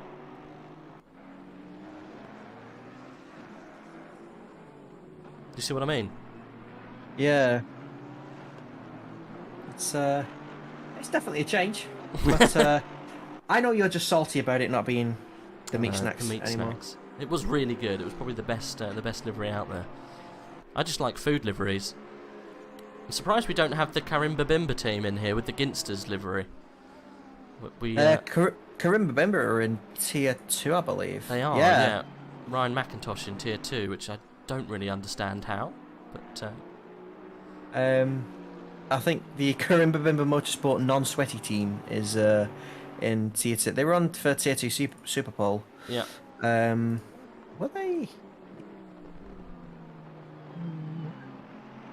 To put it in perspective, the Karimba Bimba team were fighting for the lead last time. Karimba Bimba were in this race. They started P37.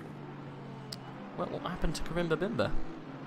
I'm not sure. They're not showing on the board anymore. What number were they? Car number 54, I believe. Oh no.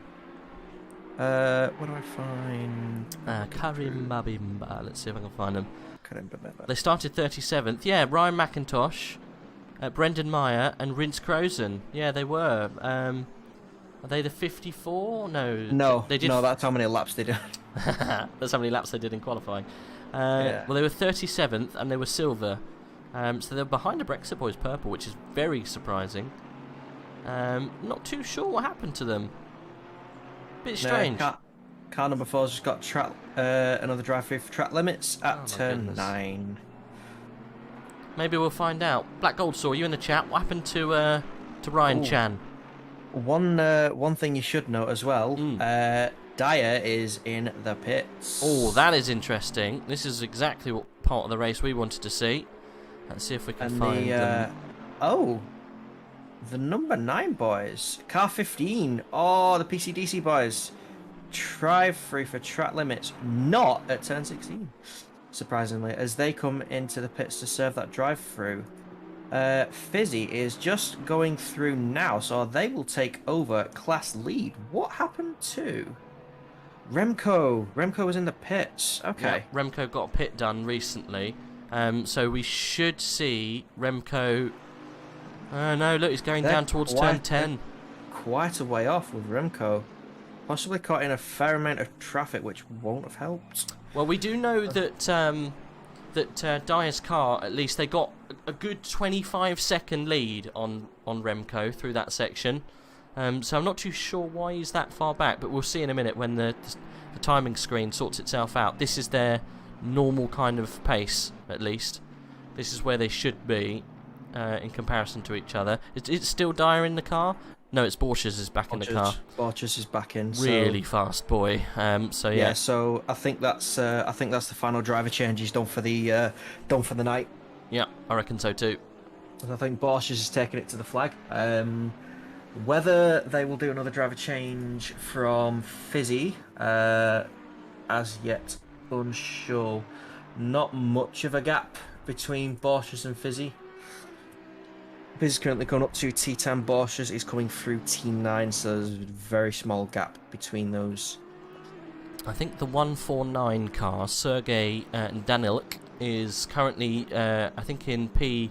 Well, overall he will be P2 when I think the other car comes in, the number 9. I'm not sure if they're on merit or if they're just there because of the pits. I've got a funny feeling the 55 is in second still. And what a turn of events if the 117 does get back into the podium position, because at the moment he's sitting behind the 55, which would be good for them, but they have got 5 seconds to do on their next stop. Sorry. Yeah, I think the number 9 may get ahead of the 149. We might see. Well, I've got a funny feeling the 149 still got a pit. Yeah, just with I mean, even after the pit, it's like it should come out in front of the 149. Just going off the deltas from how far they are behind. So Borchers is about 13 seconds behind Fizzy in the Porsche, and then you've got Hinnon who's 20 seconds behind Borchers, and so on and so. So I think they may get net P2 in the Porsche. Let's see. Yeah, what is in the number 9? Possibly. McHopkins in. Roof is in the number 6 Lambo, and the leader, Bentley Neos, is in the pits. He is currently listed 255 laps. Whew. So at this stage, and Callum Wright is also back in that McLaren. Connor Wright, sorry. Why do I keep calling him Callum? I don't know. I wasn't going to correct you that time. I just laughed. I was gonna say, Bentley Nils at this stage, it's now Luke Whitehead, by the way, he's just taken control. They're going to have to pit again because there's not enough time on that, is there? It will be, like you say, splash and dash, a quick one. Now, yeah, I mean it's what makes sense, especially with how the stint timer works. It's like you can run it to the hour every hour, or you can just run the stint timer, which a lot of people will just run the stint timer, and with the amount of time left, these will be the final driver changes. Fizzy is pitting as well, so we'll see where that number 9 slots out to. So I got a question for you. So fire away. With the number 1 car coming in now, do you fill up the car to do half of that time, come in, fill in the rest of the petrol to go for the, literally split that down the middle, or do you fill the car up almost to the brim and then come in, say, towards the very end of the stint, and then just have a very small little splash at the end? What would you do? Brim it and splash it. You reckon? With the pace that these guys have got in the lead, they haven't, like you said, they haven't put a foot wrong. They've basically got free choice of what they need to do, because the 11 McLaren is a lap behind. Yeah. Everyone else is at least 1 lap down, so that Bentley can cruise to the end. So they can basically choose whatever they want to do. If they want to, I mean, obviously a smart thing would be to do half and half it. But it's also a fact of, if you just want to get to the end, then why not just brim the car?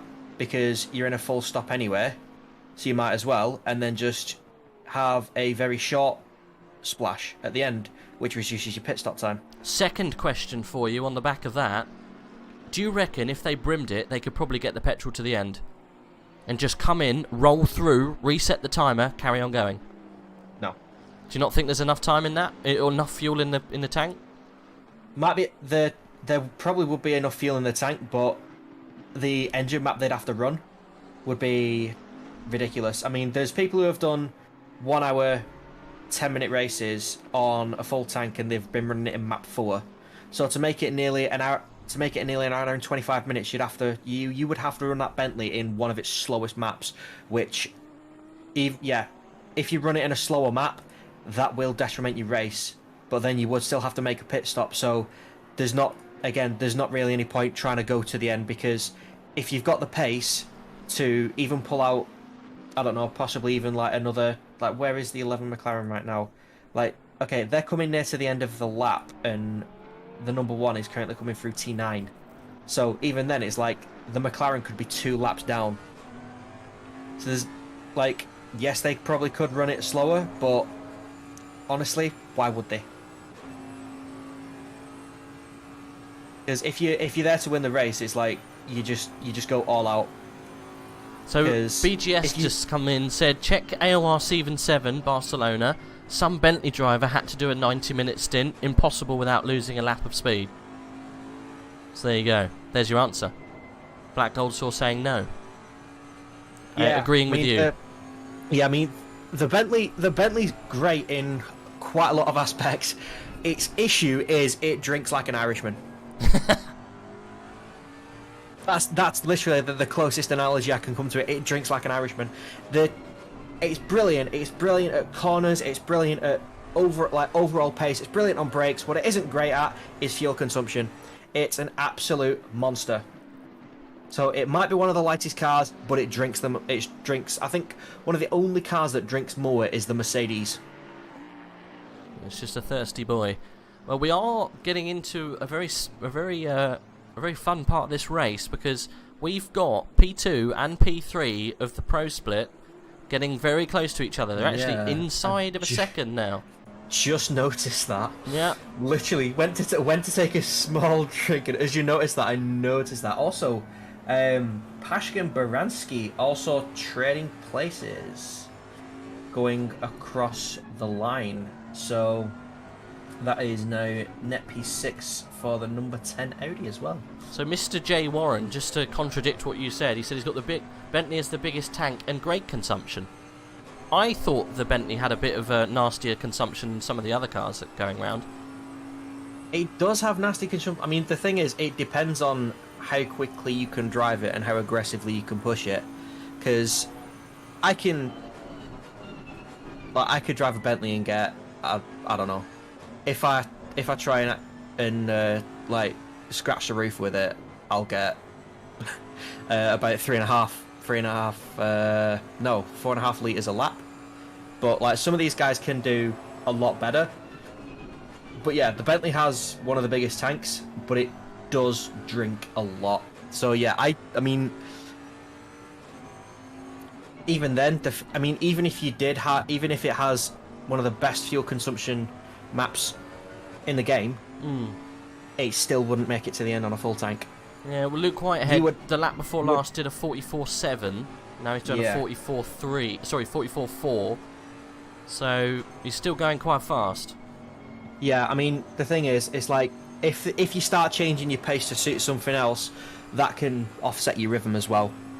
If you've just been absolutely caning round at like a set pace for a set time and for hours on end, it's just like trying to change any of that is, I mean, it can be great for fuel efficiency and finishing the race, but it can also just put you off a little bit, because at some point you'll just get back into that groove that you had and you'll just start doing the laps at the same times over and over again. Well, time will tell what happens with Luke Whitehead, whether he does do a little splash and dash. I think it would be brave to come in and just put a little bit in the tank. Who knows? I don't see why they would have to risk anything at this stage. Yeah, I'm currently just looking at Caracas and Wright as they're under half a second to each I other. know, and it's they getting spicy, do isn't have they've got a lap car on the left and they've got a car on the right exiting the pit lane. That's getting a little... That was a little bit too close for comfort for the Bentley and the Porsche there, going through turn 1. Gets the job done, though. That's the main thing. Yeah, still within half a second, though. So, it's very well done by all 3 drivers, to be fair. Both the Connor, right, in the McLaren, and Caracas in the Bentley as well. But yeah, I mean, in terms of in terms of the leaders, I genuinely think they'll just brim their tank and then just splash it near the end, because if anything, they might want fastest lap at the end, which if they've got a very light car, they can do. The Bentley's quite wide and it's got a nice bit of grip behind it as well. Oh, that so I was wrong about Fizzy in the Porsche. They're down, now fifth right in down class. there. So what's going on? The 149 and the 117 still have to pit, I believe. So the 149, I didn't think he's in that right position. I didn't think he should be there. We'll see. I think it will work it out on the last stint. In the last 20 odd minutes or so, we'll find out the proper order of that 1, 2, 3 in silver class. I think we're just a little bit out of sync with each other. I've got a funny feeling that it's going to be 25, 55, 117 on the 1, 2, 3 if it stays how it is. But I'm not too sure what 149's doing. Obviously, if they've got themselves there in merit, then well done. But I'm still not convinced. But they haven't come in yet, so who knows? They might be pushing it down to that stint timer to see if they can do it. In which case, they pulled a blinder. Yeah. Because they're getting close to that. Another 10 minutes. It's definitely going to come down to like the last pit stops and the strategy, because I think within the next, I think you can get about an hour 10 off a full tank, I think. But yeah, any that do any stops now will probably try and get to the end. Eke it out. But yeah, they'll have to pit again. They just will. Just again because of the stint timer. Let's go 117. 117's doing pretty good. They do have a 5-second penalty to serve when they do come in for their what would probably be their final pit stop. Nice and easy though, that. Just a quick jump in. No dramas. 5 seconds. Out they go again. They won't lose any time, I don't think, because of that. Obviously, they lose 5 seconds, but it's not going to be disastrous. No, I mean the pace for the 117's been it's been pretty on point. So I don't think. I mean, obviously they'll be a little bit disappointed they got a 5-second penalty, but I don't think it's going to phase them too much, because they know what their pace is, they know what drivers they've got left, so or like who's going in the car next. So it's definitely something that's that they'll just deal with and just get on with it. Yep, I think so. We'll see though. I wonder what happens with 149. We'll double check. I'll tell you something. You might want to watch 13 and 11 going through turn 3 right now to see if is he a bit too far back. Yeah, he's just a bit too far back to take him on the brakes. Very, very close through the braking into 4 there though. They've been so close. 0.3. It's been separated probably for a good couple of laps now.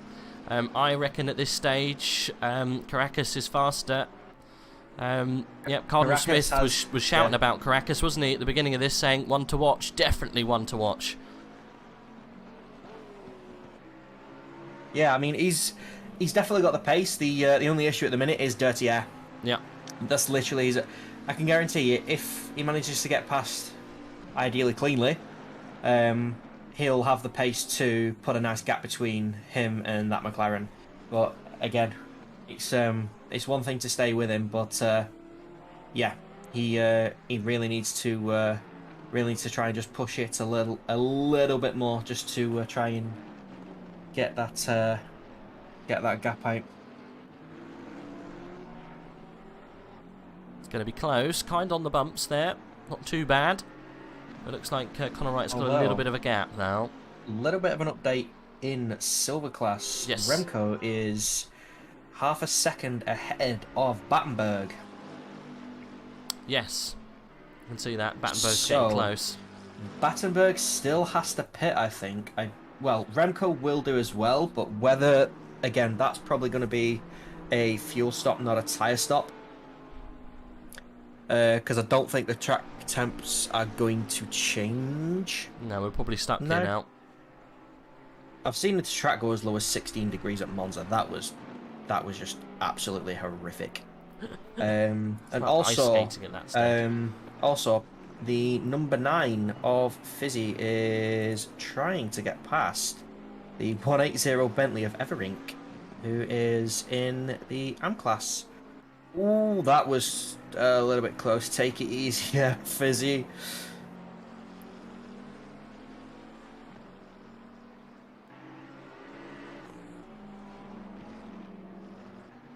Yeah, there's a couple of cars getting a little bit close to each other now, so we will have to see how it all pans out over the next 1 hour and 12 minutes. Not too long to go now. Grantis Caracas still very close to the back of Conor Wright. Conor Wright dealing with the pressure quite nicely though. Not really put a foot wrong. Like you say, I think that that Bentley's definitely the faster car. It's just where he can get past. Really close into the last corner. There's a spun Porsche having to deal with, but no dramas there for Caracas. That is the 96 of Halley. He's quite high up, isn't he? 96? Whereabouts is he? He is maybe not. 32. Maybe not. So he has dropped down the order a fair bit. Brexit boys making a bit more progress though. They are now coming in. They're now coming in. Yes, and hopefully not a drive-through for speeding in the pit lane. So yeah, they are currently, I think, 9th in class. Looks like they probably just caught the pit at the wrong time. They've got an hour and 10 minutes to go with 65 on the stint, which is very frustrating. So they're going to definitely have to do a splash and dash. Yeah, but it'll be no more tyre changes, right? Baranski's come in for tyres as well.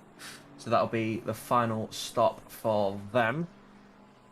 And then it's, I think, the 737 drive-through for track limits. Turn 9 again. So yeah, Brexit boys in for a pit, so we'll see, again, we'll see where they get spat out. Ooh, Caracas. Oh, a dive into turn 10, and he hits Conor Wright. Conor Wright going wide. That was silly. There is damage on that McLaren. That was very silly. Am I seeing things, or is there definitely damage on that? I can't quite see what happened with the McLaren, damage-wise, but yeah, he flashed him to say. Got away with it. He flashed him to say, "I'm coming up the inside," and it was a yeet. That will definitely be looked at by the stewards. Yeah, they might have just thrown away P2 with that. Quite possibly. The only thing that can save it is if they get one hell of a gap. Yeah, if they get past a gap, yeah, that's the only way. Even though no position was lost, I would expect at least 5 seconds for because they had contact, didn't they? Yeah, it all depends on how far he was up the inside. It looked like Conor Wright did defend, and that pushed Caracas right to the apex, and there's no way he was going to get that car turned. And then Conor Wright decided to take the corner anyway. Not sure. Yeah. Not sure. Black Gold Sauce says happy P1 noises. I think you guys have got it sorted out there anyway. To be fair, Black Gold Sauce, you guys have just been insurmountable today. Yeah. Like, you haven't put a foot wrong. Your pace has been absolutely phenomenal. There's just nothing else that anyone could say, to be honest. It's just absolutely fantastic. Like, all your drivers have just been on point. You've nailed the strategy. You've just nailed every single thing you possibly could have. So all you need to do now is just bring it home. Yeah. Which any driver. Ooh. I'd say something though. You might. It'd be really interesting to see who pits in the next few minutes. Well, they will not get the pit time. There's the timer right if they do come in now. They have to come in again, won't they? Why'd you say so? I mean, how long does it take for a pit stop? Because it's only after the pit stop's complete that the stint timer starts again. Correct? Yeah. So the pit will be going in and going out about 20 seconds, and your 30-second stop. So it's about a minute. So if you come in now, you're screwed. Yeah. You'd have to do it next lap. Maybe even the lap so after. I mean, it could be very. The lads are solid. They definitely are. Number 15. Let's go. Yeah, the PCDC Bentley has run a solid race. Couple of penalties, I believe, or a couple of incidents. So it's Carrascus, I believe, as Matoni says. The 13 driver's last name is Carrascus. The C is like vitamin C. Okay. Kerasikas, then, is that what you're trying to say? Quite possibly, yes. If it's like C, so Kerasikas, I don't know. Let's just call him by his first name so we don't have any problems. Grantus. Yeah. Kerasikas. Oh, don't worry, they'll We're just going to keep us for that in a minute as well. Caracas sounds better, doesn't it? Still not being able to get past that McLaren though, so he's probably going to start getting a little frustrated as he gets very close on the entry to that chicane. He's definitely closing that gap there. He's a lot closer. Is he a lot closer this time? He looks closer. So we'll see if they have a rundown to under 3/10. This could. Well, look where Connor is on the track, right in the middle at that stage. And it's too far back. Only just keeping the gap very, very short, though. Very, very short. This is going to go all the way around to turn 4 as well in the braking zone.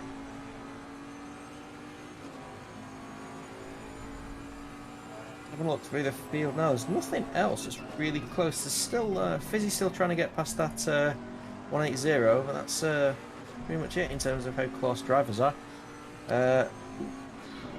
Yeah, Battenberg and I think the 55 and the 117 are quite close, 3/10. Yeah. So if you pit now, you should be able to do it. Should be able to make it to the end. Yeah, if you come in literally now, you should be all right. Well, so, yeah. We need to keep an eye on who pits, because you probably would have to take a set of tyres.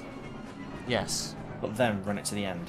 If we have been looking at what happened to 149, you'll probably see them, if we called it right, that they managed to get their stint spot on, you might see them come in the next couple of minutes. Yeah. Sam M, you guys are horrible with names, even British names like what? Yes, we know. You guys are horrible with names. Try. I know. Like, give us a bit of slack. We haven't had anyone to correct us. What's wrong with Maudsley? We got that right. Do you not think, Maudsley? How would you pronounce that? Chin. Yeah, I'd say Maudsley. Yeah. Or Maudsley. Oh, that Bentley was having a look there. He had a couple of looks there on inside and out. I genuinely thought the Bentley was going to outbrake itself there and hit that McLaren. He's done it once already. This is going to go right to the end, isn't it, almost? Yeah, I would not want to be in the cockpit of that McLaren right now. Nope. That is just absolutely... no. Terrifying pressure. Mind you, I wouldn't really want to be in a cockpit of a Bentley either. It's just like, either take P2 or crash and lose. Yeah. It's just like, oh. Anything can happen at this stage. Caracas, or however you want us to pronounce it. Grantus. Just going to call it Grantus, I think that's easier. You got it right that time, and Raid said it in the free practice before. You got it really, really wrong. It looks like P11 is going to do a splash and dash, and 13 will have to do a full pit stop. Well, I have an excuse because I'm dyslexic, so I'm allowed. And oh, I'm here to dry then, I see. I'm allowed. I'm to dry, I see how it is. And yeah, I've heard, right, that Chinson's got some really bad glasses, so he needs to get them changed because it's gone out of focus slightly, so that's why. See, not hanging him out to dry. Got an excuse. I do actually wear glasses, thank you. Oh, do you really? Okay. Yes. So there you go. There's your excuse. Yes, but I have glasses, so I should be able to see perfectly fine. Your prescription's a little bit out of date. I got these glasses like 3 months ago. Okay, right, fine. You're digging yourself out of your excuse. That's because I'm trying to be honest. I think we've done all right with the names. Some of the names are really hard. Like, you know, this just Baranski. Well, I'm sure we're probably pronouncing that wrong. Salafranca. That's pretty hard. Pashki. Really hard name. And oh, what was it? What was one I was trying to correct you on before? Oh, I'm terrible with names. I always get them wrong. Look at 23, Kunsabu. That's tough. P23 or Car 23? P23. Okay. Yeah. G Kunsabo. Kunsabo. Yeah. Again, tough name. Remco Legendike. That's a hard name. See, tough. It's tough. Never mind. We give it our best go, and it makes people comment about how bad we are, so that's what we want. Interaction, even if it's criticism. Now you're just insulting his glasses. I didn't mean to. Not trying to insult anyone. A couple of updates as well from the stewards. Only one. Okay. From Tier 1. So the 29, and so Car 29, not P29. Okay. And Car 720. No further action. The Lexus had no time to react. Okay. So an unfortunate incident there where it was just unfortunate bad luck getting caught out. The 720, not that I can see. We do have some quite interesting pits. They're brilliantly timed pit stops. So P6, the 15 car, the PCDC guys coming in now. Brilliant time to pit. And I did notice one towards the back, but it's just dipped off the screen now. But they're also in the pit. Good time to pit now. An hour remaining. Get maximum stint time. And you'll definitely get the most out of both the car and the tyres as well. Where is the Huracan? It is, I'm not too sure. Is it P13 at the moment? B. Linda? Let's have a look. Linda, where is he? I'm sure that's the one you're talking about. Is this the one you're on about? Oh, Huracan, that is I believe that's the Lamborghini, if I'm not mistaken. The Nyan Cat one. Yeah, P13 at the moment. I think so. That's the thing. It's like I don't know the Travis as well as you. I'm still going through the grid list trying to find the name of the car. That says it's Pace Hub, but I'm sure it's not because people. Oh, Pace Hub. Yeah, people name the paints different to what the teams are. And it's really frustrating because then you go and talk about the team and it's not the same to what the team's actually called. But never mind. We'll jump back up to Grantis Caracas. I'm only calling him Caracas simply. Because that's what Cardinal called them. The 117's got to drive through for track limits. Oh, jeez. There's me shouting about him earlier. That is their chances, I would say, of a podium shattered. Yeah, scrapped, unfortunately. The gap between Grantis and Connor earlier, just as they were going through the middle sector, was 0.09. Yeah. Yeah, that was dropped back to 0.3 though, so possibly got a little bit spooked, getting a little bit close. However, P. Salafranca in a 212 McLaren has pitted for the final time. The 15 Bentley of Linham Anderson is coming through the final chicane now. So that's a full service pit stop for the McLaren as the 117 clears its drive-through. quite quickly and efficiently. So, coming down the straight, past the pit exit, the 15 is well ahead of that McLaren. As Soldatov also pits as well. In your favourite car. My favourite car? Meat snacks, yes. Love the meat snacks. I love the fact as soon as I started saying it, you... Straight in with the meat snacks. I'm not going to pronounce your name because you'll moan at me for getting it wrong. Larinus Mantonis? There we go. But seriously, guys, you guys are doing a great job coming from a professional motorsports commentator here in Lithuania who started his career about 8 years ago in Live for Speed Simulator. Keep it up. Live for Speed. I was playing that a couple of weeks ago. Live for Speed is absolute. Like, I didn't play it when it first came out, but oh my days, it is so much fun. Give that guy a mic, says Dominic. Yep, we need Larinus to come in and give us a chat. Puracan is the pace sub. Is confirmed by Wizzy.com. Thanks for the update. We've still got a big old race going on with Caracas. Give that guy a mic. Yeah, no, that's what we want.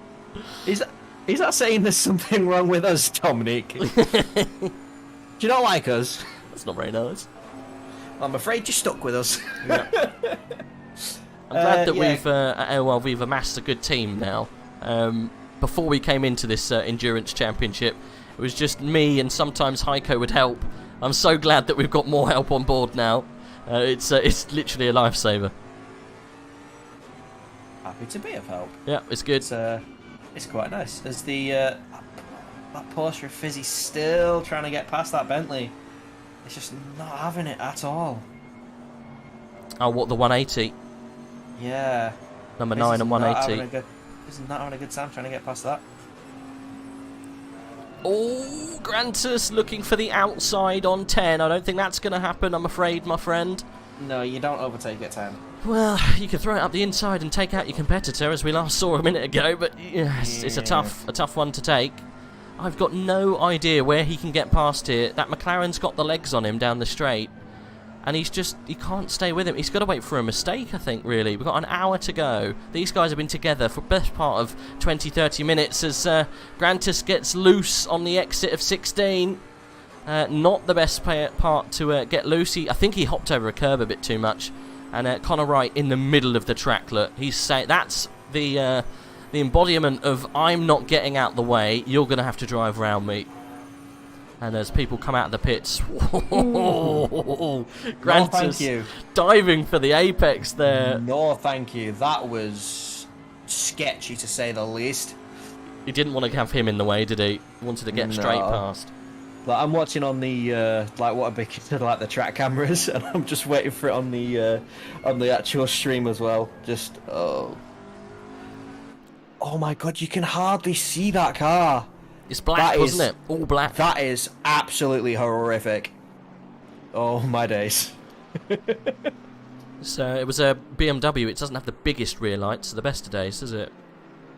And it's all black as well. I mean, it's got the it's definitely got one of the biggest booties on the grid, but you know, quite another thing that it has all that space and hardly any lights. But lights are weight.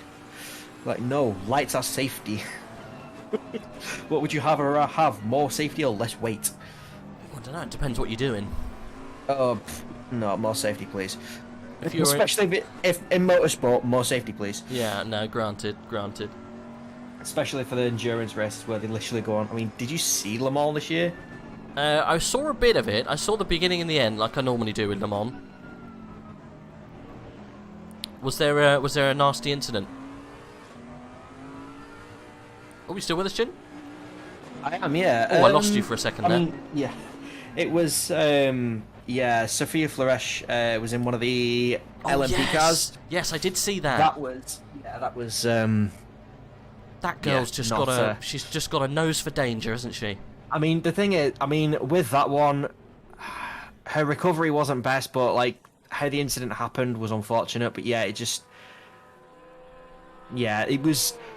it was quite a few unfortunate sets of circumstances as Grantis comes in for his final pit stop. Yeah, he's in. No, they've already pitted before, haven't they? I'm not too sure. Well, we'll see what happens. I can't remember now. I'm a little bit out of sync with it all, with how close they were getting. I think this is an early dive into the pit to try and get it done on track. You know, get past the Connor Wright moving barricade. Was it me or was that a quick pit stop? Didn't look too long, did it? Well, I guess it's a Bentley, so don't have to put a lot of petrol in. So quick, a little dash, a little splash, little dash. I think that's the 117 car coming in. He'll be doing his 5 second whilst he's sat there as well in the background. Yeah. So yeah, I was gonna say we were talking about Sophia Flores, wasn't it? Was that her name? Sophia Flores, yeah. Flores. So, she got tagged, didn't she? Span round, and then did the car like stall, or was an issue with the car, and then it got collected, right? Yeah. She was okay though, wasn't she? Yeah, she was fine. What I found quite interesting was she pulled a mobile phone out the car, pulled a mobile phone out and rang the team. Did she? which apparently is common practice for Le Mans, because apparently like sometimes the radio signal can completely cut out because of all the trees and the interference. So it's just like quite that long, isn't it? Quite a long track. I was just like, has she just pulled her phone out to ring someone, but noticed that it's the team phone for the car? Ah, got you. Yeah, her crash. Sorry. Imagine that going into an O2 store and like, yeah, can I get a phone for like a day? Like, what do you need it for? I need it for a motor race. Yeah, I need it. Make sure the battery lasts 24 hours if possible. I need crash protection on this as well, please. Like protectmybubble.com or whatever it is now. Contents insurance. Did you? I'm assuming you saw her crash at Macau. I think so. Right. If you haven't, Google Sophia Flores Macau crash. Is that the one where she got flung into the stand? I'm pretty sure that's the one where she almost killed a marshal. Yeah. I mean, she didn't. Obviously, the car did. It was very nasty crash. So I think she got collected going into a braking zone, or she had a failure on the front left or front right, and that sent her off onto the runoff strip on the inside of the corner. She then got airborne over a sausage curb, and then literally hit an advertisement board flat on the back of her car on the roll hoop. Yeah. The thing is, it's like the car just got flung. Yeah, that was it was Formula 3. Was, yeah, horrible crash. And the thing is, like, she went to go up the inside, the car squeezed her a bit, and at that point she was a passenger. No tyre, she literally had nothing to brake with. Nope. So it was literally going at full speed as it, the front got up a little bit, which lifted it over a bit of the curb, and then the rest of the car just took off. And it's just, that's absolutely horrific. I think that's probably one of the scariest single-seater crashes I've seen, bar Bianchi's obviously was pretty nasty. And I guess Roman's was pretty nasty too, right? I mean, the thing is, it's like there was loads of replays of Romain Grosjean's crash. It's like watching it live was bad enough. Yeah. And just watching a Formula 1 car, which has had so many safety features added to it, which even has a Kevlar fuel tank. Yeah. Which comes as a bag in the like. They build a cavity into the shell of the car. Yeah. For the fuel tank, and then they stuff a Kevlar bag in it and harden it in there. It's like they don't harden it. It's a rubber Kevlar, and they keep soft. Rubber Kevlar. Okay. Yeah. So if they have a crash, it's impervious to like pointy impacts. So and the rubber makes it bend if it was to hit like a bar or something like that. But it just got completely pierced. So yeah. It was that was more surprising, I think, that he managed to pierce the fuel tank than anything else. They tried to say that it was the fuel line that caught, but it's quite obvious that it was the whole bag. I mean, the thing is, it's like with how much it was at the start of a race, so that would have been running a full tank. Yeah. It's like I'm genuinely inclined to believe it genuinely was a fuel line getting ripped out, because the tank itself is designed not to be punctured, whereas the fuel lines, they have to be installed. So it's like they would have a little bit more of vulnerability to extreme force. especially something that rips a Formula 1 car in half, which again, nobody expects to see. Yeah, it was a scary crash. The amount of fuel burning after the crash was more than just a line, though. And I think they said race fuel as well, so just like the temperature just no. The amount of fuel that came out, if it was just a fuel, like the fuel inside the line, I think it's like less than a gallon, so it wouldn't. There's no way it could have made that amount of fire. I reckon it could possibly be that the fuel line came out and took a bit of the fitting going into the bag, which made the bag leak. Something along those lines. I'm not sure all of the fuel in the car caught fire, because that would have been a pretty big bang. No, I mean, a lot of it, I think a lot of it will still have been contained in the fuel tank. And again, it's just like stuff like that is like they think about certain things like that, but obviously, I mean, it was like what, a 69G crash. Yeah, I'm surprised he stayed conscious, to be honest. I'm surprised I'm surprised he stayed conscious. I'm shocked that he managed to walk away from that. Yeah, when I watched it, I genuinely thought we just watched someone die. Yeah, it's literally nasty, just like, it? yeah. The thing is, everyone was like, is he okay? Like he's like, and like everyone was just like watching the screen as well. Just like everyone got out of the F1 cars and they were all just looking up at the screen to see if he was actually okay. Yeah, it's nasty. Do you know what they call him in IndyCar now? Fireman. Either the Fireman or the Phoenix, one or the other. That was it. Yeah, Phoenix. I think that's well cool. His hand's healing up really well now as well. So yeah, good on him. I love Grosjean. He's been doing well in IndyCar. He has. He's not setting it on fire. Oh, that's the wrong analogy. No. He's not. No, I mean, to be fair, I mean, the thing is, it's like I guess some of them there, it's like we watch IndyCar like on like a Sunday night or whatever, and Laguna Seca. Oh my God, you know the corkscrew? Yeah. Yeah, Grosjean just threw it up the inside on the entry to corkscrew, and he just didn't care. Did he?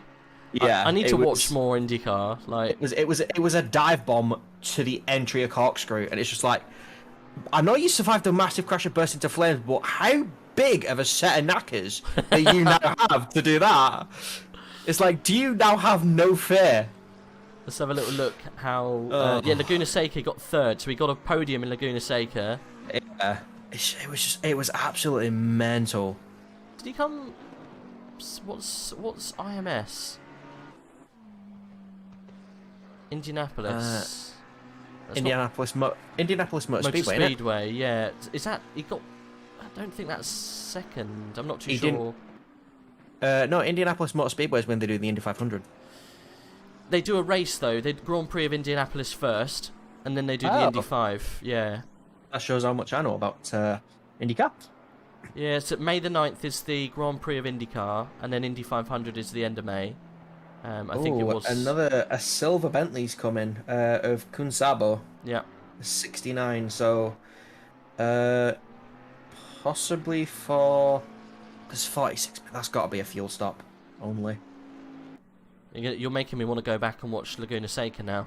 In other news, Josh Dyer is third in class currently. After I'm assuming what is the final pit stop for? Excuse me, the final pit stop for the 25. Currently P2 in class is Fizzy, who is still having trouble with that Bentley. Bless him. He's probably not going to be too happy with that Bentley at the moment. He's been half a second behind for probably like the last half an hour, and it's like trying to get past a car you know you're faster than is so frustrating, especially if you just don't have the means to do so. There he is. I couldn't find him on the list. Yeah, still stuck behind the Bentley. It's the Amcar as well, so it's not even for position. Really needs to get past. He's going to be in at some point, isn't he, Fizzy? He can't go to the end. He needs to pit again. No, he needs to do pit again, but I think that'll be for a fuel stop only. Yeah, the same as the 55 will be just a fuel stop. We are predicting, aren't we? We know, definitely, obviously, Dyer has come in and he's done his stop now. So, yeah, interesting stuff. Dyer then still on for the win. Or at least the 25 car still on for the win, because obviously it consists of more than just him. There's three drivers in that car. Net P, I think the net P1 at the moment, because he's only 11 seconds behind Fizzy. Yeah. And he's 15 seconds behind P1 in class. So that is, I mean, if that 25 has done its final stop, they have net P1. Yeah. Currently, so we will just have to see how this plays out. It's the 149 that I'm interested in. Where is it? Volkov. This is the car that I'm interested in. Whether I'm assuming they've done their stop now, because they're behind Dyer and behind 9 and 55. So these guys are a little bit of a dark horse. So keep an eye on 149 for a podium. What they do if they manage to pip the 55 or 9 to a podium, there might be a little bit of disappointment coming, because I think this team are going to be in it for a podium somewhere. I don't know which one. It's probably going to be second or third, but who knows? So keep an eye on that car. I'm pretty sure they've stopped now. Have to keep an eye. See what happens. Yeah, I mean, if anything, your last splash and dashes should be within the next 10-15 minutes. Yeah, it's got to be somewhere around there. Unless you're in the lead, at which point you did. When did they pit with? Actually, no, they should be. I think they should be pitting with about 20 minutes to go. Yeah, Luke Whitehead should be. Yeah. Yeah, I think if I can remember what lap they stopped on, it should be a genuine quick splash and dash at around.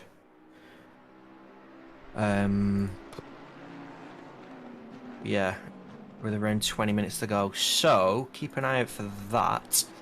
For Luke Whitehead to make his final splash and dash. Interestingly enough, you know, we were talking about earlier on whether you take the pit halfway through this stint or you do it as splash and dash at the end.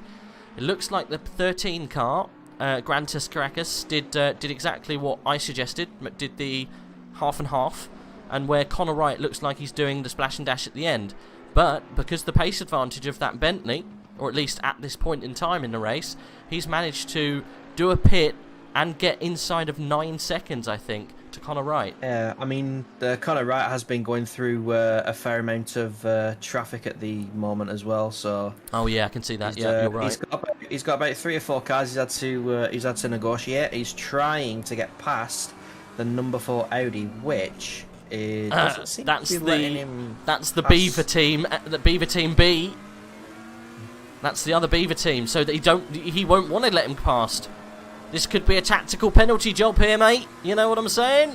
Hold him up, please. I mean, the thing, it's one thing to, if it is a tactical penalty, it's something where you can, if you're doing it purposely for that, where it's like it's genuinely hampering someone's race, it could be, yeah, that could not be seen as something liked by the stewards. No. If that is how, if that was the case, yeah. If that's how it's seen, I mean, it didn't look like it was going to try and defend much on the straight anyway. But again, that McLaren's just an absolute bullet in a straight line. Yep, that's cheeksy doodles by the looks of things. I don't think they were holding them up on purpose, but I don't think they were also making it very easy for them to get past. You can pass me, but on the straight. You're gonna have to wait, unfortunately. It's kind of like the Valtteri Bottas of Mercedes currently. Yes, pass me when you can, but possibly at the straight. We have to go through the twisties. You have to wait for me. But yeah, look, Caracas, look, inside of 6 seconds now, almost. He is going some now.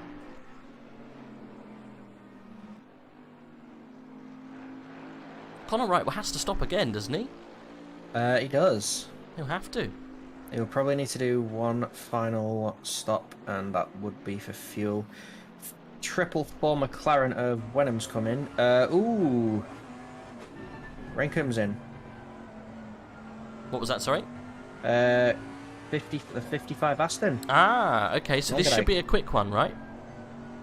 Ideally it should be, yeah. So, keep an eye on that. Currently P2 in class, where is, I think, Dyer's gone through. So Dyer is now he's now P2 in class, he's still net P1. And yeah, Dyer is absolutely flying at the moment. It's 8 seconds, like just under 9 seconds behind Fizzy, so... Ooh, that stop's taking quite a while. They're taking tyres. Mm. They are taking tyres. So, are they gambling on the number 9 doing the same? Yeah, well, I guess so. We thought it was just going to be a, you know, don't worry about the tyres, but maybe the deg is just a little bit more than what we thought. Who knows? Maybe they don't want to risk anything, being quite high up in their split. Don't want to take any chances. Barnabas back in the car then. He did quite well on his stint last time around. They've done a driver swap as well. Yeah. Maybe not seeing what we saw from possibly getting a quicker stop. They've decided to play it safe. Who knows? Targeting 999 in this final round of stops, all to play for. Absolutely. So yeah, you've still got two places for Tommy Schetz, I believe. Yep, Tommy Schetz. He's behind Vince van Mervelde. Oh, Fizzy's pitting. Here we go. Is he gonna do a splash and dash? No, that has already gone past. He's just absolutely tore past. He's tore past like a storm. So let's. Yeah, he's gone. Absolutely gone. Yeah. So now eyes are on that 149 coming through final corner now. Driver swap is it? There we go. That's a quick stop. That's the splash. That's what we were looking for. That is a fuel stop where all the 149's just gone through. Heartbreak for 149. Ooh. So that's Fizzy's still in the car. Could they? They're not too far behind, so they don't have a car in between them now. So it's all to play for second in class, I think. Yep. Between Fizzy and Volkov. Yep, Konstantin Volkov pulling a blinder. Yeah, Volkov going a little bit wide as well to let by, let him by? No. There's the John Day McLaren. Wait, no.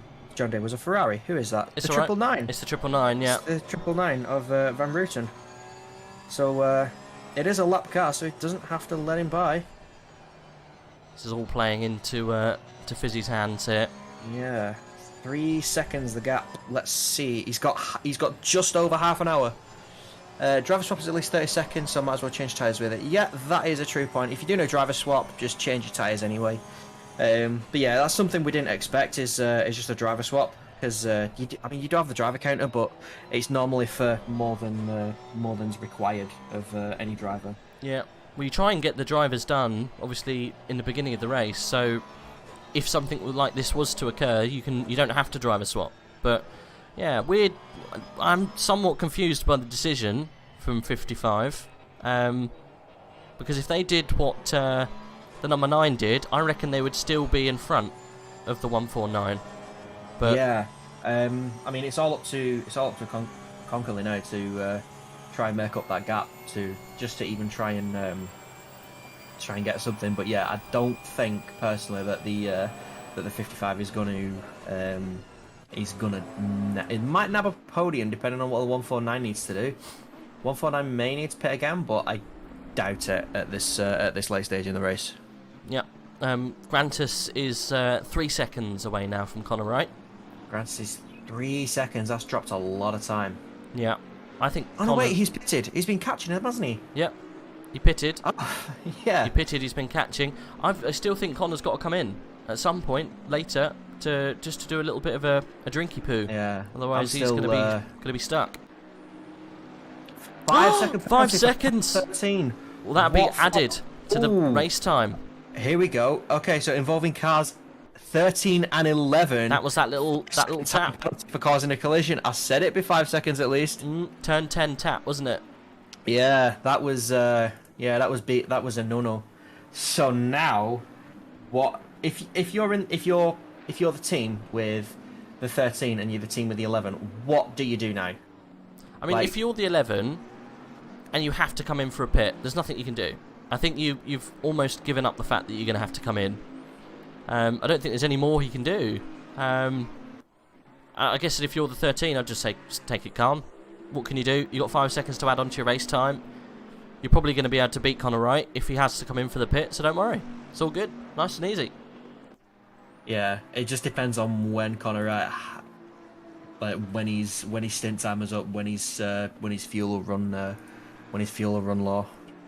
But yeah, that came through really quick. It is getting spicy, Cardinal. Yeah, definitely. Yeah, that literally came through at the same time it was applied on the sim. So very little warning that was going to happen. Yeah.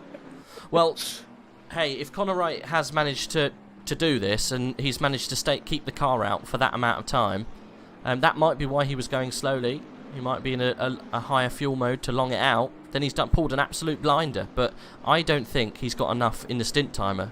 I've got a funny feeling he has to come in. But if you're going to come in, you need to come in now. Otherwise, I can't see you going right down to the very end and then coming in with 5 minutes to go. I don't know.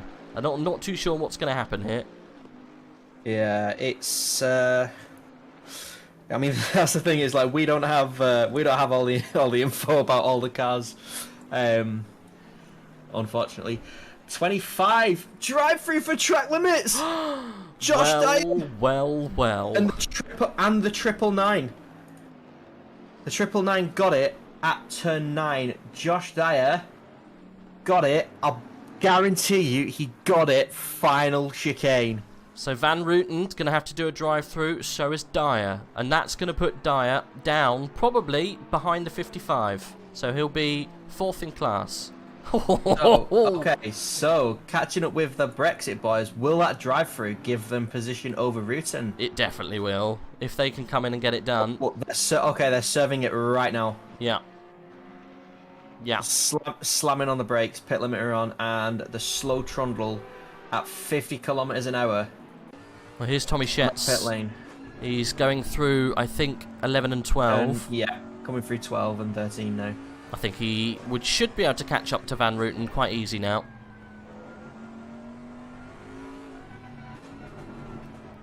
He's just got to make sure he doesn't make any mistakes through 16 as well, because that would be disastrous. Has Van Ruten been released yet? He's gone through. Well, it's going to be close. We're on board with Schetz. Whereabouts is Van Ruten? Ooh, only just ahead. He's going through turn 1 now. Turn 2. Yeah. Well, it's put the. It's game on for the Brexit boys. Yeah. To get another place, it's not going to be massive, but it's probably inside the top 10 now, isn't it? Positioning class. Yeah, definitely positioning class up for grabs. Yeah, as they all now come across the timing line, the last 4.8 seconds. Mark Shins, is there any ballast? That I'm aware of, there is no ballast applied. No ballast, no. We're all good. No BOP, no balance. Dyer is coming in to serve his penalty, as Volkov in the 149 is now going up to the final chicane. And the number 9 Fizzy is following him very closely behind. The 1-4. Oh, Dyer's done. He's coming out. So lucky. That is so lucky from the 25.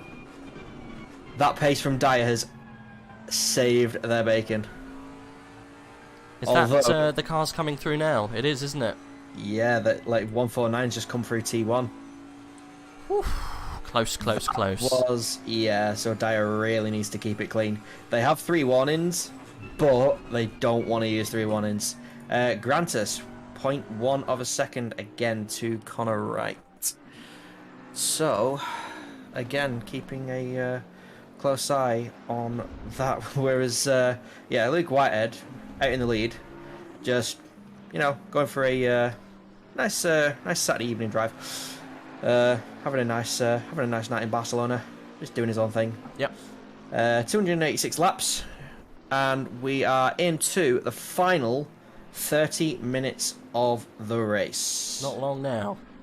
Still all to play for P2 overall, P2 and P3, and also P1, 2, and 3 in silver class. Here we go. Oh, look at that! The defensive from Connor Wright. Grantus up the inside. He's done it. He's got past. Connor Wright can do anything to stop that.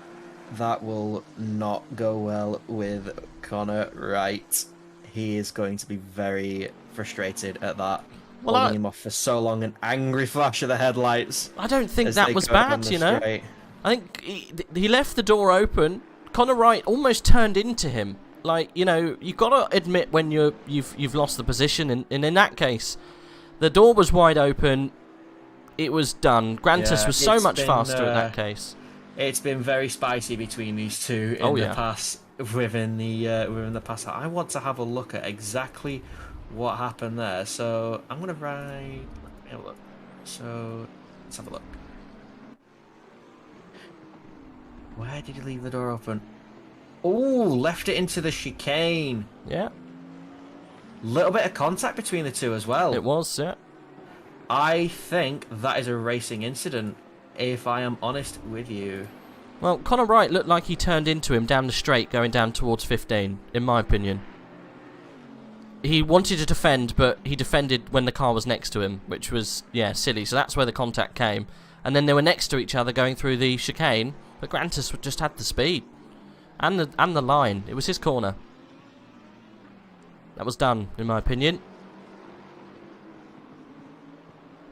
Yeah, I mean, obviously Connor Wright's not going to be happy with that. He's got contact. They've both got damage, a little bit. Connor Wright's probably got a little bit, probably facing that a little bit more with it being front damage as opposed to rear bodywork on the Bentley. But yeah, it's definitely not what Connor Wright would have wanted. Grantis for the president. Brexit boys for life. Gauze absolutely flying. Where is Gauze? He is flying in that 22 Aston. Yeah.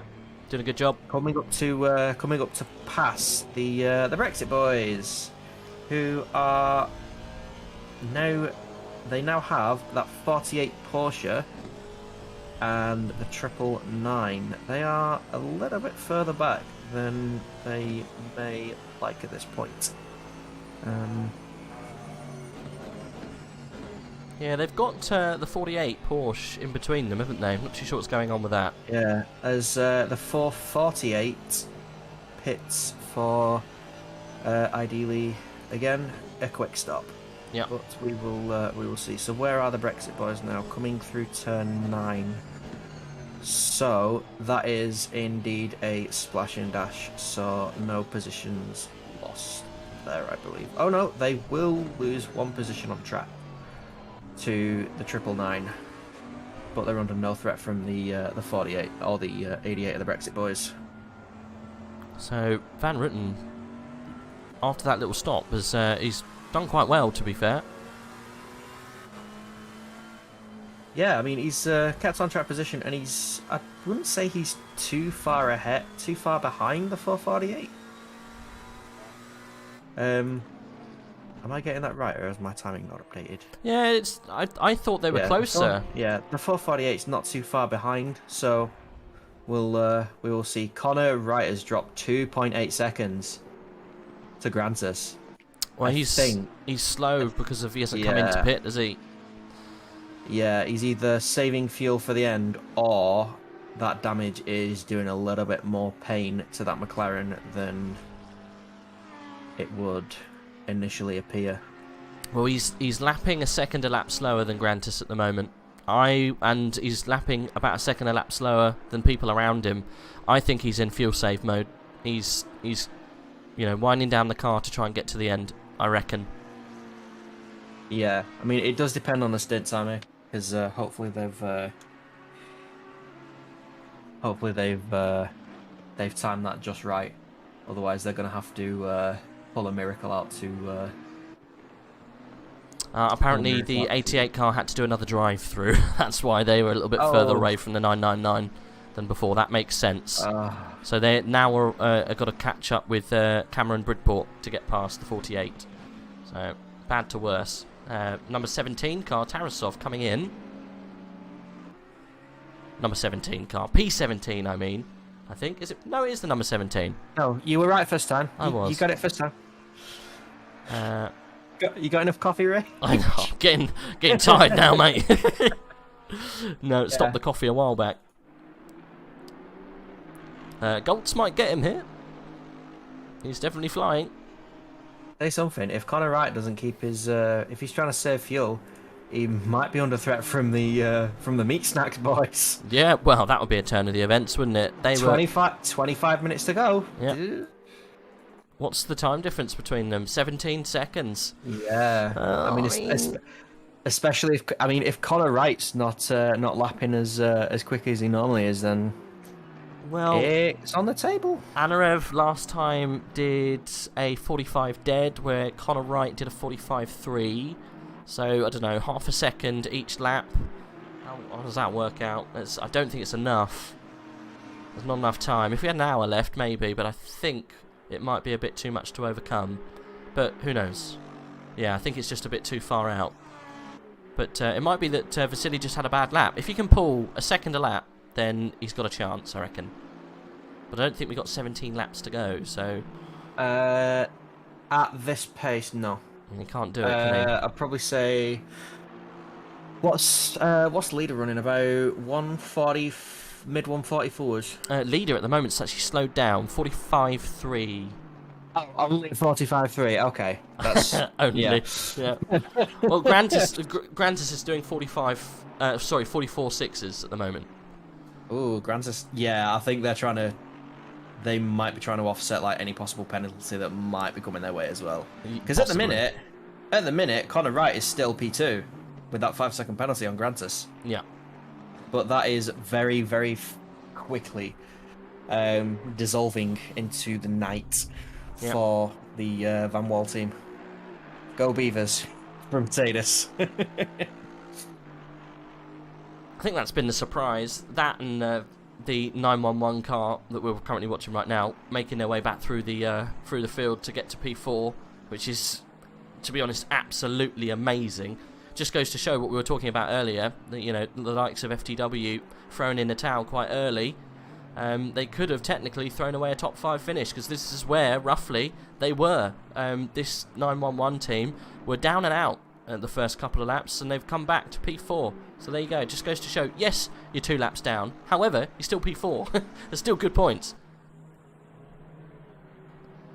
Or at least a lap down as he crosses over now. They're still on the same lap as I'm keeping an eye on them between down to under 17 seconds. So I don't know if the meat snacks boys have got a whiff of what's on there, of what's possible if they maybe they've just been running it right and now they're just now they might want to push. We'll have to see. I'm holding hope out for the meat snacks boys. I just wish they had their meat snacks livery on. Yeah, if they get a podium now, you're going to be so annoyed, because it's not going to be a meat snacks on the podium. I've just heard that Grantis is a 14-year-old Lithuanian Stig. Oh, he's one of the Stig's cousins. Okay. Lithuanian Stig. It does go to show that youth is definitely the way forward in sim racing. I know a couple of these guys that we've got out here are literally can't buy a pint. So, you know, you've got Luke Whitehead, I think he's about 16, 17 years old. We just found out that Grantis is only 14 years old. So youth is definitely the password to speed. There you go. Beaver grease is good grease for shoe protection from water and good for bearings as well. We were talking about beavers earlier on. You can cook them, I've heard. Very tasty. I just keep hearing everything tastes like chicken. I think he's just about to nip outside that 5-second penalty. 4.982 this lap. He's probably going to break that. But what have we got going on a little bit further down? I don't think we've got any action at the moment. Let's have a look what we've got going on a little bit further down. Let's see. Halley and Shetts are very close. That's the 96 and the 88. Second separates them. And Hughesbow also very close to the 96. So we might see what's going on there. Yeah, I think that 96 is probably a little bit more interesting than the Ferrari behind than the car in front. I mean, obviously trying to push for position as much as you can, but still, there's a lot of that.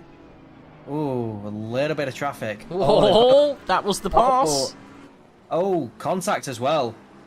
A fair knock to triple one drive through for track limits. Oh, gee. Possibly turn 11 running wide on that one. That was. So I know you can get a warning for that. And Conor Wright is now outside of that 5 seconds, 5.5 to Grantis. I think it's Roman with the drive-through. He's not having a good race, bless him. Down in 36th. I think he's the lowest pro at the moment. Didn't go well. He's in the pit now to serve the drive-through. He'll be glad that this race is over, I think, won't he? Everink in the 180 Bentley is coming in for a quick splash, I believe. Oh, apparently Grantis is 15, not 14. Been informed. He's getting older during the race. I mean, the amount of pressure and possible stress, I wouldn't. Like for the next 18 minutes, I'd expect his hair to start going grey. I'm just keeping an eye on Luke Whitehead out in P1. It's like, how much fuel do they have in the tank? I wonder. Can you imagine if Luke pulls a Luke? Cross is aligned to start, I believe, lap 294. So we will hit 300 by race end. 3 centuries of laps, that is... For example, his teammate Povelas is almost 30 and currently really drunk. Oof. That's the number 13. Good stuff. So we've learnt that the Lithuanians do love a drink. I mean, I haven't drunk for a while. I don't tend to drink anymore. I drive everywhere, so it's just like, I can't drink. It's like, It doesn't really, like, I don't miss it either. I don't miss drinking. It's nice sometimes, at the end of the week, to have a nice little drink.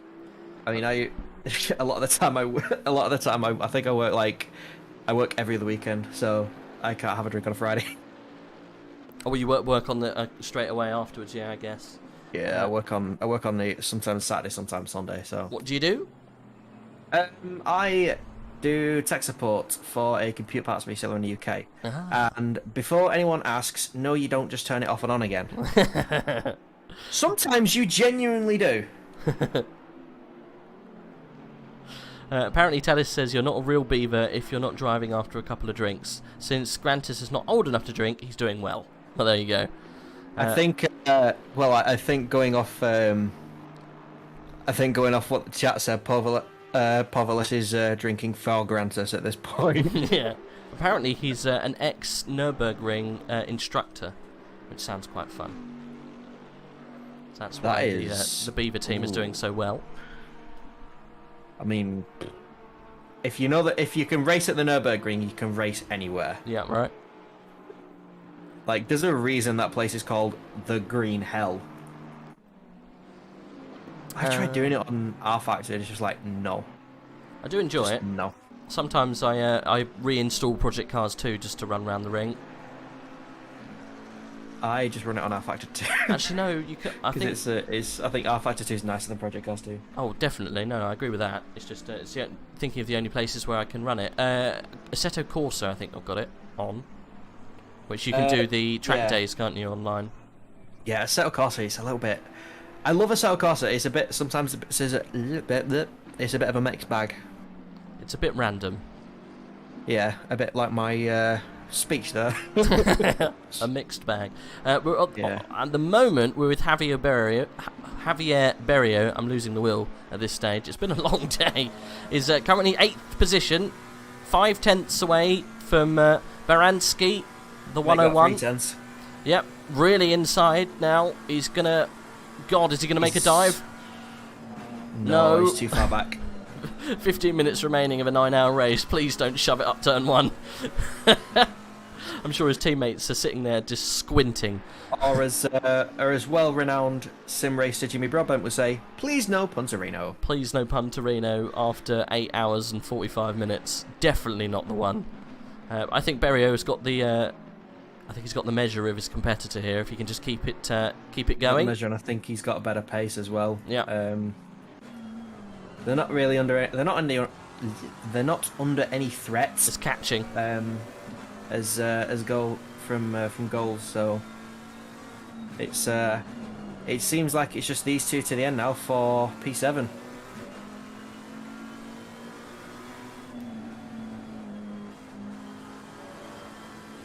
I wonder if anyone comes in and does a last minute stop, you know?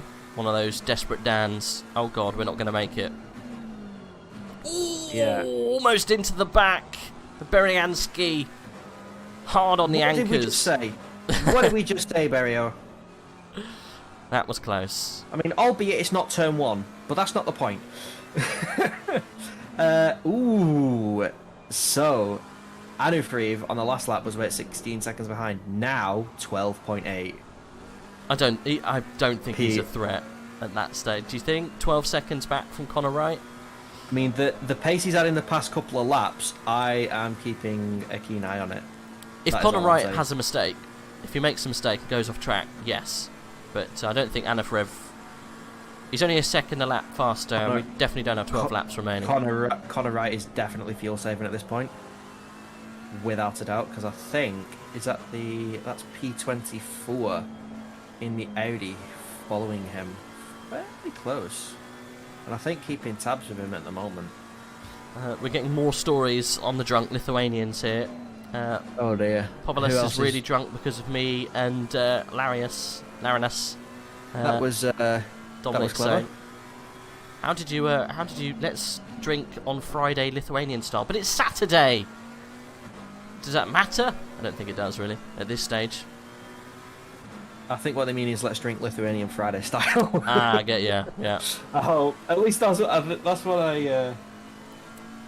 hope. We're on board with Javier Berio if he can make the move on Bariansky. Eagle will be desperate to keep him behind. I can't see anyone coming in for those last minute pit stops that you really don't want to have to do.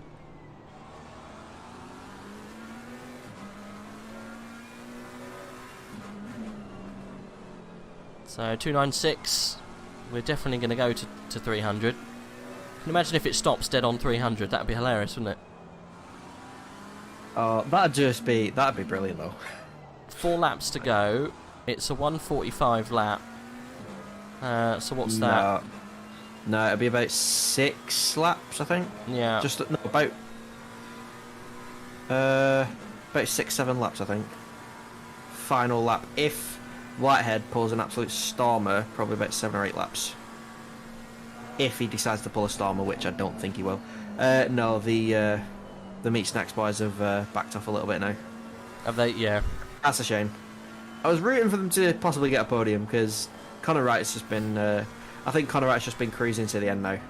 Like P2's done. He's just He's just safeguarding the final podium place. There is quite a hot battle going on for P5 as well. It's the race has kind of flipped round now. The the silver splitters seem to have calmed down, and the pro split is kind of heightened up. 2/10 back from Anderson. Is that Mats is doing the job here on Paschke. Paschke defending into 10, but Mats has got the inside line through 11. Oh, they're going to touch! That was silly. Both of them. Oh! That is a code brown. Especially with like 4 cars coming at you. That is unlucky, and that will be reviewed by the stewards. Probably, I'm not, if they're, I wonder if they're currently up to live. We're currently preparing shots. I've finished mint vodka. I've heard about that. Mint chocolate vodka. One of my friends in Finland has a lot of that.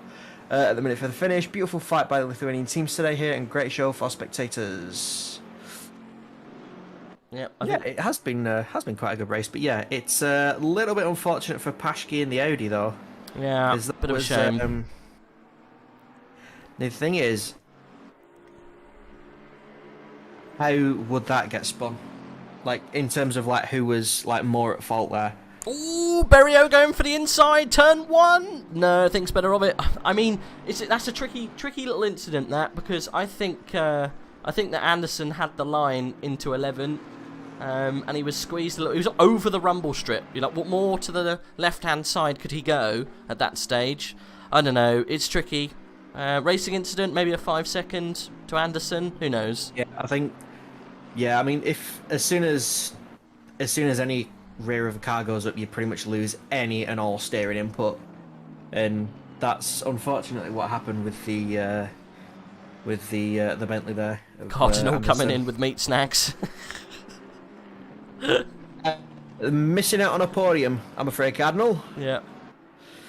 To be honest, the meat snack boys haven't done too bad. I mean, they're under 12 seconds, but yeah, they did need a little bit more pace to possibly challenge for that podium. Yeah, the Beaver Grease guys have been doing quite well. The other Audi, whereabouts is the other Beaver Grease Audi? A little bit further down. Is that 638? Is it? What do you know? Do we know what number they're running? Oh, is it the number 4? No clue. Could be the number 4. You're right. Beaver Grease Racing Audi started Yes. P40, so it likely will be that that number 4. Yeah. It is. It is. Yeah, they're currently running P37. I get to drink without racing. That's sad. Why is it sad? Lithuanian invasion in the chat. All of the drivers in the two Lithuanian teams are all really drunk, which is quite funny. Also, shout out for Team E2 Beaver Grease Aid number 4. Titus is left alone in the dark. Poor guy. All the teammates are really drunk. Oh, never mind. Lithuanian version in chat. It's quite funny that.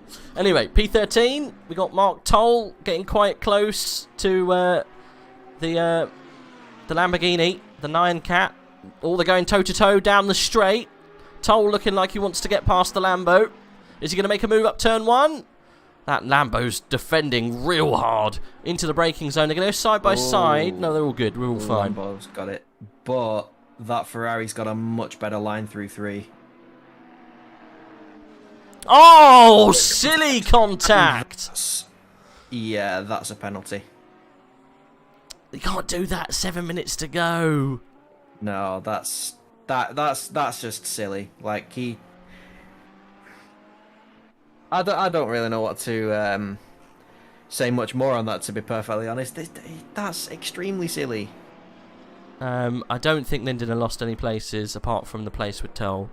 But if you do that, wouldn't you just wait for the person to come back on track and give them the position back? I don't understand that. With 7 minutes to go after a 9-hour race, that was a little bit silly. Yes, you're pretty much throwing away.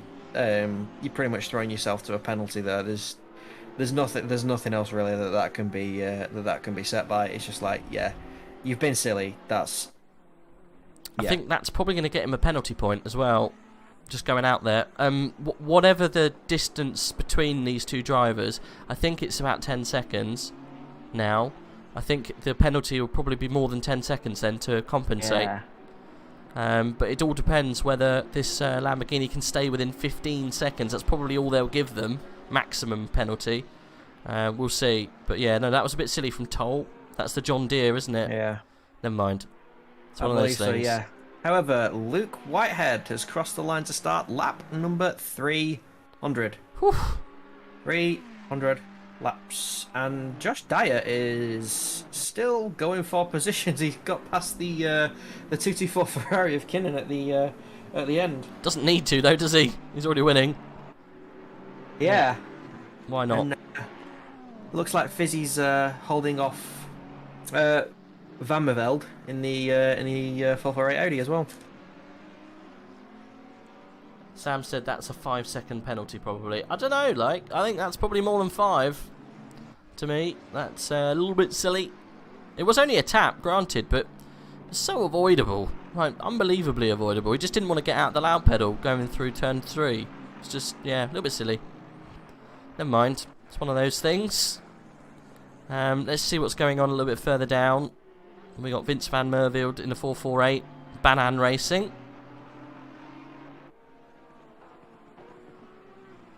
What's going on further down? I don't think we've got any real close racing. Wachowski's getting quite close to Urovov.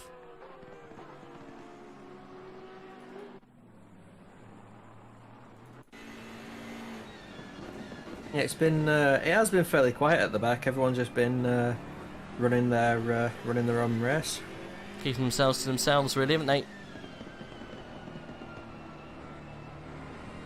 Poor BMW. There's only 2 BMWs in the race, isn't there?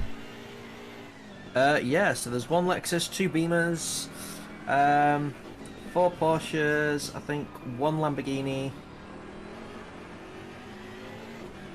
single Lamborghini. I don't 2 Nissans. I don't think I've ever seen anyone run the Jaguar before in an endurance race. Ever. No, one of my mates has a vendetta against the Jags. They're awful though. They're really bad. I've never seen anyone run one. For good reason. They're rubbish. Actually, I tell a lie. Someone did actually run a Jag. They, I mean, they did it more as like a comedy bit. They did it in a 6-hour race, and they were allowed. It was more like a community one, but they were allowed to be the only driver because they were raising money for charity. Oh, really? So, yeah, I mean, it's quite scary on track when you suddenly see a driver pull over on the straight at Monza for no reason, and then you remember who it is. It's like, okay. Yeah, he had to. Someone donated a certain amount of money, and he had to stop the car and do 10 push-ups. So someone was chasing him. It's like, oh my god, they nearly hit him. I think the team I was running with nearly hit him as well. Oh, that's so funny. I think we are almost settled for the end here. I can't see any more races going on. I'm just looking up to Luke Whitehead at this stage. I mean, Anafev, give it a good go. Look, 8 seconds to Connor Wright. Yeah. He halved that gap. It was 14 seconds, wasn't it? IRL, the Jag was the best sound. Jag, Bentley, Merc. Jags are nice. Aren't they quite fast around Monza, I hear? I mean, I've got to say, like, I personally like saying the Grunt of the McLaren and the Porsche, just because you hit the Porsche into 6th gear and you just get that turbo, you just get that whine. And Porsche does sound nice. Is it true that the leader's using an Xbox controller? Luke Whitehead isn't. No, I don't think so. He might be, but I don't think he is. I don't think Luke's a controller user. I know Black Gold Saw is. I wouldn't advise using a controller on SEC. Yeah, BGS does. Use a modified controller. A lot of people get very upset that he uses a controller. They say that he can do things that people can't do in a wheel. It's like, well, if you're allowed to use a controller in the game, then I don't see why that would upset anyone, you know? It's a bit of a, I think it's a bit of a sore subject with certain peeps, but I don't see a problem with it, you know? Using a controller in a game doesn't really seem too much of an advantage to me. Everyone else is playing the same game, right? Yeah, everyone's just out for whatever advantage they can get. Ironsman in the pits with a minute to go in the second PCDC car, the McLaren. I told you it would happen. Ironsman having to do his stint timer probably. Onishchenko as well in the 142 Aston. Oh dear. Right, well, we are going to be finishing very soon. 6 seconds. Is he going to get another lap in? We've got one more lap to go. I'm looking at 6 a.m. 6006, sorry. We have, one more to go. Getting a bit overexcited there. But yeah, only 34. Crosses the line to start the final lap. 303 laps, 9 hours. Yep. It's been quite a fun evening, I think. It's been a long old day. Yeah, definitely. I think they will finish on 304 once Luke comes across the line. But these guys have been unstoppable, haven't they? What more can anyone do to stop the PPR team? They're just absolutely on fire. They got a really good, like we were saying with Black Gold Sort, they got a good set of guys, and it's really, really working at the moment. PPR got a little bit more performance to do in the GT3 League, not quite smashing the targets as they are in an endurance team, but when you get a team like this together, it seems to really shine. But Luke doing the business. Black Gold Saw was absolutely brilliant. Adam was sublime too. I mean, everyone who drove this car. Bentley Niels was also pretty damn good. No one put a foot wrong. Didn't even get a drive through. Absolutely brilliant. I don't think I've seen any penalties or even any reports for the number 1 car, which, yeah, it's just been... Game crashing in the last 4 minutes, no! Puts us P11 in the results. Who's that? Who got the game crash? The CDC guys, CDC car 2. Oh no! That is... oh... That is pretty damn horrible to have that happen. But hey, Luke Whitehead coming across the line. That's 9 whole hours and round 1 of the Endurance League done. Maximum points then for Luke Whitehead and co. Absolutely brilliant for those guys. We've got people coming across the line now. We're looking for Grantus. Grantus is currently in the middle sector. He's coming down the back straight now. A little bit of time. Oh, so it is. So Fizzy is on the podium. Hey, he made it to the line before the leader, and Conkerly in the 55. Little bit unfortunate for them today, but yeah, Fizzy is in the podium places, so he just has to bring that car home. So Grantus is coming through the final little section here. Really good outing for the Lithuanian team. Beaver Grease Racing getting good points this afternoon. That's a car stopped on the outside of 16. He's run out of fuel back there. That was the PD, the team we were talking about. PCDC, have they run out of fuel as well? I don't know. It looks like they are. It's what number are they? The PCDC.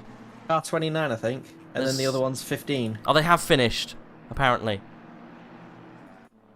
I can see lots of. Okay, that's. I mean, lots of cars. Oh my days. Have you had a look at the results? There's apparently a penalty for Grantus of 135 seconds. Not too sure what that's for. Maybe stint timer violation?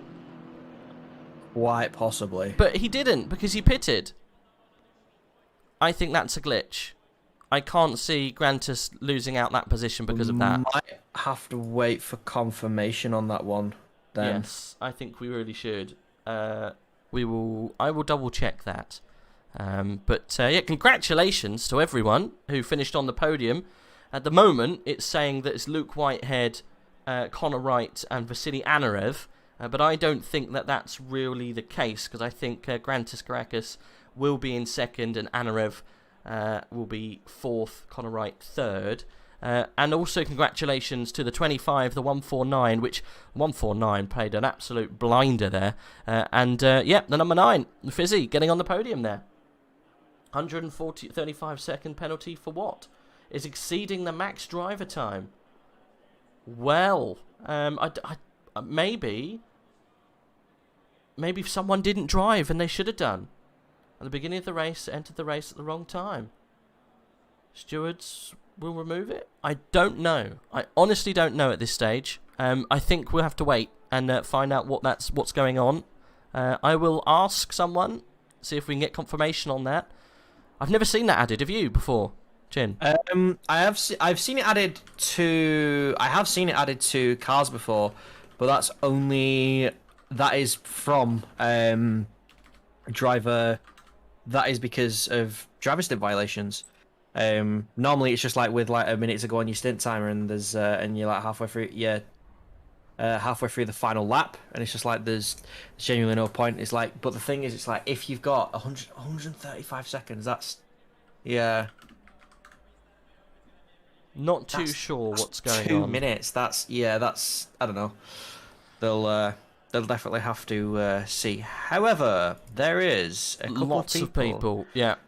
We'll get Black Gold Saw in first, because obviously he's part of the leading team. I think he's probably talking for the PPR team. Let's have a little chat. Hey, congratulations on the first win for PPR. Yes, thank you. I don't think anyone else is available to have a chat from the team. Obviously, we haven't got Luke life story, Luke. Life story. Luke is just finishing the race. That's it.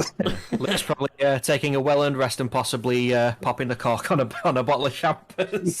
Now, I know obviously I don't want to ask you about someone else's race, but can you shed any light on that 135 penalty for Grantis? I think that is exceeding driver stand time.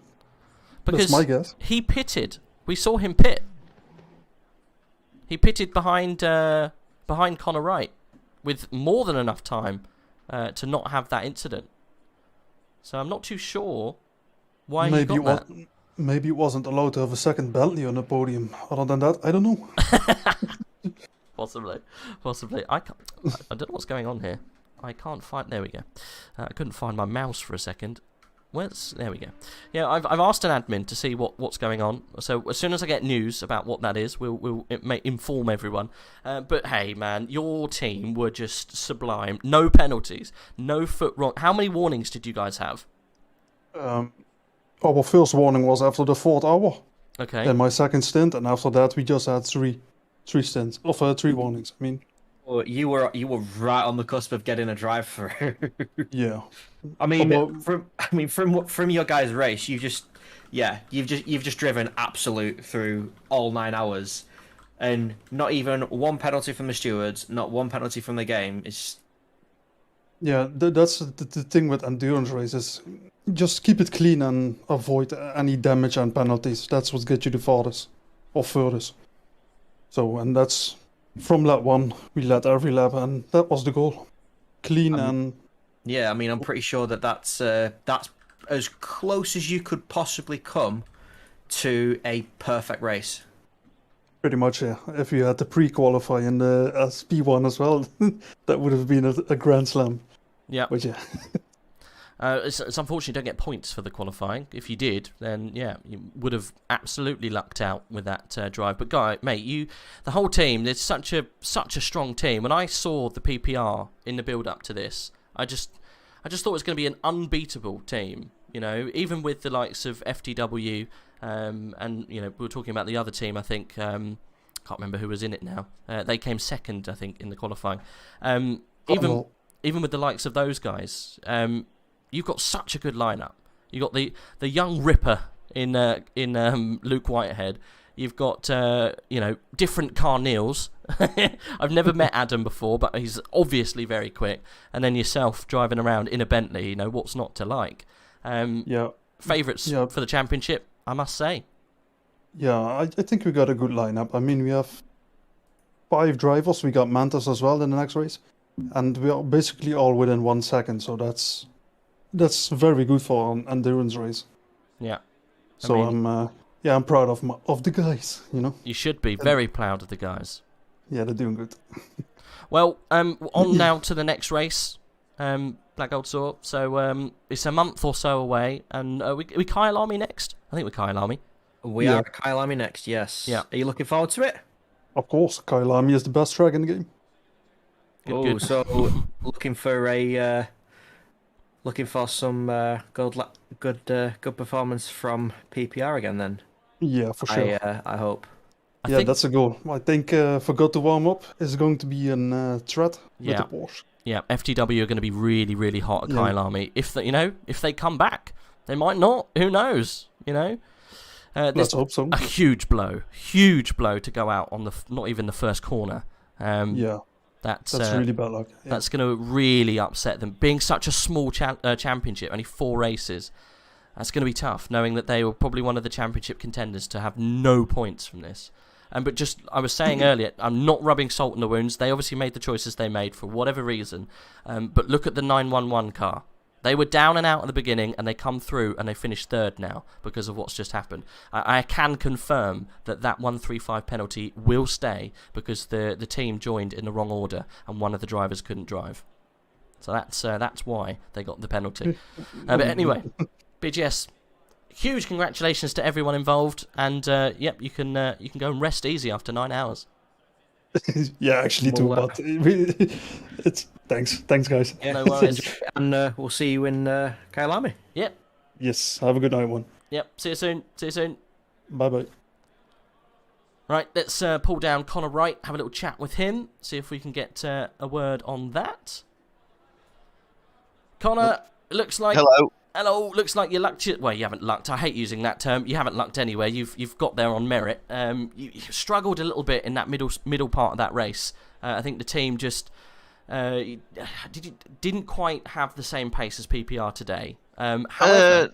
I mean, Gold Saw was definitely the difference, and we did completely screw up a pit stop. We got a stop go 30, messed it up completely. But yeah, somehow we got P2. We're not quite sure how. Well, the Grantus team, the Beavers, they joined in the wrong order, and one of the drivers couldn't drive. So, yeah. Okay, right, okay. Paul Vander's in as well. He's in my team. Okay. It's his team, isn't it?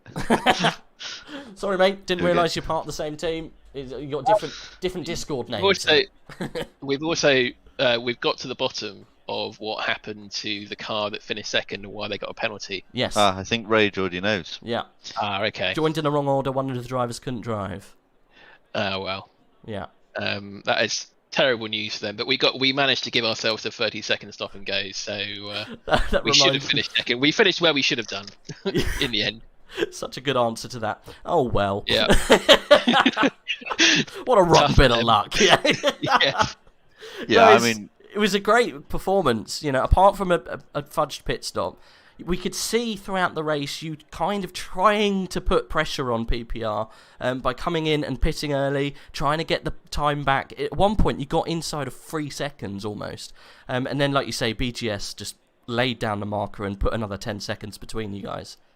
Yeah, I think Gold Saw should have its own ballast, like personal ballast.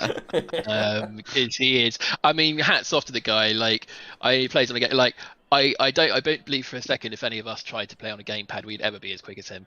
You know, hats off to the guy. But you know, they drove a great race. We were really pleased with our race, apart from that pit stop foobar.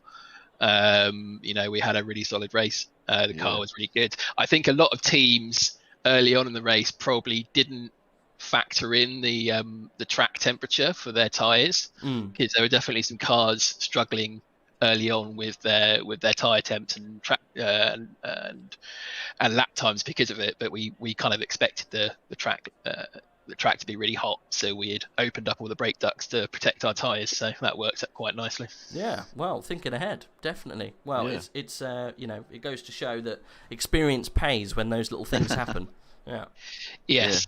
Yeah. And that start was a bit mad, wasn't it? Oh my God! Right. I mean, I only saw what was in front of me, but Jesus Christ. Yeah. Well, I think everyone P25-ish back was very lucky to come through unscathed. And obviously, I think it was started off, I hate to say it, and I'm just summarising it, I don't know if it's really the case. Obviously, the incident that happened, I think it was 66 car and the FTW, may have caused a bit of a ripple. Yeah. Which then caused chaos. Are they not going to be talking to each other for a while, I guess? Yeah, I don't know why they gave up. I don't know why they threw in the towel. I'm still lost to why they decided not to continue. Unless the car couldn't continue, which I don't think that was the case. It's always a tricky one, isn't it? Like, I think certainly when you got, like, you know, when you expect to be potentially competing to win a race and something like that happens, I can understand. I mean, I would keep going, but I can understand why someone might choose not to. Yeah. You know, it's one of those things. It's probably an emotional decision ultimately in the moment when something as horrific as that happens. You just kind of go, oh well, what is the point in life? Yeah. but you know, we're pleased. But you know, I think we finished where we should have finished ultimately at our pace. So you know, we do think we are. You know, we're in the hunt for podiums all the way through this season, I hope. So good start. Yeah. No, I did notice agree. during the like the last probably about 15-20 minutes that you did start to drop away from P2 there. Were you trying to save fuel or just no, we didn't change tyres on our last pit stop to just try and, you know, because I that got us back in front of them, and so I had to defend on tyres that had done about hour and 20 maybe. So yeah, it was just worn tyres.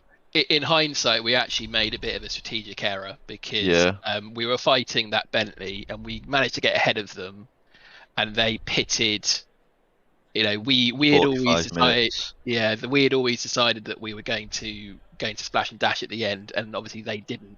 And actually, for our last stop, if we had pitted earlier, and just changed tyres, we would have stayed in front of them, and we probably would have been a much easier race. So we made a bit of a strategic error, but it was kind of precipitated by the whole pit stop thing and having to race a car we didn't expect to be racing. So a lesson to be learnt there.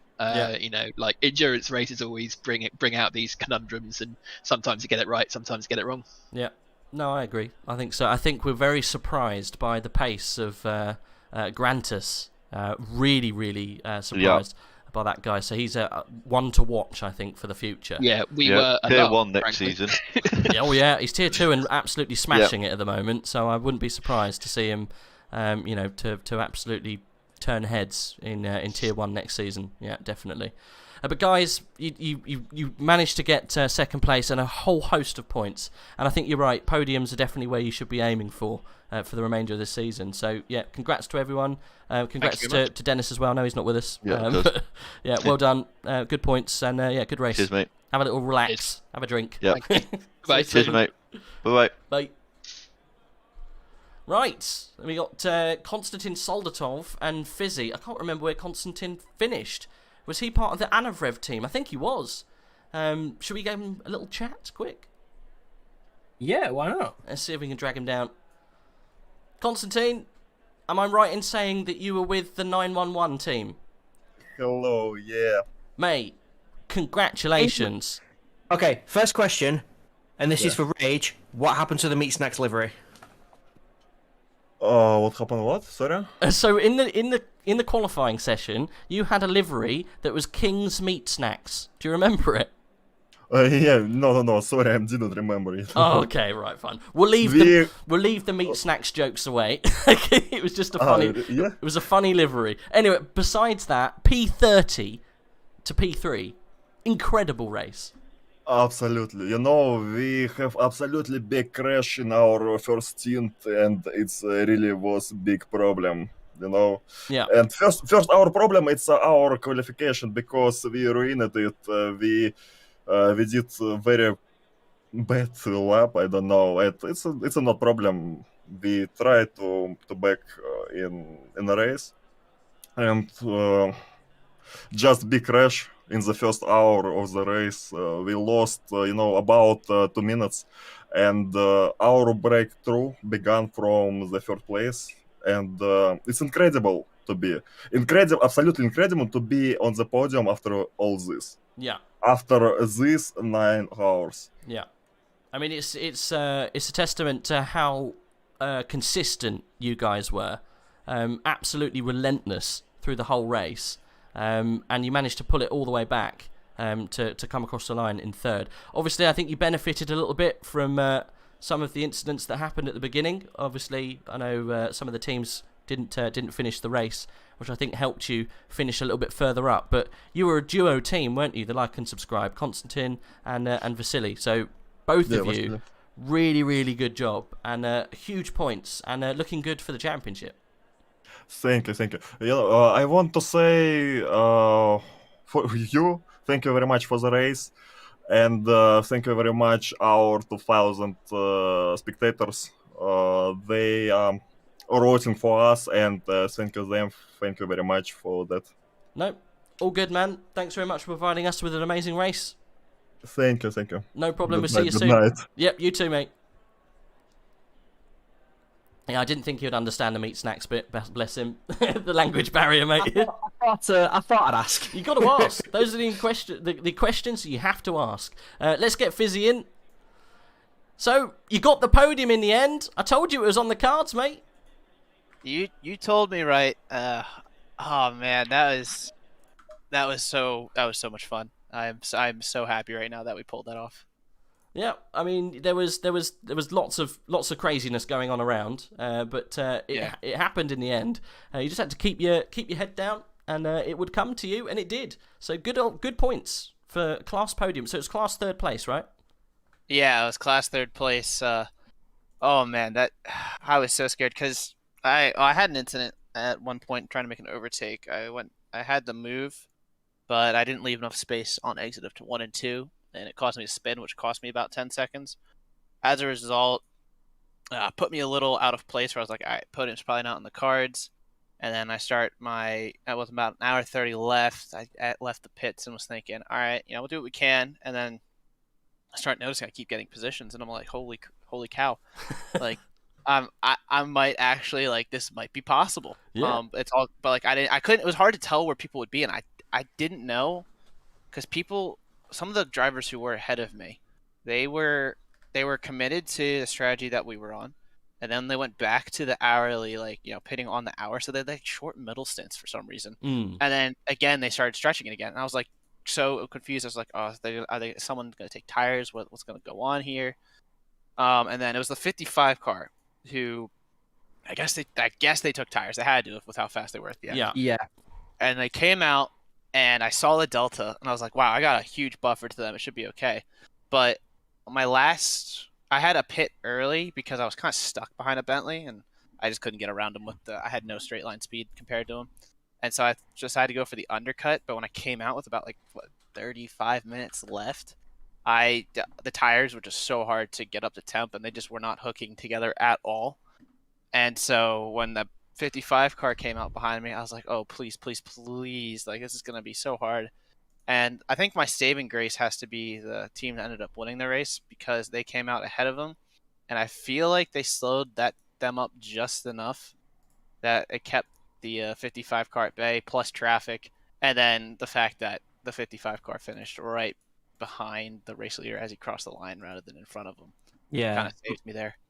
So in the last half an hour when you were running with the 55 catching you, what were you thinking? Were you thinking try and extend, or were you thinking just to try and eke out a gap, or just run your race and just get to the flag? Oh, my goal was the podium. Once I knew I was in third and I came out in third, I was like, I have to go for this. I knew that winning class was out of question, because when I came out right behind the 149 car, I saw him pull away. I was like, no, I'm not catching him. But it was a matter of just like doing everything I could and drive as fast as possible. But also because the tires were just shot. They were so bad out at those last, especially those last 15 minutes. It was a matter of keeping on track, because we had 3 warnings for the last hour and change, because I picked up a 3rd warning at some point then. And so my goal was to drive like hell, but at the same time just keep it on track. And if every time I went off when I thought, oh, this could give me a warning, I just went full lift, slowed back on, cost me a second. But I was like, I'm not taking any chances. And yeah, it's a lot better to sacrifice a second than to risk a drive through.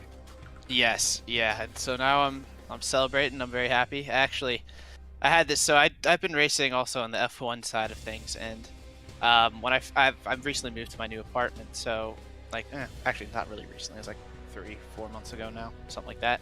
But when we first moved in, I got a bottle of champagne that I was going to use to celebrate cheers, we're going in. But I started work, never got around to it. And so I made it my goal to get a podium in a league race before I open it. And so the bottle is now open. Yeah, it is. Podium class. Yeah, I mean, even to be honest, your final stints and your last splash and dash at the end, me and Rich work after the interview before your final stint. I mean, we were keeping a sharp eye on it. Yeah, I appreciate it. Just to see how you were getting on. But yeah, your final stint was absolutely amazing, especially in a car as unpredictable as the Porsche. Oh, it was either understeering or oversteering. Once the tires went, it was so crazy. The worst corner was whenever the tires were more than 40 some minutes old, was always the hairpin at the end of sector 2, because I could brake at one spot, and sometime I get the grip, and I broke too early. I'll brake to the same spot again, and then all of a sudden I broke too late apparently, and it's just I'm half spinning on exit because I just carried too much speed and it's just not gripping. Oh, it was I love the Porsche, but sometimes it's just that, and the straight line speed is just kind of oh my goodness, why did I do this? And then I gain a tenth and change just turn in on one corner. I'm like, this is why I like the car, because it just feels good. So going into the next round at Kyalami in a few weeks' time, what are your initial thoughts on that? Well, I've only done 5 laps of the track on the game, so that's my thoughts. My teammates have done a lot more than me around there. So the goal going into today, it's going to be the goal we have next week, get a top 10 in class. Honestly, we could add to that, get top 25 overall. I mean, we got, I think 19th or 18th overall today. Either way, like, that's spectacular. And obviously, part of that was due to some of the guys ahead of us, having issues, which that's fine. It happens. That's racing. But I think the goal's just got to be top 10 in class again. We don't have like championship aspirations because we're just kind of like, it's a 4-round thing. It's an endurance racing. We're here to have fun. We're gonna enjoy it, and we'll just take whatever we get. So, yeah, that's got to be our goal. Is just top 10.